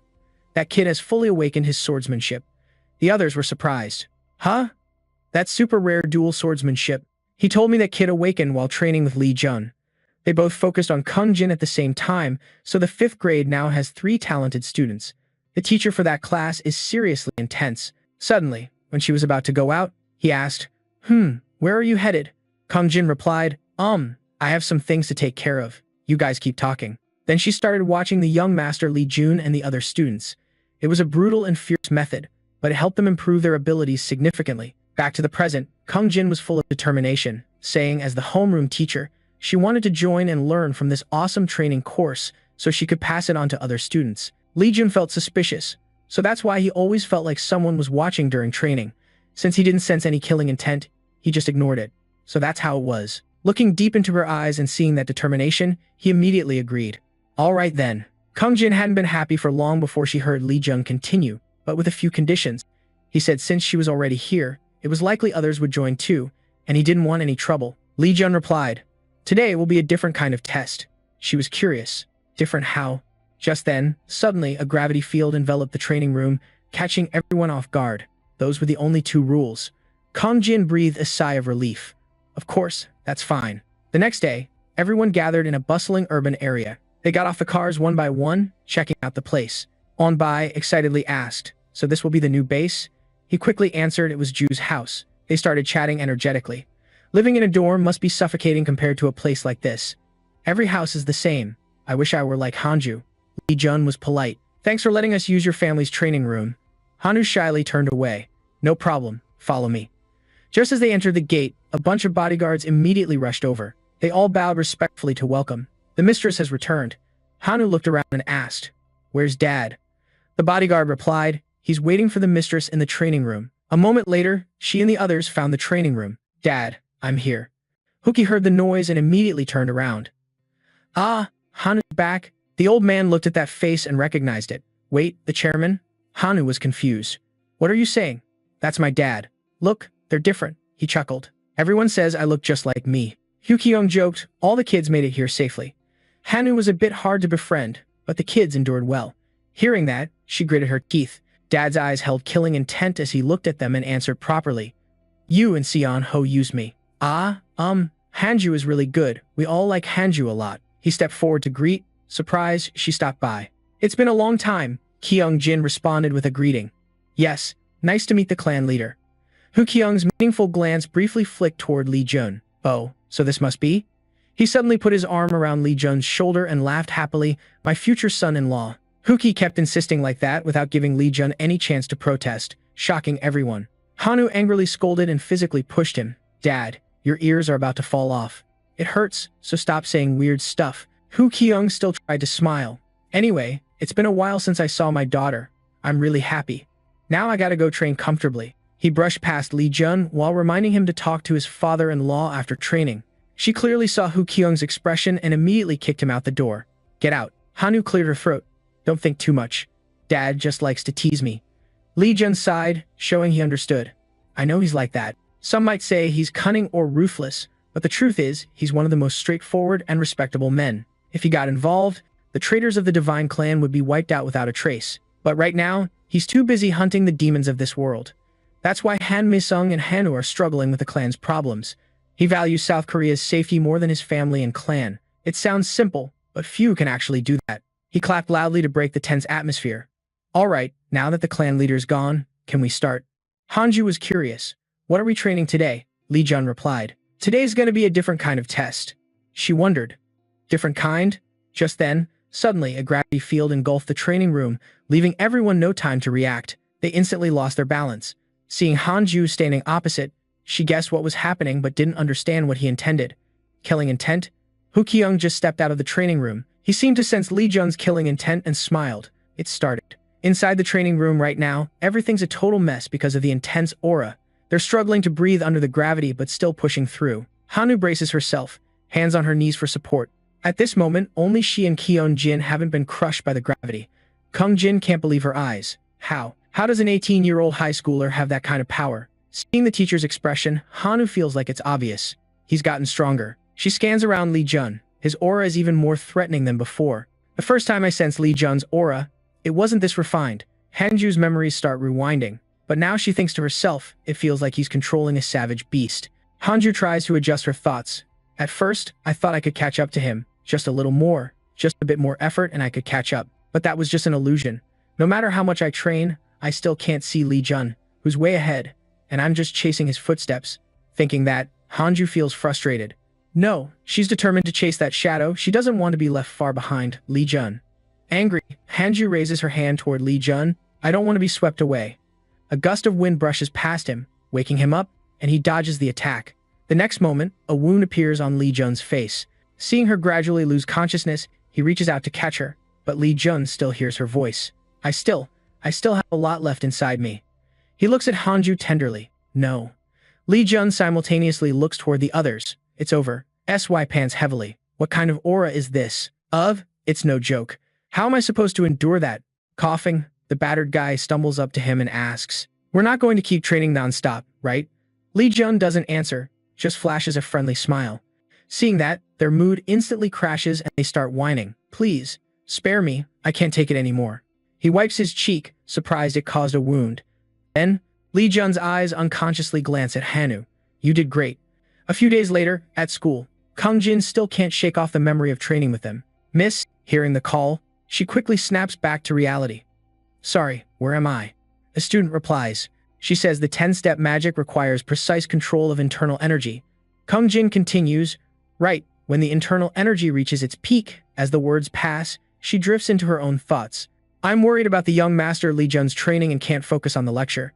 It's a dangerous training method. One wrong step, and you're dead. The dangerous path young master Lee Jun chose brings results with high risk and high reward. From Sha Kyung Jin's perspective, those kids are still like chicks who will eventually face the real battle inside the gate. When that time comes, they'll need to get stronger to survive. She unconsciously frowns. The students are nothing compared to young master's challenge. As a teacher, I have to reflect and improve. The students are confusing. Miss, Kung Jin holds her ground. I'll keep following young master's guidance. Then she shouts for everyone to stand up for 200 laps around the yard. Everyone's shocked, huh? Meanwhile, outside the school gate, Chun Suk suddenly comes by to check things out. He looks around for a bit and judges that nothing's changed here. After a few steps, Chun Suk hears Min Sung's voice. Welcome, sir. He smiles brightly and says, It's an honor to have the sword master himself visit. No need for formalities. You say honor? It's been years since we met. No need for that. Min Sung retorts. Who dares stand straight in front of you? Then he offers, Please let me escort you. Chun Suk refuses without hesitation. No need, I'll stroll with my grandson. You go entertain the others. So the three of them just walk into the school. People whisper, I was so nervous, but it turned out to be nothing big. It doesn't feel as special as I thought. Meeting the Martial King or Sword King is way harder. Min Dung totally thinks the opposite of the crowd. No, that's the scarier thing. He analyzes, reaching AA rank even if they hide their aura. They still have a strong presence, but a fake S rank awakening is different. If they hide their aura, I'd think they're normal. It shows their control over internal energy is like a second nature. Min Dung snapped back to focus and said, All right, Zhu, Ji, Yi. Get ready to meet the next guest. Stay sharp. They obeyed immediately. Yes, sir. After a while, Hyujin spoke up. The place is huge. Aren't you tired?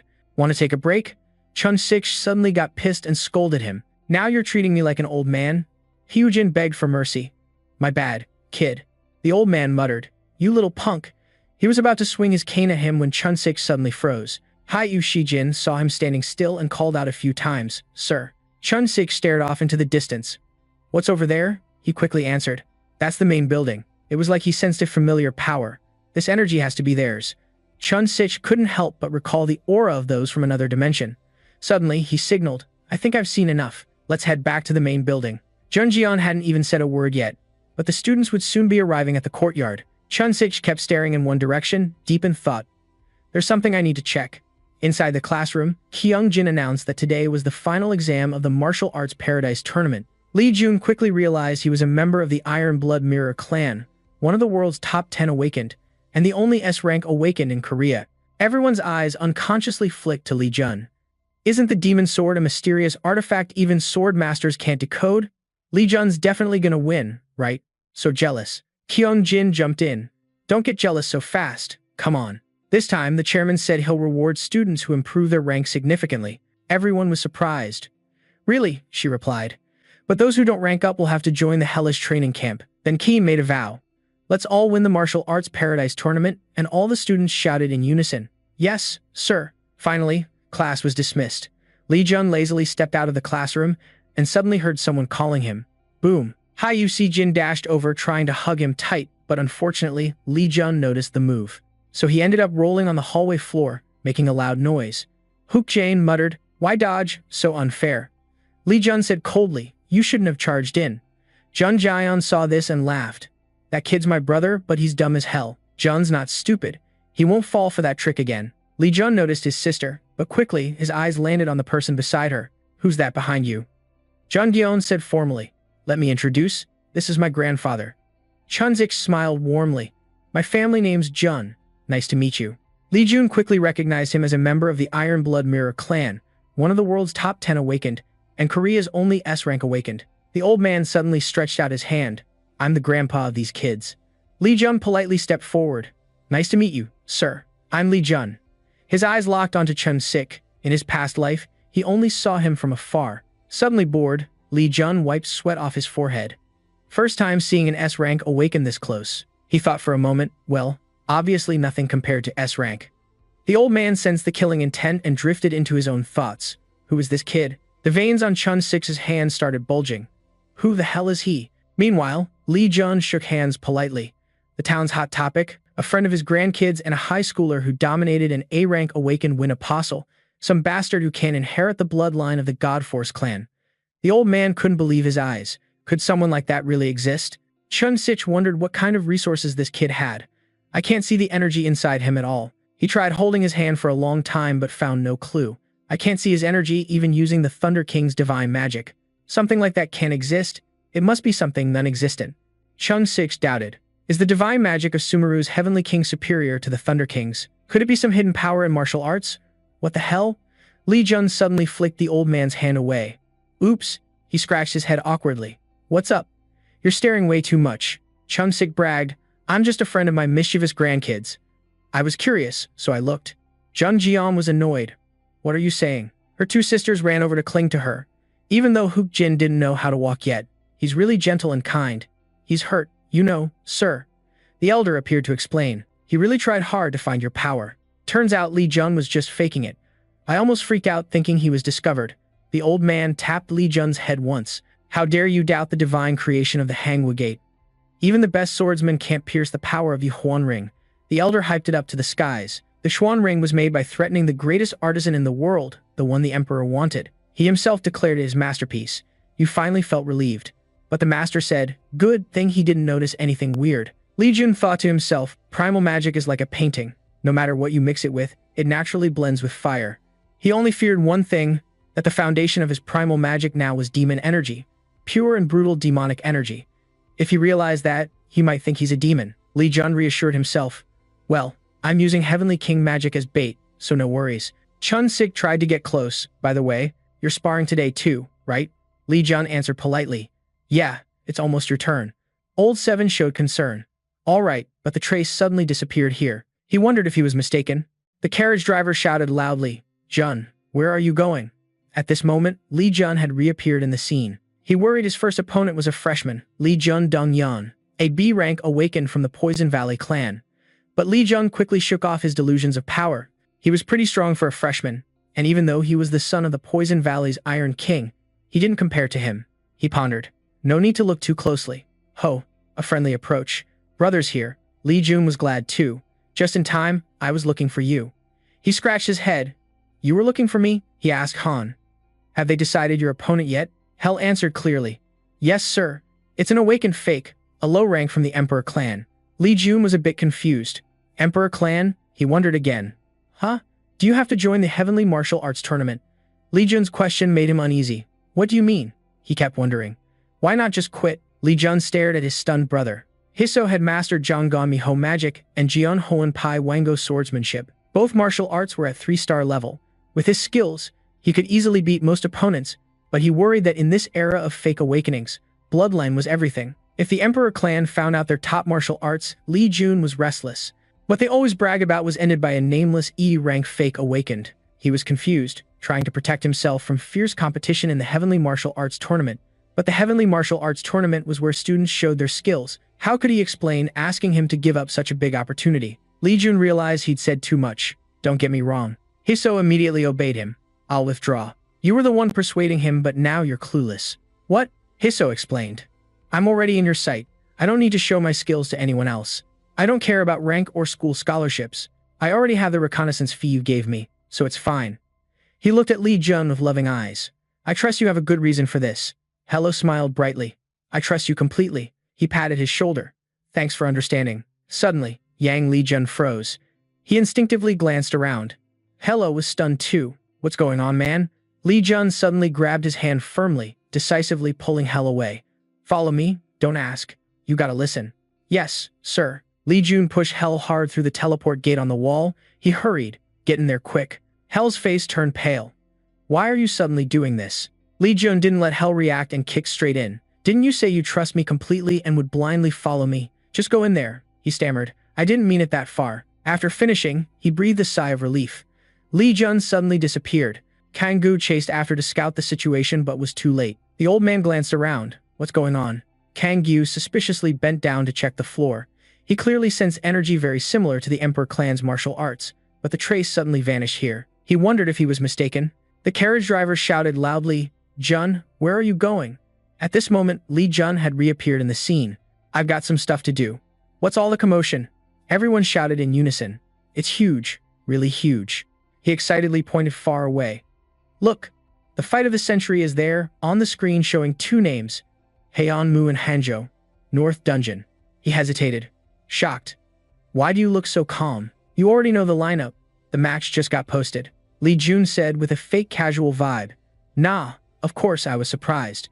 It's the same fight as in the past life. He clenched his fists, so hyped he jumped up. You're definitely rooting for Joe, right?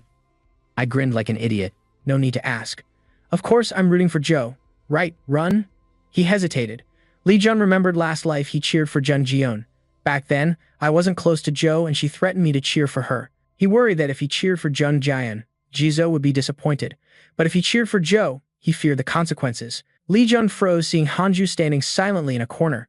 He kinda guessed what was up, so he didn't overthink it. Whatever. He was blunt. Yeah, of course, I'm cheering for Hanno. Done. Jun Jian wasn't having it. Oh, so who exactly are you cheering for? Lee Jun was stunned. Hey, sis. She put on a friendly face. Yeah, run. Just say it already. Who are you rooting for? He hesitated. I'm cheering for you. Pleasing one person but pissing off another. Lee Jun started shaking, seeing Mrs. Hanzhou Zhu Ji Yizhu about to blow a fuse. He yelled, Why do you two gotta do this to me? Anyway, the Martial Arts Paradise Tournament is starting now. The host cheerfully said, Thanks for waiting. This is a big match from the start, right? He introduced the first beast from the Divine Finger clan, the Sword Queen Hanno. Then the second beast from the Iron Blood Sword clan, the Sword Master North Junion. The curious old man's car shook. Lee Jun glanced sideways. Huh? The old man whispered. Who do you think will win? Lee Jun didn't bother guessing. Just wait for the results. The old man was stunned. You don't even know, Lee Jun replied casually. Of course not. Who do you think I am? he thought. Everyone believed Park Jun-jeon was barely an A rank, but actually she was close to mastering A rank. Hanjiro, you just hit A rank, facing a tough opponent, Lee Jun recalled. Before regression, Hanjiro won the sparring match, but actually that was Park Jun-gyeon's win, a place where talents from countless clans shine. Park Jun-gyeon gave up so the Iron Blood Sword clan wouldn't monopolize it. You're talking nonsense. Really, she just didn't want to waste time on a boring fight with a weaker opponent. Lee Jun thought, if her brother won first place, she wouldn't do that. A sincere yet arrogant move. He smirked slightly, but this time it'd be different. Lee Jun was hyped. He's the opponent Yi Zhu warned her about. My sis, let's see them give it their all. Everyone in the stands cheered for the two fighters. Hanju swung her sword first. Jun-jeon pretended to be innocent and clueless to distract her opponent's sword practice. First time I saw that. How did you practice that? But Hanju didn't flinch. Run stood up. Sister Hyek looked puzzled. Jun stood up. Hanju answered softly. Yeah, that kid's always alone. Huh. Jun-jeon wondered. When did that kid become friends with you? Hanju gave a short, sharp answer. Just recently.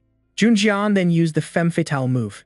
So what's your problem with me? You've been prickly since day one. I don't act like that with Hyuk-jin. Hanju's face stayed cold. No, not at all. Jun-jeon played dumb. Really? If you say so. She put on a friendly face. I'm really glad you're the one fighting me. I have a few things to say to you, but Hanju stayed cold and bossy with me. Sister Hyuk-jin threatened. Don't get too close. Run. Hanju was confused why I had to do that. Sister Hyuk-jin just smirked. The reason's simple. You're not very sharp about this, huh? Turns out this auntie's had a crush on Lee Jun for a while. She likes Lee Jun. Jun is the sister she needs to care about, but she also sees Hanju's true feelings. But you look pretty pissed. Jun-jeon swung her sword and announced, all right then, the result of this fight will decide. The loser has to give up. Run. She acted innocent again. How about that? Hanju stepped back from the threat, then charged forward. While Jun-jeon was busy showing off, Hanju appeared from behind to strike sneakily. Luckily, Jun-gyeon quickly blocked the first hit. Hanju tried to land the finishing blow. That was the last word. Jun-jeon still challenged. I won't back down either. They stepped back as Yi Zhu prepared for a fierce duel. A fierce spiritual energy burst right in the middle of the arena. The students panicked and covered their faces. What kind of crazy power is that? Just started and he's going all out? Hanju and Junyin clashed fiercely, neither backing down.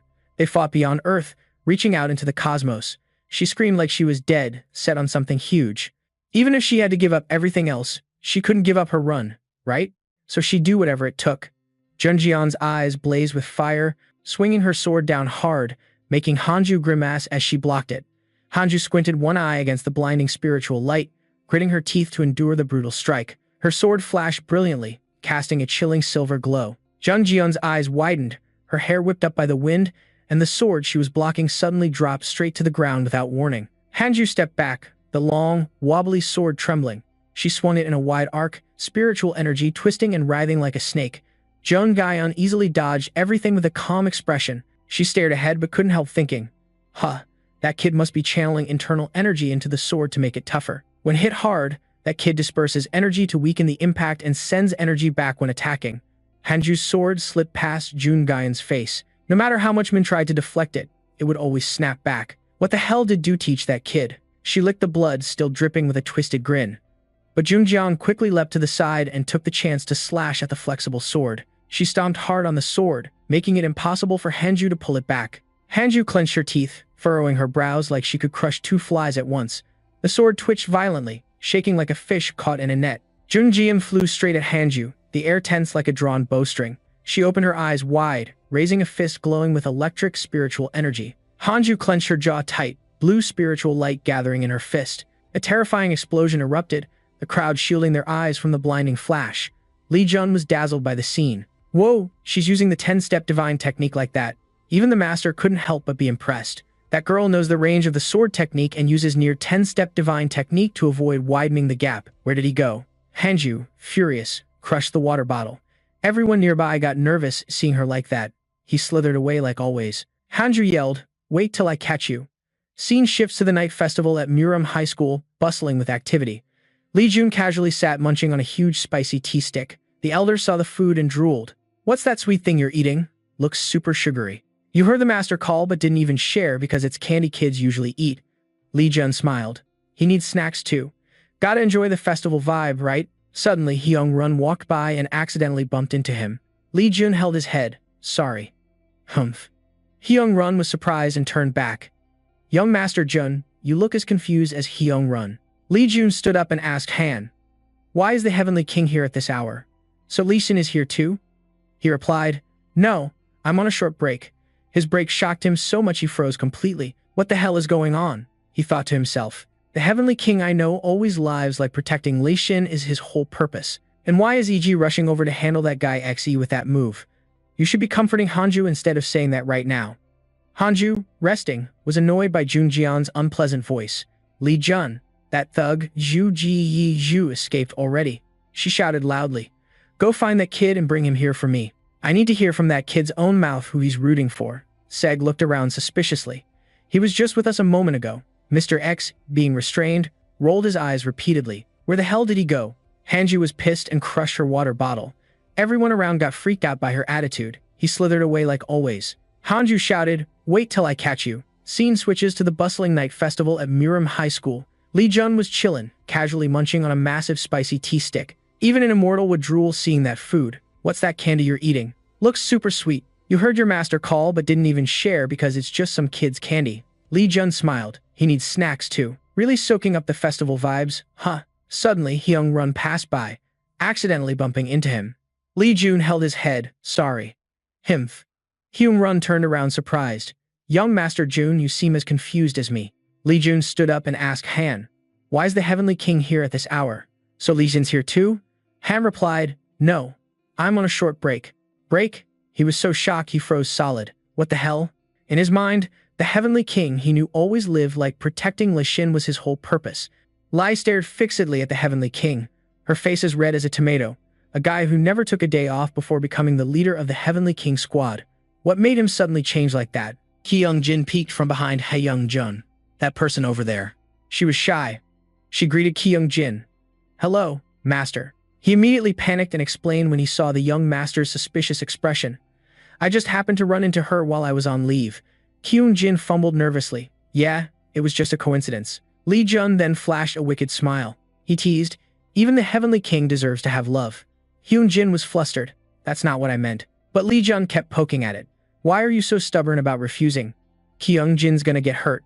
After teasing enough, he walked off, leaving the two standing there without even looking at each other. I'm out of here. You two have fun. Kyung-jin, feeling misunderstood, angrily cursed Hyung-jun. Lee Jun watched this scene with satisfaction. The music festival went down smoothly with crowds flooding the streets. Lee Jun stood on the school rooftop, admiring the peaceful scene. There was something strange about Hyung-jun that made him keep mentioning the Heavenly King, who always stood by Lee Sin enjoying the vacation. Lee Jun smiled, watching them cling to each other, meaning he'd finally broken free from protecting Lee Sin if he was dating Kyung-jin's dad. He pondered as he saw them close together, meaning he could lure Hyung-jun through her. Lee Jun focused on reading the system board because Kyung-jin's dad was also involved in training the kids if he helped her overcome the barrier here. Because I've got this ability. The system screen popped up. Devil Level S training describes you enjoying manipulating your friends. At the same time, you understand why your master manipulates you. Special unlock effect on others increases training experience by 100%. Effect scales with rank. He connected the dots right after Hanju unlocked the S-rank trait. The Queen Sword's quality, the new trainer trait, evolved into Devil Trainer. Lee Jun scratched his chin thoughtfully. If I can unlock her dad's trait with this. He looked up, enjoying the cool breeze, eagerly awaiting tomorrow. Meanwhile, at the church with a 5-meter-high crucifix statue, the group of monks knelt low as if performing a ritual. A nagging voice came from the door. What a mess, a total mess. So me just stepped in, sarcastically tossing aside heaven and now praying to change the gods. Truly, a crazy monk. Monk, fired back, just as sharp. How dare you use such sly words when praying for sacred things? You nagging hag act nothing like a monk like me. The elder cut in. Shut up and get to the point. So me recounted the blood which, my precious child suddenly disappeared. Her eyes slightly dropped. The kid went out with the divine family and vanished in Busan along with the demon slayers. Monkin probed. Busan has a red zone gate, so me hypothesize, investigators say it looks like the kid died from a monster outbreak. The elder groaned hearing that. A top kid dying from a monster outbreak. So unlucky. Monkin was ready to end the story, so you just came to say that? But she wasn't about to let it slide. No way. So me dropped a hot piece of news that made the elder's head spin 360 degrees. The demon sword finally revealed. Monkin got hyped. Really? She flicked her hair smugly. The Ironblood Sword clan uses it as the prize in the Heavenly Martial Arts Tournament. The elder looked troubled. That's insane. Not knowing what the demon sword is and bringing it into a kid's show like the Heavenly Martial Arts Tournament. So me was helpless. If he hadn't said it, we wouldn't even know its value. Then both said in unison, "We have to get the demon's sword."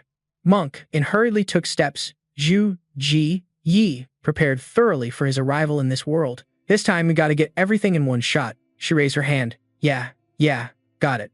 The elder spoke seriously. I'll take the demon's sword. Don't forget our ultimate goal. Bring our master Ma Du to this world. The two faced each other, all for our lord. In Sion paused for a few seconds. He'd attack first. I'll go first. And X kept throwing nails at Li Jun. He only needed a tiny spear to knock away those petty obstacles in sight, unable to hide his frustration at not being the center of attention. You're still pretty green. Inon wasn't a pushover either, quickly dodging Li Jun's spiritual energy strikes. Dong Inon, son of the Iron King of the Mandogam clan. He was one of the identical twins of Am Dong, in the same class and a genius who reached B rank at 17. He's a total show-off, the only son of Iron King. Dude's been spoiled rotten, which explains his arrogant attitude. Calling him the heir is spot on, even though he's got an older sister. Li Jun charged in at lightning speed. If I want to keep things smooth with the Mandogam tribe in the future, I gotta knock down that ego of his. They clashed.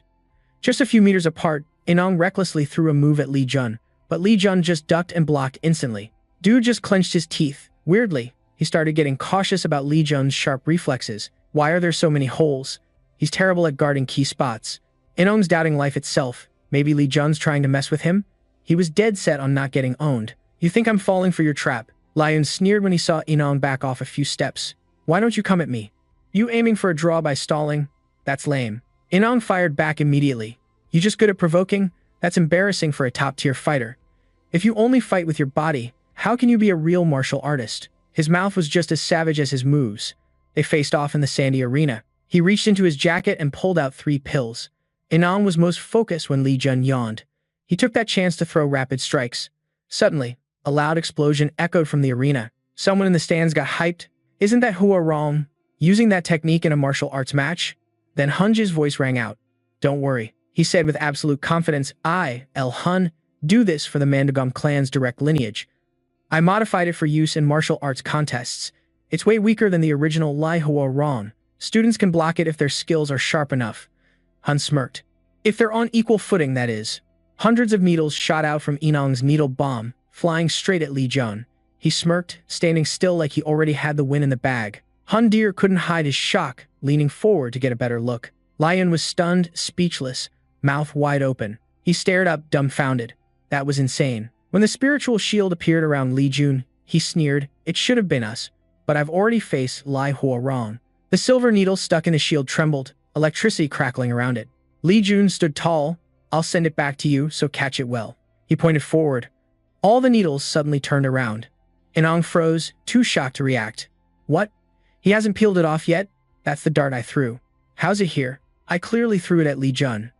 Inong's pupils shrank. Am I gonna die? He still acted stubborn. No way I'm letting you do that. He spared Inong's life with a snap of his fingers. Not scared, huh? Bro. The needle zoomed forward but dropped right at his feet, leaving him stunned. Inong collapsed onto the ground, accepting his crushing defeat. The referee shouted. The match was over. The winner was announced amid cheers and Li Jun's smug face. Li Jun stammered. After the match, he dropped to his knees, head bowed like he wanted to disappear. How did you do that? He put a finger to his lips, signaling it was a secret. Han Deer's eyes went wide. Was what I just saw an empty object? John Mu was frozen by the strange phenomenon. I saw it too. He couldn't believe his eyes. An 18-year-old high schooler could control internal energy so skillfully. Min Sung spoke up. Don't underestimate him just because he's a regular high schooler. Isn't he the one who beat the Wind Apostle of the Emperor tribe? He even said he'd personally visit our Divine Pawn tribe. John Mu, sitting at the bottom, refused to back down. Don't spout nonsense. He looked arrogant. That kid's bloodline belongs to our Divine Power tribe, and I'd appreciate it if you didn't want him. Minon didn't hold back either. That kid was also abandoned mercilessly by the king. John Mu wasn't easy to sway. Blood is thicker than water. Every word he said sent chills down everyone's spines. Li Jun's past was truly heartbreaking, living a life with not a single peaceful day in the clan. The Divine Tribe was always unstable, and that would never change. Shouldn't you strengthen your foundation before chasing such risky stuff? Minhwa was on the back foot, so he had to patch things up. Are you done talking? John Mu taunted. Not yet. Jay quickly covered Min Sung's mouth to shut him up. In the end, Li Jun's swordsmanship was what really mattered. Huh? Didn't he treat you well? John Mu glanced around. In the stands, Li Jun had completely secured the victory. The referee announced Hai Trang Li Jun. Hanju gritted his teeth. Maybe Li Jun felt uncomfortable because of the sweat. Huck Jin cheered loudly in the stands. Li Jun jumped down with more joy than the champion himself. Hai Yu Jin threw an arm around him. Congrats, man. You finally shined. Li Jun arrogantly said, I'm always the center of attention. He raised his phone to prove it. Everyone, you finally see that I'm really here because the Heavenly Martial Arts Tournament is broadcast nationwide. Look, people's reactions are crazy. Hai Yu Jin's eyes sparkled like stars. No one can call him a loser or a failure anymore. That's what makes me happiest. He sincerely expressed himself. No longer acting childish as usual. I feel relieved knowing you've gotten stronger. Just then, the loudspeaker announced, Second year, Class 1, Sword Master North Hyun Jin. Please proceed to the arena.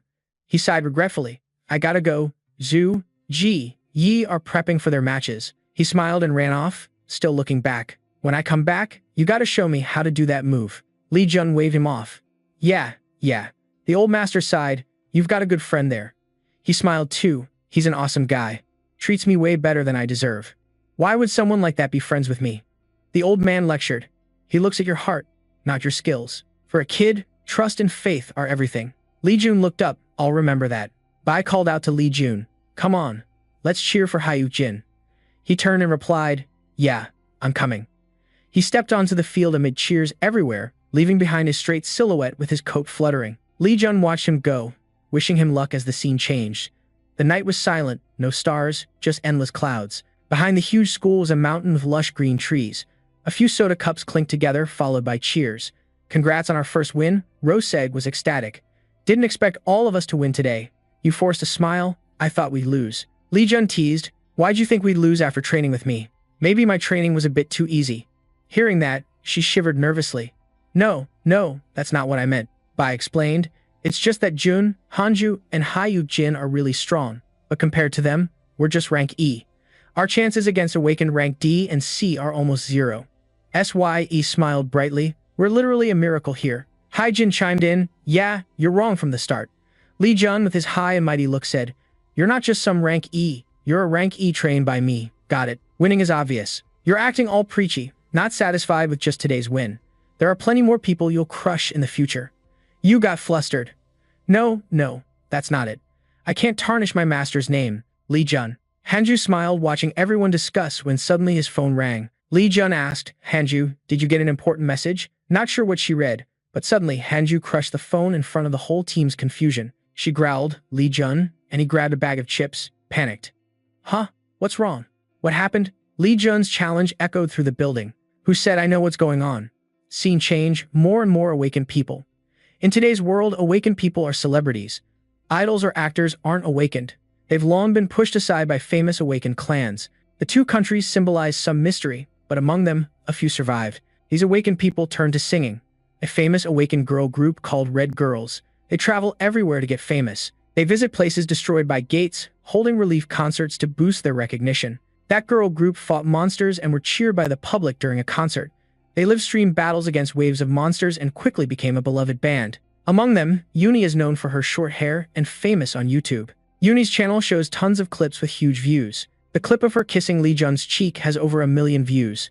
The manager stepped up. What are you watching? She casually replied. My YouTube. Just some manager orders. By the way, stop using those clickbait-edited pics as YouTube backgrounds. You'll get reported for that. I raised a tablet with a cocky look. Nowadays, if you don't do that, how else do you get noticed? Everyone loves clickbait stuff. Uni, a member of the Red Girls band, happily pointed at the clip with the highest views. Look, it just got posted and already hit 1 million views. By now, Li Jun is probably watching it too. Uni stared dreamily at Li Jun. He looked so damn cool. She gently stroked his photo, wanting to meet him even just once. Cut to the arena. The crowd was packed, chatting and laughing loudly. Someone asked, Have you seen today's lineup? Another replied, It's insane. I'm so hyped. A third jumped in. Who do you think will win? Hai Yu Jin looked up in awe. Whoa, Can you believe this is actually happening? At this point, it looks like he's already marked to get trampled. The guy helplessly turned away. Hao Jin glanced at the wound on Li Jun's face. What happened to your face? Li Jun covered it. Don't ask. He was super confused. I never thought Hanju would hit me twice. But why was I even hit from the start? He worried. Do you want me to get you some medicine? Li Jun replied. No need. Thanks. Li Xin shouted from behind. Hey, loser. He crossed his arms arrogantly. I thought you'd be scared and run after seeing the lineup, but looks like you still got some pride. Li Xin acted all superior. I'll remember your stupidity. Hu Jane looked confused, while Li Jun just twirled his fingers, pretending not to hear. He muttered, does this dude never get tired? Li Jun didn't care. Let him be. What else can he do? Li Xin looked at them with disgust. Feeling proud for beating a low tier like the Wind Sect and the Heavenly Supreme King's divine art that his dad always craved. Letting a bastard like him inherit such a divine art is unacceptable, he threatened. Laugh while you still can. Li Xin turned his back and walked away like some CEO in a movie. I'll completely destroy you. John Mew sat in the stands. No, actually, I'm pretty satisfied with this match. Hona asked. What? He explained in detail. Only the strong can stand at the top. Our power means the weak are naturally eliminated and discarded. Once the succession is decided through this heavenly martial arts tournament, I don't need to take any action, so I'm pretty chill. Before John Moo could say more, he was hit with a cold dose of reality, a perfect example of an ideal clan leader but a terrible father. He nodded. I'll take that as a compliment. On the sandy arena, 3 referees, Li Jun and Li Xin, face each other in a tense atmosphere as the referee explained the rules. Once the match starts, any martial art or weapon can be used, and surprise ambushes are allowed. The referee continued, making the tension rise. The match ends when one opponent surrenders, and as long as they're alive, everything continues. Do you both agree? Li Jun asked casually. I agree. The referee turned to Li Xin. Li Xin, will you answer? He gritted his teeth. Same here. I agree. A shout rang out. Then the match begins. Li Jun tilted his head, cracked his neck, warmed up before fighting, and slammed his spear hard into the sand. The friction made a sharp noise. Li Xin got into fighting stance, exchanging blows, blood for blood. Why don't you attack first? Li Jun sneered, electricity running from head to toe, his hands bulging with veins in anger. Arrogant bastard, I'll make you regret that decision. Li Xin stomped, kicking up a cloud of dust. You can't see his defense clearly. Is that why Li Jun was so confident? He noticed the blood energy radiating from him. That deep red energy was abnormal. As it spread, it smelled metallic, like energy soaked in blood. Li Xin charged, but Li Jun realized it too late. He raised his hand to block the punch, channeling electric power through it. Li Jun kicked forward, but Li Xin's eyes caught the move. He tilted his head to dodge. The electric shock made him squint. Li Jun kicked but missed, his cloak fluttering in the wind. Li Jun quickly threw another punch. Spiritual energy glowed along his arm. He flinched, startled as if he saw something unexpected. Li Xin smirked with contempt. Is that all? He rushed in, hitting Li Jun repeatedly. But Li Jun only defended, not going all out. Ha ha ha. Li Xin yelled like he already won. Where's that attitude from before? Fight back. You hear me? He looked at Li Jun and muttered quietly. I can win. Even without the Heavenly Supreme King's divine art, I can beat Li Jun. You just took down a Wind Sect disciple. Li Xin was determined and charged with a powerful punch. I'm the strongest. Li Jun clenched his fists, ready to fight, spiritual energy gathering as 2 streams of energy collided, generating an insanely powerful impact. He screamed like a madman. Die, die, die, die, die. The crowd gasped. Oh man, no way. At that age, he's already rank EA? Someone joked. The king must be thrilled to have 2 talented sons.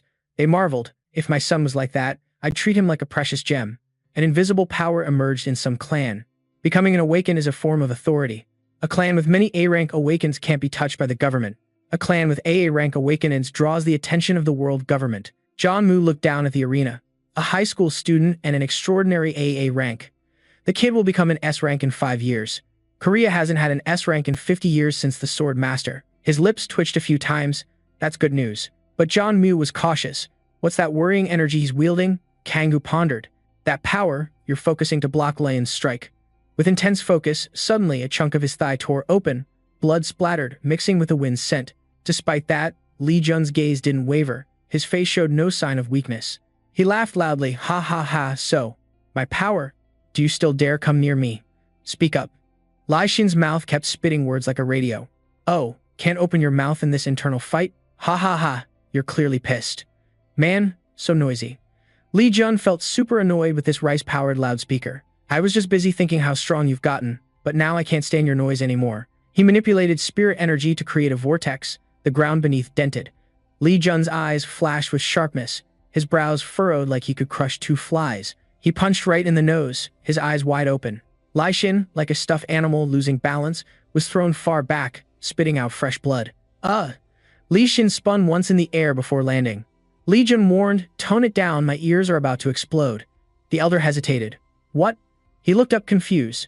The master was sweating cold drops. How come a fragment of Ponge? The elder couldn't believe it, staring at him. How could a piece of my martial art come from him? The shattered glass fragment they'd been searching for so long was now inside Li Xin.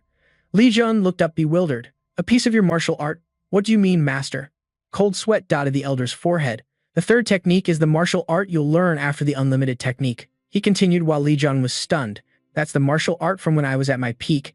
It's also the martial art of your first senior disciple. Li Jun was utterly confused. How the hell does a 1,000-year-old martial art show up here now? What's going on? The elder was at a loss too. I don't know.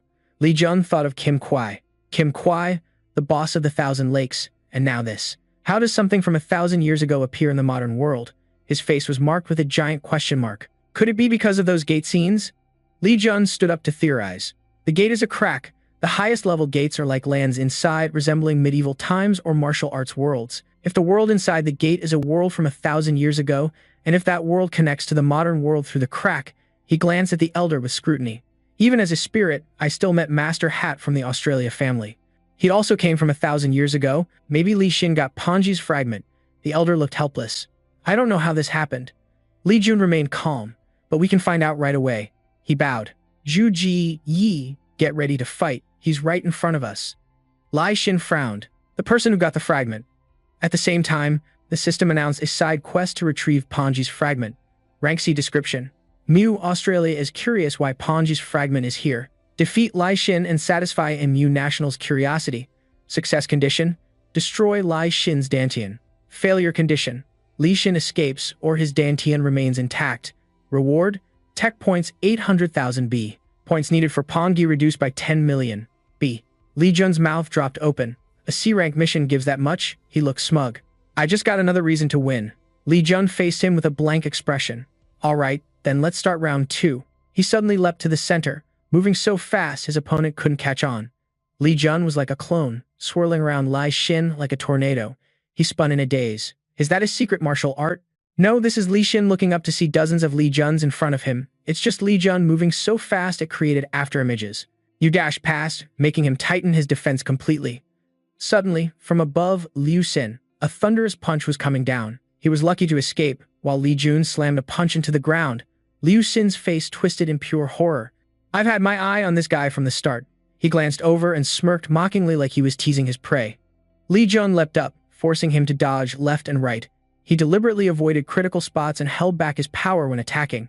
Liu Xin clenched his jaw. What the hell? He stood in a defensive stance, spiritual energy swirling around him like a shield. He swung a few strikes, but all were blocked by the spiritual shield.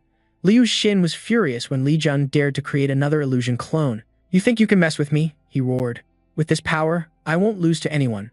Liu Xin flew forward, throwing a punch that hit only air, then swung again to the side. There you are. Liu Xin threw another punch into thin air because Li Jun easily dodged. He was so mad, steam was practically coming out of his ears. His brows furrowed like they could snap. Suddenly, Liu Xin got hit in the face by a punch so fast he didn't even see the attacker. He clutched his cheek, confused.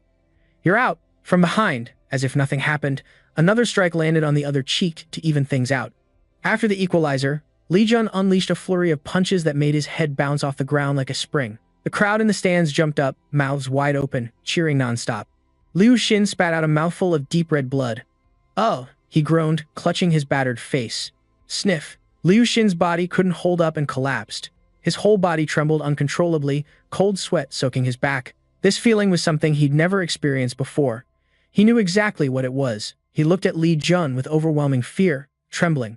This was the terror of absolute power. Li Jun stepped closer to Liu Xin, wanting to slowly savor that pitiful expression. He clenched his fist. Step back. Don't come any closer. Liu Xin growled and threw a desperate punch. Li Jun dodged to the side, making him lose momentum and crash forward. Li Jun landed a solid hit on Liu Xin. The skinny figure collapsed backward. The crowd gasped, unable to believe the fight ended so fast. Li Jun stood looking down at his face, pressed against the ground, dust swirling thickly, ears ringing. The fight was over. Li Jun interrupted. No, it's not over yet. He smirked with delight. The fight only ends when the opponent surrenders, right? Li Jun lifted Liu Xin's head. Blood streamed from his nose and he'd lost a tooth. He swallowed hard. Li Jun smiled warmly. Finally woke up. Huh. Liu Xin's eyes widened. Li Jun raised an eyebrow. Li Jun calmly threatened. Remember what I told you when I beat you? How I deal with those who piss me off. He grabbed Liu Xin's hair tightly. Now you better answer me properly, or I'll destroy your dantian. Liu Xin's face was full of terror. That terrifying power you have. Li Jun's image reflected in his eyes. Who gave it to you? Liu Xin stammered. The person. The one who gave me this power was while the two were distracted. Someone drew his sword and approached. No one else but. What the hell is going on? Li Jun turned to look behind. Kang Gu, serious-faced, sword held across his chest. On the screen was Liu Xin screaming like a radio announcer. How do you like my power? The old man pondered. That power. Kang Gu sensed the spiritual energy surging in the arena. They also gave destructive power to the kings. The image of the first awakened fake appeared. That destructive power is the strength gained from those who have surpassed the martial arts realm of this world. Such mysterious powers, at first, I mistook them for monsters disguised as humans joining the battle. I expected a fierce fight from the energy radiating from them, but the hands clasped together and glowing, showing sincere pleading or something colder. The bloodshed when the battle broke out ended in total defeat. The old man's forehead was dotted with sweat. There's no way to win. The levels are completely different. How can such power even exist? Kang Gu sat dazed like a loser. Above the sky, there are even greater skies. Above power, there are stronger beings. Lai Xiao raised his hand to bless. Do you want to become stronger? I will grant you power. But in return, you must give us something. Are you ready? The cowardly old man bowed his head. I swear I'll do anything. Kang Gu frowned, lost in thought. I swear I'll do anything. This power is absolute. However, those individuals all want to hide their identities. The old man looked up at his face. And of course, this power is kept secret. Moreover, without significant training, I won't be able to hide my aura. Kang Gu's gaze dropped down to the arena, just like that guy over there. Down below was the scene. Li Xin stood with his arm around Li Jun, while the referee casually watched the show. The old man pondered, looks like the king has to step in now. Kang Gu wondered, feeling like this guy was about to say some dumb shit. With his power, he should be able to stop him, right? The mysterious silver-haired man communicated with his eyes again. Because you're protecting the king, you've got a legit reason. The old man retorted, but I can't just recklessly risk it. The mysterious man lifted his head. Well then, why don't we reveal ourselves in this situation? Kang Gu objected. The higher-ups don't want that, and you agree too. Got it, I'll go right away. The old man looked disgusted. Clearly the Trun clan was after the demon sword. Kang Gu glanced with curiosity. What the hell could make them crave it so much? The old man calculated every angle. If he could uncover the secret of that demon's sword, he could make them his underlings. Down in the arena, Li Jun grabbed Lai Xin's head while the old man hurried over. Kang Gu drew his sword, seriously shameless, beating someone who's already lost the will to fight. Can't you just stop? He turned back and asked, You're the one who tore his mouth open, right? The old man kept acting all righteous. From the start, the one I aimed at was you. If you hadn't missed. Li Jun stood up, thinking. Even though Lai Xin's the king's kid, to the emperor clan, he's a future rival. If he wanted his son Choi Tae-min to win, he had no reason to get involved in this. He glanced at the guy holding his mouth, blood dripping through his hand. From the way he tore that guy's mouth to stop him from talking, Li Jun smirked, something about the king. He focused on reasoning. The emperor clan is currently allied with demons. A piece of Peshon definitely connects to the demons of this world. Kang Gu frowned, his actions were way over the line. Trying to wipe out your opponent in a sacred and righteous fight. I saw your true nasty nature before, but I can't ignore this anymore. He sneered, even if you're a king, you don't have the right to interfere in my fight. You're fake, just sit quietly and watch. If you keep going, I'll end this fast. The old man's eyes widened in anger. Kang Gu charged at the arrogant brat. Li Jun blocked the swinging sword with his hand. The old man's electric spiritual power surged, causing an explosion, thick smoke blurring the scene inside. The crowd panicked. Oh damn, is that the aura of the so-called 5 kings I keep hearing about? He forced a smile and commented, this just got serious. The 5 kings are a bit too much for me, at least for now. Li Jun ordered to open the system status window, sharp logic flooding his mind. Right now, my ability is exactly at AA rank, taking down the Wind Disciple and facing the demon of this world. Shinjin Hoa is all thanks to my superior martial arts. The system shows basic info, title, youngest disciple of the hermit and 2 others, namely Jun, age 18, current external potential rank AA, unique skill military martial arts, SSS, stepping into domination, B, infinite spear technique, SS, vampire demon duplication skill A, stepping into heavenly king, heavenly supreme divine technique, S, 10-step divine fist, C, flying dragon technique, C, universal medicine water, C, 7-step piercing, C, link strike technique, C, special trait ultimate path, disillusion with the mortal world, spirit land master, S, divine body, SS, and 7 others. Attributes: health 286 out of 500, stamina 318 out of 500, strength 234 out of 500, agility 350 out of 500. Special item: internal power 560 out of 1000, mental strength 358 out of 500, reputation 8800, famous influence over the 4 great sacred lands and enemy strongholds, obedient to the fairies' trust, Sakura fears him, public force status 150%, all affinity attributes plus 70%, antibodies plus 35%, all resistance attributes plus 100%, internal power recovery plus 15%, ultimate path, disillusion with the mortal world, hermit rank 5, divine body not over 10 million, martial arts 2 ultimate techniques 0 out of 15 million, attributes 45 physical plus 15 10 million, current TCH points 27.6 U 80,000. Li Jun fell into deep thought, but the on-martial arts still can't be revealed to everyone, so he signaled the system. Points needed to level up 1 trait, 1 million B. System reported health, 286 over 500, stamina, 318 over 500, strength, 234 over 500, agility, 350 over 500, special item. Li Jun looked at the stunned Kang-gu before him. Health, 286 over 500, stamina 318 over 500, strength 234 over 500, agility 350 over 500. His hand gripped the sword like he wanted to snap it. Health 286 over 500, stamina 318 over 500, strength 234 over 500, agility 350 over 500. Liun smirked, clearly confident he had the upper hand. Health 286 over 500, stamina 318 over 500, strength 234 over 500, agility 350 over 500. The old man stared at the sword being squeezed tighter and tighter, panicking. What the hell? This is Li Jun taking the chance to taunt. Surprise? Did you think you could crush me whenever you want? But now we're facing each other on equal ground. He leaned close to Kanggu's face. Isn't it obvious? Compared to your lightning technique, my martial arts are way superior. The old man roared and swung his sword. You dare mess with me? Li Jun dodged and didn't forget to throw shade. Bro, your uncle's kinda scary. He threatened Li Xin, who was clutching his mouth on the ground.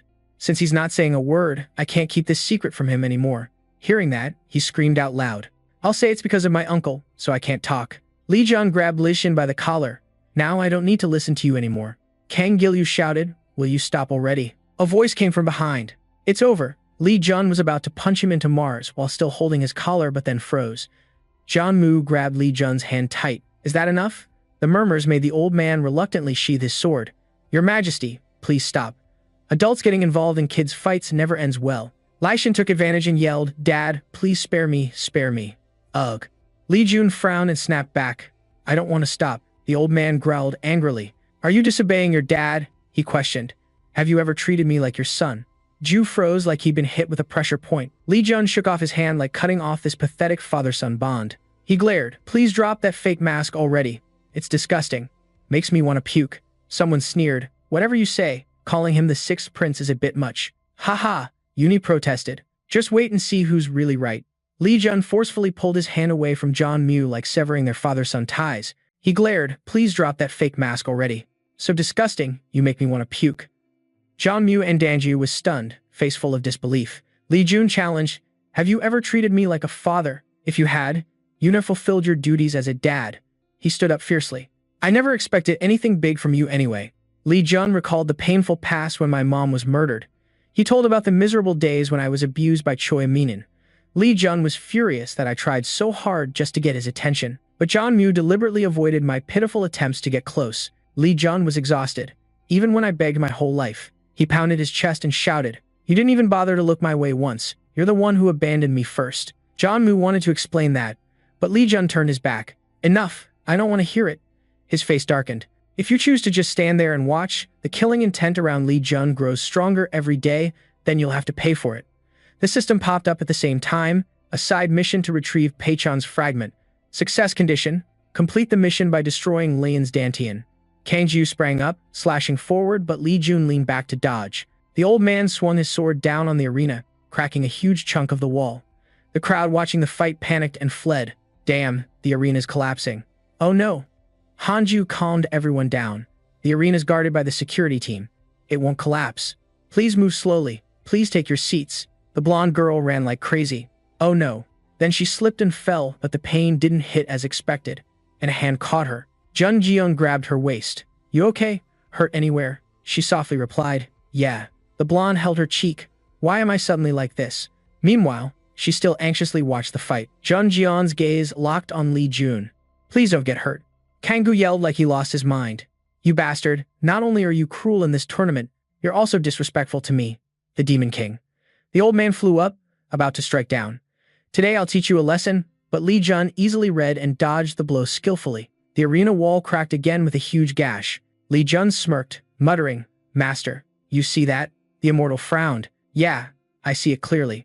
Li Jun focused on that bastard who also had a piece of Panji. The fragment was clearly visible on his hip through Li Jun's sharp eyes. The immortal sighed in frustration. In the end, he still caused trouble. Even though I warned him, Li Jun got into fighting stance. "What's up with that guy?" He glanced once and immediately caught the old man's intention. Kang Gu growled, "Dare to look away." Li Jun flew over, so tough. A familiar figure. Chun Isich suddenly appeared in the arena. He turned back. "I want to toy with you a bit more." Li Jun was ready to fight seriously, but it looked like it wasn't going to happen, because I confirmed Choi Kangji Gu as a piece of Panji. He thought, no need to keep sparring, and swung his hand, but ending it like this would be a shame. The spear stuck in the ground suddenly shook violently, like some force hit it. Li Jun used his spirit power to pull the spear up, creating a blinding light. The spear flew straight at him. His cloak fluttered in the wind like a god descending. Li Jun leaned back. "Here's a little gift before we finish," he muttered a chant. The third form of the infinite spear technique, a dragon glowing with spirit power, appeared behind Li Jun. Sumeru's divine art, Heavenly King's modification, black dragon form. The dragon's head wriggled. The ancient dragon roared with earth-shattering force, charging at Kang Gu like a tornado no one could dodge. The old man gritted his teeth, unable to block it. Kang Gu pushed it aside, trying to deflect it. The dragon body staggered near the stands, causing panic among the crowd. Chun Sich approached, spirit power blowing off the old man's outer cloak. The old man drew his sword, its gleam flashing along with his sharp gaze like he could see through everything. Chun Sich drew his sword, spirit power shining dazzlingly. The Thunder Heavenly King's divine art turned the sword before him, dragon scales magnified 100 times. The ground cracked open into a huge pit. The crowd, shielding themselves, slowly looked up. Li Jun stood under the arena. "All right, that's enough, everyone. This has caused way too much trouble." His voice echoed across the shattered arena. "Everyone disperse. I don't think we can continue the tournament today." Scene switches to an internet cafe, the computer screen reflecting the chaos of the commentators. Keyboard warriors typing non-stop. Spear, God Li Jun broke the dragon's power seal. Is this ruthless approach okay? The terrifying outcome of the heir's battle. Critics were on fire. So scary. His cruelty is nothing less than a demon's. Isn't that kinda unfilial? They're family after all. Did they really have to go this far? They don't understand what Li Jun went through, but they type like they're insiders, hyped up by the crowd, thinking he can do whatever he wants. Maybe he really joined the demon cult. We should put a bounty on him. Search keywords popped up one after another. Spear God versus Du Hoang. Who's stronger? How powerful is Spear God? Li Jun showed divine power, standing tall before Du Hoang. The sixth king was about to appear. Comments exploded like a broken market. "Uni, you were right. This place is the fairy realm, huh? I could quit being an idol and become a fortune teller." Ju flopped back on the chair, relieved like a huge weight was lifted. She frowned. Even though it was the chairman's order, she couldn't believe she had to write the article and add commentary too. Thinking about having to manipulate the media, Du pretended to threaten. "If you don't give me a bonus, I'm quitting." Minam stayed calm. "Don't worry, that won't be accepted." Secretary Nam. Warm sunlight poured over the hibiscus flowers. Along with that, the Zhu Yi Zhu leaves swayed. Li Jun looked at the message on his phone. "Kim COA, hello, I'm reporter Kim COA. If you see this message, please contact me." He comfortably rested his head on Lam Lam. The world has advanced way too much. Now I can't avoid annoying messages even at the gate with internet. His eyes lifted to the system screen. He raised his hand and tapped on the mission section. The system displayed a notification. Side mission. Retrieve Ponji's fragment completed. Reward is being sent. You have earned 800,000 accumulated points. The points needed to get Ponji decreased by 10 million. Li Jun scratched his chin with interest, defeating Lai Shin's Dan Dian and seeing such a sweet reward. Eliminating a bastard and getting the reward, 2 birds with 1 stone. He pondered deeply. Now all that's left is to win the Heaven Tournament. The weapon technique that the demons in this world are hunting for, if I get it. Li Jun suddenly jolted awake. Wait, he jumped up. Master, I have a question. The elder glanced over. What is it? Li Jun anxiously asked. If Li Xin and Kang Gu have Ponji's fragments, does that mean those demons came from your time? The elder hesitated. I'm not sure yet. He questioned him, saying Ponji belonged to my first senior. The elder explained, I have to see or receive the demon sword to know. Li Jun was amazed. Demon sword? You hesitated. Master, what if? Just hypothetically. Li Jun proposed a theory that the demons in this world are connected to my first senior. What would happen? The elder turned and said, well, then you unleash a ruthless method. You'll have to kill them. You question that? That's his disciple. The 2 beasts looked at each other confused. This isn't something we're supposed to hear. Elder Blue hovered. You'll understand when you get there. A broken shard appeared. The shard of Pakshan must never appear. If it does, this world will perish, he explained. Baonji, also known as Blood Heaven Technique, is the martial art I once used to drown the world in blood. The elder's face was full of pain. Anyone who uses Pachon feels an unquenchable thirst. The more they use it, the stronger that thirst becomes, and only human blood can satisfy it. But only temporarily. He seemed to sink into a pit of fire. The next day, the thirst surged again, and the heart-craving slaughter kept trembling endlessly. With a little sanity left, I avoided harming ordinary people. Instead, I killed martial artists from both righteous sects and evil cults. All of it is nostalgia and the greatest shame of the elder. The nickname I got back then is my lifelong disgrace. If I could go back, I wouldn't have created Pakshan. He sighed, realizing only after killing tens of thousands that it was an imperfect martial art.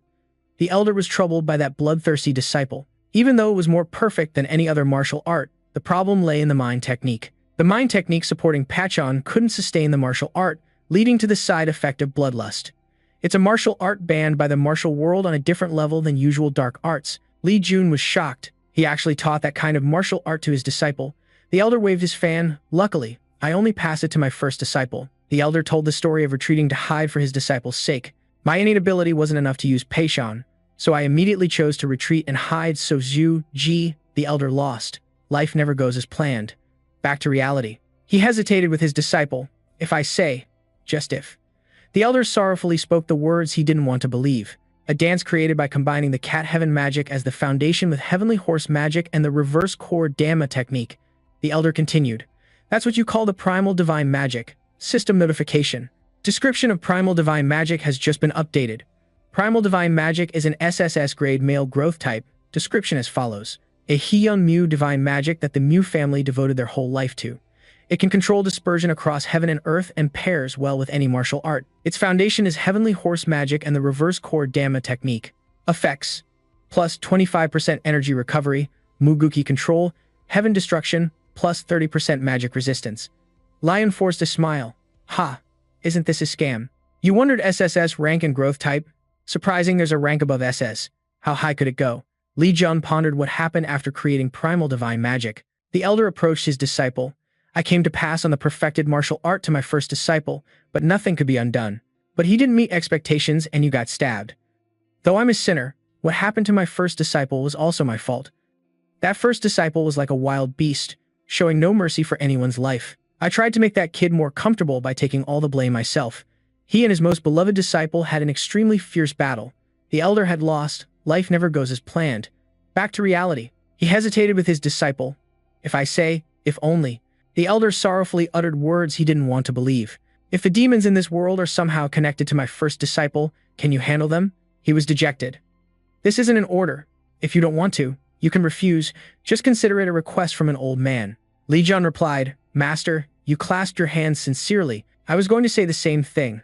I'm your disciple, and I will definitely fulfill your last wish.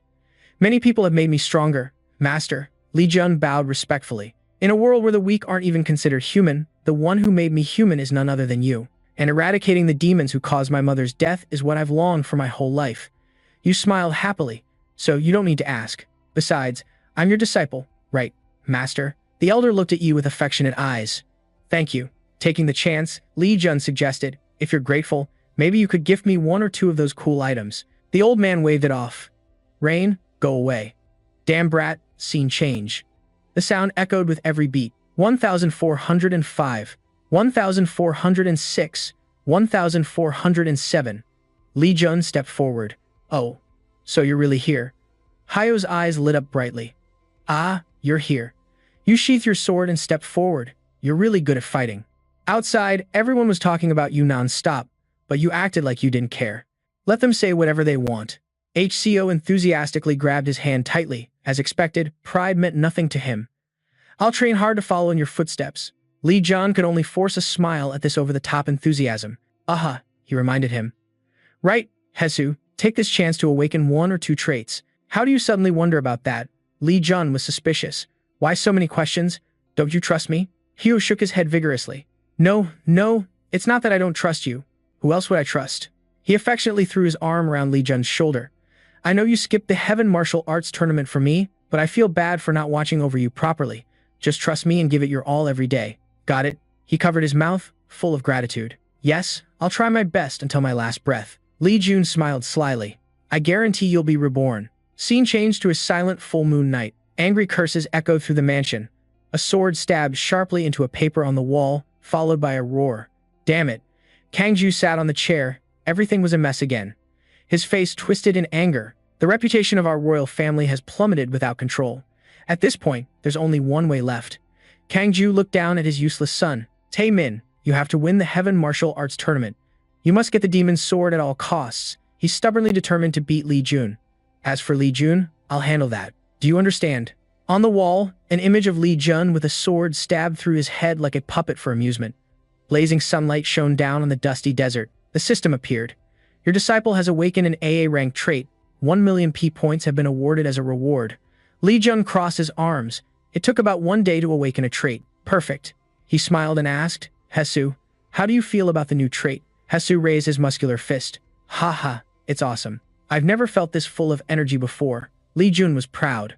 Of course, a top-tier trait has to be like this, right? The system announced again rapidly. Descendant of the Du lineage. This AA-rank trait describes descendants of the Du lineage who mastered supreme martial arts since ancient times. Although now it has faded, their innate talent in Du arts remains. Effect. Adjusts talent related to Du to S rank. He scratched his chin with interest. Nice. Even the master recognizes Hisu's talent, so this is totally deserved. The elder appeared. I didn't expect the Du lineage to continue like this, Li Jun wondered. Is there really a Du lineage existing in the martial world? He explained.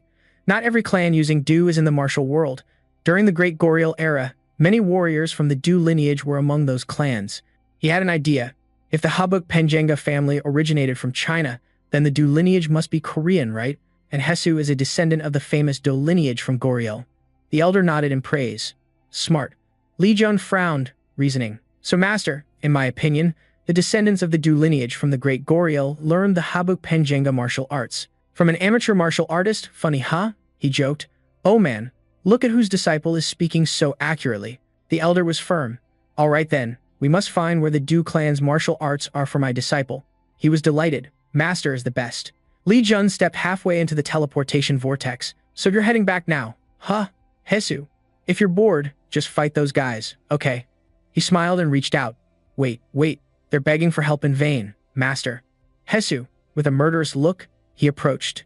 Since that's the order from your master, can you please fight me? Scene change. At the arena shattered to pieces since the day before, dust rose thickly. A reporter holding a camera couldn't help but exclaim, wow, this is brutal. The arena is like this already and they still want us to train? The reporter next to him signaled. Don't you think this tournament is a joke? They should have Yi prepare better. Look, the leader is holding a sword. The whole group focused their spiritual energy to create an atmosphere, lifting chunks of stone and debris from the arena into the air. Everything that was destroyed was now surrounded by spiritual energy and being restored. He was stunned. Wow, what is that, senior? The reporter explained it was a healing spell. In the Asian region, where martial arts are dominant, they don't have that ability. But in the Western region, where magic is dominant, there are many spells like healing. The Heaven Martial Arts Tournament drew attention from many countries, so they got support like Western magic. The crowd in the stands was hyped. Hey, have you found Li Jun yet? Someone answered. Too crowded, can't see him anywhere, they complained. Damn, if I'd known, I'd have waited right at the door. He's wearing a hat that hides him way better than I thought. Li Jun Chenju walked through the crowd. Today's match was between Sword Master Jun Gaian and the Dragon Sword Choi Tae-min. Thought everyone would be focused on them. Floating Elder, you don't criticize. That's why you should keep your identity secret. He threw up his hands in frustration. How could I refuse a mission like this, Master? Li Jun opened the door. I'm just here to watch Jun Gaian fight. Just need to hold on until then. The crowd kept searching. Found Li Jun yet? People in the stands wondered. Is he not coming today? Someone doubted. Where else could he be? Li Jun stepped into the room of Zhu, Ji, Yi, prepared and politely knocked to find someone. He stepped inside. North Sea Yu Jin. Yu Jin greeted happily. Li Jun, why so late? I've been looking everywhere for you. Li Jun calmly replied. Just had some stuff to take care of. Where's she? He answered. She went out a while ago. You blinked like that, then I'll wait for her to come back. From behind, Jun Jian suddenly lunged at him, catching everyone off guard. She locked his neck with her leg like a pro. Li Jun hated hiding. You told me to come early, but I guess I didn't listen. Li Jun screamed miserably. Oh, my hand, my hand. Jun Jian smiled brightly. Not worried about your weak sister? She's about to fight that shady Choi Tae-min. He raised his hand in surrender, trembling. Weak? Oh, my leg. If anyone's worried, it's him. Li Jun yelled helplessly. I'm late because I had to find something to give her. Hearing that, she let go. He propped himself up on the ground, struggling to stand. Li Jun handed her a white cloth. Here, take this. Jun Gaian was shocked. This was on the sunlit arena with cheers ringing everywhere. Tae-min and Jun Jian had an intense sword duel. She sneered. You look like you're struggling too much. Why not just surrender here? The guy tried to block her sword, but his face changed colors like a chameleon. Jun Jian swung his sword, but luckily Tae-min dodged. Next time wasn't so lucky. He took a divine punch from her. He flew up like a puppet with cut strings. Sparks on Jun Gaian's hand hadn't died out yet. He quickly covered his head with his hand, stepped back, and braced his sword to stop the momentum. She stepped forward again with a sharp strike but missed. The crowd in the stands cheered. Look at that. What a pathetic scene. They mercilessly mocked him. Even if he's the dragon sword, Hyunmu, he'd collapse. One strike dodged. Damn it. Tae-min could only defend. Damn. He gritted his teeth. Can't lose here. Tae-min was determined to win. He swung first, determined to take the demon's sword. But a hit to the face snapped Tae-min out of his dream. Jun Jian stood above, looking down at the loser. Whoa, giving up already? She didn't hold back the taunt. I'm just getting started. Jun Jian smiled friendly. I promise Doa. I'll beat you for Doa always. Tae-min clenched his fist. These guys are tougher than I thought. Then he played dirty, throwing a handful of sand into her eyes when no one was watching. She grabbed her eyes and screamed, Ow, ow, my eyes. The crowd yelled. Hey, that's not fair. Someone cursed. Fight properly. Jun Jian held his eyes but still gripped his sword like he never gave up. She opened her eyes wide, bloodshot. Jun Gyeon charged with murderous intent, thinking I'd let you run. She stabbed him in the chest. This time, no chance to dodge. Fresh blood soaked his shirt deep red. Jun Gyeon yanked the sword out hard. Blood splattered everywhere. She sneered, Yeah, I really can't beat you. Jun Jian sheathed his sword. I was gonna finish you off worse, but didn't expect it to end so fast. Tae-min laughed bitterly. Haha, you must be pretty disappointed, she muttered to the unlucky guy. He held his wound but still wore the face of the winner. But don't think this is the end. From the tip of Tae-min's sword shot a long needle. Jun Jian turned around. The needle flew straight at her eyes, making her pupils shrink. At the same time, the system announced the activation of the enhanced talisman. Jun Jian was surprised. This is the system explaining. A protective energy shield was created to defend against outside threats. She thought back to what Li Jun gave her. The silver needle stabbed straight into the talisman. The talisman's protective power was depleted, and it gradually disappeared, dissipating like smoke as if nothing happened. Jun Jian looked up to the stands, where two very familiar figures stood.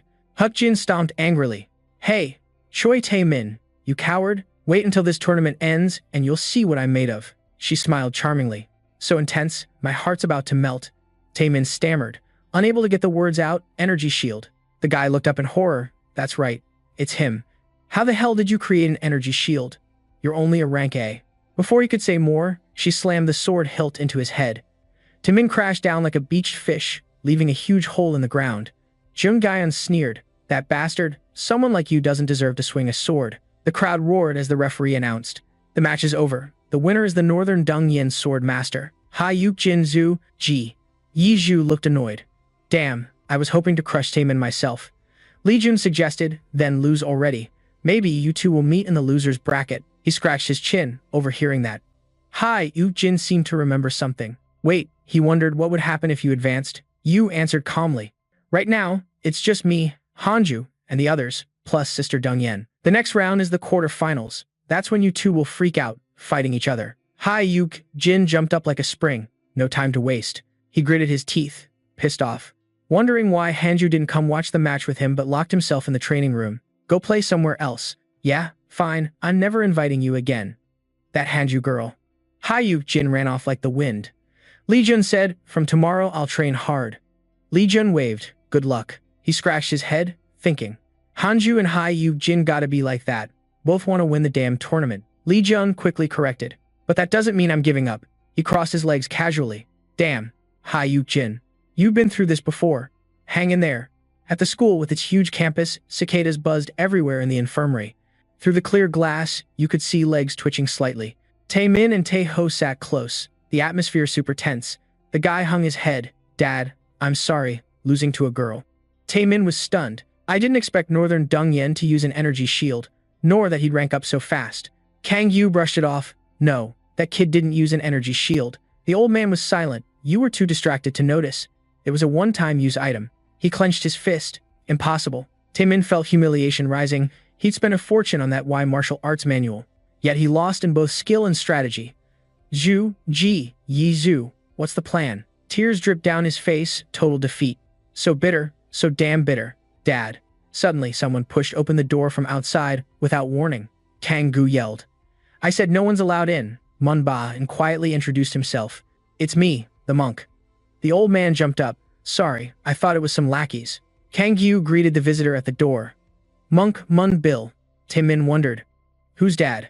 The old man struggled to sit up and greet him. He's your dad's benefactor. He stood, bowed respectfully. Such a respected man, and you didn't recognize him? My name's Choi Taemin. Manhwa En replied.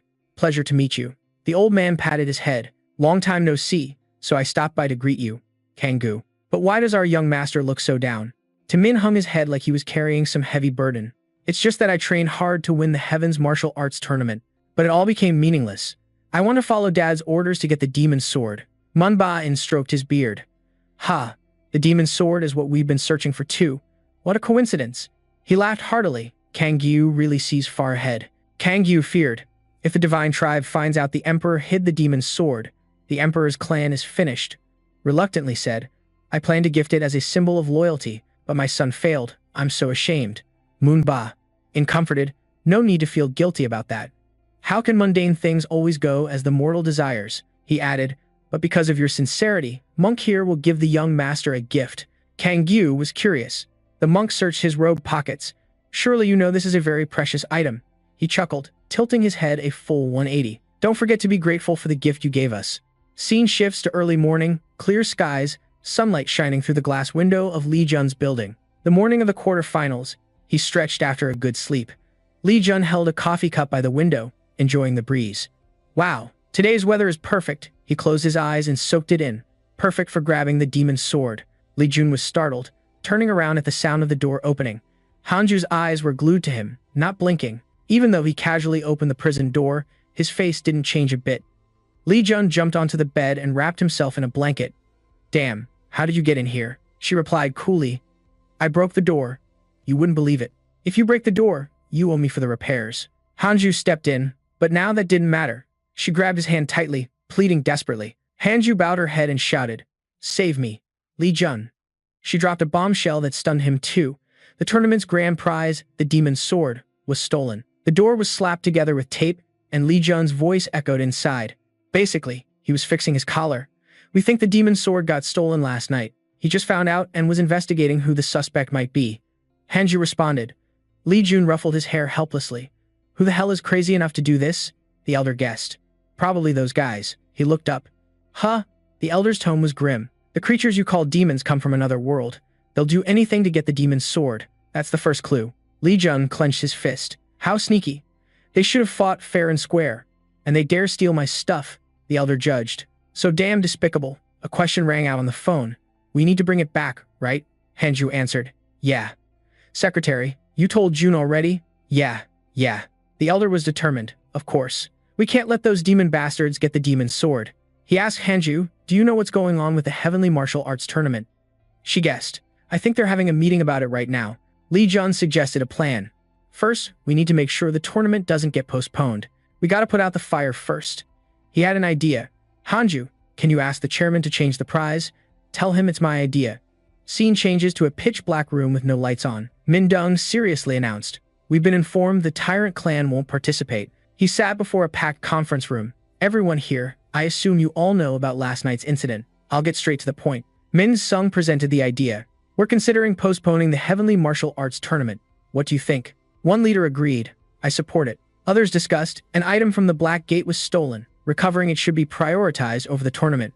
Right? John Sayab gave his opinion. Even if we postpone the tournament, we should still award the most talented student. At least we have to keep that rule. It'll help quell their dissatisfaction. He thought for a moment and agreed. It's also good for calming media criticism. Someone quietly asked, but what should we give as a prize?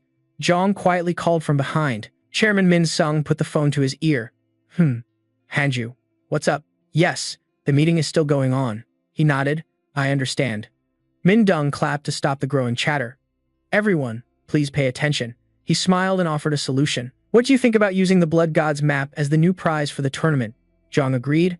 I'm good with that. After all, you're in charge of the tournament. Chairman, we're just here to give input. Someone was confused. Blood God's map, the quick explainer said. It's an artifact from the Black Gate, but it's just a piece of paper we know nothing about. In the end, everyone agreed. So with unanimous consent, the new prize for the Heavenly Martial Arts Tournament was decided to be the Blood God's map. The sky was crystal clear, skyscrapers stretching up to the clouds. Inside the museum, staff checked and rechecked the priceless treasure like hawks. Cameras were everywhere.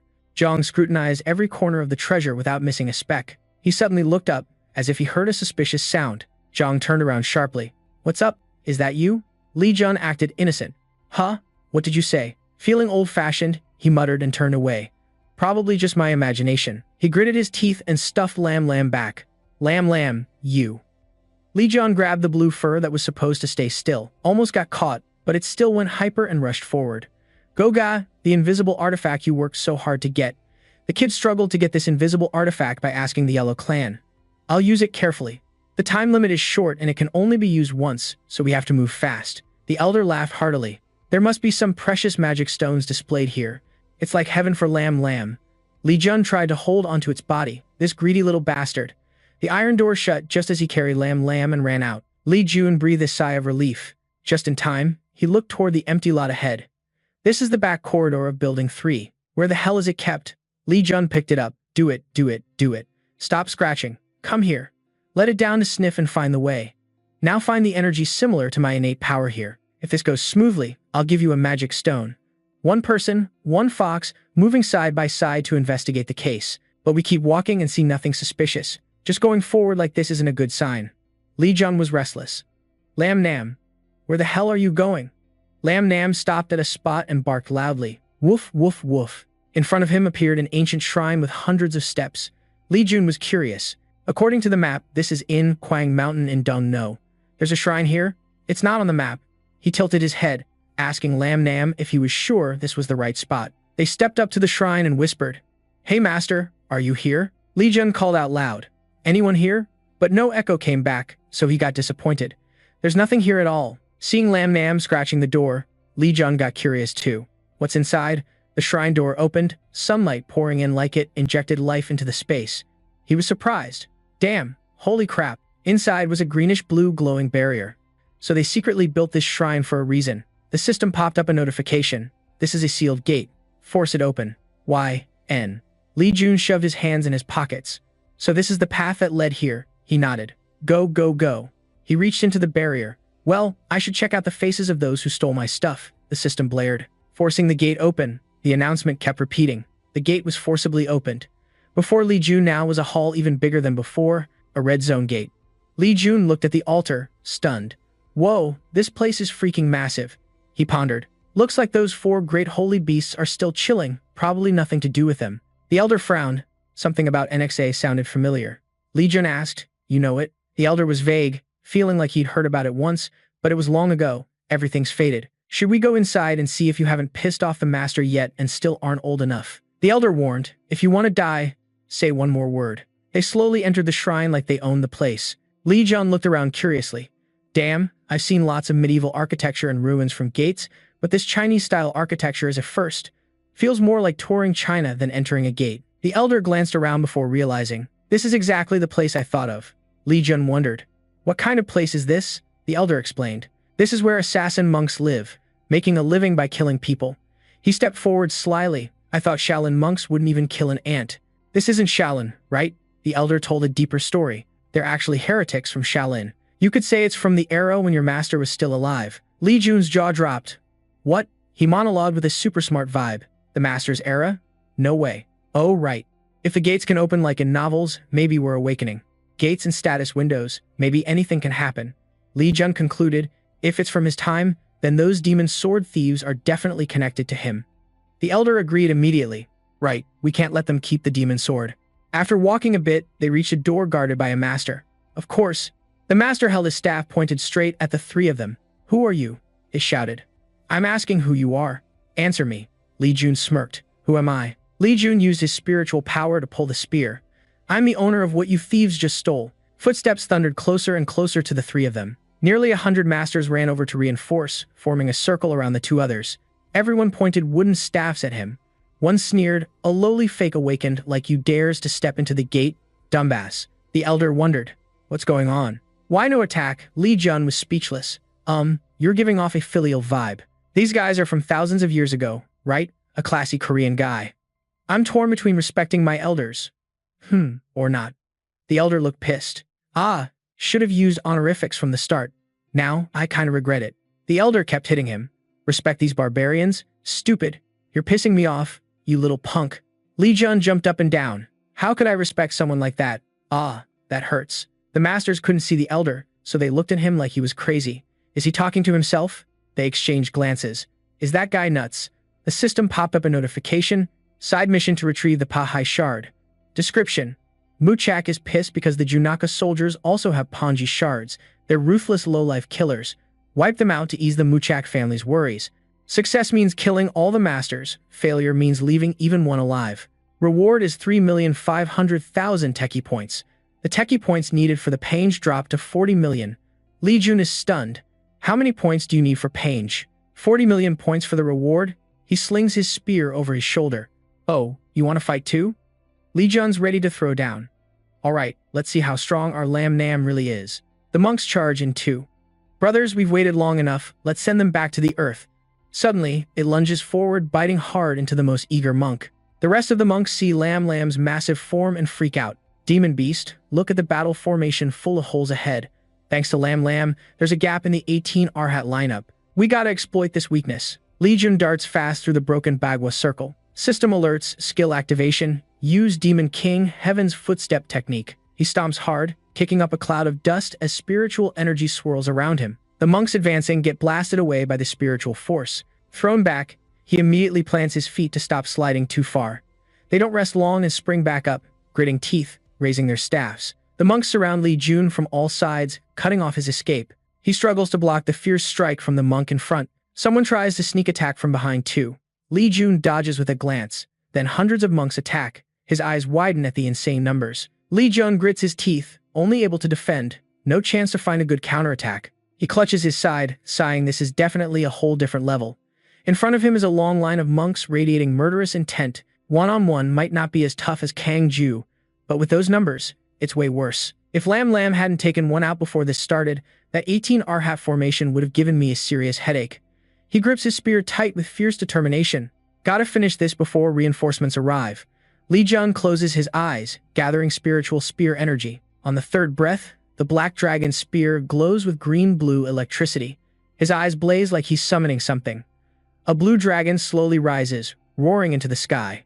It charges forward, scattering the monks like a swarm of angry bees. Big hit. No way. How could a lowlife like him use the spear technique of a war god? The monk screams in despair, unaware that Lam Lam is creeping up behind. Hurry, gotta warn Elder Munba in. It bites him, making the scene even bloodier.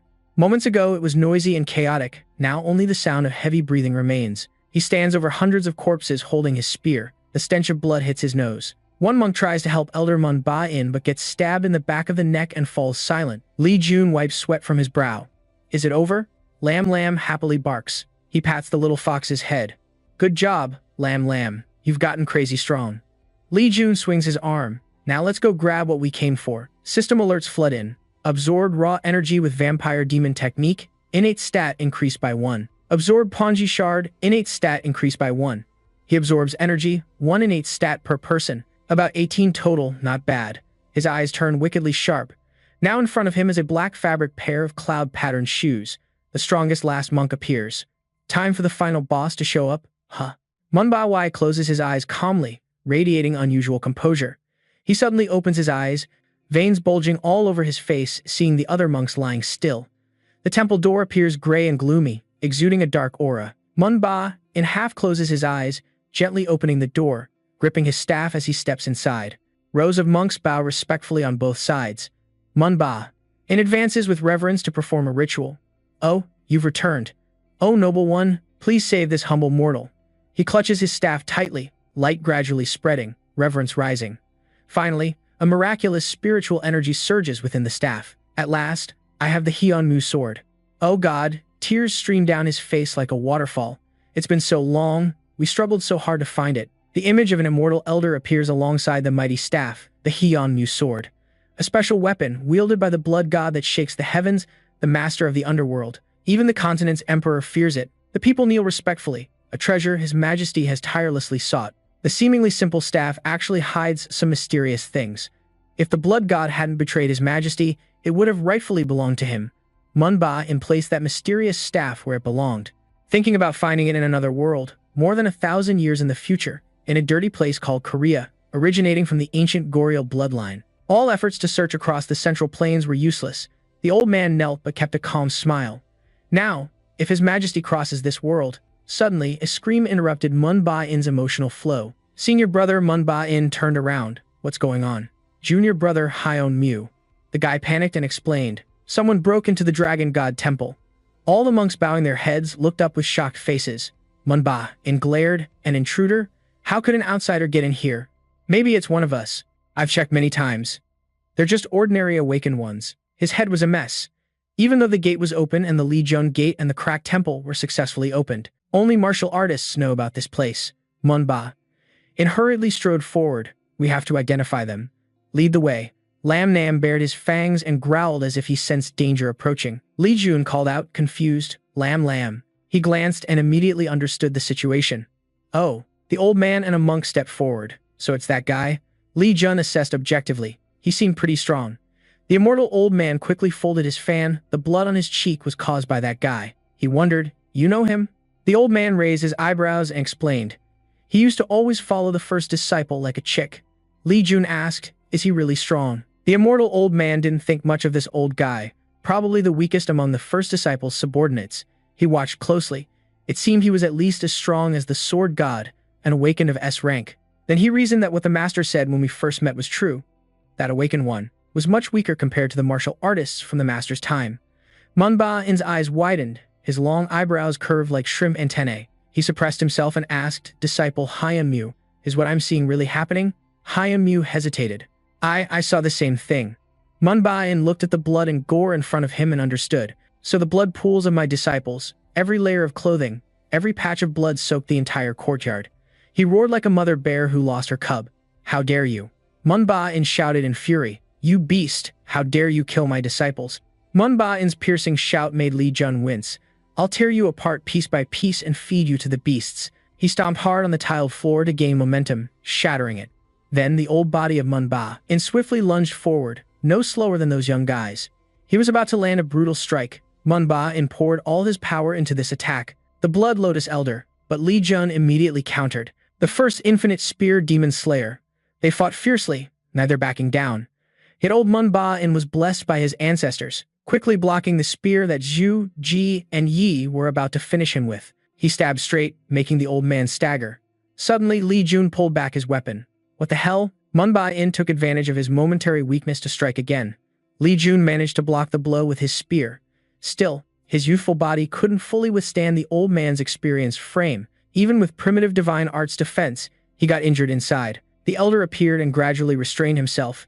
It's not over yet. Manhwa, in the fat-eared old man, swiftly cut through and launched an attack. He decisively unleashed a powerful spiritual strike, pushing Li Jun off the edge. A talent like you is also helpless.com against this fierce attack. Suddenly, a massive blue lightning bolt crashed down from the sky, terrorizing the main hall. It turned out Lam Lam knew the young master was in danger and rushed to save him. It grabbed Li Jun and dashed away, temporarily hiding behind a cliff. The old man Manhwa was left stranded in the deserted main hall. He was furious because he was fighting fiercely when suddenly his opponent disappeared. I'll tear you in half. I know you're not dead yet. Manhwa shouted loudly, come out right now. On this side, Li Jun landed safely. He worried. Are you okay? Lam Lam made a sad face that made Li Jun restless. What are you thinking? He recalled the moment Lam Lam saved him in one go. She took the punch that even he couldn't block properly, but before she could show her true level, Li Jun immediately stopped her. What if I didn't pull you away in time? He only knew to comfort the angry little fox in front of him. That can't happen. You could have died. Li Jun seemed unsatisfied and charged ahead again. I'll handle this, so wait for me at the gate. Lam Lam was stunned. Kay lifted the little fox up and chanted a spell, then summoned a portal. So the poor Lam Lam had to go back to where it belonged. Li Jun also got back up after a long defeat, just beaten down like this. The first time since his regression. Even though he was weak, he still had some self-love. But running away isn't my style at all. Manhwa casually stepped forward with a smug look. I don't know what nonsense you're mumbling, but before you die, I gotta ask you something. The old man's face darkened. How did someone like you learn the martial arts of the divine warrior? Are you like us? Li Jun looked confused. Like you. Manhwa said with absolute certainty. The move you just used is definitely the illusion eradication technique. Li Jun coldly asked, so, what's that got to do with you? But the old man didn't give up. Of course it's related. Manhwa explained thoroughly. The divine warrior's technique is the technique of the demon blood heaven. Only now does Li Jun realize, how many names does your master have anyway? The old immortal, hit right in the feels, just turned his face away to avoid it. Haven't I told you? That's the name martial artists gave me at my peak. Li Jun kept repeating the old master's name for a while. Demon blood heaven. Demon blood. And you're still optimistic in this situation, hoping this won't turn into some messed up script. The demon blood map leads to his secret hideout, right? The fake master. Seriously, Li Jun was confused. Master, I never thought you had such deep ties with those upper-tier bastards. He shouted out loud. So when I chose the path between the divine warrior's path, the path of infinity, the two paths of heavenly destruction, those paths are all connected to your names? He just stood there scratching his head. Maybe. Li Jun was a bit puzzled. So if I choose the heavenly destruction path, maybe I'll start with the heavenly destruction technique? If it's all you, then why make me choose? He chatted casually with his master, not even noticing Manhwa standing there with a smug face. Master, do you know? The old immortal was stunned. What do you mean? Li Jun confided softly. After facing that guy, Demon Blood, I realized one thing. You're gripping that spear tight. Now I can truly feel that you really are the greatest martial artist of all time. Then Li Jun stood up again after falling. Even if my inner strength isn't enough, even without the heavenly destruction technique, I'll be fine. Warning, he kept provoking the old man with the greatest master ever by his side, so what's there to be scared of? The system kept flashing red, a powerful demonic energy was approaching. Manhwa kept repeating an old move, stepping back to gain momentum. Demon Blood leader Li Jun still couldn't handle the heat of the surrounding spiritual energy. He swiftly pierced through each layer of spiritual energy and charged forward to throw his spear at the old man. In that moment, a circle like a tear appeared spinning in Manhwa's body, letting Li Jun's spear pass straight through. Suddenly, the old man appeared looming behind him. Li Jun hadn't even reacted before being blinded. The immortal in the air could only urge him to dodge. Dodge. Manhwa unleashed a direct stream of spiritual energy at Li Jun. He froze for a few beats. Li Jun's right arm throbbed painfully, and his left hand started bleeding. The master sternly warned his reckless disciple, at your current level, you can't defeat Demon Blood. Waiting for the right moment is the smartest move. But Li Jun flat out rejected his master's advice. No way. He was determined to beat the old man no matter what. If he found the heavenly temple, then he could find the forbidden zone of the 4 sacred lands. Li Jun fell but got back up right there. I can't let him endanger you, master, and your followers. He gripped the spear tightly, determined to fight to the end. Even if his body shatters, even if his inner strength from combined martial arts is interrupted, Li Jun controlled the boiling spiritual energy. I won't give up. Infinite Spear, second form. Manhwa closed his eyes. This is the extreme light from the Divine Warrior's spear technique. Hyun Mu rushed over fast to Manhwa. Brother, I'm coming to help. I'll catch him. Lee Jun's eyes snapped open, veins bulging. The battle was reaching its climax. Hyun Mu threw his spear into the chest, his arm piercing through him, blood gushing out, pooling into a deep red puddle beneath Lee Jun, his eyes wide open in disbelief. The chest was stained with blotches, and he spat out a mouthful of broth. The old immortal panicked, not knowing what to do. Disciple, get up. Lee Jun forced his eyes open. You have to stay awake, master. He fell into a space like a thought bubble. Am I dying? I still remember the first time I died. The people Lee Jun loved the most slowly appeared, and back then, I was really scared. Oh, so this is what they call the life film flashing before your eyes. Awesome. Every moment I lived is being shown in full view. His eyes were blank, like he lost his soul. Yeah, in every moment, when he tried his hardest or faced hardships, the elder immortal was right there beside him. Every fun time or happiness never lacked his presence. The master was always by my side. Even when it came to friends or the one he loved, the elder immortal was always by his side. He gave Lee Jun every affectionate look, every strict gesture, like a real son. Master, the image of the elder immortal appeared before his eyes. Lee Jun wanted to engrave that image for the rest of his life. The image gradually blurred and faded, and I wished I had treated him better. He slowly sank into a dream. Thanks for everything, the elder immortal scolded affectionately. Thanks for what, you idiot? He used his hand to control Lee Jun's complexion. You're not ready yet, but right now, there's no other choice. The dumb disciple just stood there watching him lie motionless on the floor, as if Lee Jun no longer had any connection with the world around him. Hyun Mu glared. Dead already? He's giving up too soon. I'm just avenging my fallen disciples. Suddenly, his body stood up like a demon. Manhwa freaked out, thinking he'd seen a ghost. Hyun Mu also turned around, his face shocked like he'd just seen a fly. He shouted in despair. Hyun Mu's spiritual energy surged like a tsunami, terrifying Manhwa. Stay away from him. Lee Jun's eyes snapped open, now only white with streaks of red blood. The blinding light made everyone squint. From deep inside the shrine, a call seemed to awaken. The tightly shut door was forced open by an invisible force. The staff of power flew up, surrounded by a radiant spiritual energy. The staff slowly cracked into large pieces, some terrifying power pressing down on the shrine. An explosion ripped through the silent night sky. Smoke rose thick and gray. The old man was horrified seeing the bloodstains on the ground, but Hyun Mu's body was nowhere to be found. Tears uncontrollably streamed down Manhwa's face. Hyun Mu's disciple, the fresh blood on the ground proved something had swallowed him whole. He stiffened like he'd been hit with a pressure point. How could this be? The heavenly annihilation relic was still intact, and Manhwa's mind raced. How could this lowly awakened guy possess that kind of energy? He took a fighting stance, slightly crouching to defend.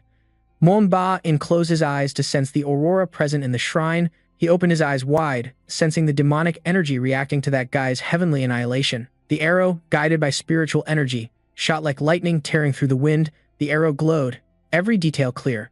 Manhwa trembled, not because he wanted to stop him from getting the demonic energy. He rushed forward, parallel to the arrow, furious enough to explode. Die. Lee Jun's small figure stood firm before the overwhelming spiritual energy that even suppressed Manhwa's core. Suddenly, a giant Buddha hand crushed the ground. The earth exploded instantly. Trees and soil burned to ashes in seconds. The ground still bore the clear imprint of that hand. Manhwa coughed heavily. Only now did he taste defeat. Impossible. This can't be happening. The elder immortal spoke for Lee Jun. He also controlled the Zhu, Ji, Yi spears, ready to attack Manhwa. A lowly awakened guy, the master controlled the spears on his body. Lee Jun's hand tightly gripped the weapon, and from where he stood, a fierce spiritual energy burst out. The old man was blinded by this light. Then Lee Jun swiftly charged with the spear, using spiritual energy to strike Manhwa. But the old man must have missed a step because he quickly dodged. A streak of spiritual lightning zipped past Manhwa's nose. Furious, he counterattacked. Manhwa used his old trick of jumping back to gain momentum. Lee Jun's emotionless white eyes opened wide. His body was once again controlled by the elder immortal. Lee Jun landed with footsteps, shaking heaven and earth. The dominating step B had awakened, transformed into a new martial art. The name of dominating step B was changed to infinite dominating step SS. The old man instinctively turned around, but Lee Jun was already close behind him. Closer and closer to his pale white head. Just one palm strike, Lee Jun sent Manhwa flying out of the earth. He breathed his last. Manhwa stared dumbfounded at the spear before him. He trembled as he touched the spear, then summoned his last strength to grip it tight. Lee Jun's hateful voice sent chills down Manhwa's spine. I can't let you keep doing this. His body spoke the rage his master felt. For his disciple, Mu. Only now did the old man realize everything, because His Majesty Manhwa wore a twisted smile. I'll take you to the next life with me. Suddenly, the cliff exploded. Thick smoke engulfed the space. Li Jun was as stubborn as a leech. Oi Fong stood on the defeated old man with a wild beard. Mun Ba-in had no strength left to get up, staring down at this weak body. Time to meet your ancestors. Yet he still tried to curse a few words. Monster. Li Jun kept attacking until Mun Ba-in shut his mouth. The old man screamed in fear. No, the aged pupil finally started shedding tears for His Majesty. In just a moment, the whole scene grew more solemn than ever. The cunning old Mun Ba-in was also knocked out cold, leaving only his clothes and a pool of blood on the ground. A fireball filled with his power flew slowly toward him. You have absorbed a fragment of Ponji. Your internal strength has increased by 15 points. Side quest. Recover 2 Ponji fragments completed. Reward 3. 5 million B. Tekshi reward reduces the tech points needed for Ponji by about 40 million B. Li Jun stood firm in the desolate space, the dark aura around his spear fading. The spear dropped to the ground, and Li Jun couldn't move anymore. He collapsed onto the ground. The immortal flew over. You tried to endure the destructive energy, he comforted. Rest now, disciple. His tired eyes slowly closed. Scene shifts to an ice rock. Hell was focusing on training his spirit sword under a waterfall. Suddenly, Tegu appeared, interrupting. He cleared his throat as a leader. My junior, how's your training going? Hell was surprised. Tegu Nim. Tegu immediately put on airs. Come on, between us, you don't need to use Nim. Nim shows respect, a title for elders. Yet Hiso remained polite. But since you're Li Jun's first companion, he lowered himself. Hey, I'm not that nice of a monster. Hell was thrown off by the mismatch between his tone and words. Hiso wondered, why did you suddenly come here? Tegu cared. I think it's time for you to head back. It's pretty late. Only then did Hell check his phone. Damn, you're right. I lost track of time training. My little sister's probably waiting for dinner. Tegu advised, you work too hard, just like me. Sometimes you gotta chill a bit. Haizu, G, ye were packing. I know. Hell stepped toward the teleport gate. All right, I'm off then. Tegu rushed over. Wait, he puffed up his chest. Since the master's not here today, I'll personally escort you. Hell was totally confused.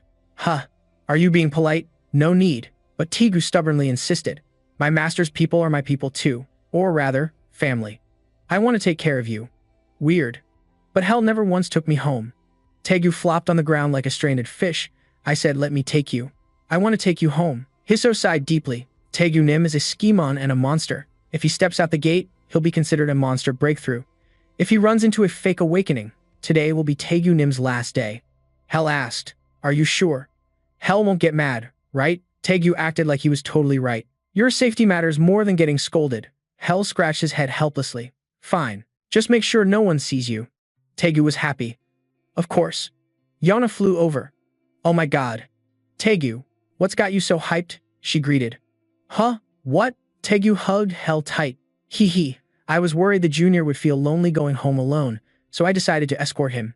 She was startled. You're going alone? Tegu turned confused. Is there a problem? Yeah, she hesitated. It's dangerous for Tegu to go alone. She acted like a protector. I'll go with you. Tegu was thrilled. Hiso's coming too? That's a relief. Hee hee. Yana covered her mouth, giggling. Oh, Tegu, you're such a smooth talker. Hell froze for 5 seconds. Wait, hold up. They all suddenly moved forward. The human world straight ahead made him clutch his head and cry out. Hell, help me. On a quiet moonlit night, tall buildings lined up on a narrow street. A junkyard piled with old, wrecked cars. A small house stood neatly in the middle, looking so empty. A bowl of steaming egg ramen sent fragrant steam up to the roof. A little kid drooled. Brother, when will we get to eat ramen? Hell replied, wait a bit. A short-haired girl squeezed in. Haizu, Ji, Yi finished setting the bowls and chopsticks. He quickly answered, thanks. Suddenly, the kids playing froze, their faces brightened. They rushed outside. Here, I'm back. Hey, don't run off. Get down now. They ran out blindly, not knowing who was in front of them.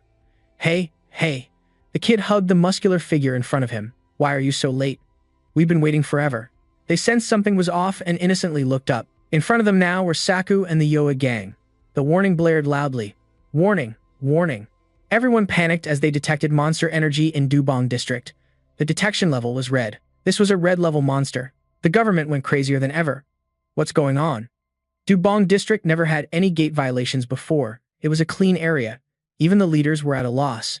Damn it, while we were busy investigating dark arts, there's nothing we can do now. He ordered all staff to immediately contact the No Accident team, requested support from the top students. Everyone understood the orders. The kid was excited. Uncle Tegu. Higher. Higher. He spoiled. Zhu, Ji, and Yi. Zhuang. All right. Throw it higher. Please. The kids beside him demanded too. Uncle Tegu. Again. The short-haired girl was flustered.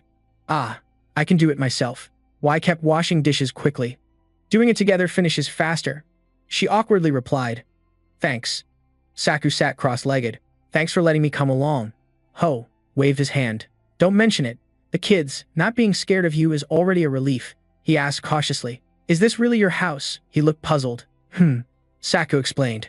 At first, I thought it was just a junkyard. Heard the owner gave you a high-level mana stone. They walked over with reluctant faces. This is called a house? HCO smiled. We used to live in the Zhu, Ji, Yi Zhuot slum. This is already a big improvement, he wondered. What's the Zhu, Ji, Yi Zhuot slum? After hearing it, he froze stiff. Where do I even start explaining? He so complained.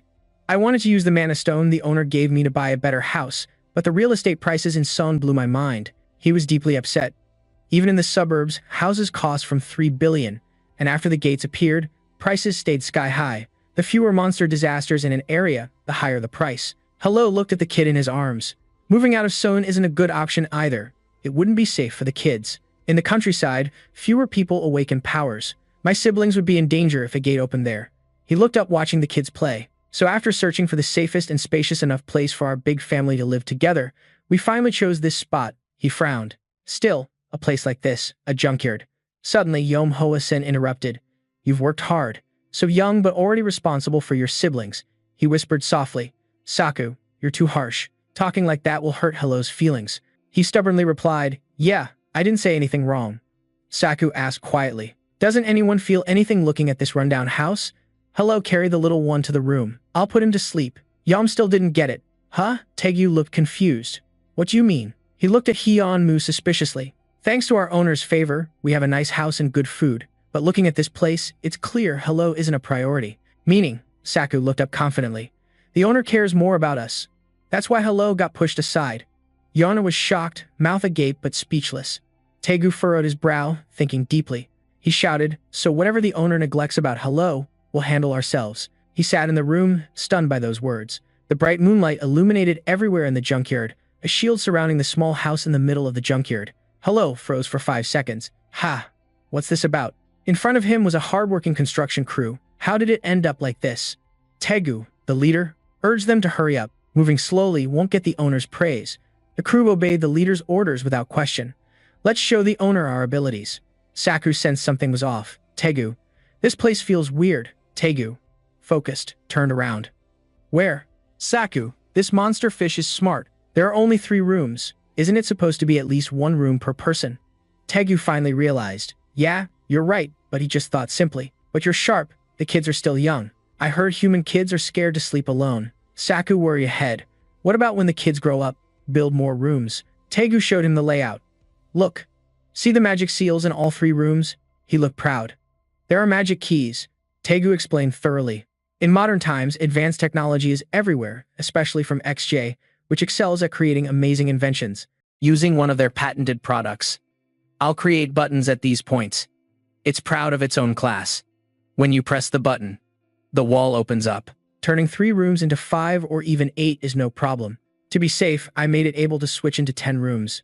This is the result of cooperation between science and cunning monsters. Saku stays calm. Now I get why the master took you in. You're a monster with real power. Taegu got all cocky because of that compliment. Oh man, Saku, don't say that. I just thought studying human architecture might help the master. But he's still humble. That's all I can do. Seriously, you're way better than me, but you're sharp as hell. Like those ice walls soaking up your magic attacks. Even if a sudden monster pops up, they wouldn't dare come near. Saku takes over Taegu's spot as the self-obsessed boss. This dude's got a slick tongue. Just then, Hell was carrying the kid over but froze when he saw 2 monsters smirking at each other. He got awkward. Guys, you don't have to go this far. At this moment, neither Hiso nor the monsters knew the house they built would be worth more than any house in Korea. Cut to some people at the high school at night. Hook Jane kept yawning, super sleepy. Jun Jeon was confused too. Why gather in the middle of the night? Mr. Ho was stunned. Unbi, you're here too? Answer me. Ju called me. Kyung Jin shouted. All right, everyone gather here. Her face looked serious. Thanks for coming. Even though the call was so sudden, I'll start the mission briefing. Hearing this, everyone present instantly froze stiff. According to info from Shin Jae, Kyung Jin announced a serious problem. A huge amount of monster energy was detected in Banggu. The monsters are estimated to be red level. Then she switched gears. However, our mission isn't to eliminate those monsters. Jung Ji-yoon wondered, so what do we do? Kyung Jin explained, our job is to make sure no monsters escape to other areas, while awakened hunters are actively preparing for battle. Hook Jin was babbling nonsense. Then why not let those guys handle everything? He immediately got punched in the gut by his sister as a warning. Cut the crap. Jun Jian glanced over. Most hunters are busy searching for magic crystals, so we're the ones handling this. Meanwhile, Hyun Jin was in pain. Yeah, just say it and it's done. Kyung Jin was straightforward. If you get it, let's move. He scratched his head. All right. They quickly dashed forward. Kyung Jin stopped at a big ice wall over there. Jun Jian looked around. Ice wall probably means the monster has ice attributes. Hook Jin was shocked seeing a bunch of pitch-black creatures clustered on the map. Damn, there's so many of them. He sighed. Must be over 100. Then his sister scolded him. Can you shut your trap, please? Hook Jane shyly said. I'm just worried.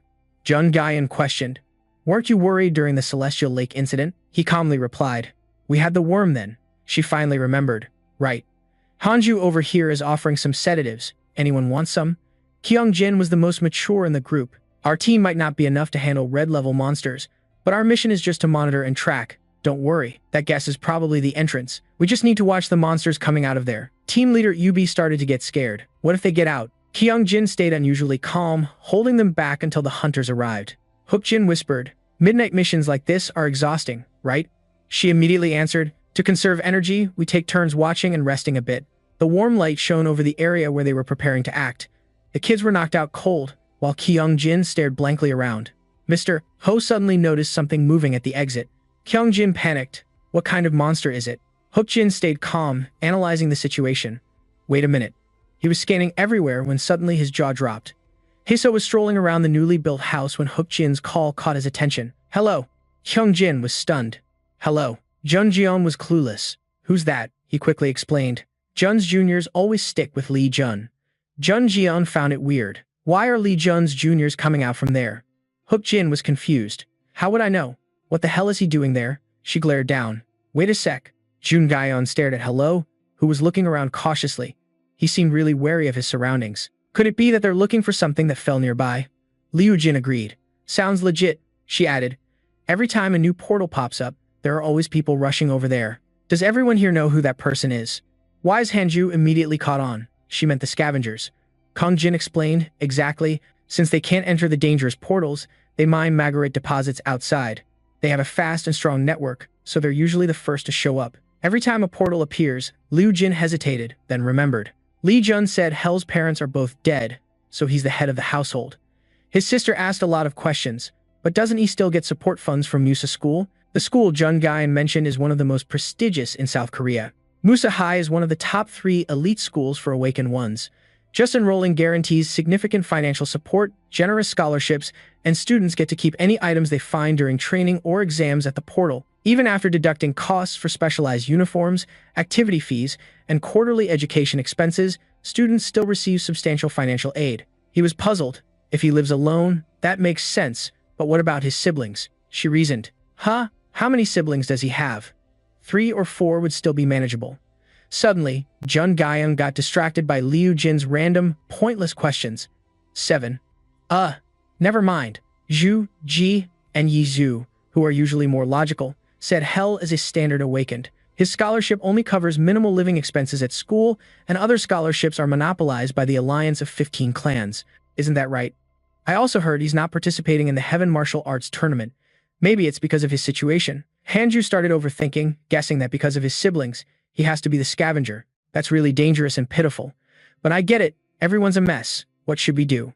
Kang Jin guessed. Maybe Hell doesn't realize he's being followed by monsters. She acted all heroic. Scolding him can wait. Right now, protecting Hell is the priority. Avoid monster encounters as much as possible and focus on getting Hell out safely. Everyone agreed. Yeah. At that moment, Hell was happily striding under the construction site. Suddenly, he stopped. Hell doesn't need a warm home. He was really confused now. Oh God, what do I do? Where are the supervisors hiding? Not long ago, Hell left, telling the kids at home, I'm going to train in the morning, monsters. Don't cause trouble and behave yourselves. Muscular Saku called out. Wait, Hell, he asked. Humans are monitoring this area. That question made him jump. Saku was serious. They're heading this way. Act natural and behave like usual. He panicked, flailing his hands. What about you? Saku and the others. Saku reassured him. We'll handle it ourselves. Don't worry about us. Then Saku suggested he just go somewhere else to draw their attention. They were counting on him. Hell nodded repeatedly. Okay, got it. He told himself to stay strong. If anything happens, I won't dare face Liu Du again. Calm and confident, Hell was startled when a group of people ran over. Worried students called out. Hell, are you okay? He wondered. How did you guys get here? Sei clenched his hand. Are you hurt anywhere? Even Xe-Ho couldn't help but ask. Han was fine, right? Hanju suggested leaving immediately. HCO was confused. Why? She explained righteously. There are monsters behind you. If you're scavenging, you have to check your surroundings first. What if the monsters spot you? He forced a smile, not knowing what to say. What are they talking about? Wait, they don't know about your deal with the monsters. Phew, lucky. HCO fumbled nervously. It's my fault. Sorry. Yam was frustrated. Didn't expect it to be exposed this soon. Tegu gritted his teeth. I haven't even finished building my house yet. Saku crossed his arms. I need to get back to Musa safely. Such a hassle. Should I fight my way back? He smirked. No need to worry about that. Saku probed. Got any ideas? Tegu smiled brightly. If I didn't, I wouldn't be here. He introduced the teleportation barrier he created when he first decided to build the house. I made an underground portal so I can check on it regularly. Hee. Hearing that, he felt like he got zapped, frozen for 5 seconds. Yan exclaimed, Wow, that's you. Gee, Yizhu for you. He's quick to help family, definitely my bro. Tegu was thrilled by the praise. Don't flatter me. He reached into the barrier. Let's go in together. Suddenly, a force shot out from inside, catching Tegu off guard. A thick cloud of dust rose, spiritual energy spreading all over the place. Yoa grabbed its neck. Tegu stepped back. Saku was already in fighting stance. Someone was here. Behind the white smoke came a familiar sound. Little Lamb's tiny feet touched the ground. She fanned out her 9 foxtails. Lamb and Saku immediately trembled. Why is the master of the Forbidden Palace so pissed off? Her eyes blazed bright like she could see everything clearly. Lamb growled, her spiritual power radiating so strong that the Tegu clan could only defend. The outer shell of the small house started shaking like it could shatter any second. Outside, Hello was still spinning wildly. Yeah. Actually, I don't know anything at all. I was just passing by. Then a huge explosion came from behind him.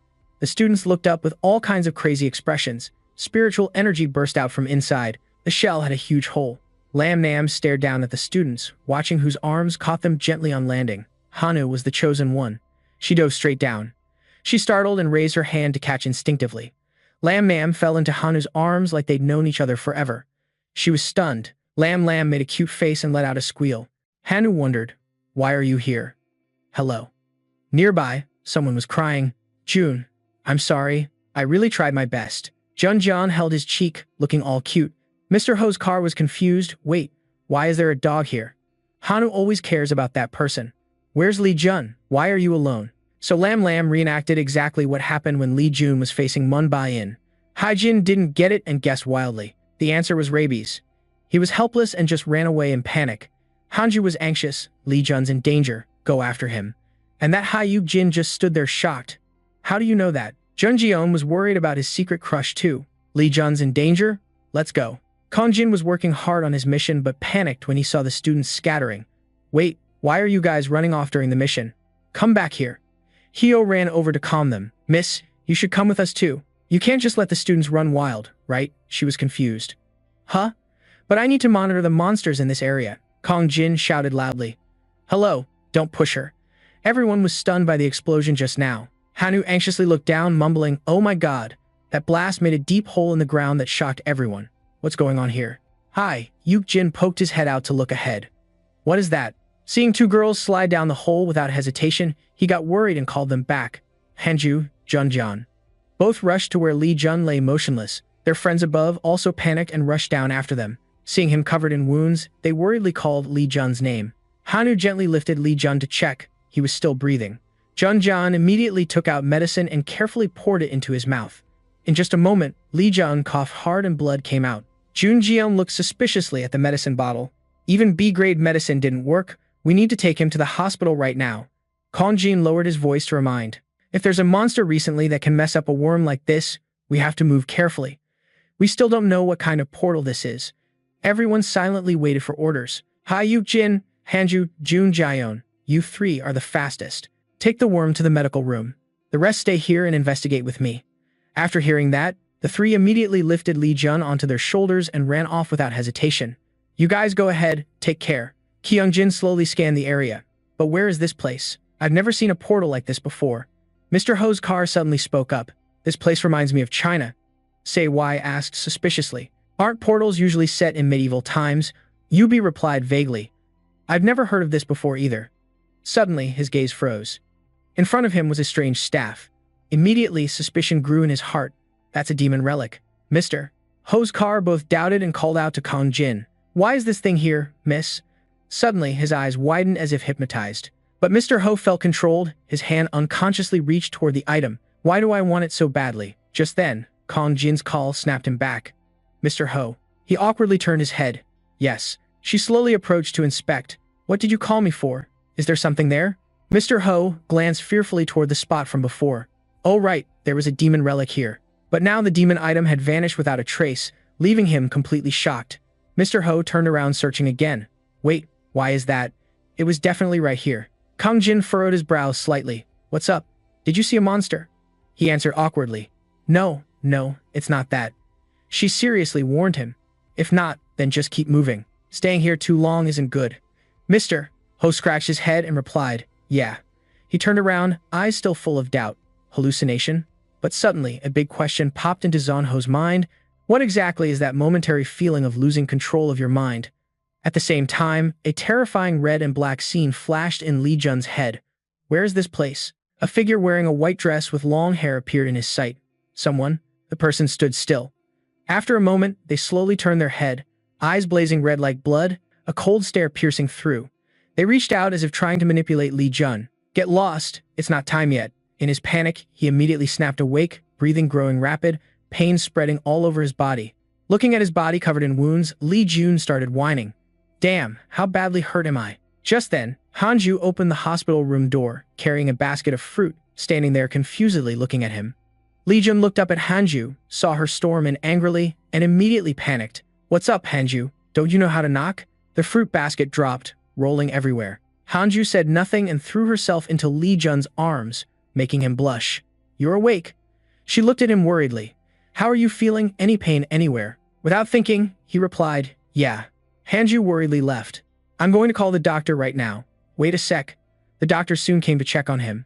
After a while, he took off his glasses and started asking about his condition. How do you feel? Does it hurt a lot? Li Jun calmly answered. Pretty good. Hanju was stunned. What? Looking at all those needles stuck in Li Jun, she couldn't help but be surprised. Really? But you've only been in the hospital for 3 days, and even the wound on your right back has fully healed.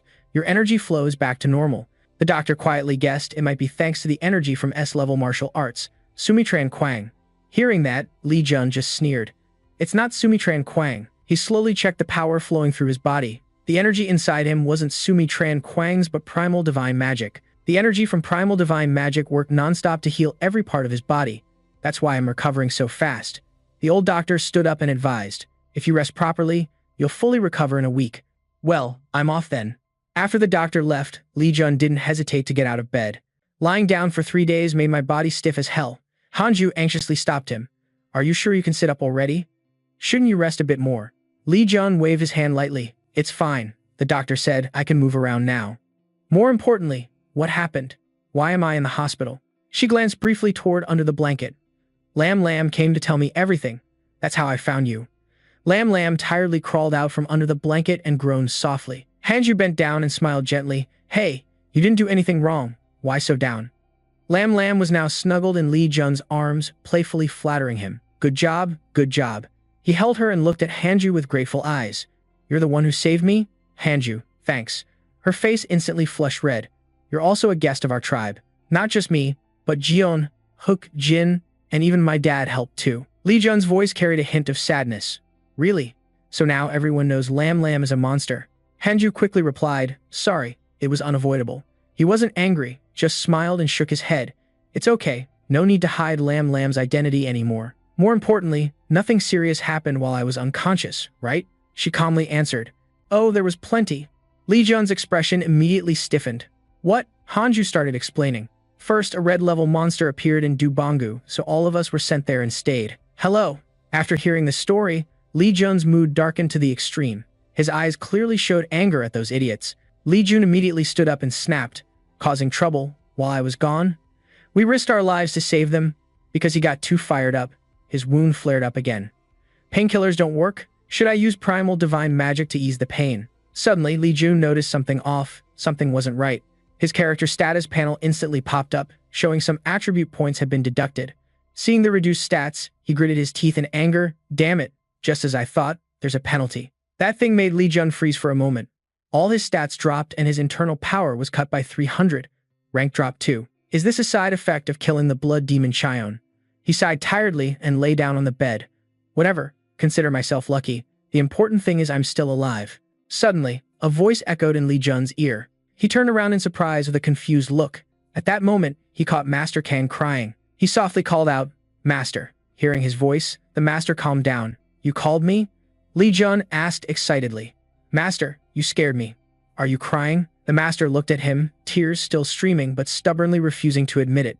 The greatest person of all time shouldn't cry. No, this old man has no feelings. It definitely isn't because of my disciple. I'm dying, he shouted angrily. I told you I'm not crying. Lee Jun ignored him, immediately getting off the bed. All right, I know you're worried about me, but I have things to do, so I'm leaving. The master angrily chased him to the door, but Lee Jun pretended not to hear. What? You plan to leave in this condition? He shouted angrily. Lie down and rest right now. A brilliant afternoon, the sunset stretched along the Qingdao coast, China. So Mi knelt respectfully. When she saw Yin Du, she immediately bowed her head and saluted, paying respects to her lord. Yin Du looked at her, his gaze softening briefly. So Mi, long time no see. So Mi looked up at him, every word filled with respect. How have you been, Your Majesty? Your Majesty. Yin Du glanced and smiled. It had been years since anyone called him that. Now they all called him the martial god. She immediately bowed apologetically, her memories trapped in the past, begging forgiveness if she displeased him. Yin Du's eyes narrowed dangerously. It's okay, no need to be tense. To describe him, people say that among the masters of the sky, earth, and humans, the master of the sky, Samai Yang, the martial god, is the one every martial artist fears, mesmerizing, cruel, and ruthless. Suddenly, Yin Du's voice deepened. By the way, so Mi. She looked puzzled and asked, Yes, your servant. Your body seems wrapped in a cold, murderous aura. Where's the destruction sword? So Mi answered startled. Ah, Bloodfire is reclaiming it. Yin Du withdrew his terrifying expression and smiled, but his tone remained icy. He praised approvingly. You're quick-witted, so Mi. Under the blazing sunset, Yin Du's smile became even clearer. He praised approvingly. You're quick-witted, so Mi. Under the blazing sunset, Yin Du's smile became even clearer. Now tell me, how's this world? Switching scenes to the hospital, Lee Jun gently rubbed its head. Lam, wait here, okay? He clenched his fist, eyes scanning around. Good. No one nearby. This place is perfect.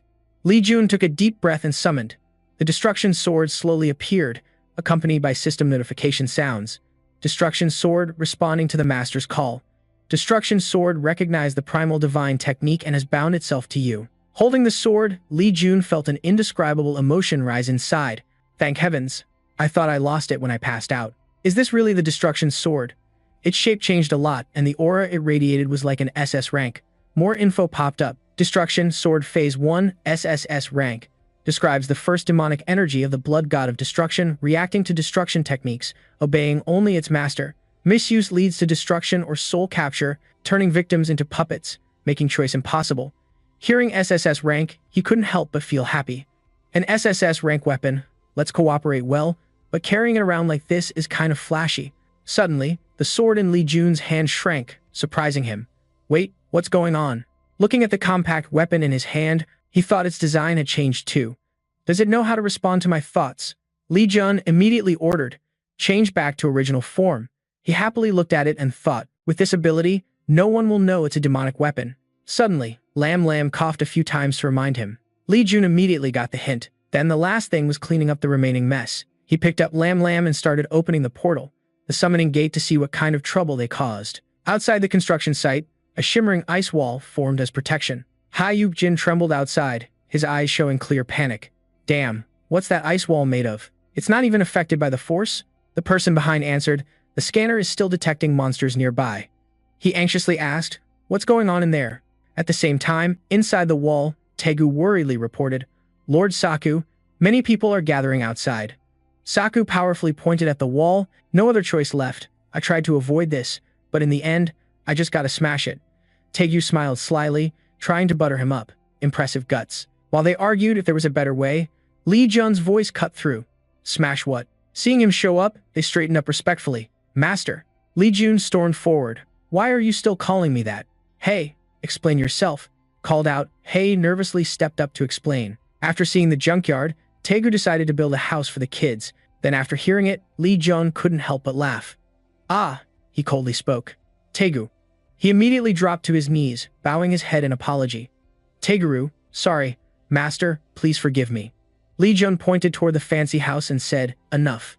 You built that house? Tegu whispered back, yes. He nodded in approval.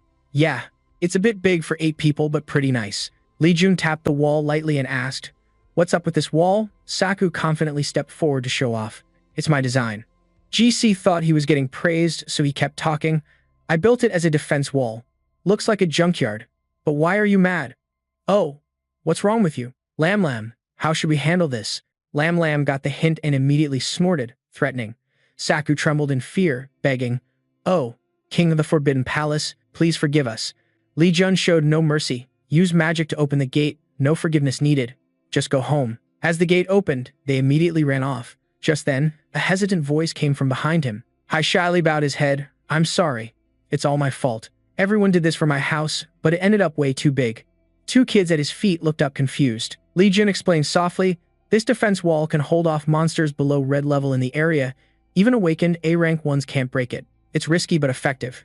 Looking at them, he didn't feel angry. Instead, he smiled happily. Monsters show up here all the time. This wall helps protect your kids. Let's just leave it as is. Hiso worriedly asked, but what do we tell the outsiders about this? Li Jun gently placed his hand on the wall and replied, no problem, just make up some story. He quickly focused his energy, and in just a second, the wall got a hole smashed through it. Hai Ung's eyes widened in shock. The ice wall was broken. Young Master Li Jun, he held his injured arm and stepped out. Oh Sa Hyun Jun. Seeing Li Jun, he approached Han and asked, how did you get out of there? Ah, nothing happened inside. Li Jun smiled. I handled everything. Hai Ung froze in shock. Huh. Someone behind immediately reported. Huh. The scanner no longer detected any monsters. He squinted suspiciously that Li Jun handled it alone. Li Jun immediately clapped Hay on the shoulder and laughed. See, we both did it. The monsters that broke in were green level.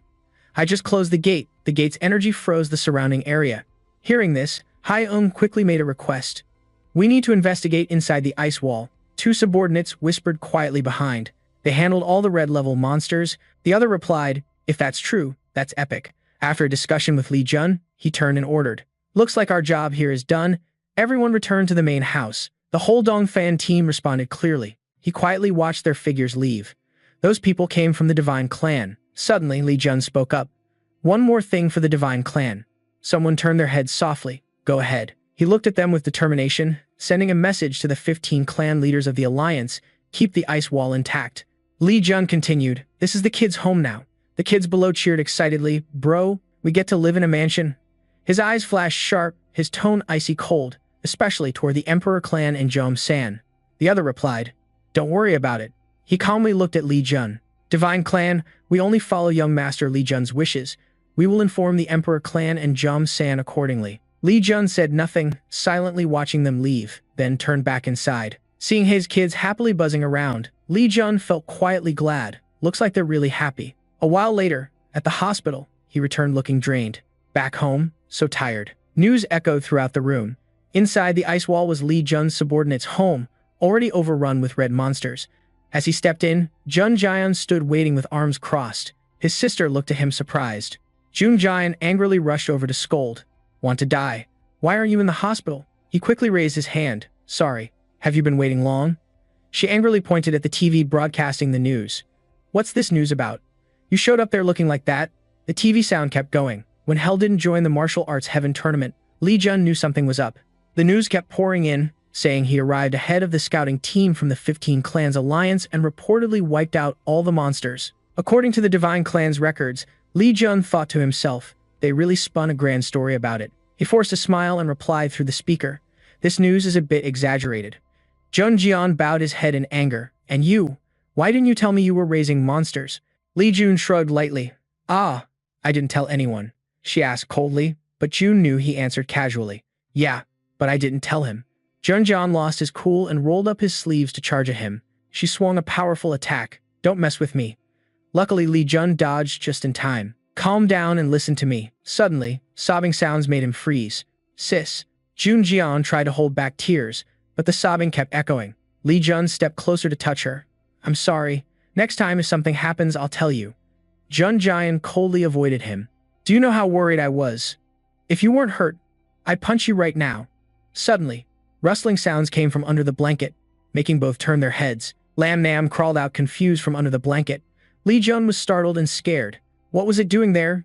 Jun Jian was no longer angry and stepped forward to hug Lam Lam. So cute. Is this one of the monsters you're raising? Hey, you better be careful. Don't be reckless touching it. She wasn't scared and kept hugging Lam Lam. Aw, so gentle. I want to take it home and raise it. Li Jun smiled inside. She seemed to like this. Suddenly, Jun Jian's mood dropped. She felt a bit left out since Hanju knew before her. Then she looked up at him seriously. Next time if something like this happens, tell me first, okay? Jun Jian's smile wiped away all the previous tension. That was a promise.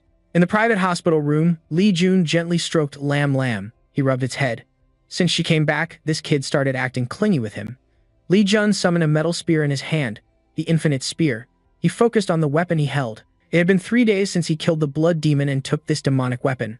The question now was how they would react. They, the ones who valued demonic weapons and the divine martial map, definitely wouldn't let it slide. Li Jun thought. Chan Oe Chan, the demons of this world. He pondered Chan Oe Chan's goal, to open a multidimensional gate and bring out their master. Jane Li Jun bowed his head, his expression serious. The death of the blood demon might have changed the future, but there was still time. His thoughts were heavy. 7 years from now, the master of Chan Oe Chan would descend on this world. Just 1 month after he arrives, everything will be destroyed. Li Jun raised the spear. The future could still change. His gaze was determined. If he wanted to kill Jin Mayon, he had to get stronger. Before that, he needed to cut off Chan Oe Chan's limbs. The next day, Minung handed Li Jun a scroll. This is the initial reward you were looking for. He happily took out the paper inside. I'll treasure it. The master leaned on the nearby table. Do you know the rules of the martial arts heaven tournament? After Li Jun read the paper, a series of notifications popped up. You have received the Blood God's map. The Blood God's map is sealed. Difficulty level. Description of effects. You are not allowed to view the relic. You are not allowed to view the relic. He casually replied, Yes, sir. Mi Dong wondered. So Li Jun, you can't see the info either, right? He answered straightforwardly. Yes, sir. The master sighed in frustration. Because you're Li Jun, I thought you might know something. That's why you asked about the Blood God's map. He smiled and opened his bag. Let's investigate it together from now on. The master suddenly suggested to Li Jun, try using the Primal Divine Art. Hearing that, he fixed his gaze on the map and activated the skill. Primal Divine Art. Seconds later, letters started appearing, surprising Li Jun, revealing a hidden line of text. System is analyzing. The Blood God's map has been unlocked. SSS-Rank. Difficulty. SSS. Describing a map leading to a remote location where the Blood God turned his back on his disciple and went into hiding. The system narrated there. He founded the Onwon sect, a sect passed down to one person, marking a new beginning. Only one person can enter the Onwon sect, a disciple who has mastered the Primal Divine Art to the 9-star level. If someone enters the Ono sect, they will inherit all the martial arts knowledge of the Blood God, also called Infinite Effect. The key to the entrance of the Ono sect. Hearing this, he asked confusedly, Master, this is the location of the Ono sect, so why does it have a difficulty level? The elder stroked his beard meaningfully. Think carefully. What kind of martial art does your master have? If you want to inherit all my martial arts, first, you must prove yourself worthy. Li Jun guessed. He meant I have to pass a challenge, like a gatekeeper's test, to inherit his legacy. The elder gave him an admiring look. Exactly. You understand quickly. Li Jun wondered, what level do I need to reach to get 9 stars? The elder smiled brightly.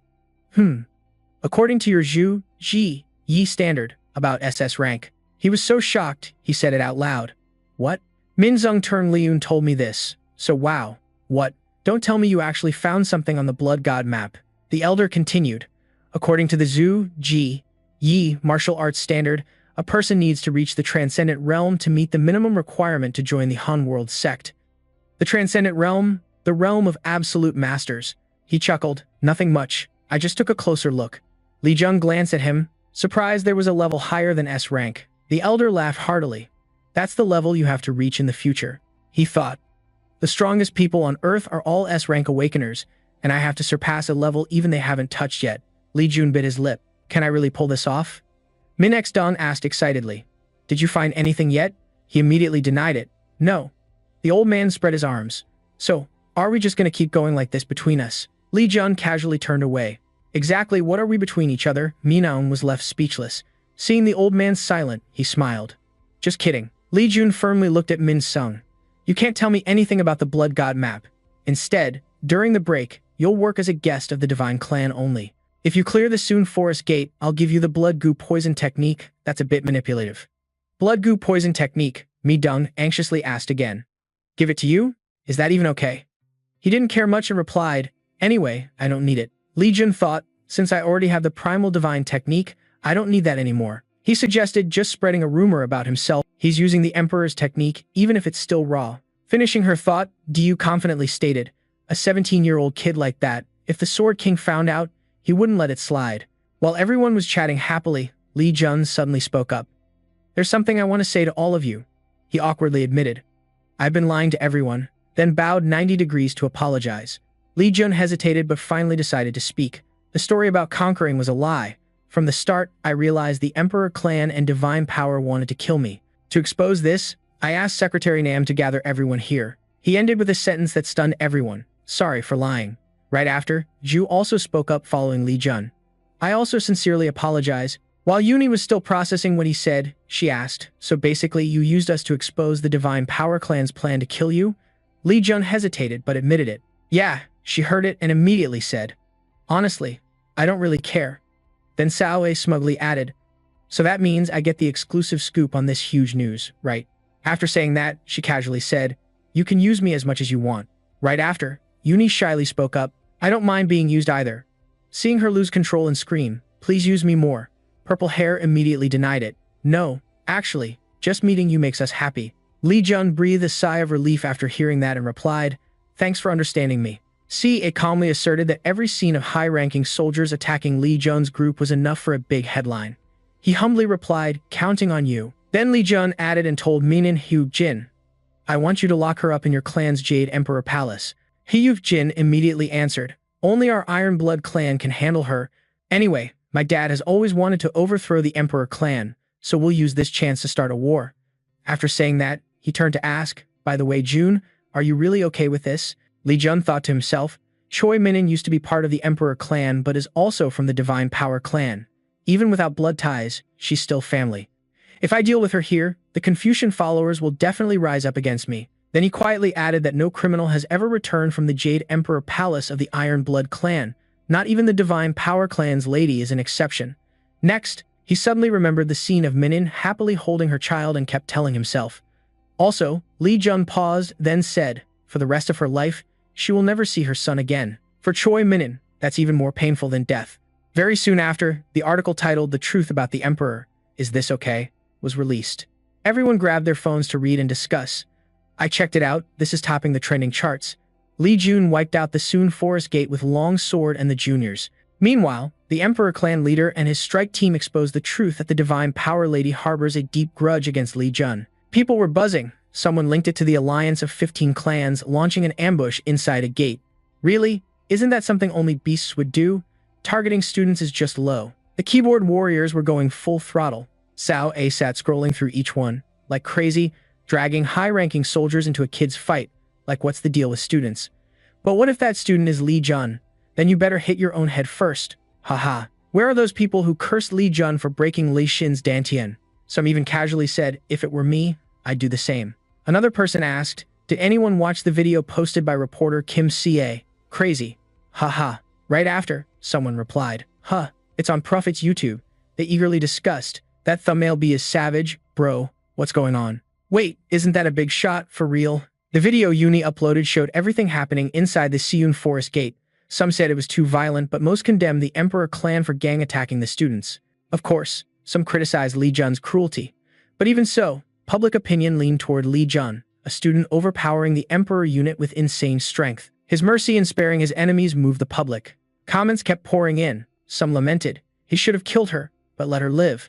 Maybe because she's still his mom. Others said, if that's true, that's heartbreaking, man. But some encouraged him. We believe in you, so young and already impressive. Keep it up, Lee Jun. And all those reactions were exactly what Lee Jun predicted. The scene then shifted to the forbidden zone of the 4 great holy grounds located in the middle of a vast desert. Lee Jun was actively training 2 streams of power, one white and one red, enveloping his body. Lee Jun suddenly spoke. The killing intent didn't easily subside. The Elder Immortal transmitted a voice. Once released, controlling 3 troll chi is no simple task. Better master the Infinity Technique and quickly learn Infinity Chi. Hearing this, he muttered calculations. Infinity Technique costs 15 million P and Infinity Chi could be way more expensive. Then Lee Jun wondered, is there really no other way to control it besides learning Infinity Chi? The Elder replied curtly, and he immediately asked curiously, what way? The Elder calmly answered, reaching the peak of the Fire Realm. The Fire Realm is equivalent to an S rank, on par with the Sword King, the top warrior of Korea. Then Lee Jun spaced out, thinking, that's as tough as mastering Infinite Ki. But he believed the Fire Realm was the minimum requirement to use Infinite Ki. The kind Elder warned him not to be overconfident in getting stronger, or else the 3 Circles sect, especially the Heavenly Annihilation, could take control of him.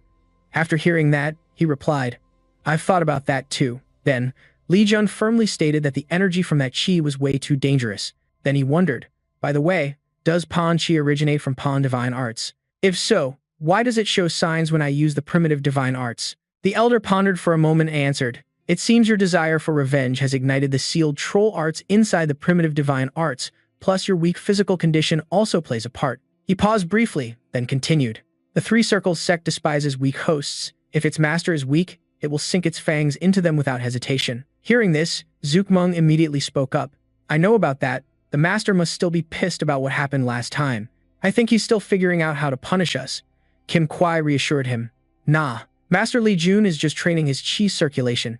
He's only checking if there's anything wrong with his body, so don't worry too much. Sukmuon hesitated and asked, really? He confirmed. Yeah, so focus on thinking of ways to support Master Lee Jun. Sukmung replied with a heavy sigh. Yeah. At an airport, the first plane of the day just took off. Inside, Somi held her phone in one hand and dragged a heavy suitcase with the other. She looked ahead and wondered, what's with this peaceful vibe? Then Somi blurted out a cold remark, feeling like smashing it all. Meanwhile, in China, a silent war had started under the influence of Yindu. Compared to that, everything here is way too calm. Next, she pulled out her phone and muttered, where the hell are those damn masters? Suddenly, the operator's voice rang out. The number you dialed is busy. Please leave a message after the beep. The second time, the operator said the number you dialed is busy, but Somi cut it off. She angrily threw her phone to the ground and shouted, are they all crazy? The more she cursed, the more pissed she got.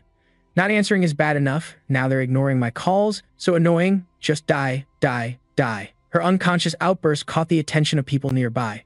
Soon after, a ground staff approached and reminded her, sorry, you can't behave like that here. So me, panting, confirmed, are you talking to me? He immediately replied, yes. There are many passengers around. Please don't cause a scene. She suddenly got close and assessed him. Mate, you've got guts. And you're kinda cute too. The staff awkwardly dodged, so Mi's hand and warned, hey, watch it, please. A second later, her eyes flashed with a bloodthirsty gleam as she said, now, goodbye. The colleague, seeing him frozen in place, came over to check. Hey, are you okay?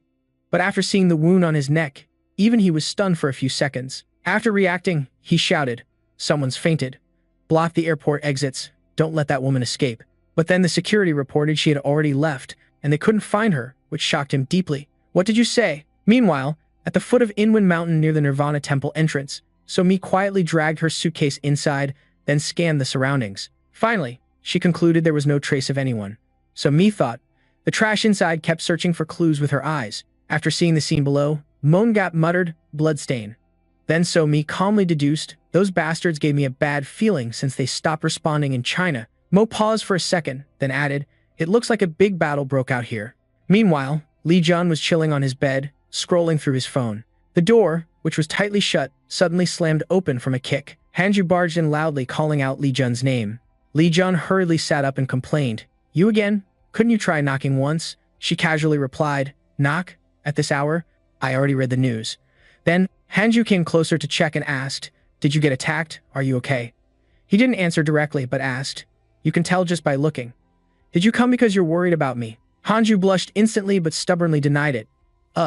No. She tried to cover it up with that. I just stopped by because you didn't show up for training. But Li Jun laughed it off and denied it. Doesn't look like that. You probably came because you were worried about me. Still, Hanju argued like crazy, saying no, but whatever, as long as you're fine. Hey, eat this. After getting the little gift, he already knew but still asked anyway. Whoa, 2 cakes all for me? She didn't answer but kindly reminded him to eat well, rest, and then train. The others are waiting for you. Li Jun smiled softly when she said that. Then he turned to look at the broken door and thought to himself, even if the door gets fixed, it'll just break again, so just leave it be. Not long after, Li Jun's phone suddenly rang. He picked it up. What's up? The other side asked, what do you mean by that? You're dumping all the work on me. Li Jun came straight to the point. Not you. It's the Iron Blood clan. Hearing that, he immediately scolded back. I'm Iron Blood, remember? Damn it, you've been ignoring me these days, huh? Then Huck Jane said, I'm kidding. Li Jun pouted. I feel insulted. Someone from your clan came because of that accident. He thought for a moment then asked, who? Li Jun replied, Sahui Jun from the Heavenly King squad. Then he added, his wife is imprisoned in another clan's royal prison, and he only sent one subordinate. Huck Jin sighed. Your old man can be pretty lousy sometimes. But Li Jun replied quietly, not really, just surprised, huh? Then after a moment, he said, it's nothing. We don't have any secret deals, right? Yu Jin asked confused. Look, we're Iron Blood. I hate to say this, but do you even have enough weight to make a deal with us? Li Jun immediately answered, what about the Emperor? He got so fed up he stopped talking, completely silent. Since the martial arts heaven tournament, the Emperor clan has been quiet, no one stepping out. Li Jun muttered, looks like I gotta go alone then. Huck Jin casually asked, so what are you planning this time? Li Jun shot back a blunt reply. What do you think? Doing absolutely nothing. That morning, sunlight poured into the main hall of the Divine Power clan. Inside the great hall, Jian Mu sat on his throne. Hyung Run knelt on the floor reporting, no news except the Iron Blood Sword clan's refusal. His eyes showed some disappointment. You didn't even meet my wife? He respectfully replied, no, sir. Hearing that, Jian Mu suddenly realized it seemed the Iron Blood Sword clan had already made up their minds. Hyung Run looked up and smiled. The lord seemed relieved. Then he burst out laughing. Me? Haha. He kept kneeling properly. They seemed ready to fight. Jian Mu seemed to know everything. Their target is the Emperor clan, right? Hyung Run's face showed shock. Yes, they also sent a warning to us. Then he recounted their warning that if we abandon the lady, divine power won't be harmed. Jian Mu's face tensed as he reached forward. If we do nothing, Dugging's anger will be aimed at us. But if we intervene, it could do more harm than good. Hyung Jun, what do you think? He frowned, eyes full of worry. Forgive my rudeness, but what the lady did is something a martial artist should never do. If she has to pay for her sins, I believe humble acceptance is the reasonable way for a martial artist. He glanced away. That's right. Then Jian Mu started recalling. Cho Minin, my wife and also the younger sister of Du Hoang. He remembered back then, through her, the Emperor clan controlled and exploited us. No elite member of the Emperor squad, no unknown power helped my wife. Above all, those who seem to be their leaders, Min's wife. Jian Mu suddenly realized Sim Hoa hasn't been seen lately either. He opened his eyes wide, eyebrows slightly raised. Then this is the chance. The Divine Power clan will withdraw from this matter. Hyung Run worriedly asked, are you serious? He sat cross-legged on the chair. Didn't you say doing so would benefit Divine Power? His face showed embarrassment, quickly glancing away. I meant the way of a martial artist, not in that sense. But Jian Mu cut in. Tell everyone and announce that Li Jun will be the heir. Hearing this, Hyung Jun's face was shocked, speechless. Suddenly, he stood up, slowly walking down the steps. Jian Mu approached him, cold voice ringing out, the one you need to focus on now is Li Jun. Hyung Run looked up and acknowledged, understood. Hearing that, he smirked with satisfaction. All right. After that, Jian Mu stepped outside, and Hai Jun's worried face immediately snapped up. Where are you planning to go? He gave a faint, dry smile and headed to the training room, leaving Haijun puzzled. Didn't you say you were done hiding out? John-Moo raised his hand in a casual wave. Martial arts never really ends. For now, I'm focusing on training, so don't look for me. Even if it's an emergency, don't come in. At that moment, Hyung stood there trembling, stunned. Yeah, scene shifts to the chairman's office. Lee Jun just walked in, and Min Zung teased him right away. So what brings our superstar here today? Lee Jun held a scroll of secret techniques in his hand and stepped forward, grinning like he'd promised. The blood poison technique. Immediately, Min Sung jumped up and snatched the scroll from his hands. Min Dung was panting, turning his head with suspicion. Zhu, Ji, Yi, is this legit? Lee Jun shot back. If it's fake, I'll take it back. Min Dung lowered his voice apologetically. Ahem, I was just a bit surprised.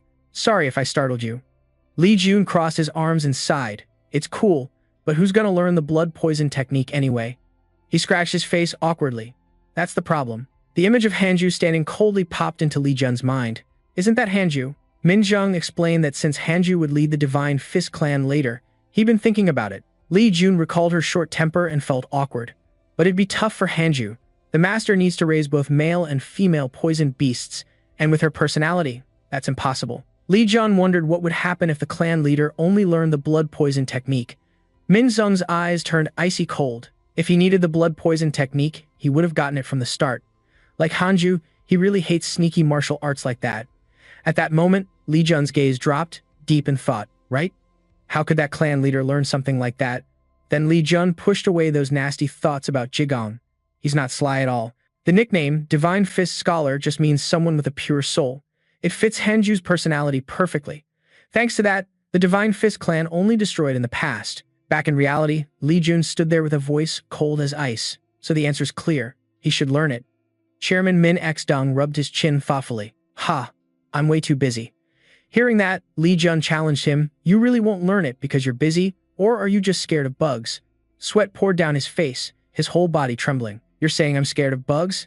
Sure, I look a bit weak. But I'm an awakened rank. You know. How could I be scared of those petty insects? Seeing him like that, Lee Jun silently confirmed it in his mind. Right, Chairman Han-mi hates bugs, hates them with a passion. He turned away, waving goodbye. Anyway, I've kept my promise. Whether he learns it or not is still up to the Divine Fist clan leader. Minong was surprised. You're just gonna leave like that? Lee Jun closed his eyes. Zhu, Ji. He prepared to leave. Huh. Do I really have to join the debate about who should learn the blood poison technique? Nah. I'm out. Min Dung turned toward a pile of documents stacked high. Wait, there's something I want you to check out. Hearing that, Lee Jun turned back, surprised. Me. Outside, the sky was clear blue with rays of sunlight shining over the school grounds. Lee Jun held up the paper, unable to believe his ears. He told me to teach someone my age. Min Sung started persuading him. A student like Lee Jun definitely qualifies to be a teacher. If you agree, you could become the youngest teacher. No problem at all. Are you going to turn down this prestigious position? The document read as follows. Instead of letting Lee Jun graduate early to start working as an active member, they wanted to keep him at school. Lee Jun was pissed and refused. No way. And you know this is ridiculous, right? He smiled and kept persuading. Why? What are you worried about? He'll only be training in safe zones. And if anything happens with your skill level, you can always Yi prepare for monster breakthrough situations. Lai Du looked at the resume in his hand, frustrated. I have no intention of teaching anyone, he thought to himself. The reason I came to school was for the divine martial guidance and to focus my energy. Min Dung confidently leaned on the table. Well, there's still plenty of time. Think it over carefully. If student Lee Jun agrees, a special class will be formed. Lee Jun couldn't help but be surprised. A special class. Min Zung's serious face explained a class dedicated solely to Lee Jun's students. The students could be personally selected by Lee Jun. What do you think? Still not tempting enough? Then Lee Jun turned and left, waving goodbye. Not enough. See you later. Goodbye. Min Zung was left surprised. Lee Jun? Outside on the school grounds, the elder flew alongside Sa Lee Jun, a bit curious about his decision. That's a good offer. Why turn it down? You're walking and chatting. I hate dealing with messy stuff. I'm still busy teaching Haisel and Hanu. He stopped, annoyed. You're really a disciple who knows one thing but not the other. Lee Jun looked up, confused. Huh? What do you mean? The elder raised his hand, puzzled. Don't you want to earn merit points?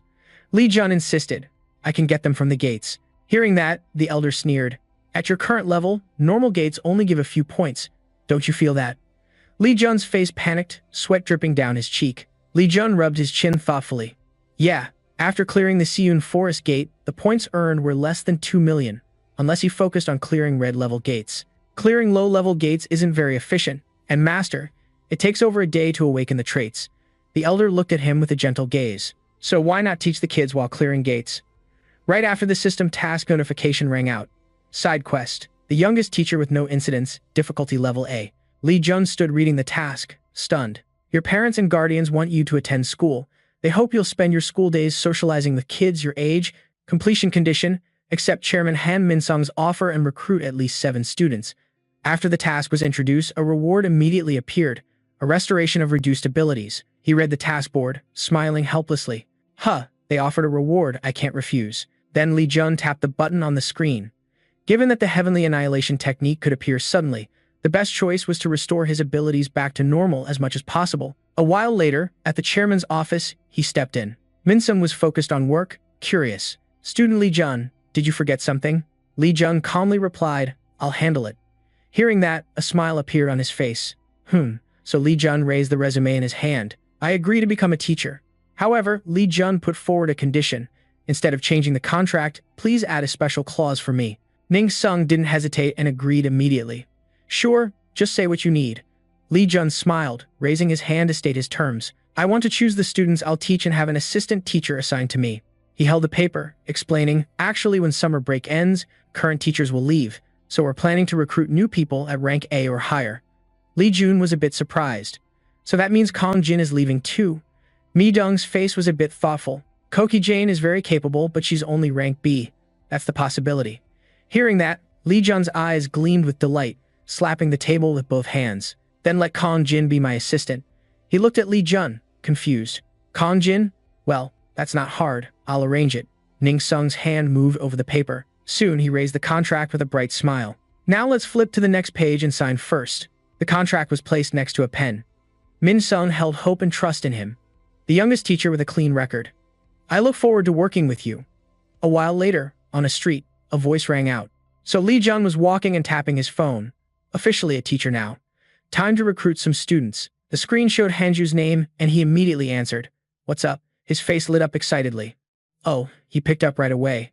Did the chairman say anything to you? Hanju was a bit surprised. Nothing yet. She was standing with some friends listening to the call. His voice echoed. The chairman offered me a teaching position at Musago. Hanju was cold. Oh, really? Is that so? Lee Jun smiled teasingly at her attitude. Based on your reaction, you must already know. Weird. Hanju was startled, reacting. Lee Jun laughed it off. I'm just talking to myself. Hanu's face showed worry. More importantly, I heard you'll be the teacher of the special class. Can I join the special class? Lee Jun quickly made the offer. I was about to ask you that. Want to join? She clearly agreed. Yeah. Lee Jun looked up at the sky, smiling happily. Then you should tell the others too. Ask if they want to join the special class. Hanu smiled faintly. After all, she'd been listening the whole time, smiling wide. So Lee Jun will be the teacher of the special class. Really unexpected. Ex-Eho couldn't hide his surprise. Someone our age is already a teacher. He heard them shouting and screaming over the phone. We want to join the special class too. On the other end of the line, someone immediately suggested Lee Jun throw a celebration party. He headed over to Hanju's place. He smiled and declined. I gotta finish recruiting first. When we have enough people, then we celebrate, okay? Ha, keep training. I'll call back later. After hanging up, Lee Jun was pumped. 4 people secured, just 3 more to go. The next second, his face turned serious as he cast a spell. A vortex appeared. Lee Jun's excited face peeked out. Yo, you're joining the special class, right? I'll be the homeroom teacher. Before Hyun could say anything, Lee Jun made the call and waved goodbye. I'll take that as a yes. Keep training. He turned around, looking confused. Lee Jun went back to the old spot, 2 more to recruit. Then he pulled out his phone and called someone. The person on the line picked up quickly. Lee Jun, what's up? He glanced sideways. Hi Jin, I wanted to talk. The guy sounded a bit surprised. What's going on? Lee Jun's gaze focused elsewhere before he hung up. Nothing. I'll call you back later. Lee Jun's slender legs stood firm on the ground. Instantly, Lee Jun started sprinting like crazy. He glanced back, thinking just as he expected. Lee Jun leapt onto a towering wall, but kept watching behind him. Someone's tailing me. Those guys. He stood on a rooftop, looking down at the group below. Hey, you Heavenly King squad, what's the deal with hunting me down? Everyone below bowed respectfully in unison. Greetings, young master. Hai-Ung stepped forward to explain. We had to follow you roughly because there was something important to discuss. He looked up to listen as Li Jun suggested. All right, I know a quiet spot. The rooftop of a tall building in Incheon. Li Jun's voice rang out. So what's the matter? Hyung-jun's expression was serious as he reported. The clan leader appointed you as the successor. Li Jun turned his head and smiled. I figured as much. The lion's dantian is shattered, lost his gold, so he's settling for silver. His eyes darkened in thought. If they're handing over the successor seat, this might be my chance to easily swallow the divine power whole. Li Jun shoved his hands in his pockets, eyes full of schemes, ready to seize control of the divine clan and tear it apart or strip Lion Mu of his power. He recalled the old man's image, probably the last act of revenge. After all, what Lion Mu loved most was this very clan. Then Li Jun turned to Hyung Jun to ask. So you came here to serve me because I'm the appointed successor? He quickly confirmed. Yeah, the clan leader ordered us. Immediately, Li Jun smiled slyly. Then from now on, you only follow my orders, right? Hyung Jun's eyes showed fear. Yeah, that's right. Hearing this, Li Jun's voice turned cold. I'll ask you just one question. Respectfully, go ahead. Li Jun was curious. Are you here as the vice leader of the divine power or the commander of the Heavenly King's unit? Without hesitation, Hyung nervously answered honestly. I'm not here as the vice leader of divine power, but as commander of the Heavenly Kings. Li Jun's gaze sharpened. What if I told you to give up your vice leader position? If that's your order, I won't hesitate to comply. I'll give it up. Li Jun's eyes seemed to pierce through Hyung Jun. What if I asked you to put my orders above the clan leaders? Hyung trembled, studying him, eyes deep as the ocean. I can't read this guy, but that's why. He responded clearly. I owe you my life, not just me, but the entire Heavenly King's unit. Then he knelt down. This guy he's the one who can bring back the glory the divine clan once had. Even if its power is weakened, I've been ready for this from the start to follow you. Hyung bowed his head trembling, firmly declaring from now on, I'll prioritize your orders over the clan leaders. Li Jun looked at him, fully satisfied. That's the answer I wanted to hear. I'll reward you accordingly. Follow me. At Incheon Songdo, in front of the main building of the Emperor clan, the two stood on a tree observing. Hyung Jun was curious. Young master, what are we doing here? Li Jun pulled out his phone, smiling slyly. What do you mean? I'm here to use my own strength for you, to see if I'm fit to lead you. His worried face looked down below. But this place, surrounded by towering mountains, isn't this the Emperor clan's front yard? Inside the forest, sweat mixed with blood streaked down Taemin's face. The guy stood holding a sword, bodies scattered on the ground. A trembling woman begged, please spare me, I have a family and a child. Taemin raised his sword high, while the woman kept begging for her life, please. But the guy seemed deaf and plunged the blade decisively. Fresh blood splattered all over his sleeves. Taemin smiled with satisfaction. The next moment, he laughed maniacally with delight. Ha ha ha ha. At that moment, a pair of blood-stained feet slowly approached from behind. Taemin immediately recognized it, glancing back cautiously. He turned around and without hesitation launched a powerful strike, a swing that created a terrifyingly deep crater in the ground. Witnessing the scene, Kang Ju grinned with pleasure, the kid's getting stronger. Taemin's face twisted with anger. Damn it, his eyes razor-sharp, he was caught off guard. Oh, it was Kang Ju's dad coming over, placing a hand on Taemin's shoulder. How's the new power? Holding the bloodied sword, the kid's body was overflowing with strength, feeling like he'd go insane if he didn't use this power soon. Taemin looked at his hand, eyes full of excitement. With just this power, he felt like he could beat anyone, even the strongest swordsman in Korea. His hand cupped his ear as if trying to catch a distant sound. Kill them all. Taemin glanced back cautiously, but he always heard a voice like a demon's whisper. Every time he used the power, it kept telling him to kill someone. Hearing this, the old man warned carefully, don't fall into the temptation of that voice, remember that well. He obeyed. Yes, father. Then Kang Ju suggested, good, let's keep going. Taemin looked at his blood-soaked body, a gleam of pleasure on his face. Yeah, I want to reach A-level mastery before going down. The old man looked a bit worried, something a fake awakened should never do, getting stronger by killing. He agreed, there's still time and pray, so get as strong as you want. Kang Ju glanced back at his subordinate archer. Kim Bi appeared immediately behind him. The boss called me. The old man spoke. Taemin was searching for the next prey. Kim Bi's eyes were cold. Zhu, Ji, Yi, get ready to leave. He looked at Kang Ju with praise. The speed is picking up. With this pack, we'll soon see an A-rank fake awaken emerge. Congratulations, Master. The old man smiled with satisfaction. Thanks to you picking quality prey. Next time might be the last, so I need you to go through a little more trouble. Watching Tae-min lift the sword with both hands, Kim B smirked dangerously. If that's the master's order, I'll do anything. I'll bring them back right away.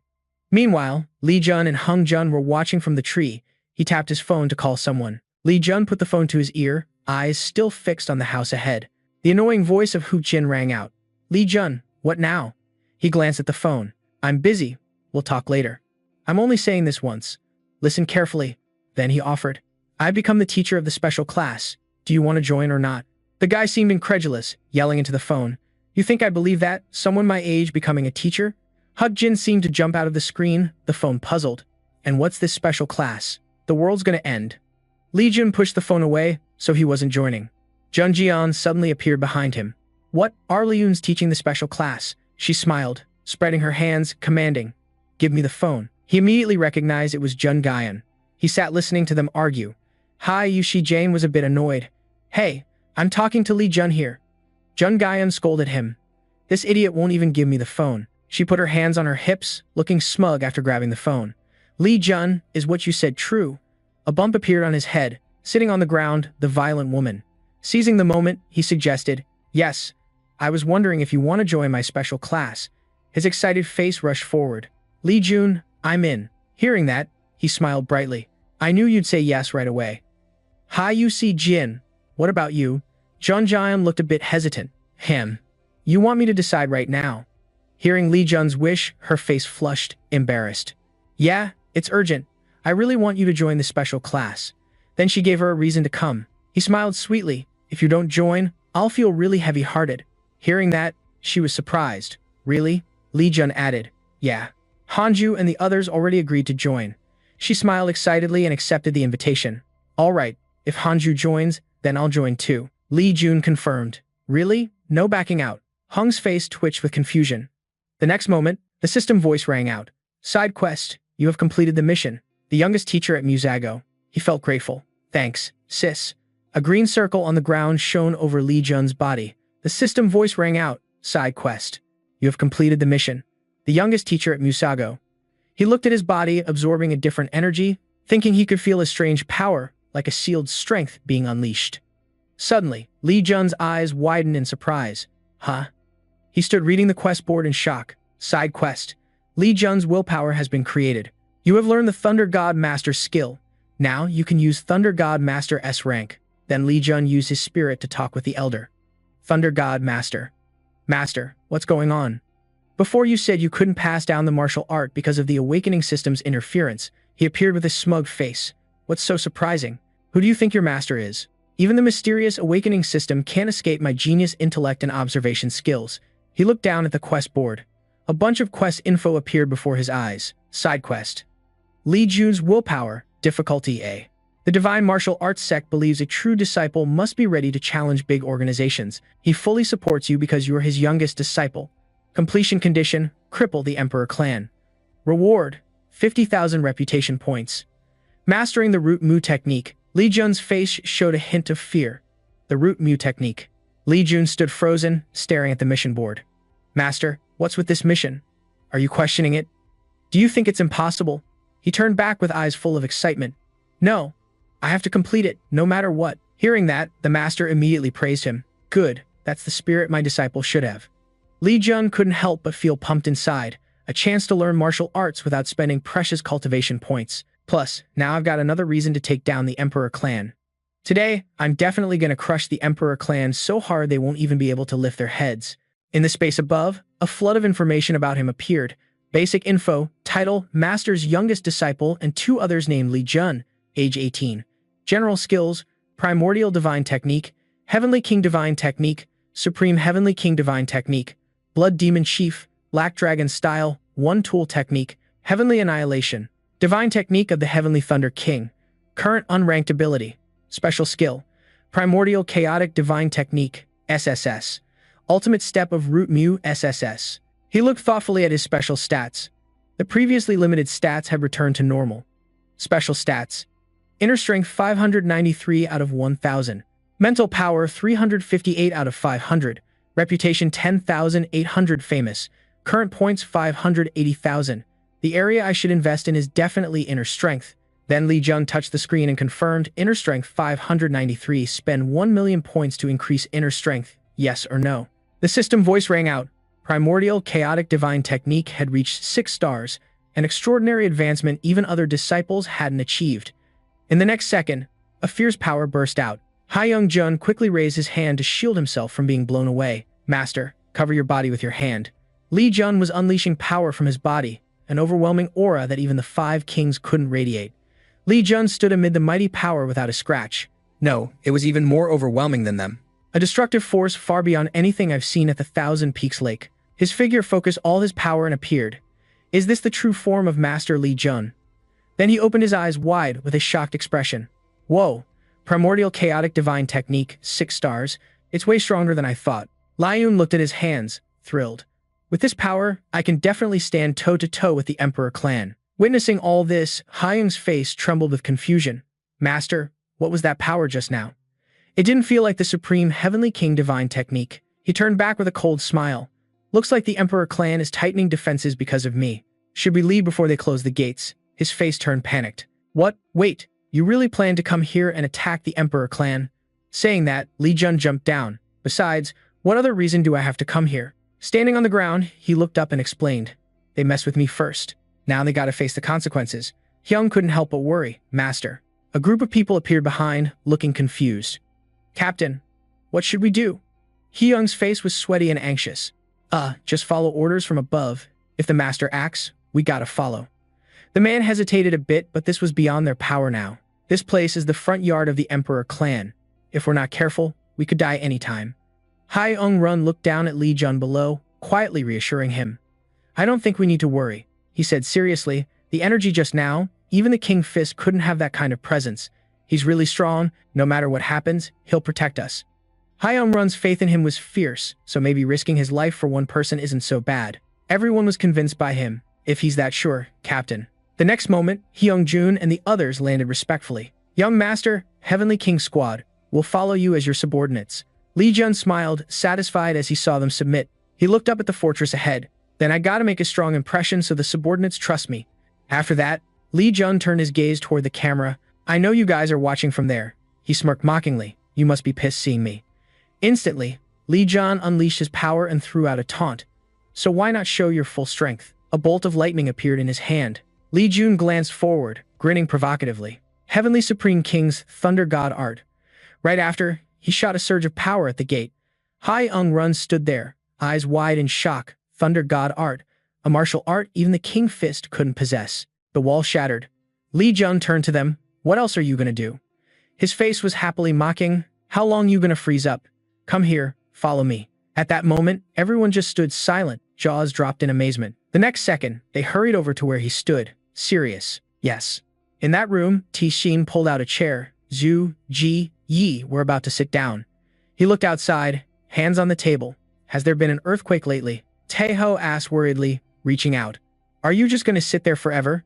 Tae-shin angrily turned around, ordering someone to check what's going on. DG sat at the table, his face calm without a hint of worry. Wait for the clan leader to return, then talk. The angry guy questioned. Don't you feel angry at all? Your son died and the culprit is the one who defeated you. Tae-shin frowned, blaming. Brother, you're going too far. Think about how your second brother feels. The guy's face was furious, fists clenched, turning to him. Before being your son, that kid was a nephew I deeply loved. Tae-shin shot back, are you the only one who loved the kid? Then he comforted Taeho. All of us and the clan leader loved the kid. The guy gradually calmed down, sadly glancing away. I just feel pissed off. I don't know how much pain second brother must be feeling. He looked at him worriedly. At this rate, I'm afraid he'll get sick, he reassured. I understand how you feel. Let's try a little harder together. The clan leader is coming back soon. Dagon was pouring water when the cup suddenly shook. Tae-shin turned to his subordinate, puzzled. Another tremor. Have you found anything yet? The subordinate stammered fearfully. Yes, there's an intruder. He raised the cup, seemingly in disbelief. An intruder? Who dares enter the Emperor's territory? The subordinate's voice grew urgent. It's true. He passed through the main gate. Members are trying to block him in the yard. The subordinate continued reporting. His divine power is from the divine worm. He's with the Heavenly King Squad. Hearing this, the man's eyes widened in shock. Then Dagong slammed the table and stood up, making the other two freeze. He stepped forward and grabbed the sword in the corner, making Taishin briefly worried. Dagon gripped the sword fiercely, causing him to panic and raise his hands to calm him down. Bro, calm down. His whole body radiated killing intent. How can I stay calm when that bastard himself comes here? Li Jun, that bastard, killing my son wasn't enough. Now he dares to break into the Emperor clan. I'll make him regret stepping foot here for the rest of his life. Outside, Li Jun was unleashing his moves. He looked up sarcastically. So hyped up and still no one's coming out? Instantly, he shot a burst of power at the people in front of him. Seeing this, Lei Dian, the subordinate, waved his hand to order, forming a tight formation. They created a shield covering their bodies. The subordinate ordered, "Hold on until the big guys arrive to back us up." Li Jun's face lit up with excitement as he kept unleashing moves. They were tougher than he thought. He threw an even stronger attack than before, then tried blocking this. Another subordinate turned to report. Reinforcements from the Iron Craftsman's squad have arrived. He reminded, "The right flank defense is ours. Dark Master. Left wing is Iron Master. The left defense wing is broken." Li Jun grinned with delight as he looked at their group. "All right, at this point, we really gotta tough it out." His eyes focused, immediately unleashing another move. At this moment, Li Jun lifted a massive orb in his hand with a cold expression. Seeing that, the subordinate couldn't help but feel scared. That giant attack, can we even survive it? He hurriedly ordered, "We won't know until we try. Let's go." Then they all struggled to defend against the orb's attack. His face broke into a smug smile. Damn, even though it's huge, its power is actually weaker than the last explosion. Suddenly, from inside the orb, his hand shot out, grabbing the subordinate by the collar. The guy looked at Li Jun appearing inside the orb, stunned. When did he create a small vortex in his palm? That giant attack was just bait to fool him. Then Li Jun unleashed a massive power that engulfed the entire space. This is the main event. Hai Ung nervously turned to look at him. Master. At this moment, his face clenched in fear. Li Jun stood staring at the deep pit just created. Hai Ung's face was sweaty and trembling while Li Jun's expression remained calm. He looked at them sprawled out in the pit. Both Iron Master and Dark Master were knocked out. Luckily, they were still breathing. Hai Ung trembled, unable to believe it, but he didn't expect Li Jun to openly use martial arts right in the Emperor's clan mansion. This was definitely a declaration of war. Li Jun calmly looked down into the pit. "Hey, Captain, you're a little pissed. You just gonna stand there and watch?" The guy behind hurried over. "Yes, sir." Li Jun turned to look at the man and sneered. "Huh? Hey, you're way too slow. How did someone like you become the captain of the Heavenly King unit?" Dumbass. His face was drenched in sweat. Damn, he remembers everything. Now I'm on the blacklist. He once called Li Jun an idiot and told him to get treatment. Haha. Hai Ung Jun looked at the group with battered faces. What's the master gonna do to them? Li Jun coldly ordered to just stop the bleeding to keep them alive, then destroy all their Dantian. He bowed respectfully to obey. Hai Ung nervously turned to command everyone. Everyone destroy their Dantian. They immediately obeyed clearly. He turned back with a faint smirk. Now Li Jun looked at the people who just arrived. More reinforcements coming, huh? He casually stepped forward to question them. I went this far and Emperor Digong still won't show his face. Don't tell me DG isn't here. Li Jun smiled excitedly. Really? If he's not here, then this is the perfect chance. He looked thoughtfully at the people blocking the way. Daegong's absence is the perfect opportunity to wipe out the Emperor's fortress. At this point, if we spare them, they'll definitely come after us later. Immediately, Li Jun charged at them while they stood frozen. I need to weaken them. Right now. He jumped up to unleash a move when suddenly a voice rang out. You dare. Li Jun coldly stared at the newcomers. At this moment, Daegong and Taeho, along with Taeshin, stepped out. He held a sword angrily. Do you know where you are? Li Jun immediately slid back to dodge Daegong's sword strike. He raised both hands to defend himself. The most powerful people finally decided to show up, huh? The subordinates' faces lit up with joy. Elders were saved.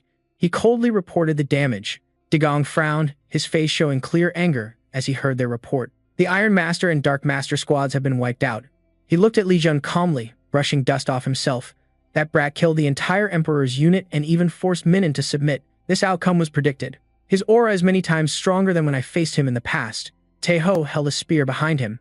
Let me take his head to console Sun Ho's soul. Daegong's face was calm. Taeho, you can't handle him alone. All the elders must attack together. The guy frowned, glancing angrily. Even you say that? Is that kid really that strong? Li Jun smirked, looking straight at them. You could say he has skills equal to the clan leader, but the leader's gaze was full of murderous intent. You think I'm scared because that brat beat me before? If you want to survive, you better listen to me.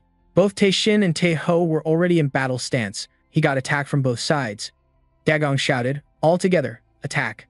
At this moment, Li Jun's master also appeared to help. They're coming. He glanced at them, rushing forward. Including those brothers, there were 10 elders total. The first to attack would be Dagon. He swung his sword at Li Jun, who struggled to block it with his spear. The wind pressure was insane, and the dude started charging too. Bro, back off, watch out. Taeho's strength was too much, he got slammed into the wall, and Dagon got blasted away too. The guy flipped midair. Li Jun immediately jumped up, regaining his composure. At this moment, the dude dropped to one knee, silently watching, with a look of pure contempt on Taeho's face. Just like I thought, no matter how strong you are, you're still just a punk. You can't handle the combined attack from me and my brother. Dagon fired back. No, this isn't someone easy to take down. As soon as he said that, he lunged forward. The dude suddenly shouted, "Big bro." At this moment, he gripped his spear tight, then Li Jun raised his spear high to block DG's sword. The look on DG's face twisted in confusion. No way, I landed a perfect strike with my energy blade and he's not even scratched. On the flip side, Li Jun's face stayed calm with a faint smile as he held his ground. DG's eyes filled with tension, then a fierce battle exploded between the two, neither backing down. DG swung a sword slash right at Li Jun's face, but he dodged just in time. Things were getting intense. Taeho spun around and raised his hand to signal. This situation's bad for Big Bro. Everyone formed the Emperor formation to back him up. They form a circle, raising their hands to create the Emperor formation. If the Gon formation is defensive, the Emperor formation totally ignores defense. It's pure offense. 7 elders of the Emperor transferred their inner energy to 3 attackers. Those 3 kept attacking until the target was dead. Seeing this, Hyung Run's face showed surprise.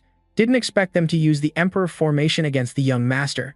That's a double-edged sword. If they can't overwhelm the opponent, they'll be the ones getting crushed. But the Emperor formation has never failed to eliminate a target before.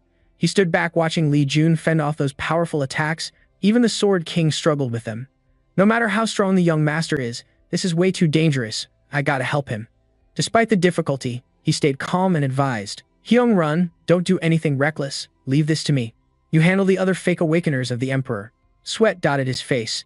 But young master, even the Sword King struggles with the Emperor formation. Li Jun smirked slightly.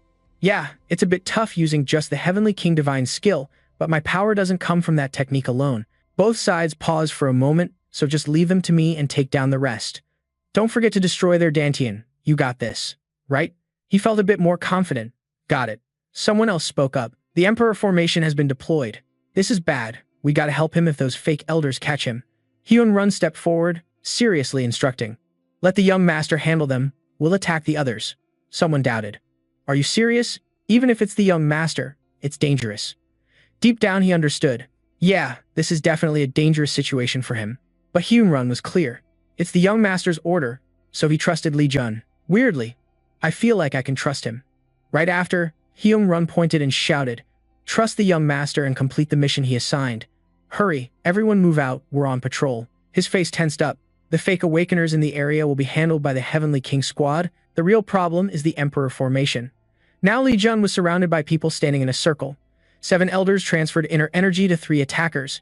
Those 3 gripped their weapons tightly. Probably the attackers were Choi Daegong, Taeho, and Tin. The elder carefully warned, "Disciples, be careful." Li Jun fixed his gaze on the dude. The first attacker was Taeho. He immediately charged, swinging his sword, but Li Jun reflexively dodged in time. Die. Their weapons clashed with brutal force. Li Jun thought, his inner energy is insane. Even the demonic spear trembles. He silently calculated his moves. I need to get my spear back and create distance. Taeho showed no mercy. Looks like that spear has some weird magic. I can't ignore it. Li Jun glanced at the dude's weapon. The demonic spear wasn't moving. He used energy to pin it down. Damn, if I try to take it back, it'll damage my inner energy because of his energy. He got annoyed, realizing the elder's experience gave them the upper hand. Now Taeho started charging. He grabbed him tight. Li Jun's face showed panic. Taeho roared with fierce momentum. First, I'll take your leg to avenge my nephew. You quickly struck hard at his elbow, making both his body and weapon tilt to one side. His face turned back in shock.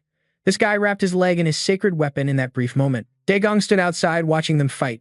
Sacred weapon, you're not the kind to be easily defeated. His sword emitted a blue energy. Then let's see if you can block this. The exhaustion was clear on Li Jun's face. Daegong is way stronger and more precise than the Daegong I saw at the Thousand Peaks Lake. The Immortal Elder's help gave him a massive power boost in that technique. Can you block it? You stared at him. I've got a plan. Li Jun started recalling a plan he came up with since the Emperor's formation began. When my Primal Divine Art reached 6 stars, the system popped up info. Your Primal Divine Art has reached 6 stars, with an insane growth speed no other disciples can match. As a reward, the final technique of the Infinite Spear Illusion Art was unlocked. His face focused. The last step of the Infinite Spear Art. Daegong's body radiated a blazing blue aura like fire. The enemies in front of him were worthy of testing this technique. The next second, he gripped his sword tightly and charged forward. I'm ending this here. Daegong's sword tip faced Li Jun's forehead. Calmly, Li Jun shouted the word illusion. In the illusion, Li Jun saw 3 of them attacking him fiercely. He dodged to the side just as the sword tip was about to hit him. This illusion was perfect. It felt like time had frozen. Just as I thought, Li Jun was being attacked from 2 sides. The Immortal Elder carefully warned, "Disciple, time inside the illusion is very short," he warned. "If you just stand there, it won't show its true power." Li Jun's face was tense. Yeah, he immediately counterattacked with a deadly blow inside the illusion. The 5th form of Infinite Spear Art, Lightstorm. The moment the illusion activated, the spear energy from Heavenly Annihilation still remained in place. As time went on, the spear energy would attack them. Li Jun stood still in the middle of the circle. Next, the elders deployed the Emperor's formation, then he carefully calculated. Taking 1 step at a time required a lot of effort. Lion fought hard. If he wanted to master everything in such a short time, he needed to practice many more illusions of destruction, until his whole body was exhausted, sweat pouring down. The Immortal Elder watched and praised. First time like this isn't bad. Back to reality, Daegong swung his sword down with full force. Suddenly, he froze, eyes wide with horror. At this moment, Li Jun was no longer there. They were shocked. He disappeared. Daegong immediately ordered, "What are you waiting for? Find him now." His face was panicked. Your body can't move." Taho also spoke up, "Me too." At this moment, Li Jun was standing on the rooftop, snapping his fingers lightly. Instantly, countless beams of light appeared around. DG looked up confused. Suddenly, a series of sharp sword beams appeared, surrounding them. Li Jun's eyes flashed with tension amid his stunned subordinates. The elders have been taken down. Where did he go? He stood on the roof controlling the beams shining down on the courtyard below. Then Li Jun jumped down to the injured people, scattered on the floor. Hi, trembled, standing far away. Stammering, "Young master, what just happened? Does a martial art like that even exist in this world?" His face full of surprise at Li Jun's power. "This is the first time I've seen a technique like that." Sweat drenched Li Jun's face. Unbelievable, he smashed through the Emperor's formation like that. Hai Ong trembled in amazement non-stop. Can't believe the Emperor's elders turned to dogs in a blink. "Young master, what kind of martial art did you use?" Li Jun's dull eyes glanced at them. "Don't just stand there dumbfounded, finish off the rest." They all shouted in unison. "What are you waiting for? Go now." He touched his body, feeling some soreness, but guessed the Infinite Spear Art caused the weight on his body. At this moment, the system board popped up. Infinite Spear Art SS Plus has been granted. You can now use Infinite Spear Art SS Plus. Li Jun silently rejoiced. Thank God, it reached SS rank, so it won't burden me as much anymore. Li Jun held the spear and read the notification analyzing his reputation. The alias Spear King was added. You have been registered on the global leaderboard under the name Spear King. He coldly glanced aside. I thought they were hiding some crazy treasure here, but there's nothing special. At this moment, Hai Ung trembled and came close, whispering in his ear. Li Jun in front fixed his cold gaze forward. 2 men stood silently, the older man's face stern. The man behind was Kung Hun, the powerful leader and closest bodyguard to my dad. The 2 bespectacled men stared at each other tensely. The first one I had to take out to claim the divine power for myself. The system popped up the ranking board. Li Jun, the Spear Emperor, ranked 100. Li Jun was surprised. Had it always been here? His eyes followed the board. Wait, I'm only ranked 100? That stung a bit. I thought awakening as a fake S rank would at least get me top 20. Hold up, this list is off. He read through the confusing details. The Sword King of Korea only ranked 90. At that moment, the elder appeared behind, stroking his beard with curiosity. What kind of weird ranking is this? Li Jun looked up. Huh? I'm not the only one who thinks so. He realized there was only one conclusion about this kind of list. The elder guessed. If monsters like Bloodfire were on the list, then this ranking was meaningless. Li Jun thought silently. Chan Oe troll better. We should check if anyone else besides Bloodfire is on it. Haeyoung Run bowed respectfully and reported. Young master, we've cleaned everything up. So Mi stood high up, watching with an annoyed look.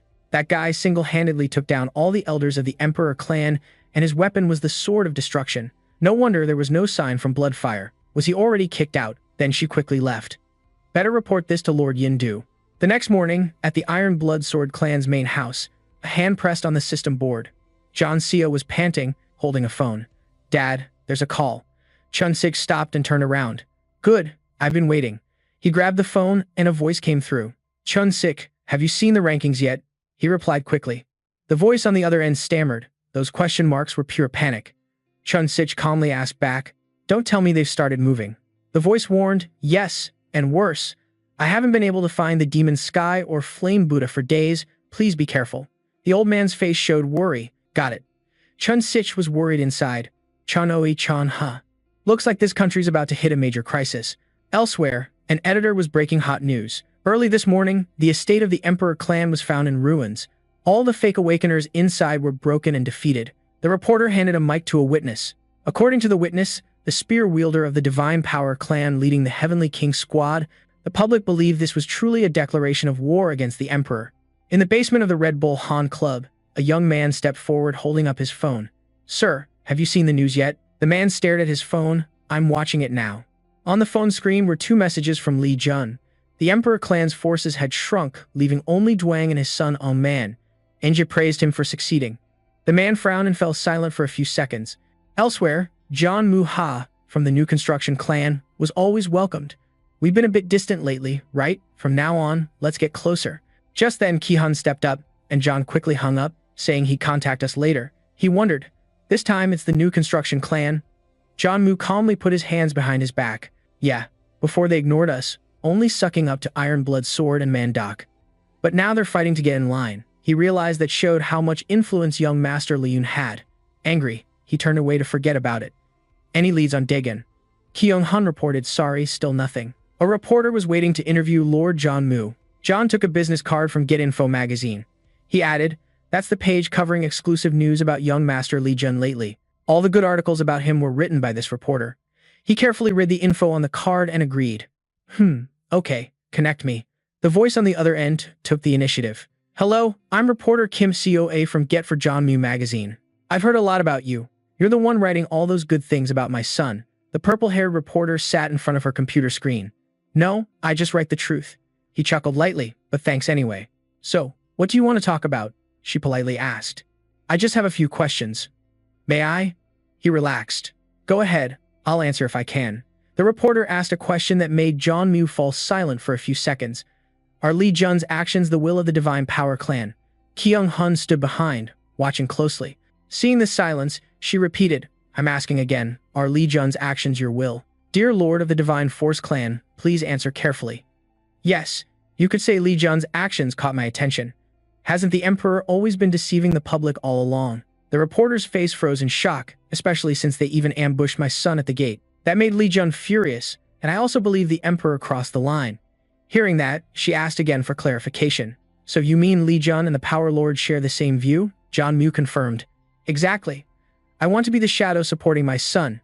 The young reporter's face broke into a few beads of sweat, grateful for your honest sharing. Her mind was full of thoughts. In other words, this was a confirmation. Li Jun is the heir of the Divine Force clan. Now there's a lot to write about. Kyung-hun bowed respectfully. Surprising. I thought you would draw a clear line between yourself and him. He calmly turned his head. Maybe that's a violent approach, but all the effort I put into raising the clan's reputation.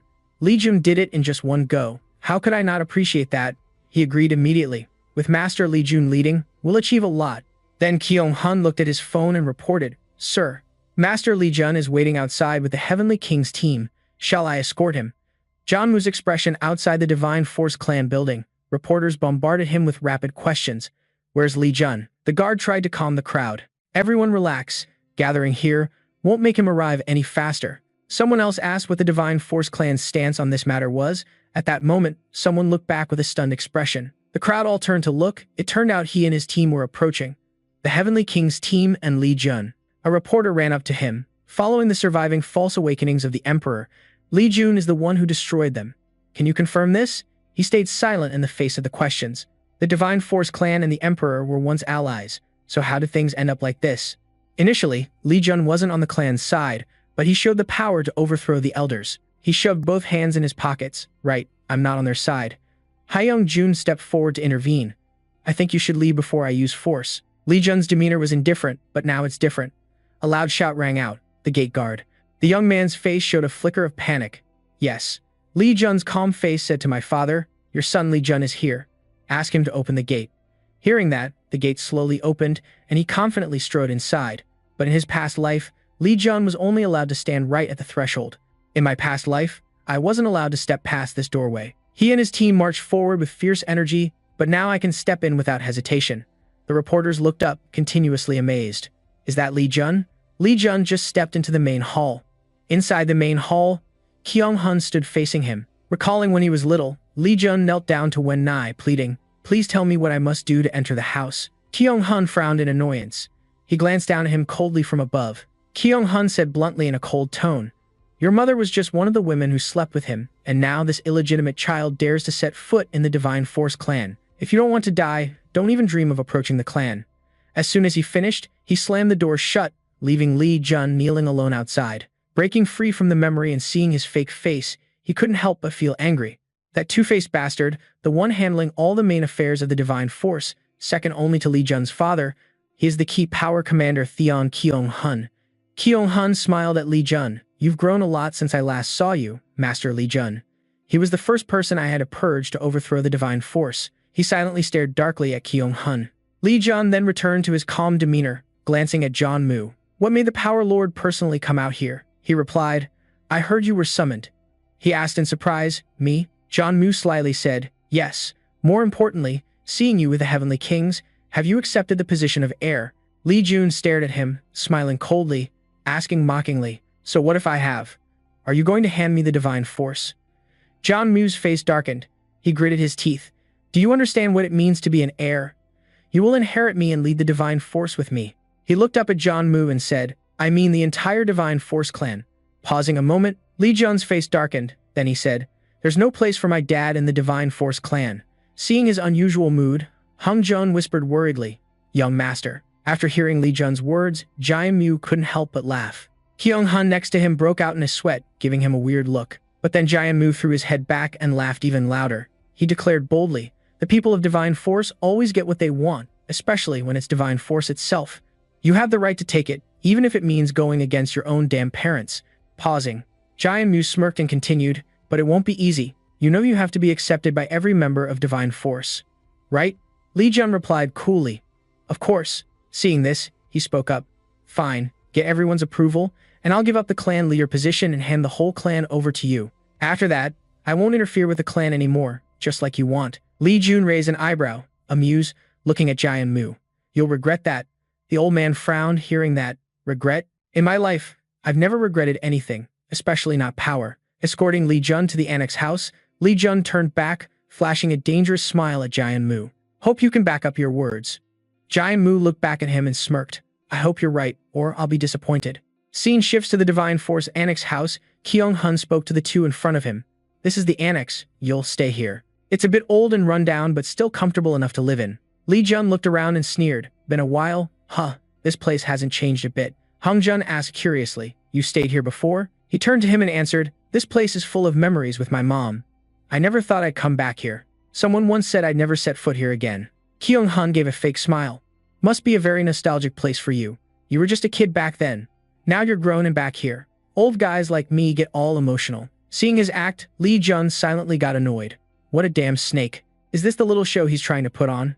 Kyung-hun looked up at Hung, trembling. Hung trembled. "Come with me for a bit. It's about the power agency." Li Jun cut him off sharply. No need. From now on, the fourth branch will completely stay out of the core power agency's business." He looked puzzled. "Why the sudden change?" Hung trembled. "Is this your decision?" He glanced at Kyung-hun and replied, "Yeah, I'm giving up the deputy leader position of the core power agency. I want to focus fully on the Heavenly King team."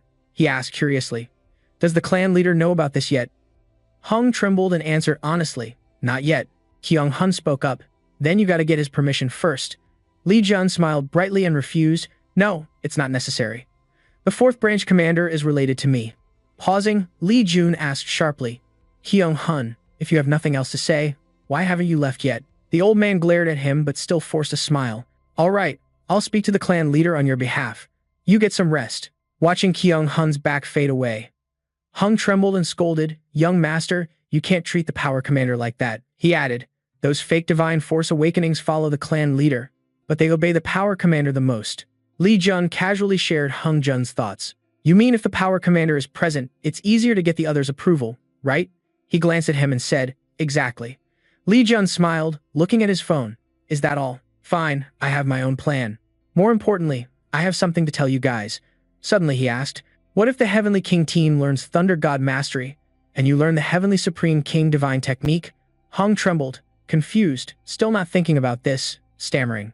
Me? Heavenly Supreme King Divine Technique. Li Jun smiled and looked up at him. Didn't you say you're loyal only to me? Hung immediately replied, yeah. Hearing that, Li Jun turned and walked away, casually saying, then learn it. Weak subordinates reflected bad master, but there's still plenty of legacy left to pass down, leaving Hung standing there dumbfounded. Li Jun walked while staring at his phone, secretly plotting to kick his dad out of divine force. I need to strengthen my power base. If I have to face Jong-un, Min will need to be way stronger. Before the break ends, Min will make divine force his. Just as his thoughts ended, the phone rang. He smiled with satisfaction. Perfect timing. Arriving at the meeting spot, Li Jun glanced around before speaking up. I told them to come here. A person knelt on one knee beside a bush and said, yeah, you showed up at the right place. Hearing that voice, he turned to look at the person, removing the mask to reveal the face of the Dark Association's anonymous guest. Han came to see Master Li Jun. Li Jun's eyes widened in shock upon seeing that face. He remembered now, unexpectedly, the receptionist was the anonymous guest. The anonymous guest, one of the top assassins of the Dark Association, even in his past life. This was the only assassin John Ao Chon never caught. Yunbi smiled brightly as she handed the info to Li Jun. This is the info you requested from the Dark Association about Kong Hun. He took the dossier and smiled, looking up at her. I feel sorry for the chairman. She couldn't take down the Sword King but was still willing to fulfill this request.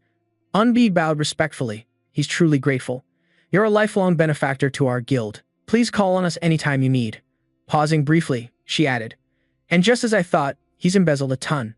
Li Jun studied the info in the book carefully. He calmly replied to Unbi. Yeah, therapeutic baths, training robes. He's pulled off countless large-scale embezzlements, including building maintenance costs. Pausing, reading through the book, Li Jun asked, anything else besides this? She handed him a USB and said, of course, what's in the book is just the tip of the iceberg. The most important stuff is on this USB. I investigated why the fake awakenings of divine power are so loyal to Kong Hun. Li Jun guessed curiously, is this the deputy commander's video? NB asked, surprised, how did you know? He nodded, focused on the USB. There's always a way to find out. A scandal from his past life involving divine power, a USB holding the deputy commander's secrets. It revealed why the fake awakenings had no choice but to obey Kong Hun. She looked seriously at Li Jun and said, if we report this to the King of Power, will he remove Zhang Qianghun himself? He answered immediately, no way, this USB doesn't start with Zhang Qianghun. It starts with my dad. Li Jun continued, my dad only wanted to find their weakness, but Zhang Qianghun went further and used it to maintain his own power. Yunbi exclaimed in surprise. What? He said gratefully. Anyway, thanks for the info. She put her mask back on and said, my grandfather ordered us to give you any info you want, Li Jun. Whenever you need help, come find us. Without another word, she disappeared swiftly. Li Jun stood still, watching her figure fade away. He pondered, holding the worn dossier. Now, let's pause a bit. Li Jun wondered if he should start cutting off his supply lines step by step. The sun was setting, scene shifting to the Divine Power Supply warehouse. Taebong was holding an iPad, focused on writing something, everyone lined up watching him. Li Jun sat high up holding the dossier, thinking, got it. He sat on the wall behind, observing Taepeng, Zhong Kong Hun's younger brother, who appeared in most of the Han Biter book. Li Jun stared at him, thinking the man was Jian Tung, Zhong Kong Hun's brother, and he was in most of the Han Biter book. He closed the book muttering, don't know why he's still trusted despite all the embezzlement behind the scenes. Pausing, Li Jun watched Taepeng smile and reach out to chat with a man who just arrived. He added, turns out he uses his brother as a shield. Suddenly, a hurried voice rang out, sorry, I'm late. Taepeng frowned, turning to look at the man dressed in tattered clothes like he'd just been in a fight, who rushed over. I escaped while rotating the gate. The guy next to him whispered into Taepeng's ear, this is the first team, the low-level guys. Taepeng looked at the young man. You should have come earlier. Today's done, come back tomorrow. He panted, sir. Tomorrow, we have to support at the Guangdu gate. We can't go without supplies. Taepeng asked, annoyed. Isn't the first team supposed to handle the small stuff? You guys don't even have to do dangerous work. Do you really need supplies? The guy snapped back. Sending us to the gate without supplies is basically sending us to die. The elder behind spoke into his mind. I can't just watch someone abuse the revenue like this. Li Jun's disciple glared darkly at Taepeng below. So that's how he got rid of the leftover stuff. He patted Li Jun on the shoulder. Looks like it's time for my disciple to step up. Li Jun smirked slightly. I thought so too. Since we've seen it with our own eyes, we gotta make the most of it. Right now, Taepeng was super pissed. The distribution of supplies is my call, so I'm not giving it to you. The young guy was stunned and asked, so what are we supposed to do tomorrow? He turned away, cool as ice. Just buy it with your paycheck. The guy was shocked. He spoke like it was nothing. Taepeng glanced down at the young man with a low voice. Why you keep talking smack like that? You think the warehouse manager's a joke or something? At that moment, Li Jun jumped down from the wall. On the other side, Taepeng was still roasting the young guy. You're just a low-level awakened fake. Before Taepeng could finish, Li Jun kicked him in the head, leaving the young guy dumbfounded. Right after, that surprise attack sent him flying far away. Taepeng sat dazed on the ground, stunned. What the hell was that? Li Jun slowly walked over. Seeing his face, Taepeng gasped in shock and stammered. Li Jun, master. One side of his cheek was swollen. Taepeng wiped sweat nervously and explained. What are you doing? I was just punishing a disobedient guy. Li Jun raised a notebook and repeated, disobedient. Then he sighed deeply. Zhu, Ji, Yi, get ready. He threw his head back and yelled loudly. All awakened warriors of the divine force, listen up. From now on, we start punishing those embezzling clan funds and plotting rebellion. People nearby heard the voice and reflexively looked toward the source. Hearing that familiar voice, the young man blinked and asked. That voice? Hung Jun answered. That's the master's transmission. Inside the room, Jianmu sat on a chair, his deep voice booming. What do you think you're doing, Li Jun? On the other side, Taepeng's face was bruised and bleeding. Still defending himself, I'm plotting rebellion. Master, what are you saying? Li Jun raised the notebook, looking down with annoyance. You still dare say that after seeing this notebook? Taepeng stammered. Li Jun mocked. You and your brother must have pocketed a lot, huh? Am I wrong? Taepeng lowered his head, worry clear on his face, secretly freaking out. What exactly does he know? Hai-Ung, trembling, had just arrived. Master. Li Jun looked at him. Oh, you're here? Hai-Ung's eyes widened. Curious. I heard the transmission and came right away. What's going on? Li Jun scanned the crowd, thinking, everyone's gathered, time to start. He raised the notebook for everyone to see and said, everyone's here, huh? From now on, I'm gonna root out the rot in the Divine Force clan. People around looked at each other confused, asking what he meant. At that moment, Kong Hun stepped forward from the crowd to block him. Stop. He frowned, pretending to be worried as he looked at Li Jun. Master, have you reported your actions to the clan head yet? Li Jun glanced at Kong Hun with silent contempt. The biggest rotten part of this clan just showed up. Li Jun snapped back. You're the key power holder. He continued. Even if you're the master, acting without the clan head's permission is over the line. For the sake of your dignity as the heir, you better apologize to my brother and end this now. Li Jun threw the notebook at Kong Hun's feet and ordered. Read it. He picked up the notebook and opened it, puzzled. Where did you get this notebook from? Li Jun shot back. Does that even matter? After reading, Kong Hun broke out in a cold sweat, forcing a smile as he looked up at Li Jun. So you want me to believe this unverified info? He cursed silently. How did that kid get a notebook documenting his own corruption? Shaking off the thought, Kong Hun said, if my brother's embezzling supplies, I should be the first to know. Li Jun stared him down. So you two brothers are equally shameless, huh? Right after, Li Jun raised his long fingers. Instantly, he channeled his inner power into the surrounding earth and rocks, which floated above the hill thanks to his strength. Hung Jun couldn't help but be impressed by the scene, thinking to himself. Heavenly Protector Li Jun pulled out a USB and smugly flicked it toward Kong Hun. You think I'm stirring all this up just because of some notebook? Kong Hun was stunned as he stared at the USB flicked right in front of him. His eyes went wide and bloodshot. He couldn't believe it, thinking, USB? What's on it that makes you act like this? Suddenly, a familiar voice rang out. You showed up and caused chaos in the clan. He turned his head in surprise, glancing at Jianmu. Unexpected. I didn't think you'd come. He calmly stepped forward, watching what was happening. I can't just sit still. You think you're doing what to the commander of authority? Li Jun replied nonchalantly. Exactly what you see. Ki-hun broke out in a sweat, panic in his eyes as he looked at Jianmu. Clan leader. He pretended to hesitate before speaking. The clan leader is here too. Should I open this USB right in front of everyone in the clan? After hearing Li Jun's words, Jianmu's face turned curious. USB.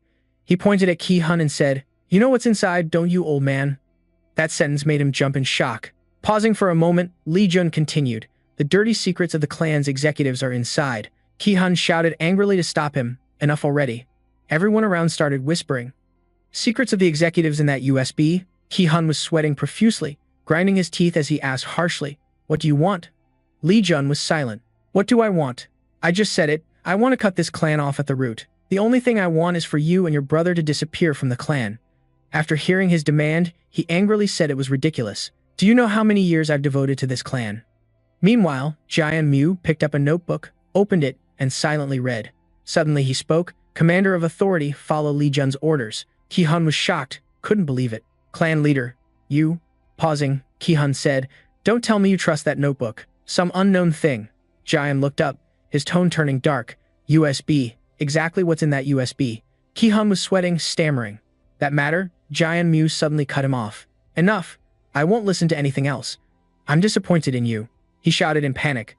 Clan leader Li Jun turned his back and called the unit commander. Hai Jun immediately responded, "Yes." He raised the notebook and gave orders. "This is a copy of the notebook. Track the executives listed inside." He looked at the notebook in surprise. Hai-Ung's hands trembled as he spoke. "Master, if the clan's power weakens, other factions will catch up to the divine power. Please reconsider." Li Jun turned his back and left, replying with a single word. "No." Tight. He tilted his head, smiled, and said, "Unit commander, trust me." Li Jun tilted his head to look at Hai-Ung and continued, "Trust me, commander." He widened his eyes, confused, and said, "I trust you, master." Pausing, Hai-Ung trembled again and said, "Heavenly King, from now on destroy the dantian of those listed in the notebook." Li Jun looked at Ki-hun's pale face and said, "After destroying the dantian of these two brothers, imprison them in the underground prison." Jian Mu crossed his arms under the tree, acting beyond his authority the moment he stepped into the clan. "Ridiculous." He smirked, tilting his head to glance at him. "I don't remember ever exceeding my authority," Jian Mu asked calmly. "So destroying the entire dantian of the commander isn't exceeding authority," he replied. "If you do that without reason, then it's definitely abuse of power. The successor has the authority to execute anyone considered a threat to the clan without approval. I believe the clan leader knows this too." He frowned, annoyed, glancing at Li Jun. He continued, "Someone obsessed with training but clueless that the clan's power is collapsing. He's unworthy to be the clan head." Scene shifts to the forest. Bai hands the book to Li Jun. "Here's the additional list you requested." He smiled slyly as he took it. "Thanks. Payment will be withdrawn from my secret account." Pausing, Li Jun asked curiously, "The people here were dismissed for defying the unit commander's orders, right?" She raised her hand and answered, "Yes." Some also left the clan, disappointed with its behavior. Bai finished, then asked curiously, "But why add them?" He smiled and replied, "Because we have a power vacuum, and I intend to fill it. Like a gap in the political system where no one really holds power, causing instability and potentially leading to many negative consequences." That night, Li Jun destroyed the commander's dantian and ordered his imprisonment. The officers listed were also dismissed. Departments losing officers overnight fell into chaos. Scene shifts to early morning at the Divine Power Clan residence. Inside the room, Hyung Jun bowed and reported, "Everyone has gathered." Li Jun said with satisfaction, "Good." Suddenly, a voice rang out. The successor of Divine Power, Master Li Jun, entered, looking inside the room. Li Jun scanned all those familiar faces. The former leader of the Dongyue region, the former leader of the Jin Kron region, the former leader of the Manpun region, the former leader of the Bai unit.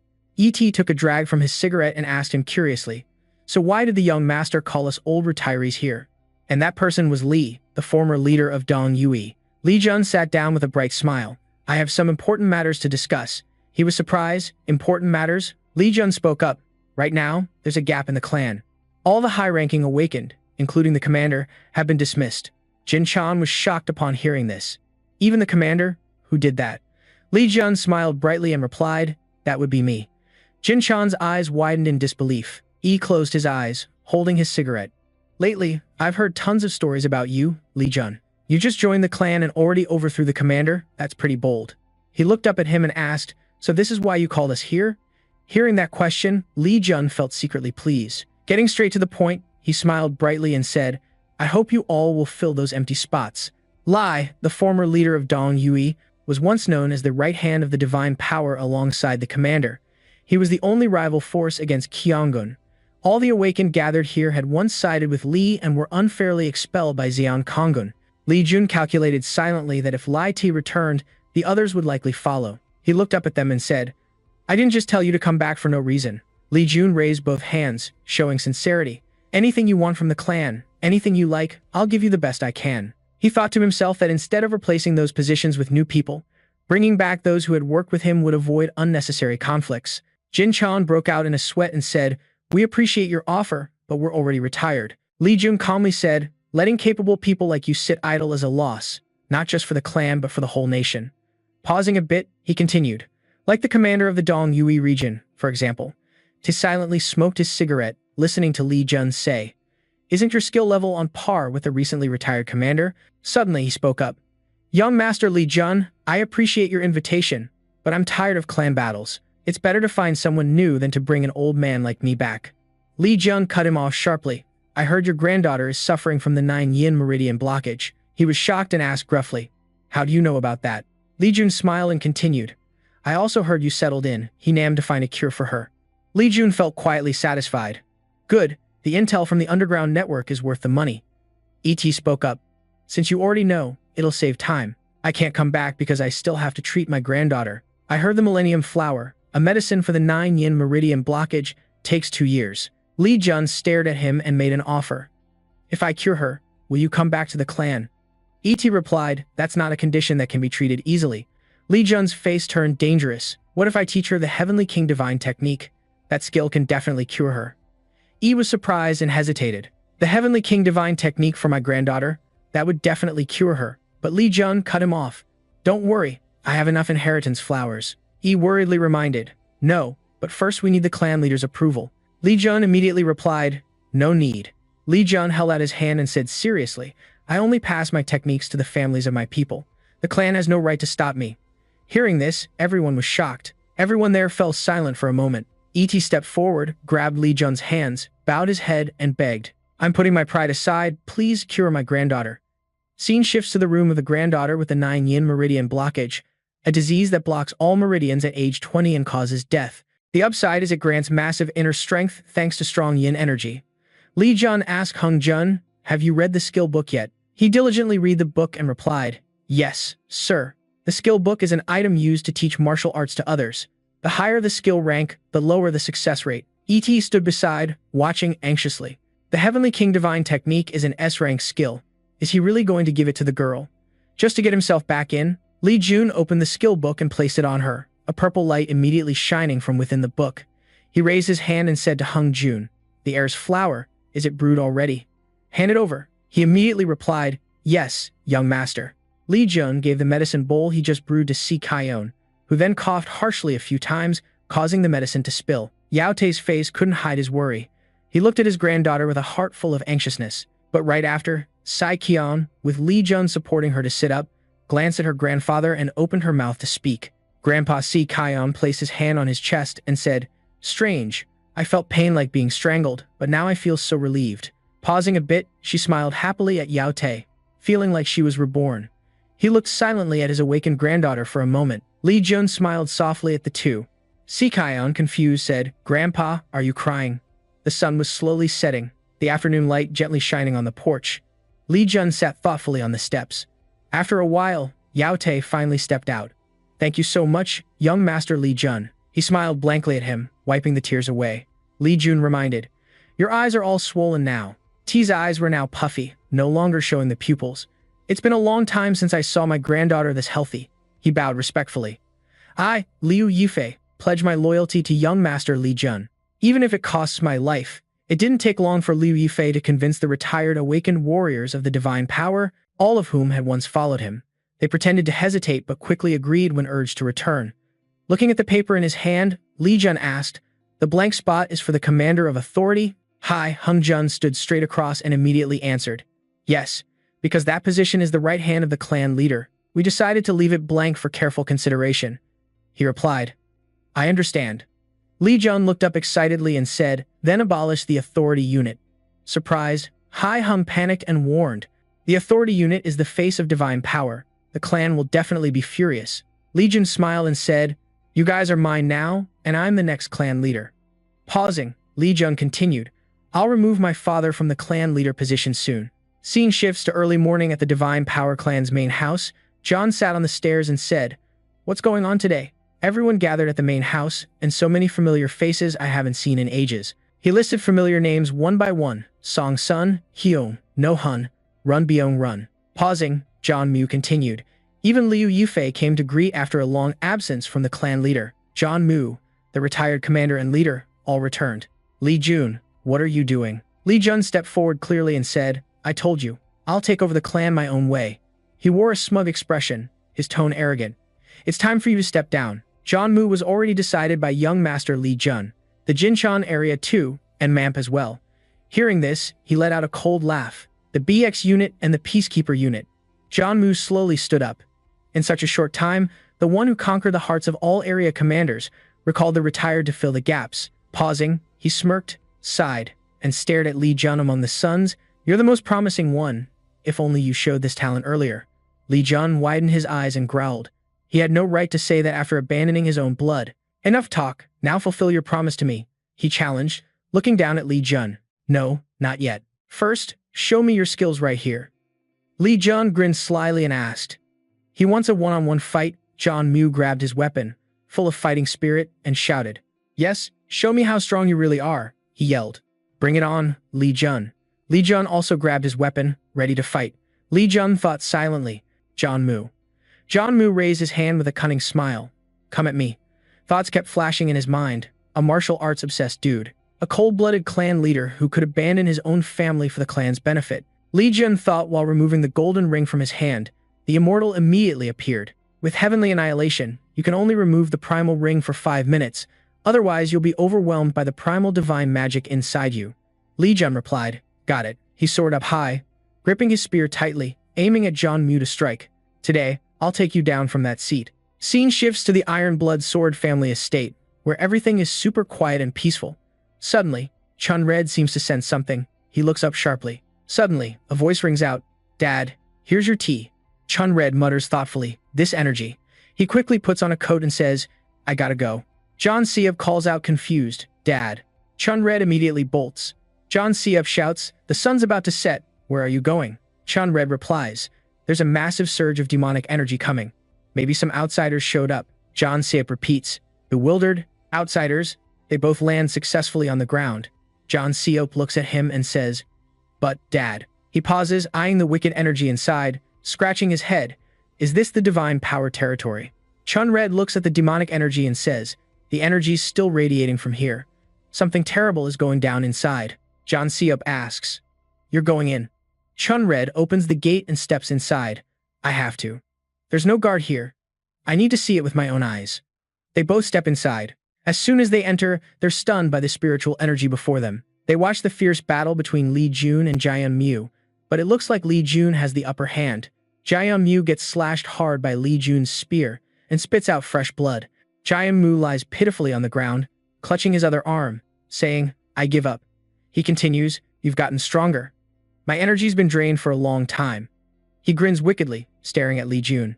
You win. Li Jun turns away and says, I thought beating you would feel satisfying, but all I feel is pathetic. Li Jun looks at Jian Mu with contempt. You abandoned us just for that pathetic power. Didn't you leave me and my mom behind? He says, recalling memories with his mom. Jian Mu raises his hand, eyes wide, hesitating to answer. But thanks to that, you gained that terrifying power.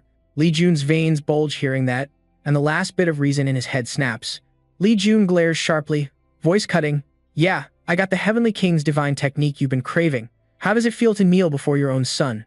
Now resign from the clan leader position and see the difference between the power you wanted and mine. Jian Mu suddenly says, the clan leader's seat isn't as easy to sit on as you think. Li Jun falls silent for a moment. He bows his head and says to Hung Jun, Captain, escort the ex-leader to Jin Town. Hung Jun, carrying Jian Mu on his back, replies, yes. Watching their backs, Li Jun thinks he's waited a long time for this moment, but why does it feel so empty? Everyone respectfully bows to him, greeting the new clan leader. The head of the clan, the head of the clan. Just as Chun Red speaks, the divine power area is buzzing. Li Jun looks at him. He asks, Sword King, why are you here? Chun Red smiles and waves. I've been here for a while. I sense an overwhelming demonic energy nearby. Looking at the demonic energy around, Chun Red thinks silently. That kid is the source of the energy. He asks, so you're the new divine power clan leader now? Li Jun answers, you saw everything, nothing to hide. Yeah, I'm the clan leader now. Red smiles. Sorry for dropping by unannounced. Mind if I ask one more thing? He pauses, then asks, are you skilled in demon arts yet? Lee Jun smirks coldly and asks back, how should I answer that? Red folds his arms, smiling brightly, then casually says, either way, you're gonna marry Jun Gyeon. I need to know if you practice demon arts or divine arts to explain it to the elders. Lee Jun looks confused. John Seop nearby is shocked. Dad, you didn't even ask me. Lee Jun sweats nervously. Why would I marry Jun Jian? John Seop angrily points at him. What's wrong with my Jun Jian? He asks in surprise. You don't like her? She's perfect, just like me. Imagine your wedding with Jun Jian. Lee Jun's face turns bright red. I'm still in school. He turns and walks away. Enough. If there's nothing else, you can leave now. Red smiles cheerfully. Just kidding, just kidding. Teasing the kids is fun. He puts his hands on his hips and says seriously, I came because I sense an unusual demonic energy coming from you. That's also the answer to the question. Right after, Red asked Lee Jun, you're ranked 100th in the world as a martial king, right? He turned around and said, it's a long story, let's talk inside. Inside the room, sitting on a chair, Lee Jun replied, yes, I am the martial king. Red said excitedly, I knew it was you. He thought to himself to rank someone as S-class means this body is S-class. Red continued, recently, the world rankings have been pretty chaotic, and one person is you, Lee Jun, ranked 100th as the martial king. The rest of the ranking list is full of question marks. He stared at him and said, me and the other top-ranked folks believe those question marks represent alien members, also called extraterrestrials. Do you know about these extraterrestrials? Lee Jun answered and asked, I know. Did they cross through the gate? Red immediately replied, exactly. Do you know why they came here? He answered, they're searching for an artifact related to the blood god. The old man asked in surprise, so what else do you know? Lee Jun replied, I also know the extraterrestrials are hiding inside the Emperor clan. Red was so shocked he stood up. The Emperor clan? Be honest. Yes. Lee Jun pondered, intertwining his fingers. Their leader allied with the extraterrestrials. The old man bowed his head, grinding his teeth. So that's it, that's why you eliminated them. I sensed something strange but didn't expect they borrowed power from the extraterrestrials. You go ahead calmly, I'll deal with their leader myself. Red agreed and then asked, just do that. One last question. Are you connected to the extraterrestrials? Pausing a bit, Red confirmed that Lee Jun's martial arts didn't come from the 15-clan alliance, as if he had merged the Heavenly Demon and Flame Buddha techniques. Lee Jun's face darkened. My mother died at the hands of an extraterrestrial. I avenged her, but they staged her death. Our relationship is eternal enemies. My plan is to wipe them all out. The old man stood up, looking at him apologetically for stirring painful memories. Then I have a request. Red extended his hand and voiced his request to share intelligence about the extraterrestrials with my Iron Blood Mirror clan and Han Junggong of the Divine Art clan. They're very strong, but the three clans together can come up with a way to counter them. Both then shook hands and said in unison, very well. Lee Jun bowed his head to see them off. Next time, I'll visit properly. Red agreed, replying, as a clan leader, you deserve respect. Both father and son clasped their hands. The old man congratulated him on becoming the head of the Divine Power clan. Both turned their backs and left. Red didn't forget to flash a cheeky smile and reminded to consider Jun Jian carefully. John Seop beside him angrily shouted, oh. Lee Jun exhaled deeply, watching their backs, thinking, the Sword King used honorifics on me. Now I really am the clan leader. He tilted his head and called the captain. Hyun Run knelt on one knee and answered, yes, clan leader. Lee Jun ordered. Make sure nothing about the Divine Power area leaks out. From now on, my succession must remain secret. He obeyed. Lee Jun looked into the distance, deep in thought. The Sword King won't say anything. The extraterrestrials' whereabouts are unknown. I'll stay hidden. That's settled. Scene shifts to early morning at the school. Suddenly, an urgent announcement. A clear voice echoed across the schoolyard. Starting now for the new semester, we will introduce new teachers. Lee Jun, homeroom teacher of the special class. Lee Jun was stunned, silently cursing his luck. Special class. I totally forgot about that. Musico Gymnasium. On the podium, Minung raised his hand toward 4 people being introduced. Nice to meet you. I'm President Han Min-sung. Did you all have a good summer break? His voice echoed throughout the room. To start the new semester, I want to introduce some new teachers. Below, a bunch of students whispered to each other, hey, see that? They stared at Lee Jun standing with 2 others on the stage. Why is Lee Jun up there? Don't tell me he's been invited to be a teacher. Standing there, he kept thinking, oh man, I totally forgot about the special class. Holding the mic, Nahai Won began introducing himself to the students. Nice to meet you all. I'm Nahai One from the Moon DJ group. Then a monk from the temple stepped up to say a few words. I'm Trong Un, sent from Song Temple. At the end of those two, Lee Jun strode straight up to the podium. Holding the mic, he took a deep breath, slowly introducing himself. I'm Lee Jun, now appointed as the representative of the martial arts clan. I guess everyone knows me already. Let's have a good cooperation. Hearing the position Lee Jun holds, some students below showed obvious confusion. Seriously, Senior Lee Jun is going to be a teacher. Isn't Lee Jun on the same level as Oh Kwang? Before long, the whole crowd went wild, their indescribable excitement showing that we're gonna learn martial arts from someone on Oh Kwang's level. Their attitude made Lee Jun even more determined to teach. Yeah, if we're facing John Oh-chan, the kid's strength matters a lot. I'll train them seriously. Looking at the auditorium, things seemed a bit settled. Min X-Dong on stage grabbed the mic and reminded everyone immediately. All right, settle down, guys. Not everyone can join Mr. Lee Jun's class. The next words from him made Jun Jian and Huck Jin smile quietly. Only a few chosen by him get to join the special class. Over here, Hanju didn't care much, eating a chocolate bar. Bai whispered softly to Ju, this is not the place for personal stuff. Min Zheng's announcement pierced through the other students like an arrow, making it clear that regular folks like us don't stand a chance. To save time, Lee Jun started going through the teaching list one by one. So, I'll announce the students selected for the special class. Hearing his name called out loud, Hanju stayed calm but his expression turned happy. North Junjion Hanju North, B.S. River H. The next name made Huck Jin rub his head in joy. North Huck Jin. And the last one no one expected was Heisel. Finally, we chose Heisel. Hearing his name picked by Lee Jun, the people behind showed clear admiration. What? Those guys are all top 8 in the Heaven Martial Arts Tournament, so why is Hai even here? Their next words made him lower his head sadly.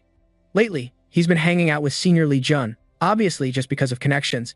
Hisel's attitude made Lee Jun on stage correct him immediately.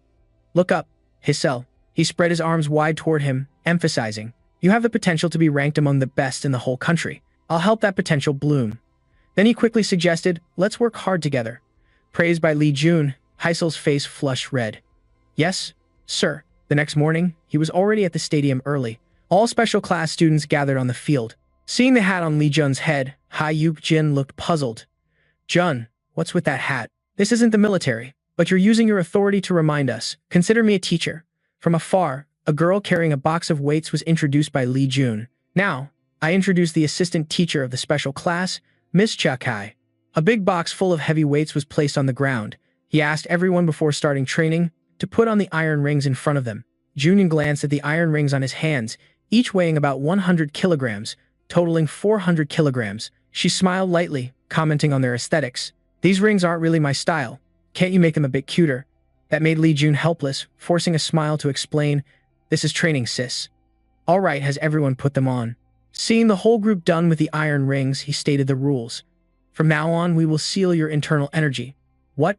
Hanju frowned hearing this, quickly facing Lee Jun to ask, what does sealing internal energy mean? He gently calmed her down, saying it's just like the name. From now on, exercises will be done without using internal energy. Seeing everything ready, Lee Jun looked at Huck Jin and ordered, Cha Kai, start.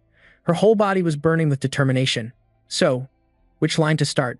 Hisel and Jun Jion. Sweating buckets, dashed forward like arrows. The special class training with sealed internal energy was pretty simple. Running 500 laps around the field while carrying 400 kilograms of iron rings. Hai Yuk Jin caught the training kicks from Lee Jun and occasionally checked progress. They sparred with Lee Jun after their internal energy was temporarily released. If Lee Jun judged they improved, the weight of the rings would be increased. Hanju put his arm around him and showed him some punching and kicking techniques. The weight kept increasing. Now it's up to 1,600 kilograms, like running while carrying a 1.5-ton truck on your back.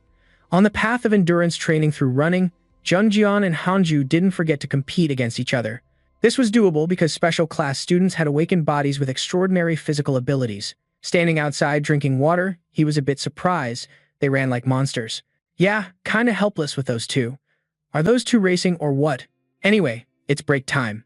Grabbing a bottle of water from behind, Master Lee Jun appeared. Hey, disciple, listen to the elder's call, turn around right now. Yes. Lee Jun's master directed his gaze toward Hanu, who was running non-stop, and warned him.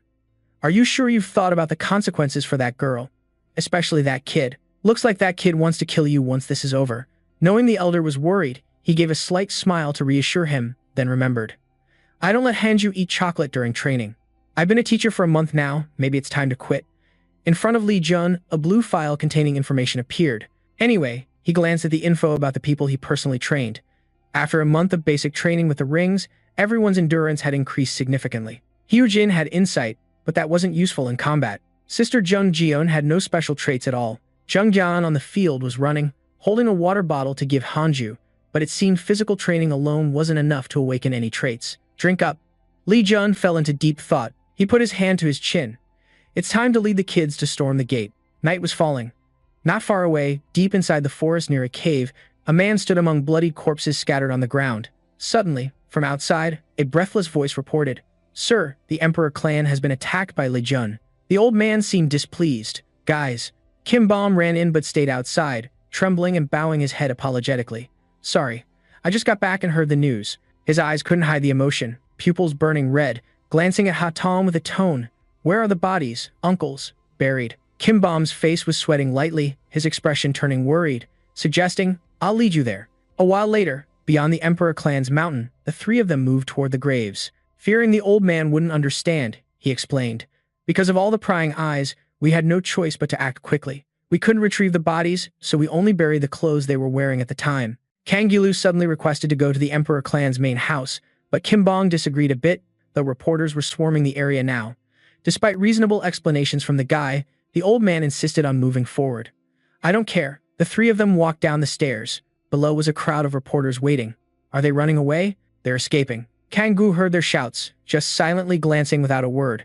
This was going to be breaking news.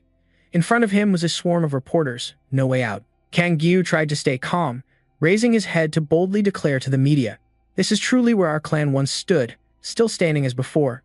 However, his voice now was completely different. "My Emperor clan has turned to ashes and blown away." As he finished, Kang Gu raised his hand, slashing across the neck of a nearby reporter. The man's head was severed, and the remaining reporters witnessed the scene, panicking. The Emperor King killed a man, bloodied hand pressed to his chest, then turned to Tiho. "Son, how's your power?" He spread his palm, smiling proudly. "I'm about to go crazy. I want to use it right now."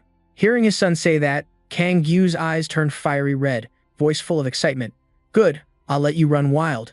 We'll head to Hannam Dong, where the Divine Clan resides." Suddenly, from afar, Inu stepped forward, clapping his hands to get attention. "I'll kill that precious thing right in front of Lee Jun and tear it to pieces myself." Staring at the two, he spoke excitedly. "Great, looks like I arrived just in time." The familiar face made Kang Gu recall something. "You, could it be?" Looking at the man, he immediately remembered. Inu. Inu raised his arms to state the purpose of the meeting. "I have a proposal related to Lee Jun." Standing on the ground, Inu glanced at the headless corpses lying below. "You just caused a flashy mess." He looked at a reporter trying to interfere, Ji Yi Zhuang, who raised two fingers from afar. Inu flicked him lightly, and the guy's head exploded instantly, nothing left. Seeing his power, Kang Gilu tried to calm himself and greeted, "I've heard a lot about you, Inu. It's an honor to meet you today." Hearing this, Inu quickly turned his head and smiled lightly in response. "I heard you're heading to Hannam Dong, right?" Without hiding anything, Kang Gu stood opposite Yin Du and told the whole story. "Yeah, that bastard worm who destroyed the Emperor clan. No matter what, I'm gonna get my revenge. But I just gotta ask you one thing. How exactly?" Right now, the Emperor clan members are all bedridden in the hospital, and the few survivors have their Dantian destroyed and are still hospitalized. Everyone running the clan is dead. Inu furrowed his brow slightly, bringing up the most important issue to make things clear. First off, with what just went down, the big clans in Korea are gonna hear that the Tao King slaughtered reporters like crazy. "Mr. Monzanine swears, you might have gotten stronger, but can you really face all those clans?" Those hints were immediately caught by the old man, who fired back with a question. "What exactly are you trying to say?" Seeing Kang Gu had grasped the issue, he didn't beat around the bush. Inu's eyes widened as he offered a deal. "I'll lend you my power, but there's one condition." Back at school in a private room, Lee Jun stood before 5 people and announced that the special class would head to the Red Mountain Gate. No way to sit still. From Nahai Yuan's seat, he quickly leaned forward, slammed his hand on the table. "Red Mountain Gate? Isn't that the Red Tier Gate? It's also an unexplored gate." He recalled when he once went solo to scout the Red Mountain Gate. It would take at least 100 fully awakened beta-tier fighters to form a strike team to clear out the Red Zone Gate. The big problem was, how the hell could the special class have enough people to handle that alone? Li Jun's face stayed calm as he clearly assured that this gate was exactly where the special class needed to train now, though it seemed she didn't agree with his view. The president on this side, after some thought, Minung looked a bit worried but still agreed. I trust Mr. Li Jun. Let him do as he wishes. So what do the other teachers think? Hearing this, Nahayu shouted, President, are you seriously going to throw the students to their death? Un, sitting in a chair, also gave his decision. Everyone here knows Li Jun's ability and his determination, so I have no objections. One by one, voices of approval rang out. I'm not against it either. Then let Mr. Li Jun have his way. After watching for a bit, Li Jun seemed to understand her feelings. Quickly, he spoke up, calming Na Hai Yuan's worries immediately. Na Hai Yu, I know you genuinely care about the students, but please trust me and my students too. Seeing this, she didn't want to argue much and sighed, accepting the situation. All right, I'm not planning to oppose, but shouldn't we get the students' families' consent? If anything happens, all the blame will fall on Musago. Seeing everyone still hesitant, Minsung sitting nearby offered an idea. Actually, I have a suggestion for that. The next morning, Li Jun's whole student group entered school. His mind was still on the plan, and so the special class's attack on the Red Mountain Gate was set. The Red Mountain Gate needed a team of 100 or more to assault, but Musago's special class would be the first to challenge it with just a few people. He glanced at the drone flying overhead. Maybe that's why this gate. Then he recalled Minsung's suggestion from yesterday. President Han Minsung proposed live streaming the gate via drone to reassure parents their kids were safe, but clearly, that was just to promote the special class. Thinking all this, Li Jun's eyes darkened with heavy bags, feeling tons of pressure. Though some seemed excited, his expression caught Jun John's attention behind him. After a while, before the massive, glowing magma mountains at the Red Mountain Gate, Li Jun stood at the front, turning to remind the group behind him. All right, we're inside the gate now. Step lightly and move to the center point. The whole gang seemed to get the message from him. Got it. Hi, UK, Jin and Hanju used the skills Li Jun taught, running ahead to scout. I feel lighter than before. Is this the result of training? Suddenly, he opened his eyes wide, like he saw something ahead. Facing them now was a neat, fancy-style house. There's a house inside the gate that looks really nice. Hyuk Jin couldn't hide his excitement, eyes wide, mouth agape, checking around. Inside was super clean too. Li Jun followed, adding, this is the center point. The whole house echoed with awe, even had a bathroom. Awesome. Hearing the praise from everyone, his face flushed red. I built it for you all. See that? Like it, right? Well, it's not my fault. I told Tigu to handle everything. Looking at the girls, Li Jun announced their options. There's enough rooms for everyone, so pick one. Jung Jian decided right away. Then I'll take the room next to Jun. But Henju stepped up to block that. Seeing Heisel still silent, he urged him to pick a room quickly. Heisel, you want this one? Go check it out. After that, Li Jun continued the announcement. We'll be inside the gate for the next 2 weeks, so Zhu, Ji, Yi, get your minds ready. Hai Jin and Yu Bi turned their heads from afar to look clearly. After a while, inside the spacious, fancy house reserved for their group, the whole bunch of students sat on the ground staring up at Li Jun, listening to the latest update. The training inside this red zone gate will last 2 weeks. Until then, no one leaves the gate, no matter what happens. Enduring is the only way to wipe it all out. To avoid questions, he looked at Kong Jin. Then please explain it, ma'am. She sat down and started introducing it to the group. There's only one exercise for you all, called the Team Spirit exercise. Jin's voice echoed through the room, basically training the team's morale. Yu looked at Han Jiu, a bit surprised. Oh, Team Spirit. After her words, Li Jun added that the opponent would be a shadow elite, the Abyss of Darkness. As soon as he finished, someone from the seated group jumped up. What? Xe's face was drenched in sweat, shaking his head hard. No way. You need at least a B rank to fight it. It's a super strong monster. Only they can take it on. Seeing his attitude, Li Jun frowned slightly and challenged him. This is the only way to level up your skills fast. Didn't you come here ready to risk your life for training? Hearing that, Xe stammered. That's true. But to save time, Li Jun spread his palm. At his feet was a glowing magic circle. Before facing the Abyss of Darkness, there's one thing everyone needs to learn, the Zhu Ge attack formation. Get ready, Baiko. If you master this formation, even at your current level, you can take down the Abyss of Darkness. Haijin looked up at him without blinking, quickly voicing his doubts. The Zhu Ge formation is the attack formation of the Zhu Ge school, right? So Baiko is an upgraded version? Kong Jin nodded beside him and immediately explained. That's right. Master Li Jun reviewed the original and created a new attack formation. First, I'll demonstrate. To start training, she called out the names to step forward. Hel, Bi, Seji, and Nam Sion Ho. please step up with your weapons. Kang Jin had already planned the training and followed through. When I attack, the three around high just need to block my strikes. After her instructions, she swung her sword down from above, starting a straight slash toward Xe, who was kneeling, stunned. Not giving him a second to breathe, Kang Jin swung her sword for the next strike. She didn't forget to block the remaining darts flying from behind as well. Watching the fight, outside Li Jun kept teaching his students the key to the Zhu, Ji, Yi attack formation. Baekho is never stopping the assault on the enemy. Back in the fight, Kang Jin gripped her sword tightly and lunged at B. The moment the attacks stop, the whole formation collapses. Keep that in mind. Then she shifted her gaze to Hell, who stood in a defensive stance. Three people distract the enemy, the one in the middle seizes the opening and lands the finishing blow. Don't forget, Hell, your position is the most important. Hiso nodded quickly in agreement. Yes. Kang Jin leapt up high, surrounded by Sei Wai and San Ho. Suddenly, something caught her off guard. Eyes wide open, seizing the chance, H, sword in hand, lunged upward, landing several strikes on Kang Jin before landing. After attacking, he bowed his head, face darkened, thinking to himself, I did it. Hell glanced at her from afar, sure he had hit her.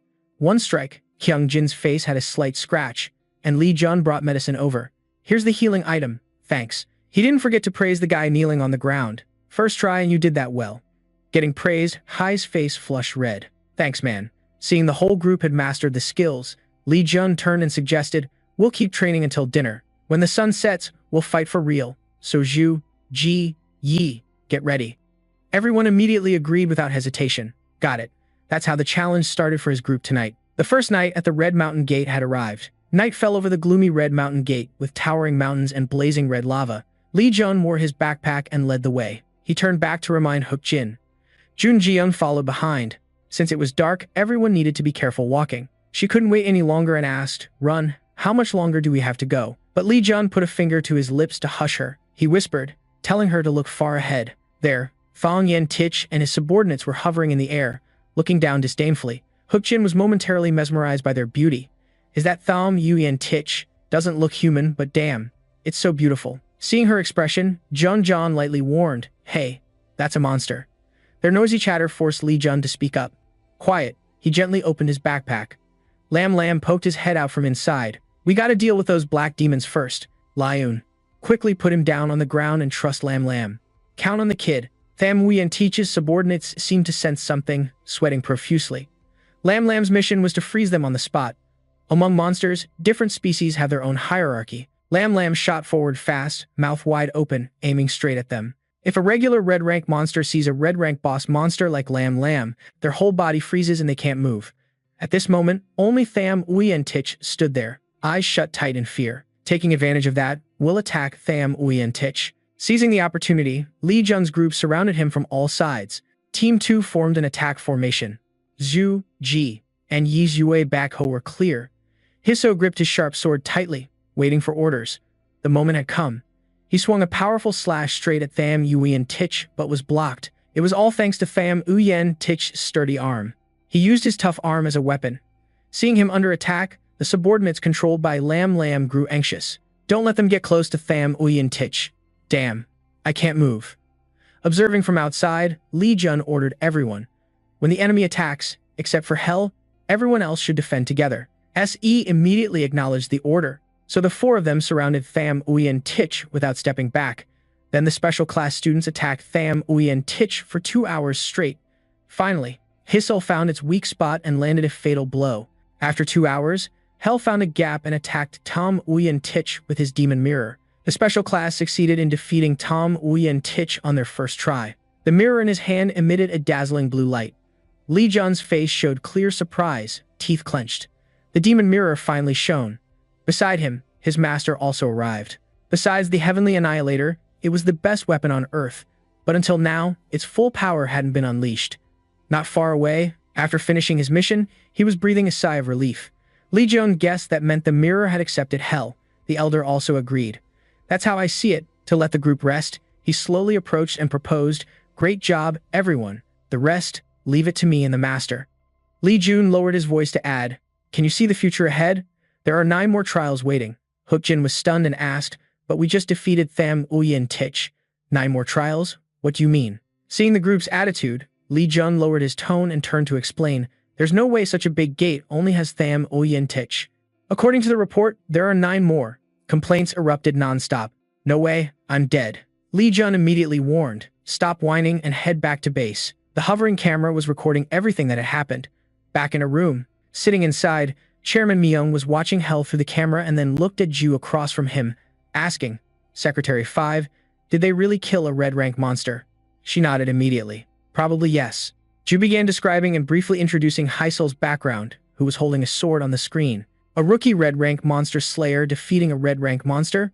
This has never happened before. And that student wielding that big mirror is Hell, a first-year student. Min Sung touched his chin, his face showing a mix of surprise and worry. He's the guy who's always with Lee Jun. Before, he wasn't that outstanding. But that sword technique seems to be from the Emperor clan. Hell's fighting stance keeps replaying in my head, but it's stronger than the styles the Sword King ever used. That's definitely the Emperor's sword technique the Sword King desperately searched for. Hearing this, Ju's assistant holding the data device asked loudly, if Hai truly masters that technique, what will happen? Min Sung turned to explain to her. If the Dao King is still alive, Hell's life might be in danger. Suddenly, looking at the screen, Ju's eyes widened as the notification popped up. Dao King, Chairman, look at this. The latest update shocked me dung, mouth agape. Dao King appeared in Incheon. What? Back in Incheon, a bunch of people lay dead, stabbed by Kangoo's sword. Observing around, the eldest man smirked, looking very satisfied. Watching from above, the whole city seemed to be sinking into chaos. I've done this much and the divine power still hasn't shown itself. Then maybe the divine power faction really changed recently. The monsters he controlled were attacking civilians all over the streets. I don't even need to borrow troops from Yindu. Everything's been this easy. Not far away, on a screen, a reporter's building was updating the latest news. Right now, Dao King's group is recklessly attacking civilians. Emergency alerts have been sent to the divine power and the alliance of 15 clans, but they're also suffering heavy losses. Looking at his father, Taeho couldn't help but wonder about Yindu's actions. Why did Yindu lend us troops? It's confusing. Who knows what his real plan is? The old man gave a serious look into the distance and assured the guy beside him. The dude now only cares about dealing with the divine clan and crushing Lee Jun and his whole family. Yindu just handed us a golden opportunity. Let's roll. Smash that divine clan. Just as he finished, a voice cut in from afar, interrupting Kangoo's investigation. He said smash A. No one else but the loudmouth challenging the divine king was Lee Jun's dad, John Moo. But first, we gotta step over this old geezer's corpse. Seeing him show up, Kang Gilu turned around with a mocking grin. Look who it is, the head of the divine clan personally coming to greet me? Perfect timing, I was just about to pay you a visit. You know, your son owes a little debt to our clan. Hearing that, John Moo apologized on his son's behalf. Please understand, that kid's just going through a rebellious phase. Behind him, Hyun Jun was worried, wondering if they'd managed to contact Lee Jun yet. The info came back immediately, but no response from him, sweat pouring down his face. He clenched his teeth and gave orders. Maybe Lee Jun's still stuck inside the Musago gate. Hyun nervously rushed over to John Moo, gently placing a hand on his shoulder and suggesting, let the Heavenly King squad handle this place. His face was dead serious. He confidently assured John Moo, we'll stall until Lee Jun returns. Please take care of yourself. Seeing that attitude, John Moo reluctantly entrusted everything to Hyun Jun, putting his trust in the guy. Over here, with a cocky attitude, Taeho looked at Kang Gu and asked, Dad, can I go first?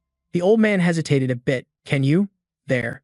The dude smirked, his face full of arrogant confidence as he boldly replied, Of course, I want to see just how strong I've gotten. Seeing his son like that, Kang Gu decided to let him try once to gauge his power. Fine, I'll allow it. But remember, you gotta kill the divine authority. As soon as he finished, T-Ho roared forward like a gust of wind, sword flashing. Got it. He raised his blade and swung hard at Hyun, who was blocking his path. Seeing him decisively dodge, Taeho quickly pulled back his sword, furrowing his brows, laughing excitedly. Long time no see. Hyun, sensing Taeho's attitude, frowned deeply, clearly pissed. Looks like this ain't the time for pleasantries. He tensed up and stared at the dude with challenging eyes. Can we say the Divine King is declaring war on the Divine Clan? Taeho sneered at that. You call this a war? Behind him, a monster opened its jaws wide, ready to swallow someone whole. See that? The Divine Clan's already lost before the fight even started. The scene made Hyung a little worried. What's up with those monsters inside? They clearly escaped from inside the gate. Taking advantage of that, Taeho slammed his sword down and dashed at him, launching a surprise attack. Divine King, you got help, right? You know it already. Hyung was startled by that move, his mind racing non-stop. Now's the moment to show off the power Lee Jun trained me for. bit by bit. Regaining his spirit, he quickly crouched and raised his hands, channeling inner energy. The fight the Divine King started as a shield for the Divine Clan. I'll give it my all. Watching from outside, Kang Yu's face twisted in confusion over that source of power. That power is the Heavenly King Divine Technique. Suddenly, remembering something, his eyes bulged with red veins. No, is it the Supreme Heavenly King Divine Technique? Kanju quickly shouted to warn his son standing opposite Hyungjun Taeho. Be careful, don't get cocky. Dad's got this. Fighting that guy is one thing, but he didn't forget to remind the teammates around the Heavenly King squad to wipe out all those attacking the divine power. A few meters away, Hungjun's crew was battling some monsters. Back to him, a fight was about to explode between Hungjun and the reckless Taeho. The alliance leader of the 15 clans, representatives of the clans, were sitting at the meeting table. Jig put his hand to his chin, his face showing worry as he asked around. So what's the plan now? Someone at the table proposed an idea. The Tao King is massacring everyone. Shouldn't we kick him out of the alliance? A man slammed the table, questioning. What the hell are those monsters? On the screen right now, news about the monsters was everywhere. They're supposed to be inside the new gate, so how did they show up there? Luckily, Singjiga evacuated the people. Without Singjiga, the situation would be way worse. Singju, Ji, Yizhu Jiga, leader of the High World Squad. Jiga at the table tried to hide his worry with a polite laugh. You're exaggerating. Suddenly, someone slammed their arm on the table, showing anger. The clan representative now, that man fired questions at Jiga. So what now? You mean we just sit here and watch? North John Su of the Ironblood Sword clan. Before he could speak, Jigong cut in. The big four clans aside, but if we weaker clans upset the Tao King, John Xop listened and looked utterly helpless. These cowards are even in the 15 clans alliance. Unbelievable. He gritted his teeth and spoke. That's all you got to say? Pathetic. Not stopping there, John Su stared straight at the people at the table and criticized bluntly. Even now, with losses rising, who knows how long the Divine Power clan can hold on? Trying to stay calm, Jigon explained the current problem. It's not that we don't want to help the Divine Power clan. His face showed clear fear, sweating profusely, softly adding that the Divine Power side has Li Jun, so they don't need our interference. Suddenly, from outside the door, a man stomped in. At first glance, everyone recognized him immediately. Sword King Chun Red frowned and said loudly, "You guys are just wasting time here." He raised his hand, pointing at those at the table, questioning. "Do you even know how many people have died out there?" Chun Red's words shamed the clans who pretended to be silent. This is why the public despises the clans, because people like you only care about your own damn interests. Their attitude made him lose his temper and shout, "If you're really warriors, don't you know what should come first?" Chun Red looked at John Siu's son, who quickly stood up. "Yes, Dad." Without another word, he turned and left, then said to John Siu behind him, "What are you still doing here? Go outside and protect the people." He hurried after him. Yeah. Just like that, father and son, Chun Red left the meeting room with extreme disappointment. So damn shameful. Back on the rooftop, the fierce battle between Hungjun and Tiho-ho was raging. Outside, Kang Gilyu watched nonstop, praising him. That kid keeps up with Taeho. Impressive. Suddenly, he glanced sideways like he sensed something. John Mu charged in with a sharp sword, confronting Kanggu. "Oh man, your subordinates are fighting their asses off for you, and you don't even value your own life." He didn't forget to mock Hai Yu, who was fighting his own son. That brat seems to have learned some weird martial art but still can't match Tio. But John Mu seemed to trust him, just calmly smiling and replying, "Aren't you the one using some weird martial art?" Grabbing Kanggu's collar, he questioned the dark energy swirling around him. "What kind of demon technique is that?" "Some criminal magic from Sumerian." Hearing that, Kangyu flat out denied it. "Demon technique? You think I'm dumb enough to learn that crap?" Without another word, John Mu swung his sword hard at him. "You're denying it." With a determined look at Kanggu, he firmly stuck to his suspicion. "Not only did you invade the Divine Power territory and those monsters, you definitely teamed up with the outsiders." He shouted furiously, veins bulging on his neck to refute. "If you think this is just ordinary demonic power, your knowledge is way too limited." The slash just landed when Kanggu suddenly vanished right before John Mu's eyes.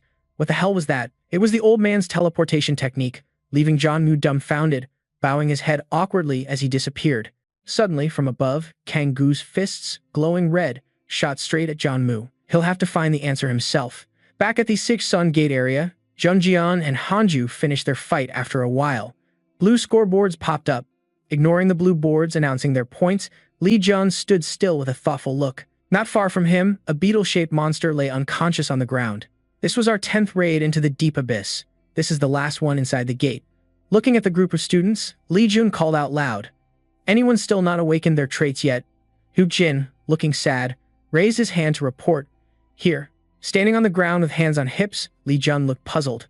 How are you so unlucky? Hu Jin replied coolly. Must be the teacher's lack of skill.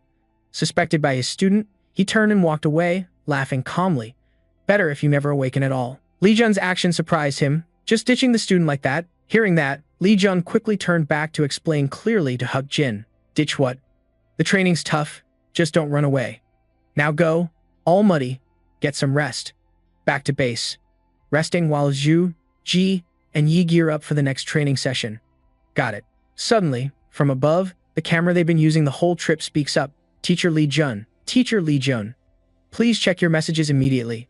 Seeing its function, Jun Jion couldn't help but be surprised. That drone actually has a connection feature too? Li Jun quickly held the camera close to his face. He swiftly turned the camera forward. A new screen popped up. The Tao King has appeared in Inshan, leading a horde of monsters. The estimated death toll right now is... Jun Jion immediately remembered Incheon is the home of the Divine Power clan. He so looked toward his older brother. But Li Jun stayed silent. He looked up at the screen with a calm smile. So, this is how he wants to play it. On the screen, flashing, was the image of Jian Mu right in his face, along with info from the other end of the line. Teacher Li Jun, are you there? The more I think about it, the more I feel I should tell you. So I decided to contact you. The Divine Power clan and the awakened warriors of each family are currently... Teacher Li Jun, if you're listening, please respond. Seeing his father's image, Li Jun's eyes widened, clearly worried. His dad quickly responded to me on the other side, then looked toward Jion Jin. Chairman, I'm listening. Thanks for letting me know. She and her father understood the situation and nodded, suggesting he go. He held Lam Lam in his hands. Li Jun told everyone around, I gotta step out for a bit. Keep the students here so they can train around the area. As long as Lam Lam's around, those monsters won't dare come close. Seeing him leave alone, Jun Jion was super worried, gripping his hand and pleading, Jun, I'm coming with you. Next to her, Hel also wanted to help Li Jun. You're strong enough now, you won't be a burden. Please let me back you up. Seeing everyone's genuine concern, he was deeply moved but had to refuse. Thanks everyone, but it's okay. The class isn't over yet. Even without me, it'll keep going. And so Li Jun left the Red Mountain Gate alone, leaving the students behind. And this fight only matters if I go solo. Using movement techniques, he shot across buildings insanely fast. Li Jun seemed to sense the power of the purple energy swirling around. Demon energy flooded everywhere. This intense energy is rank S. Blending into those energies, he started to understand the problem. Looks like that's it. That's why there's been no sign from him until now. Li Jun kept moving non-stop, diving deep into ancient city. Two massive energies clashed endlessly, one from the Tao King, the other from his dad. After a while, he stood on a rooftop, watching below. The street was deserted, with only Jian Mu collapsed on the ground. His whole body was covered in scars on his face, thinking to himself, this will end soon. Facing him, the old man grinned smugly and taunted. Brother-in-law, all your training efforts have gone to waste. Clutching his chest, Jian Mu realized the problem. My body won't move. Blood dripped from his nose and mouth. He looked at Kang Gu, questioning, what did you do to my body? Hearing this, the old man raised his hand opposite his face, which was emitting thick red smoke. Ngatho said, I didn't do anything, brother-in-law. This is a special demon technique. It's not like I just gave up the Emperor's art for no reason. Kanju boldly declared to Jian Mu how he planned to leave. I guarantee he'll die slow and painfully. With a hand covering his bleeding nose, he remained calm in the face of the old man's threat. Sounds good, because my son will kill you before you get the chance. Gritting his teeth, Kanju didn't notice Li Jun behind him charging with a spear. His son, Li Jun, was ready to strike down. Kanju glanced back and stopped there. Hearing that, Li Jun hesitated. Seeing this, Kanju shouted at Li Jun, if you come any closer, your old man won't make it back alive. Ignoring the old man's words, Li Jun raised his spear. Yeah, if that's the case. A strike lunged at Tae Min, who couldn't dodge in time and slammed straight into the wall. Taken by surprise, he yelled at Li Jun. Li Jun, you bastard. How dare you hit me? Hyung and another guy ran toward Li Jun. The young master, the captain. Seeing them, Li Jun smirked slightly. They held out this long.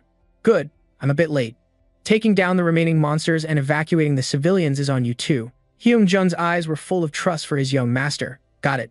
I knew you'd show up. Kang Hyu anxiously looked at his injured son and softly called out, Taemin, Kim Bi, come help me support Taemin so I can treat him. Kim Bi looked at Taemin's injury and exclaimed, your arm. He stared at his own blood-splattered arm. It's probably broken from that hit earlier. Damn Li Jun. Kanju's cold gaze locked onto Li Jun, his words sharp.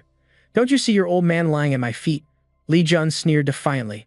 Then come kill me if you can. For a moment, his face was filled with murderous intent. But in return, I'll kill every member of the Emperor's clan here, including you. The old man stomped hard on Jian Mu's chest, causing him pain. All right, let's see how long you can take it. His stomps grew heavier, making Jian Mu cough up blood. The old man's face was full of satisfaction. I destroyed your dad's Danshin already, so what now? Before finishing, he froze at Li Jun's expression. You're laughing? The old sage wondered at Li Jun's reaction. You took off the ring. Li Jun looked at Kanju with a mocking smile. You want to play rough? I'll play along. The old sage warned Li Jun. Be careful not to let that power possess you. Li Jun reached toward Tae Min and replied, yes. Tae Min was terrified, unable to control his own body. He screamed in horror. My body. Li Jun lifted him up effortlessly. Tae Min's eyes were filled with panic, unable to escape. Li Jun looked at him coldly. Blame your dumbass old man. Tae Min shouted at Kanju. Dad, save me. The old man was stunned, mouth agape, speechless. Tae Min lay motionless on the ground. Li Jun spoke up. Don't worry, I'm not killing him. Just making sure his arm is completely useless.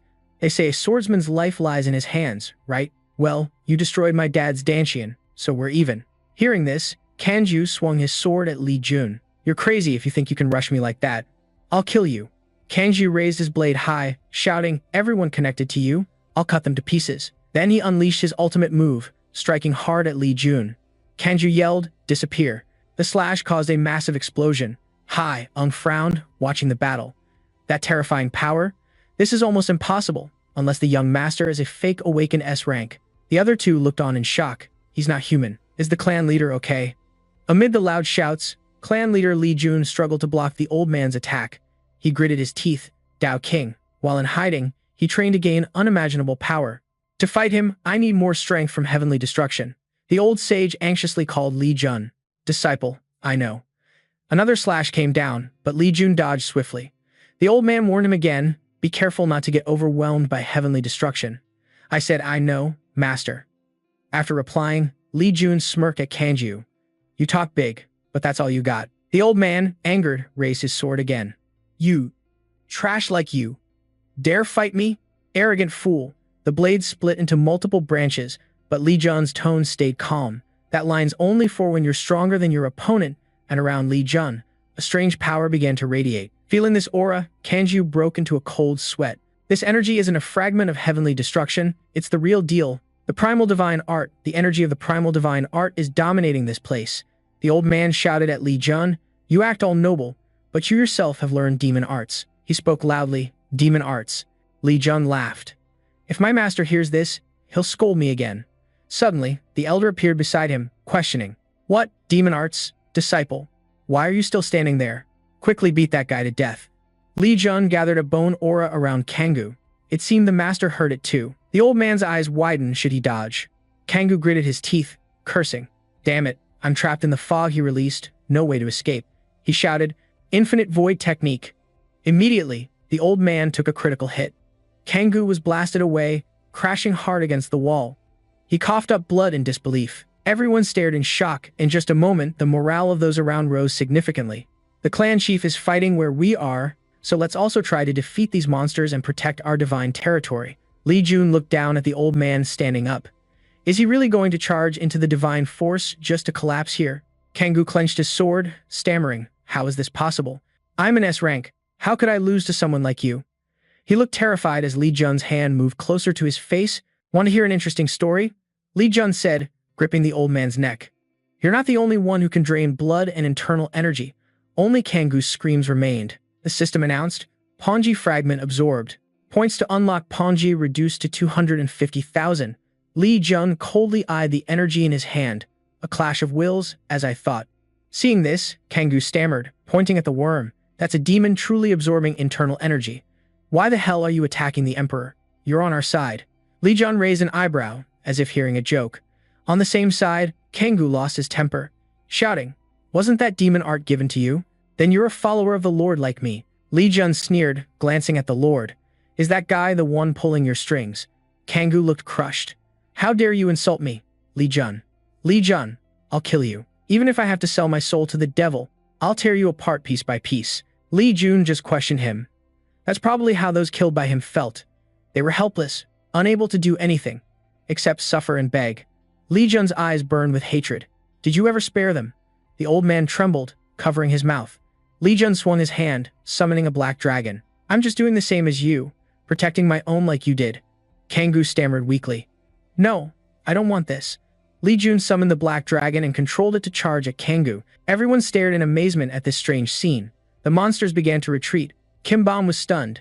How is this possible? He looked at Lee Jun's figure in the distance, but he had vanished without a trace. His gaze accidentally met the red fire in Lee Jun's eyes. Lee Jun, what the hell have you done? Now Kim Bom realized Lee Jun's eyes were staring at him. He looked at Tae Min, still unconscious. Man, this is bad. Lee Jun, that damn monster, dared to touch him. We have to find a way to retreat fast. Before Kim Bom could leave, Lee Jun charged at him with a spear. He took Kim Bom down with a single strike. While Hyung Jun was still dazed, someone beside him spoke up. The monsters are starting to retreat. In the strange atmosphere, Hyung nervously approached Lee Jun. Master, he said, placing a hand on his shoulder. Master, no. Clan chief, it's all over now. He looked at Go-bin tightly. Lee Jun suddenly turned around, lifting the trembling Hyung with one hand. The elder watching nearby shouted into Lee Jun's ear, "This brat is about to be consumed by heavenly destruction.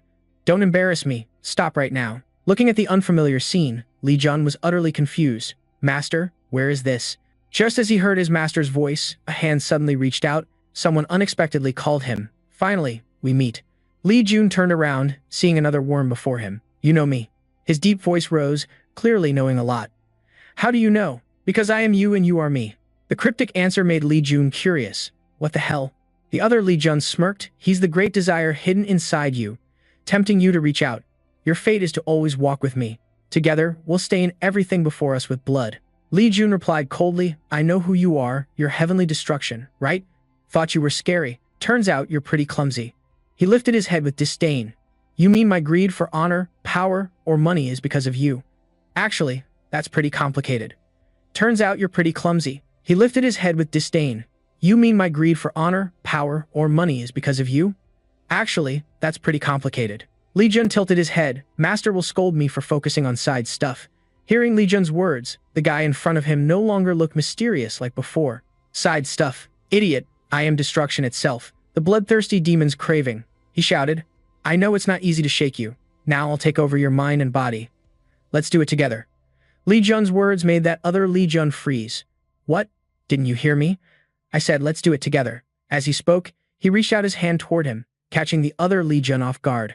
Didn't you say it would be troublesome? He scratched his head.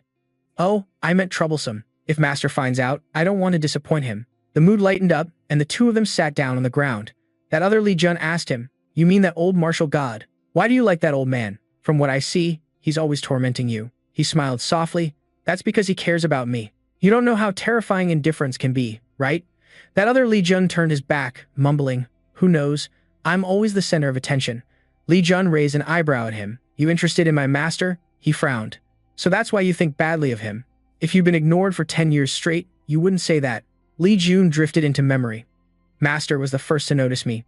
Maybe I don't understand the indifference you talk about, but I know exactly what loneliness feels like. Hearing Thean Diet's confession, he smirked. Oh yeah? I think we get along great. No. You're different from me. Lee Jun asked again. Different how? He put his hand out in front of that other Lee Jun.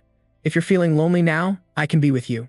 The other Lee Jun looked doubtful. You know how to explain it clearly. I'm a brutal maniac when it comes to killing, so why would you still choose to come with me? Lee Jun stood up and answered, Because I want to follow my master's path, a path that demands overwhelming power. His face was serious, even in the last battle. Without your strength, how could I have defeated the Tao King? I believe that victory was because we fought together. That other Lee Jun wondered, so you're like me too. He finally agreed. All right, let me see how you control this body. I'm confident I can control you. Both hands moved closer, and the space dissolved. Lee Jun's vision blurred. Then he regained consciousness. The first thing Lee Jun saw when he came to was that he was still lifting Hyung Jun high up. Clan leader, Hyung Jun. I bow my head to apologize. It must be because I lost control. Hyung Jun waved his hand, showing he was fine. It's okay. I'll take this as punishment for not handling the situation before the clan leader returned. The surroundings were devastated and ruined. After the clan leader defeated the Tao King, the monsters quickly disappeared, but there were many casualties. What about the Tao King? Taemin tried to hold on, and Kim B looked at Hyung Jun's gaze. Lee Jun saw Kim B lying motionless there. Lee Jun was silent, attacked by Thean Diet. I don't remember killing him. Did it happen when Thean Diet took over my mind? He told himself to always wear the ring from now on. Stop standing there, quickly clean up the area and save as many people as possible. Lee Jun commanded the surrounding area. The Immortal Elder appeared and asked Lee Jun, "Are you fully awake now? Master, you kept calling my name earlier, right? I think I heard your voice." He bowed. Of course, when my disciple was about to be taken over by that thing, I had to pull that little bastard out. He smiled brightly and looked up. If you say Thean Diet, then we've already handled it smoothly. The Immortal Elder tilted his head. Seeing the window appear before you, it must be true. Lee Jun stared in surprise at the system notification. You have subdued Thean Diet. Reward, 10 million accumulation points. Thean Diet has changed the nature of the primal divine art. Ultimate infinite power reward. Lee Jun pondered deeply about this reward. Ultimate infinite power, the Immortal Elder beside him evaluated Lee Jun.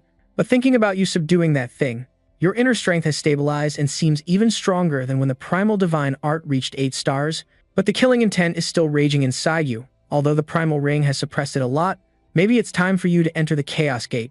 Lee Jun looked confused, not understanding what he was thinking, observing the devastated scene below from above. A voice spoke, "Som, you're right." Yindu glanced, that Lee Jun is really a disciple of the martial god, then it's dangerous. Yindu asked, "So me, how's the Rebellion Heaven?" Thanks to the Tao King attracting attention, the Rebellion Heaven team, a powerful formation against the heavenly mechanism, used to resist or control fate and divine power. The voices were steady despite seeing bodies strewn everywhere. All conditions had been met. In front of the two of them was a strange formation, and we could see Zhu, Ji, Yi, just barely finishing their preparations. At this moment, it had absorbed a bit of blood, so it was still quite small, but it would grow bigger over time. They had set up a rebellious formation in Incheon to use it to summon the divine Jade and the Heavenly Lord into this world. Injun cracked a creepy smile. Everything was going smoothly. Lee Jun seemed to sense something. He glanced up at the tall building, then turned to ask the Elder. You also know about Ao Chol showing up in East San China, right? The Elder stepped closer to chat. You're talking about stuff like blood demons? I heard someone called Inu is behind this. What exactly are those guys plotting? The Elder probably realized something too. Maybe Zhu, Ji, Yi are done preparing? Nothing much. I sense something really worrying. Lee Jun seriously suggested we should hold a big clan meeting. A few days after the Tao King attacked Incheon, clans were sent there to rescue civilians and set up shelters. The Tao King's actions caused countless injuries and deaths. The people mourned them and criticized the divine clans for failing to protect them. Lee Jun brought the special class students back from the Red Mountain Gate. Husin grabbed his phone and ran into his sister's room. Sis, read this article. It says after the Fist King's Danshan was destroyed, Lee Jun became the top candidate for the next divine clan leader. The media focused on how the divine clans would take responsibility for the incident. In the Grand Hall, the staff bowed politely to welcome Lee Jun. The announcement echoed loudly, drawing everyone's eyes to him. Divine Clan Leader, Mr. Lee Jun has arrived. The Elder smiled and nodded at Lee Jun. The one speaking was the leader of the Lone Abyss clan, Dung Su. So the news is true. The Fist King's Dantian was destroyed. No matter how talented he was, he's just a kid to be the clan leader. Lee Jun cut off the gossip about him. After the Tao King's attack in Incheon, a figure called John Ochan appeared. Just one word, and surprise slowly showed on the faces of those present. John U. Seeing the doubt in many eyes, Lee Jun explained, just think of them as those who want to destroy this world. Recently, I faced one of their members. They're really not easy to deal with. He leaned on his hand, voice serious. The Tao King was just their puppet. We don't know their real goal, but Lee Jun's sharp gaze made it clear they want to cause massive harm to us. He clenched his fist, trying to convince everyone that if all the awakened, including the 5 great clans, don't unite, we won't stand a chance against Ao Chol. Someone asked, are they really that strong? Lee Jun nodded, confirming this time it was Inon, but next time, all of Korea could be the next victim. Everyone fell silent, listening to Lee Jun. Today, I want to announce a few things. Just this once. Let's unite our strength to fight John and find ways to protect this country. Elder Chunsik was the first to agree. Bloodsteel sword, we will stand with the divine clans. Minsung agreed too. We're in as well. The person beside them reminded, if we can prevent major losses, we'll do whatever it takes. Gradually, everyone raised their hands in support. Lee Jun was happy to see such unity. Then let's review countermeasures for shelters across the city so people can evacuate there. When the shelters are ready by Zhu, Ji, Yi, I'll announce it. Min Zung was about to leave when Lee Jun called out, Chairman, one more thing. I think we need to pause the special class for now. Who would have thought you'd become clan leader so soon? He just sighed, looking at Li Jun and asked, is it because you're busy with the leader role? Or do you feel guilty about what happened in Incheon? Li Jun's eyes were full of guilt. Yeah, I need to watch over things as a teacher. I couldn't even protect a city. He spoke softly. Think of it as me taking time to reflect on everything. Could you explain this to the students for me? He sighed helplessly. All right, if you feel that way, I won't stop you. Min Sung laughed heartily and patted his shoulder. Well, since it's done, just think of this as a vacation trip. You can come back to that position anytime you want, no worries. He waved happily, smiling bright. You're already a teacher at Musago now. Liu Jun bowed and watched me leave. The elder appeared, noticing something off about Liu Jun. Disciple, your killing intent is rising. Liu Jun lowered his body. Sorry, whenever I can't control my emotions, I lose control of my killing intent too. He frowned. Almost everyone with heavenly destruction experiences these symptoms. The ring has its limits. Your entry into the Chaos Gate is only a matter of time. He questioned, Chaos Gate? The elder replied, yeah, a place created to cultivate chaotic divine arts. As your level rises, the aura of heavenly destruction increases too. If you train chaotic divine arts to 9 stars inside the Chaos Gate, you'll fully control heavenly destruction. He stammered in shock. 9 stars? He reconsidered this. Right, if I have to face Chao Chan. This power isn't enough. I need to get stronger. The elder guided Liu Jun to get the Blood God map. The system sound echoed. The Blood God map unlocked SSS-Rank, SSS difficulty.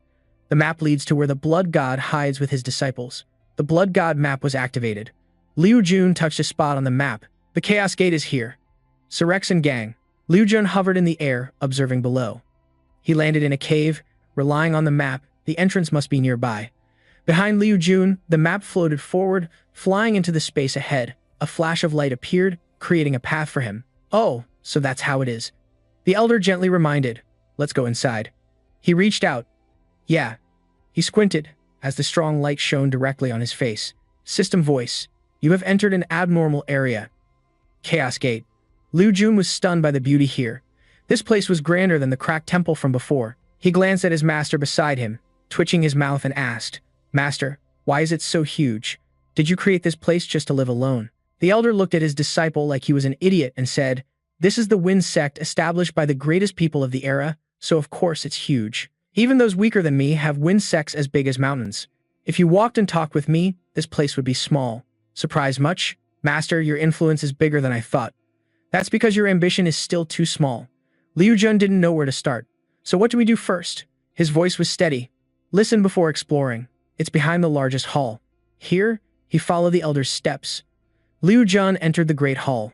Oh, bigger than I thought. Once again, he was amazed by the luxury here. He scanned around and couldn't help but exclaim, who's that handsome guy? The elder stood beside him and chuckled. Ahem, you think he's handsome too, right? Liu Jun hesitated. Could that be him? The elder replied calmly, yeah, that's your master. He stopped pointing at the painting and then pointed at his master. Finally, he shouted, you threatened the artist, didn't you? The elder glared at him. This brat is way too cheeky. Won't admit your master is handsome? Liu Jun turned his head. No, I was just surprised. Who knew you were that good-looking when young? I won't argue with you anymore. The paintings beside were all burned on the faces. Are those people who turned their backs on master? Liu Jun froze, staring at the suddenly appearing window. Main Mission 1. Chaotic Ability.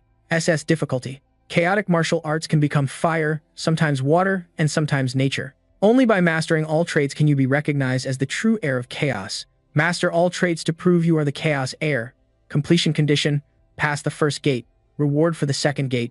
Breath of death. Liu Jun didn't understand and looked at the person beside him. Fire, water, nature. The elder led him to a large door. Enter the gate, you'll understand. If you don't want to die, Zhu, Ji, Yi, prepare well. This is the first gate of the Chaos Gate Death Hall. Liu Jun was startled by the suddenly appearing door. Wait, I didn't see anything earlier. Where did this gate come from? The elder beside him said, pass the challenge and the second gate will appear. He silently held the spear in his hand. Death Hall? Then what does nature have to do with it? Liu Jun was surprised and exclaimed. It was too dark to see anything, reminding him of when he talked with heavenly destruction. His vision blurred. When he opened his eyes, Liu Jun was in a different space. The mechanical sound was steady. You have entered the first gate of the Death Hall. Only Chaotic Divine Arts SSS and Supreme King Divine Arts SSS can be used. All effects of traits are disabled. Effects of the 4 great treasures are disabled. The triple soul form has been sealed. The window popped up a bunch of notifications. Li Jun didn't even pay attention to the window anymore. He started wandering around, muttering to himself, such a huge space existing inside that tiny building. The air in here feels totally different from outside. Master, Li Jun called out but didn't see the elder anywhere. His face drooped, no energy sense at all. Guess I gotta handle this on my own. Li Jun put his hands on his hips, feeling bummed. What now? Suddenly, he noticed something. The Infinite One finally sent someone. So the Death God's vow is being carried out. 3 strangers suddenly appeared in front of him. Thoughts kept swirling around here. So the Death God's vow is being carried out. Xiao Riong briefly wondered, who are these guys? Humans? Doesn't feel like it. Li Jun also walked slowly, deep in thought. This kind of aura. Hyunmu spoke up. We've waited a long time. Finally, he's fulfilling the promise from long ago. He replied, that's still uncertain, but I want to put my hope in him. Li Jun asked, what are you guys talking about and who exactly are you? Xiao Riong calmly said, you'll find out soon enough. After saying that, he swung his sword and charged. Let's get this started. Li Jun was confused but quickly got into stance. Even if I don't get what's going on, I just gotta beat you guys, right? Zhu, Ji, Yi, Zhu Tuo said, exactly. Just take down the 4 divine guardians. You're the one chosen by Mook Guk Ra, so you must be confident. Li Jun was still puzzled. The 4 divine guardians? Li Jun thought for a moment. Could the 4 divine guardians be the fire, water, and nature mentioned earlier when the system popped up, only allowed to use primitive divine arts, all other effects disabled? The 3 blue bodies are sealed. Li Jun pondered. Really gotta fight with just basic powers? Whatever, primitive divine arts should be enough. Baekho rushed in from behind and asked, ready. I'll go first, the little girl said, and immediately charged like a gust of wind. Baekho launched a divine kick straight at Li Jun's face. He thought quickly, the power and speed are insane. Even though I blocked with Mugi, it still broke. Judging by the looks and footwork, this has to be Baekho. The girl's super fired up. Here she comes again. Li Jun thought, this is heavy, so that's what the 4 divine guardians are like. Baekho seemed dead set on winning this fight. He smirked with pride. That sword, wrapped in Mugi, and you just blocked it with nothing? The girl laughed triumphantly. Your Mugi compared to the old one is just like a case scratch. Hey, you're way too cocky. Haven't you always relied too much on your own skills?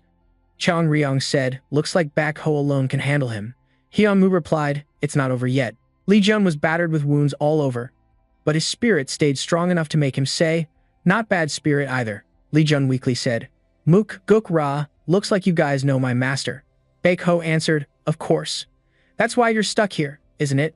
Want to keep fighting? Hope the next round is more interesting. 2 days later, the battle seemed to be reaching its climax. Both Baekho and Li Jun were exhausted. The girl asked, giving up yet? We fought 5,000 times already. When will you quit?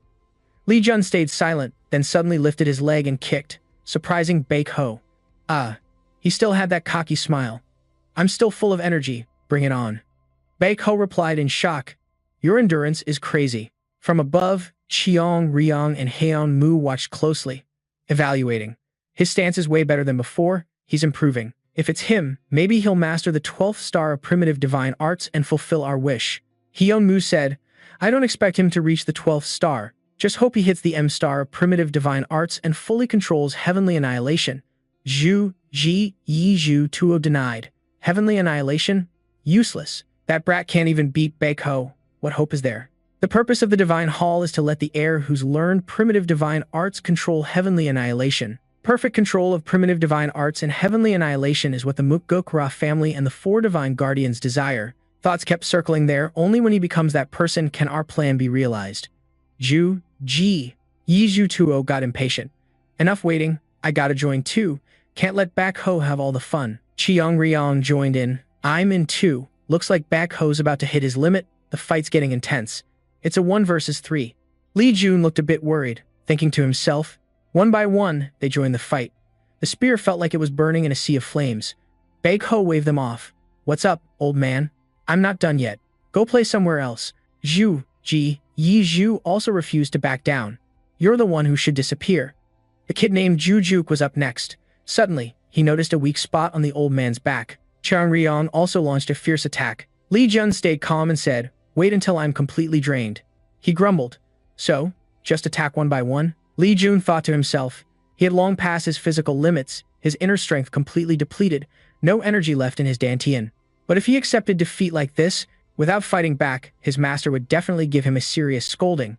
Li Jun was so exhausted he couldn't move anymore. Still, he kept telling himself, maybe his master wouldn't even call him a disciple anymore. He immediately charged forward, shouting, I'm not gonna lose this badly. Seizing a momentary opening in Li Jun's attack, Cheong Ryong got injured and spat blood, and Li Jun was thrilled, thinking, finally landed a hit. Then Hyunmoo suddenly spoke in a mysterious tone, sorry, but by the rules, I gotta join the fight too. Branches instantly stretched out and wrapped tightly around him. Cheong Ryong was surprised, didn't expect you to join in. She replied, rules are rules, he said, he stabbed me. Hyunmoo's voice came out, impressive, huh? Even though this is our playground and we're the four divine guardians, it's only natural he loses. Baiko whined, it's fun but kinda embarrassing. Zhu, Ji, Yi Zhu also chimed in, now I get why Moog picked this kid. If he were a bit stronger, that'd be perfect. The branches wrapped tighter around Li Jun, draining his strength, forcing him to give up. Zhu, Ji, Yi Zhu spoke up, now I see why he chose this brat. If only he were a bit stronger. Suddenly, Hyunmoo on the other side widened his eyes in shock. Li Jun slowly approached from afar, his bones and smoke hazy. As he stepped outside, he exhaled deeply, looked down, then raised his head to block the light above. He looked around, wondering, am I dead? Li Jun sighed after thinking, not dead by a monster or John, but dying during training. Now I get why Master told me to always stay sharp. Suddenly, a voice echoed, pathetic. Someone strong enough to kill gods but losing to the four divine guardians. Li Jun was startled and got goosebumps hearing that voice. He quickly looked around and asked, Master, are you here? But I tried my best. The voice still echoed from the space. No time left. Wake up the power sleeping deep in your dantian. Li Jun was confused. No time left? What power in my dantian? The voice exhaled. Listen carefully. Your life is fading away. I don't have time to intervene. You've caused me too much trouble. Foolish disciple. Li Jun asked as he walked. So I'm not dead yet? The voice scolded and reminded, who said you're dead? If you were, how could you talk to me? Enough talk. Find the power sleeping in your moon dantian. Hearing that, he quickly replied, yes. Li Jun stopped and closed his eyes to feel inside his dantian.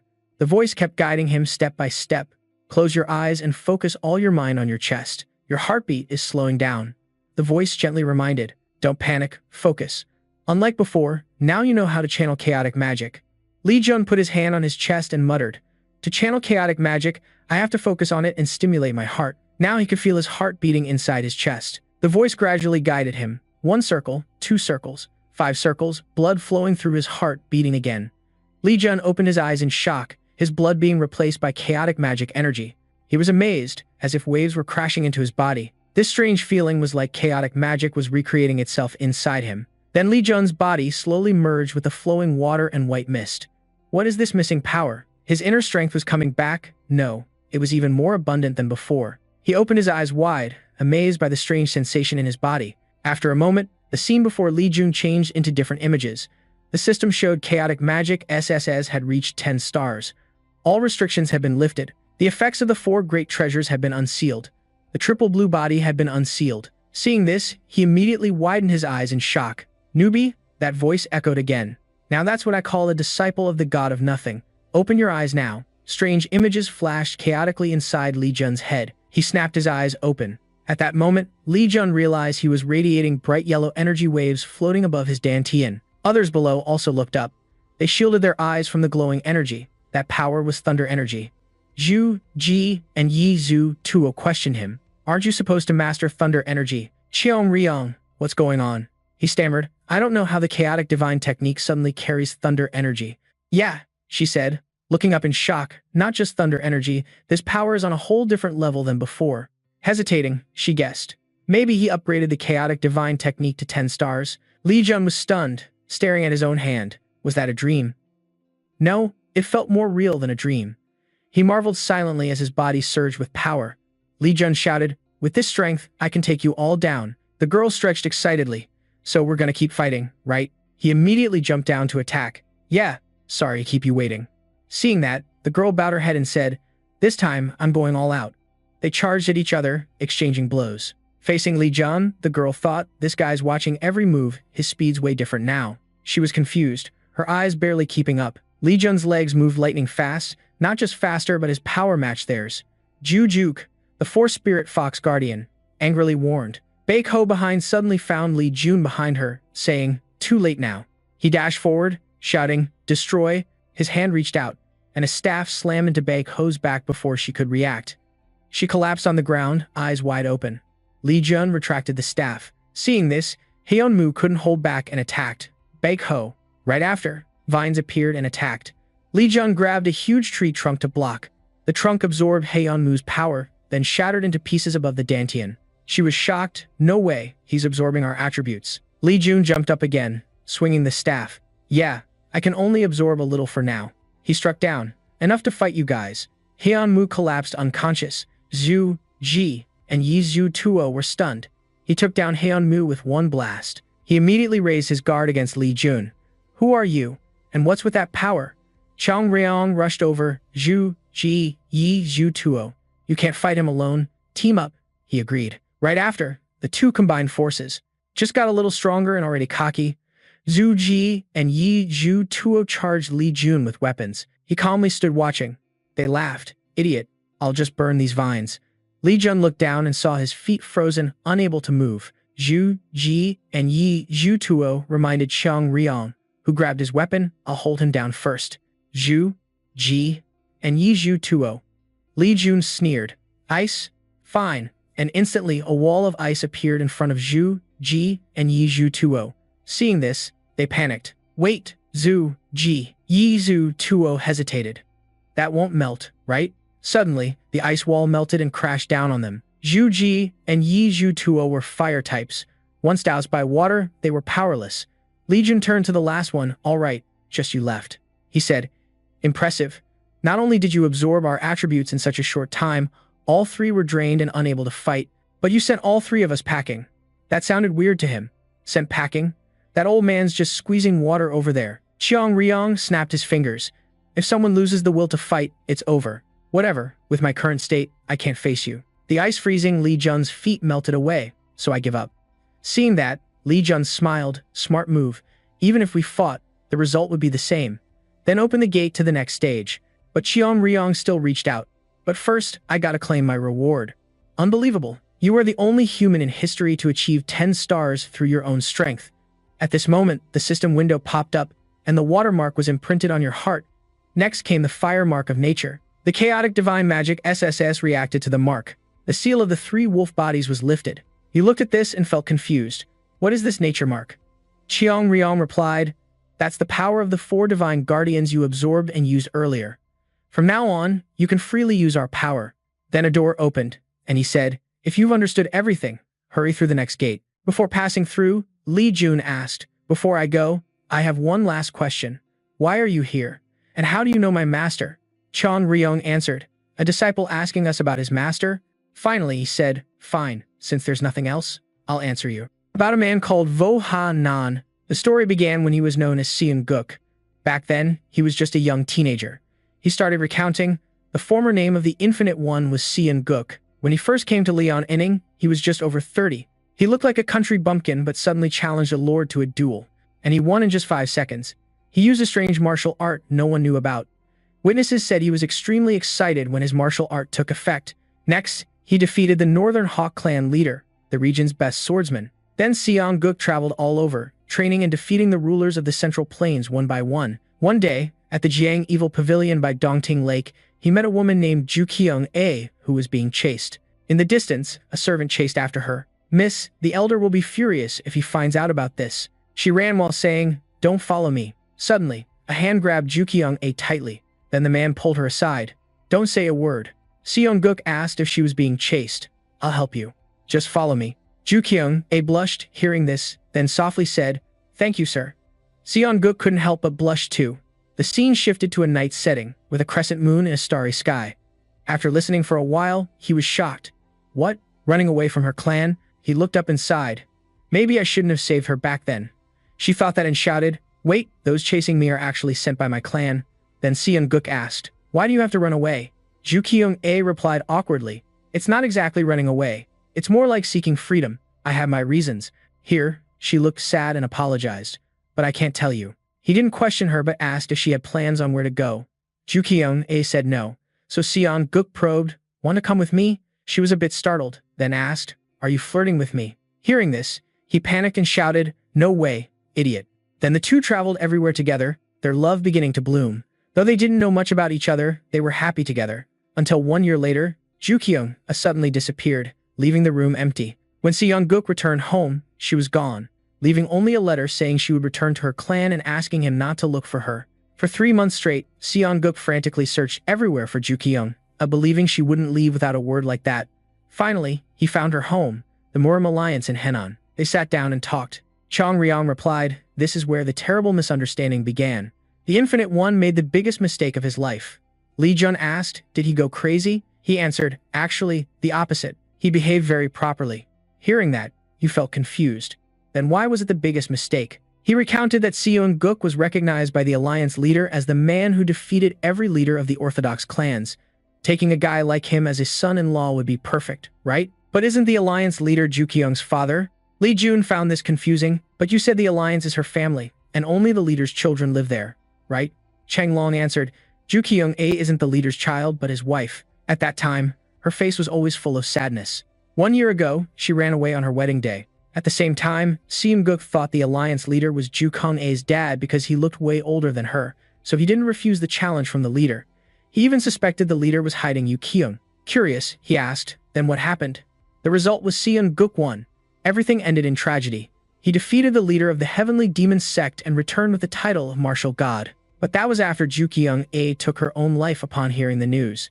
Later, he found out that when she died, Seongguk's flesh and blood was growing inside her womb. Hearing that, the kid felt sad too, so they both lost their lives. Lee Jun also understood why he never told the master anything. Because Orthodox and heretic sects are entities that can never reconcile.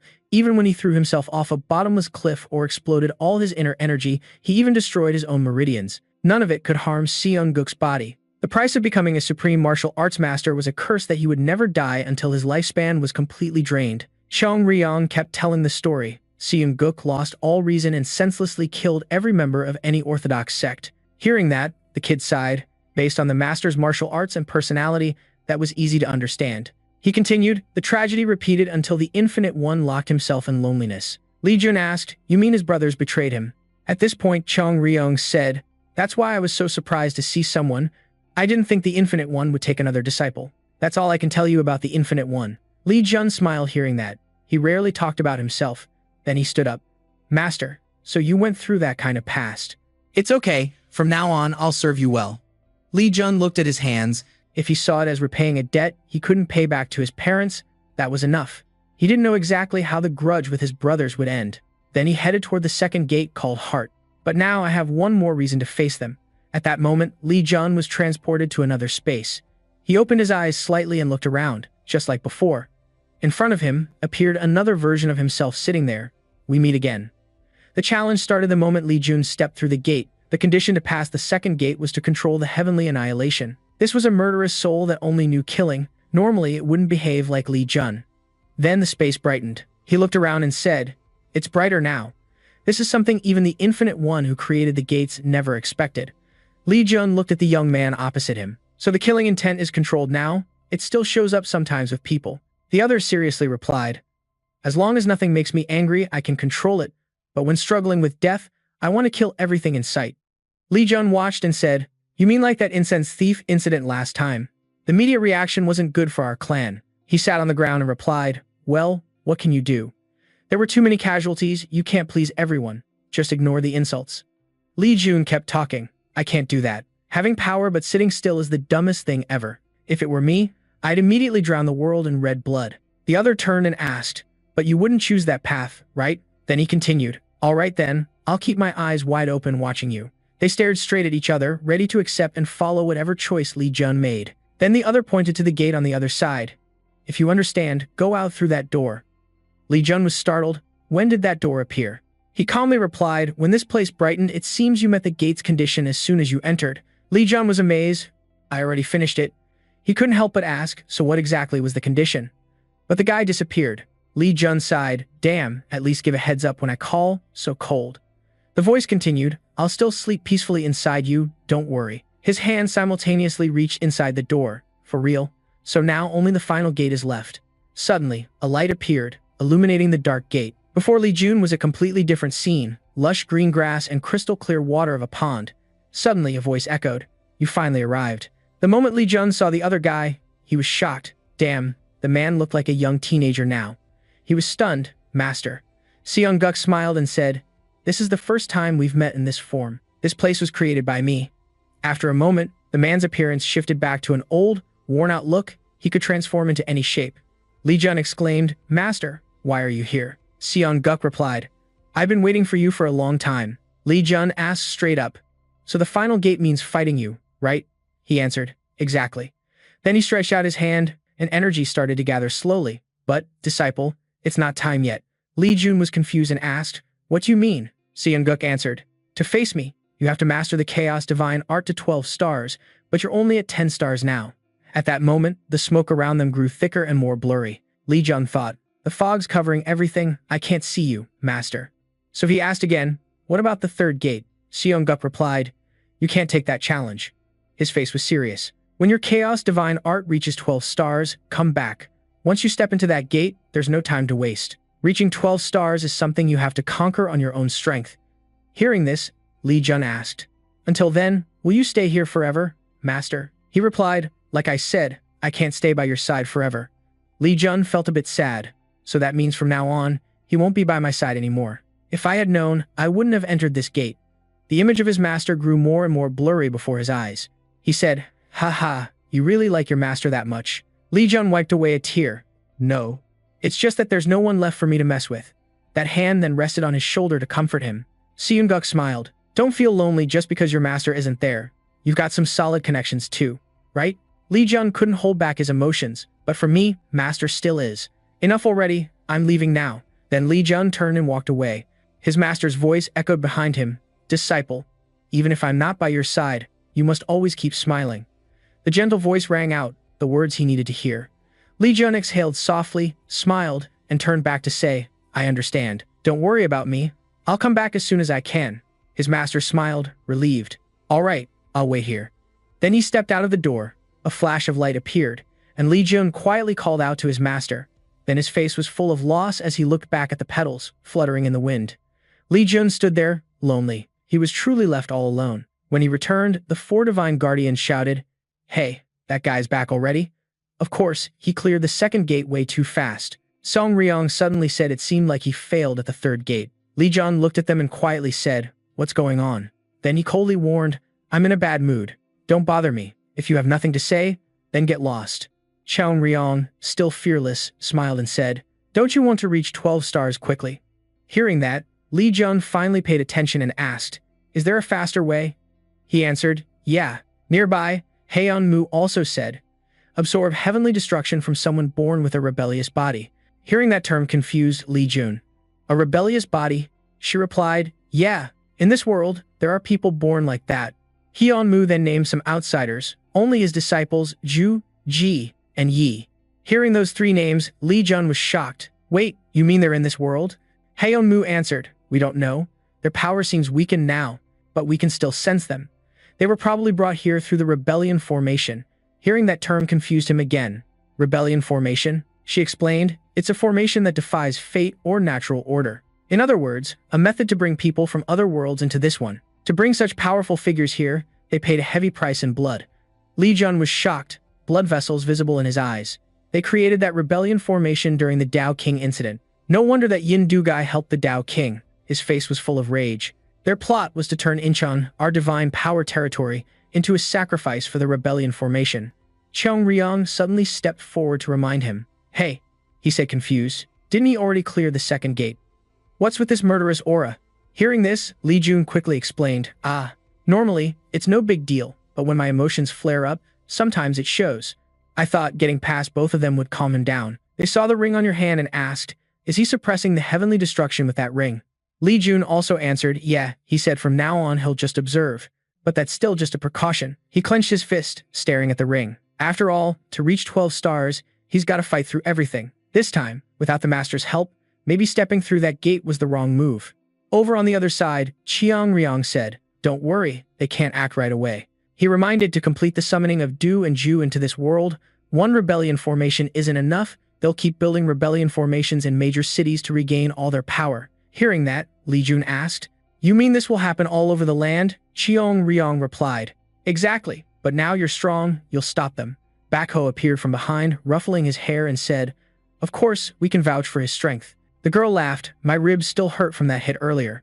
Juju nearby also groaned, "And my whole body's still soaking wet." Seeing that, Lee Jun regained his spirit. "Yeah, being down won't change anything. We gotta get back fast and make a plan." He smiled brightly at them.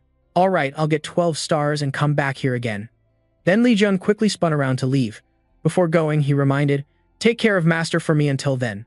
Scene shifts to Xinjiang, the Tianshan Mountains, where a tall mountain pillar has strange red characters written on it. Yindu respectfully said, "Senior brother, senior sister, it's an honor to meet you." Inside the cave, a voice echoed, "It's been a long time." The blazing red flame spoke, "What's with this damp place? You went through all this trouble to call us here?" He smiled and replied, "Yes, the rebellion formation can be completed in Inshan, but there's no room to set up the pillars." They looked at the people behind and asked, "Are these all the cult followers of the demon god?" The other answered, "Yes, about 2,000 in total." The flame scoffed, "That number's still too small." He smiled confidently, "True, but we have a way to make up for that." Hearing this, the other asked, "You mean monsters?"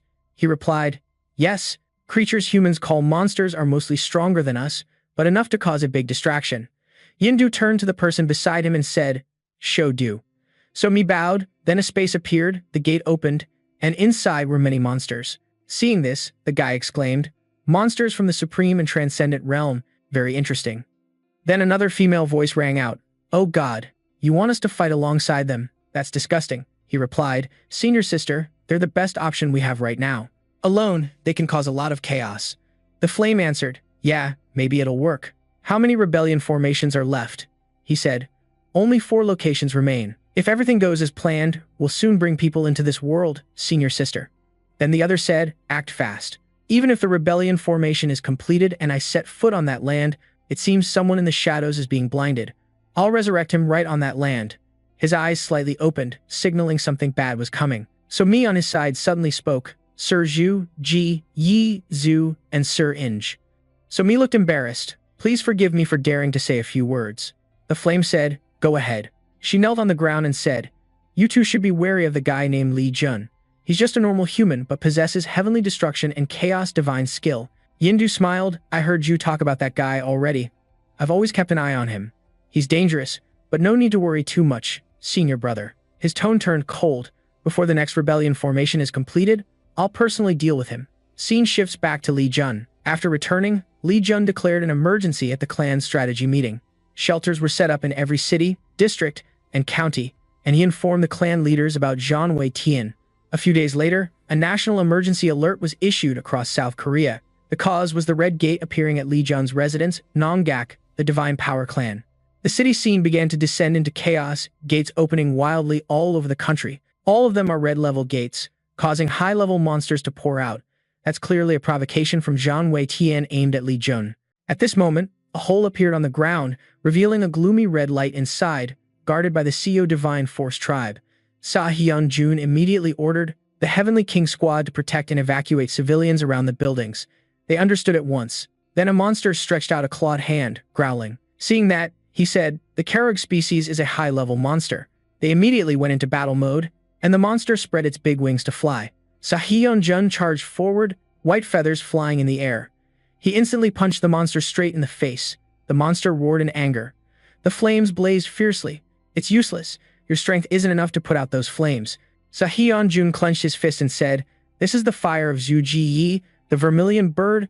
An ordinary monster like you can't extinguish it." Right after returning from the Chaos Gate, Lee Jun taught the Heavenly King squad the power of the 4 sacred artifacts. When they can't escape the flames, they'll retreat back to the gate. Sa Hyun-jun clenched his fist tightly, thinking, if not, it'd be too easy. Right now, the entrance to the gate, he decided to immediately strike straight at that gate, destroying it to seal it. On the other side, the observers were shocked. Is that guy planning to collapse the entire gate? Meanwhile, the Heavenly King squad continued guiding everyone to evacuate. "All right, stop staring. Evacuate now. We'll lead you to safety." While attacking the gate, Sa Hyun-jun thought, if all the monsters inside flood out, the gate gradually cracked, stones fell, and the monster retreated back inside. Then the gate was sealed again with large stones stacked into a tall wall. They stared wide-eyed. He blocked the gate entrance with his bare hands. The evacuation guide forced a smile. "Everyone, please evacuate quickly." At that moment, someone approached and said, "Impressive. Deciding to use the power of the 4 sacred artifacts right after returning was the right call. The person who came was none other than Li Jun. As soon as they saw him, they shouted, "Clan leader Li Jun is here. Did you manage to destroy any of the gates yet?" Sahyeon Jun bowed and said, "Yes, sorry, my power is still weak." Li Jun smiled and praised, "It's okay, you did well." Then he added, "It's pretty ridiculous that someone dared to open a crack right inside my house." Then Li Jun asked, "Where's the other gate?" Sahyeon Jun replied, "There's another one at the east gate." Hearing that, he reminded, "Take care of that one too.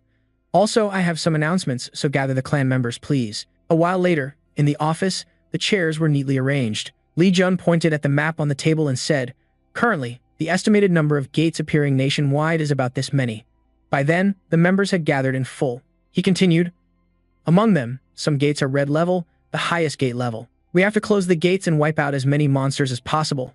Then he ordered all unit leaders, including Mr. Dong-gu, will cooperate with local clans to tackle the gate problem together. He responded seriously. Li Jun then turned his head to look elsewhere. At that moment, all his friends arrived. "Thanks for coming, everyone," they smiled. "When the teacher calls, you gotta show up." Li Jun smiled softly. "It's been a while since we last met." "Ji-gu, what's with that face?" She blushed, moved. "Don't you have anything to say to us?" Ji-gu added, "I saw the news about what happened in Incheon and heard from my dad about you temporarily stopping teaching." Hearing that, Li Jun was stunned. She added, "Why do I have to hear everything from others? Why didn't you tell us yourself?" Li Jun felt guilty and answered, "Sorry, I thought I could handle everything on my own. I didn't want to bother you guys." Ji-gu got angry hearing that. "Bother? From now on, don't do that anymore. We'll face everything together. But why did you call us here?" Li Jun finally answered, "It's about the red level gates appearing all over the country. I want you guys to deal with them." They were shocked hearing that. "Red level? Are you sure we can handle that?" Suddenly, the guy next to them spoke up. "Leave it to us." He smiled and said, "With the power you know, the teacher taught us, it'll definitely help." Li Jun smiled hearing that. "Thanks. I'm counting on you all." By then, Hyunjin also admitted defeat and said, "You could say this is the sequel to the last lesson, right?" He smiled. "If you think that way, then great." Then he asked again, "You've got some important stuff to handle, don't you?" Hearing that, Li Jun's expression slightly darkened. "Then just leave this part to us, that's what friends are for." Seeing them all smile with trust, he softly said, "Exactly." Then Li Jun raised his hand to say goodbye, and then turned to say, "All right, then the Heavenly King team and I need to find where the rebellion formation will be set up." Li Jun thought to himself, first, he needed to track down Zhu, Ji, Yizu, Zhu, Ji, Yizu, and Yindu. As I remember from my past life, Zhang Wei Tian only appeared in one place in Korea, right here, Seo Gate. Then he arrived near the place. Below was an ancient building. Sahyeon Jun came over and said, "Clan leader, we've brought him here." Li Jun smiled and said, "Good. The person who arrived is Han Gu Man, the leader of the Black Society." He said, "Long time no see, Li Jun." "No, now I have to call you clan leader." Han Gu Man smiled and added, "I'm sorry I couldn't meet you in person last time, so I came here myself today. You were polite to say long time no see." Then he took out an item, the very thing I mentioned. This thread is called the Abyssal Thread. When coated with the poison of the abyss, it becomes invisible. Han Gu Man added, "Not only that, it's sharp, hard, and unbelievably durable." The guy on the other side took the thread, puzzled. "It's perfect for a hidden weapon." Hearing that, he smiled and said, "Thank you. This is exactly what I need." Then Li Jun turned to his subordinates, telling them to place it along every street corner. One replied, "Got it. You also told me to move to the forest after this. I've got something to do."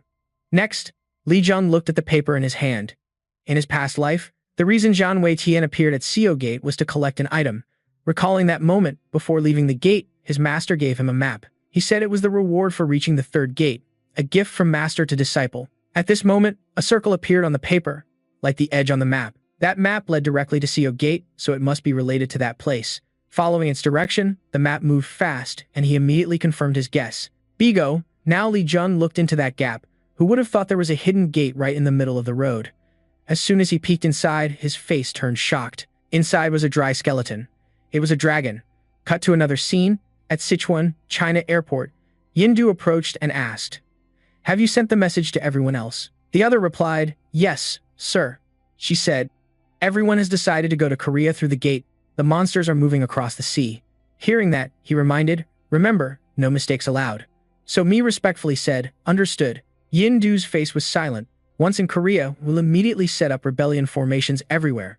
He looked back, sensing something. Hearing that, the subordinate beside him looked confused.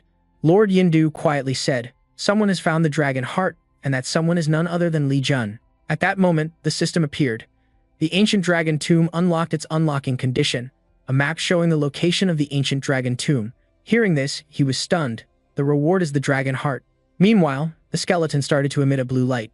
The dragon heart, the light grew brighter, and Li Jun reached out, feeling a powerful energy. Inside, the skeleton appeared as stone, and he quickly took it out. Maybe Master wanted to pass this energy to me. On the other side, as soon as he touched it, Yizhu smiled softly. "Someone has awakened the dragon heart and come here. Let's see who we have." He smiled and appeared behind him. Li Jun, the famous one. Yindu smiled warmly. "Anyway, I was planning to meet you." He calmly approached, and Li Jun couldn't help but be shocked inside. "Isn't this the terrifying pressure?" Yindu spoke. "So how did you find this place?" Li Jun was confused. "Why do you want to know that?" He smiled and said, "Actually, it doesn't really matter. Give it to me." Li Jun held the dragon heart nervously and asked, "Why should I?" Yindu questioned, "What are you planning to do with that?" "It's meant for Zhang Wei Tian.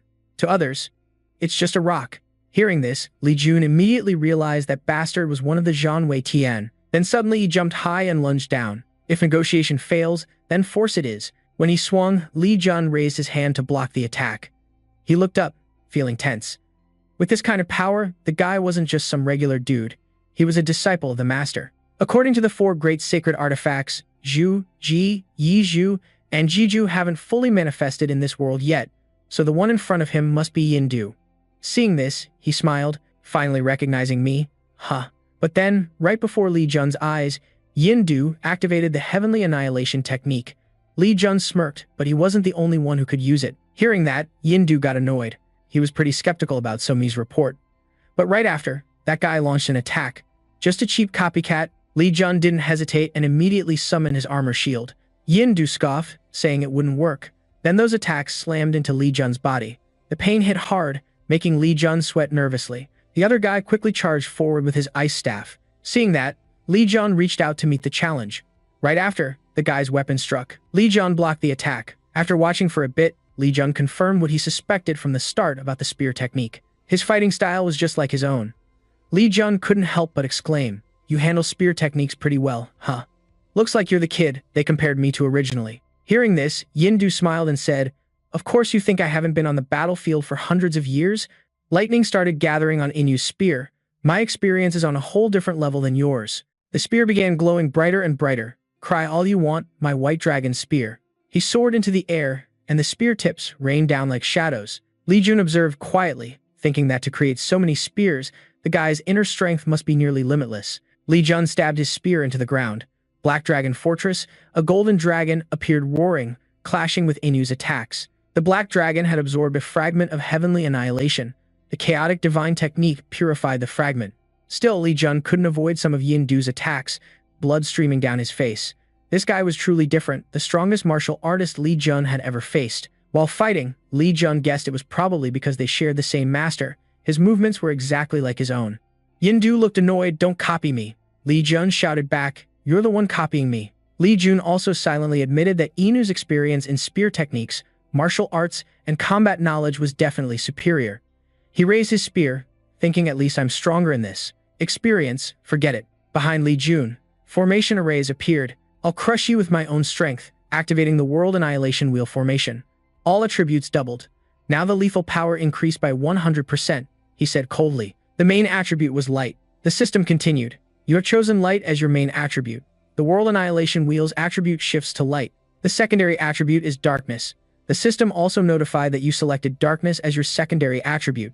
The World Annihilation Wheel's effect has been activated. At this moment, light attack power increased by 25%. Dark resistance decreased by 100%. Dark attack power increased by 100%. Light resistance decreased by 50%. Li Jun said coldly, "You might have more experience than me, but I have the Masters and Demons martial arts, and I have Heavenly Annihilation." Li Jun immediately charged forward. "And if I use all of that, I can beat you." The sudden assault caught Yindu off guard, blood spilling out. His power suddenly amplified.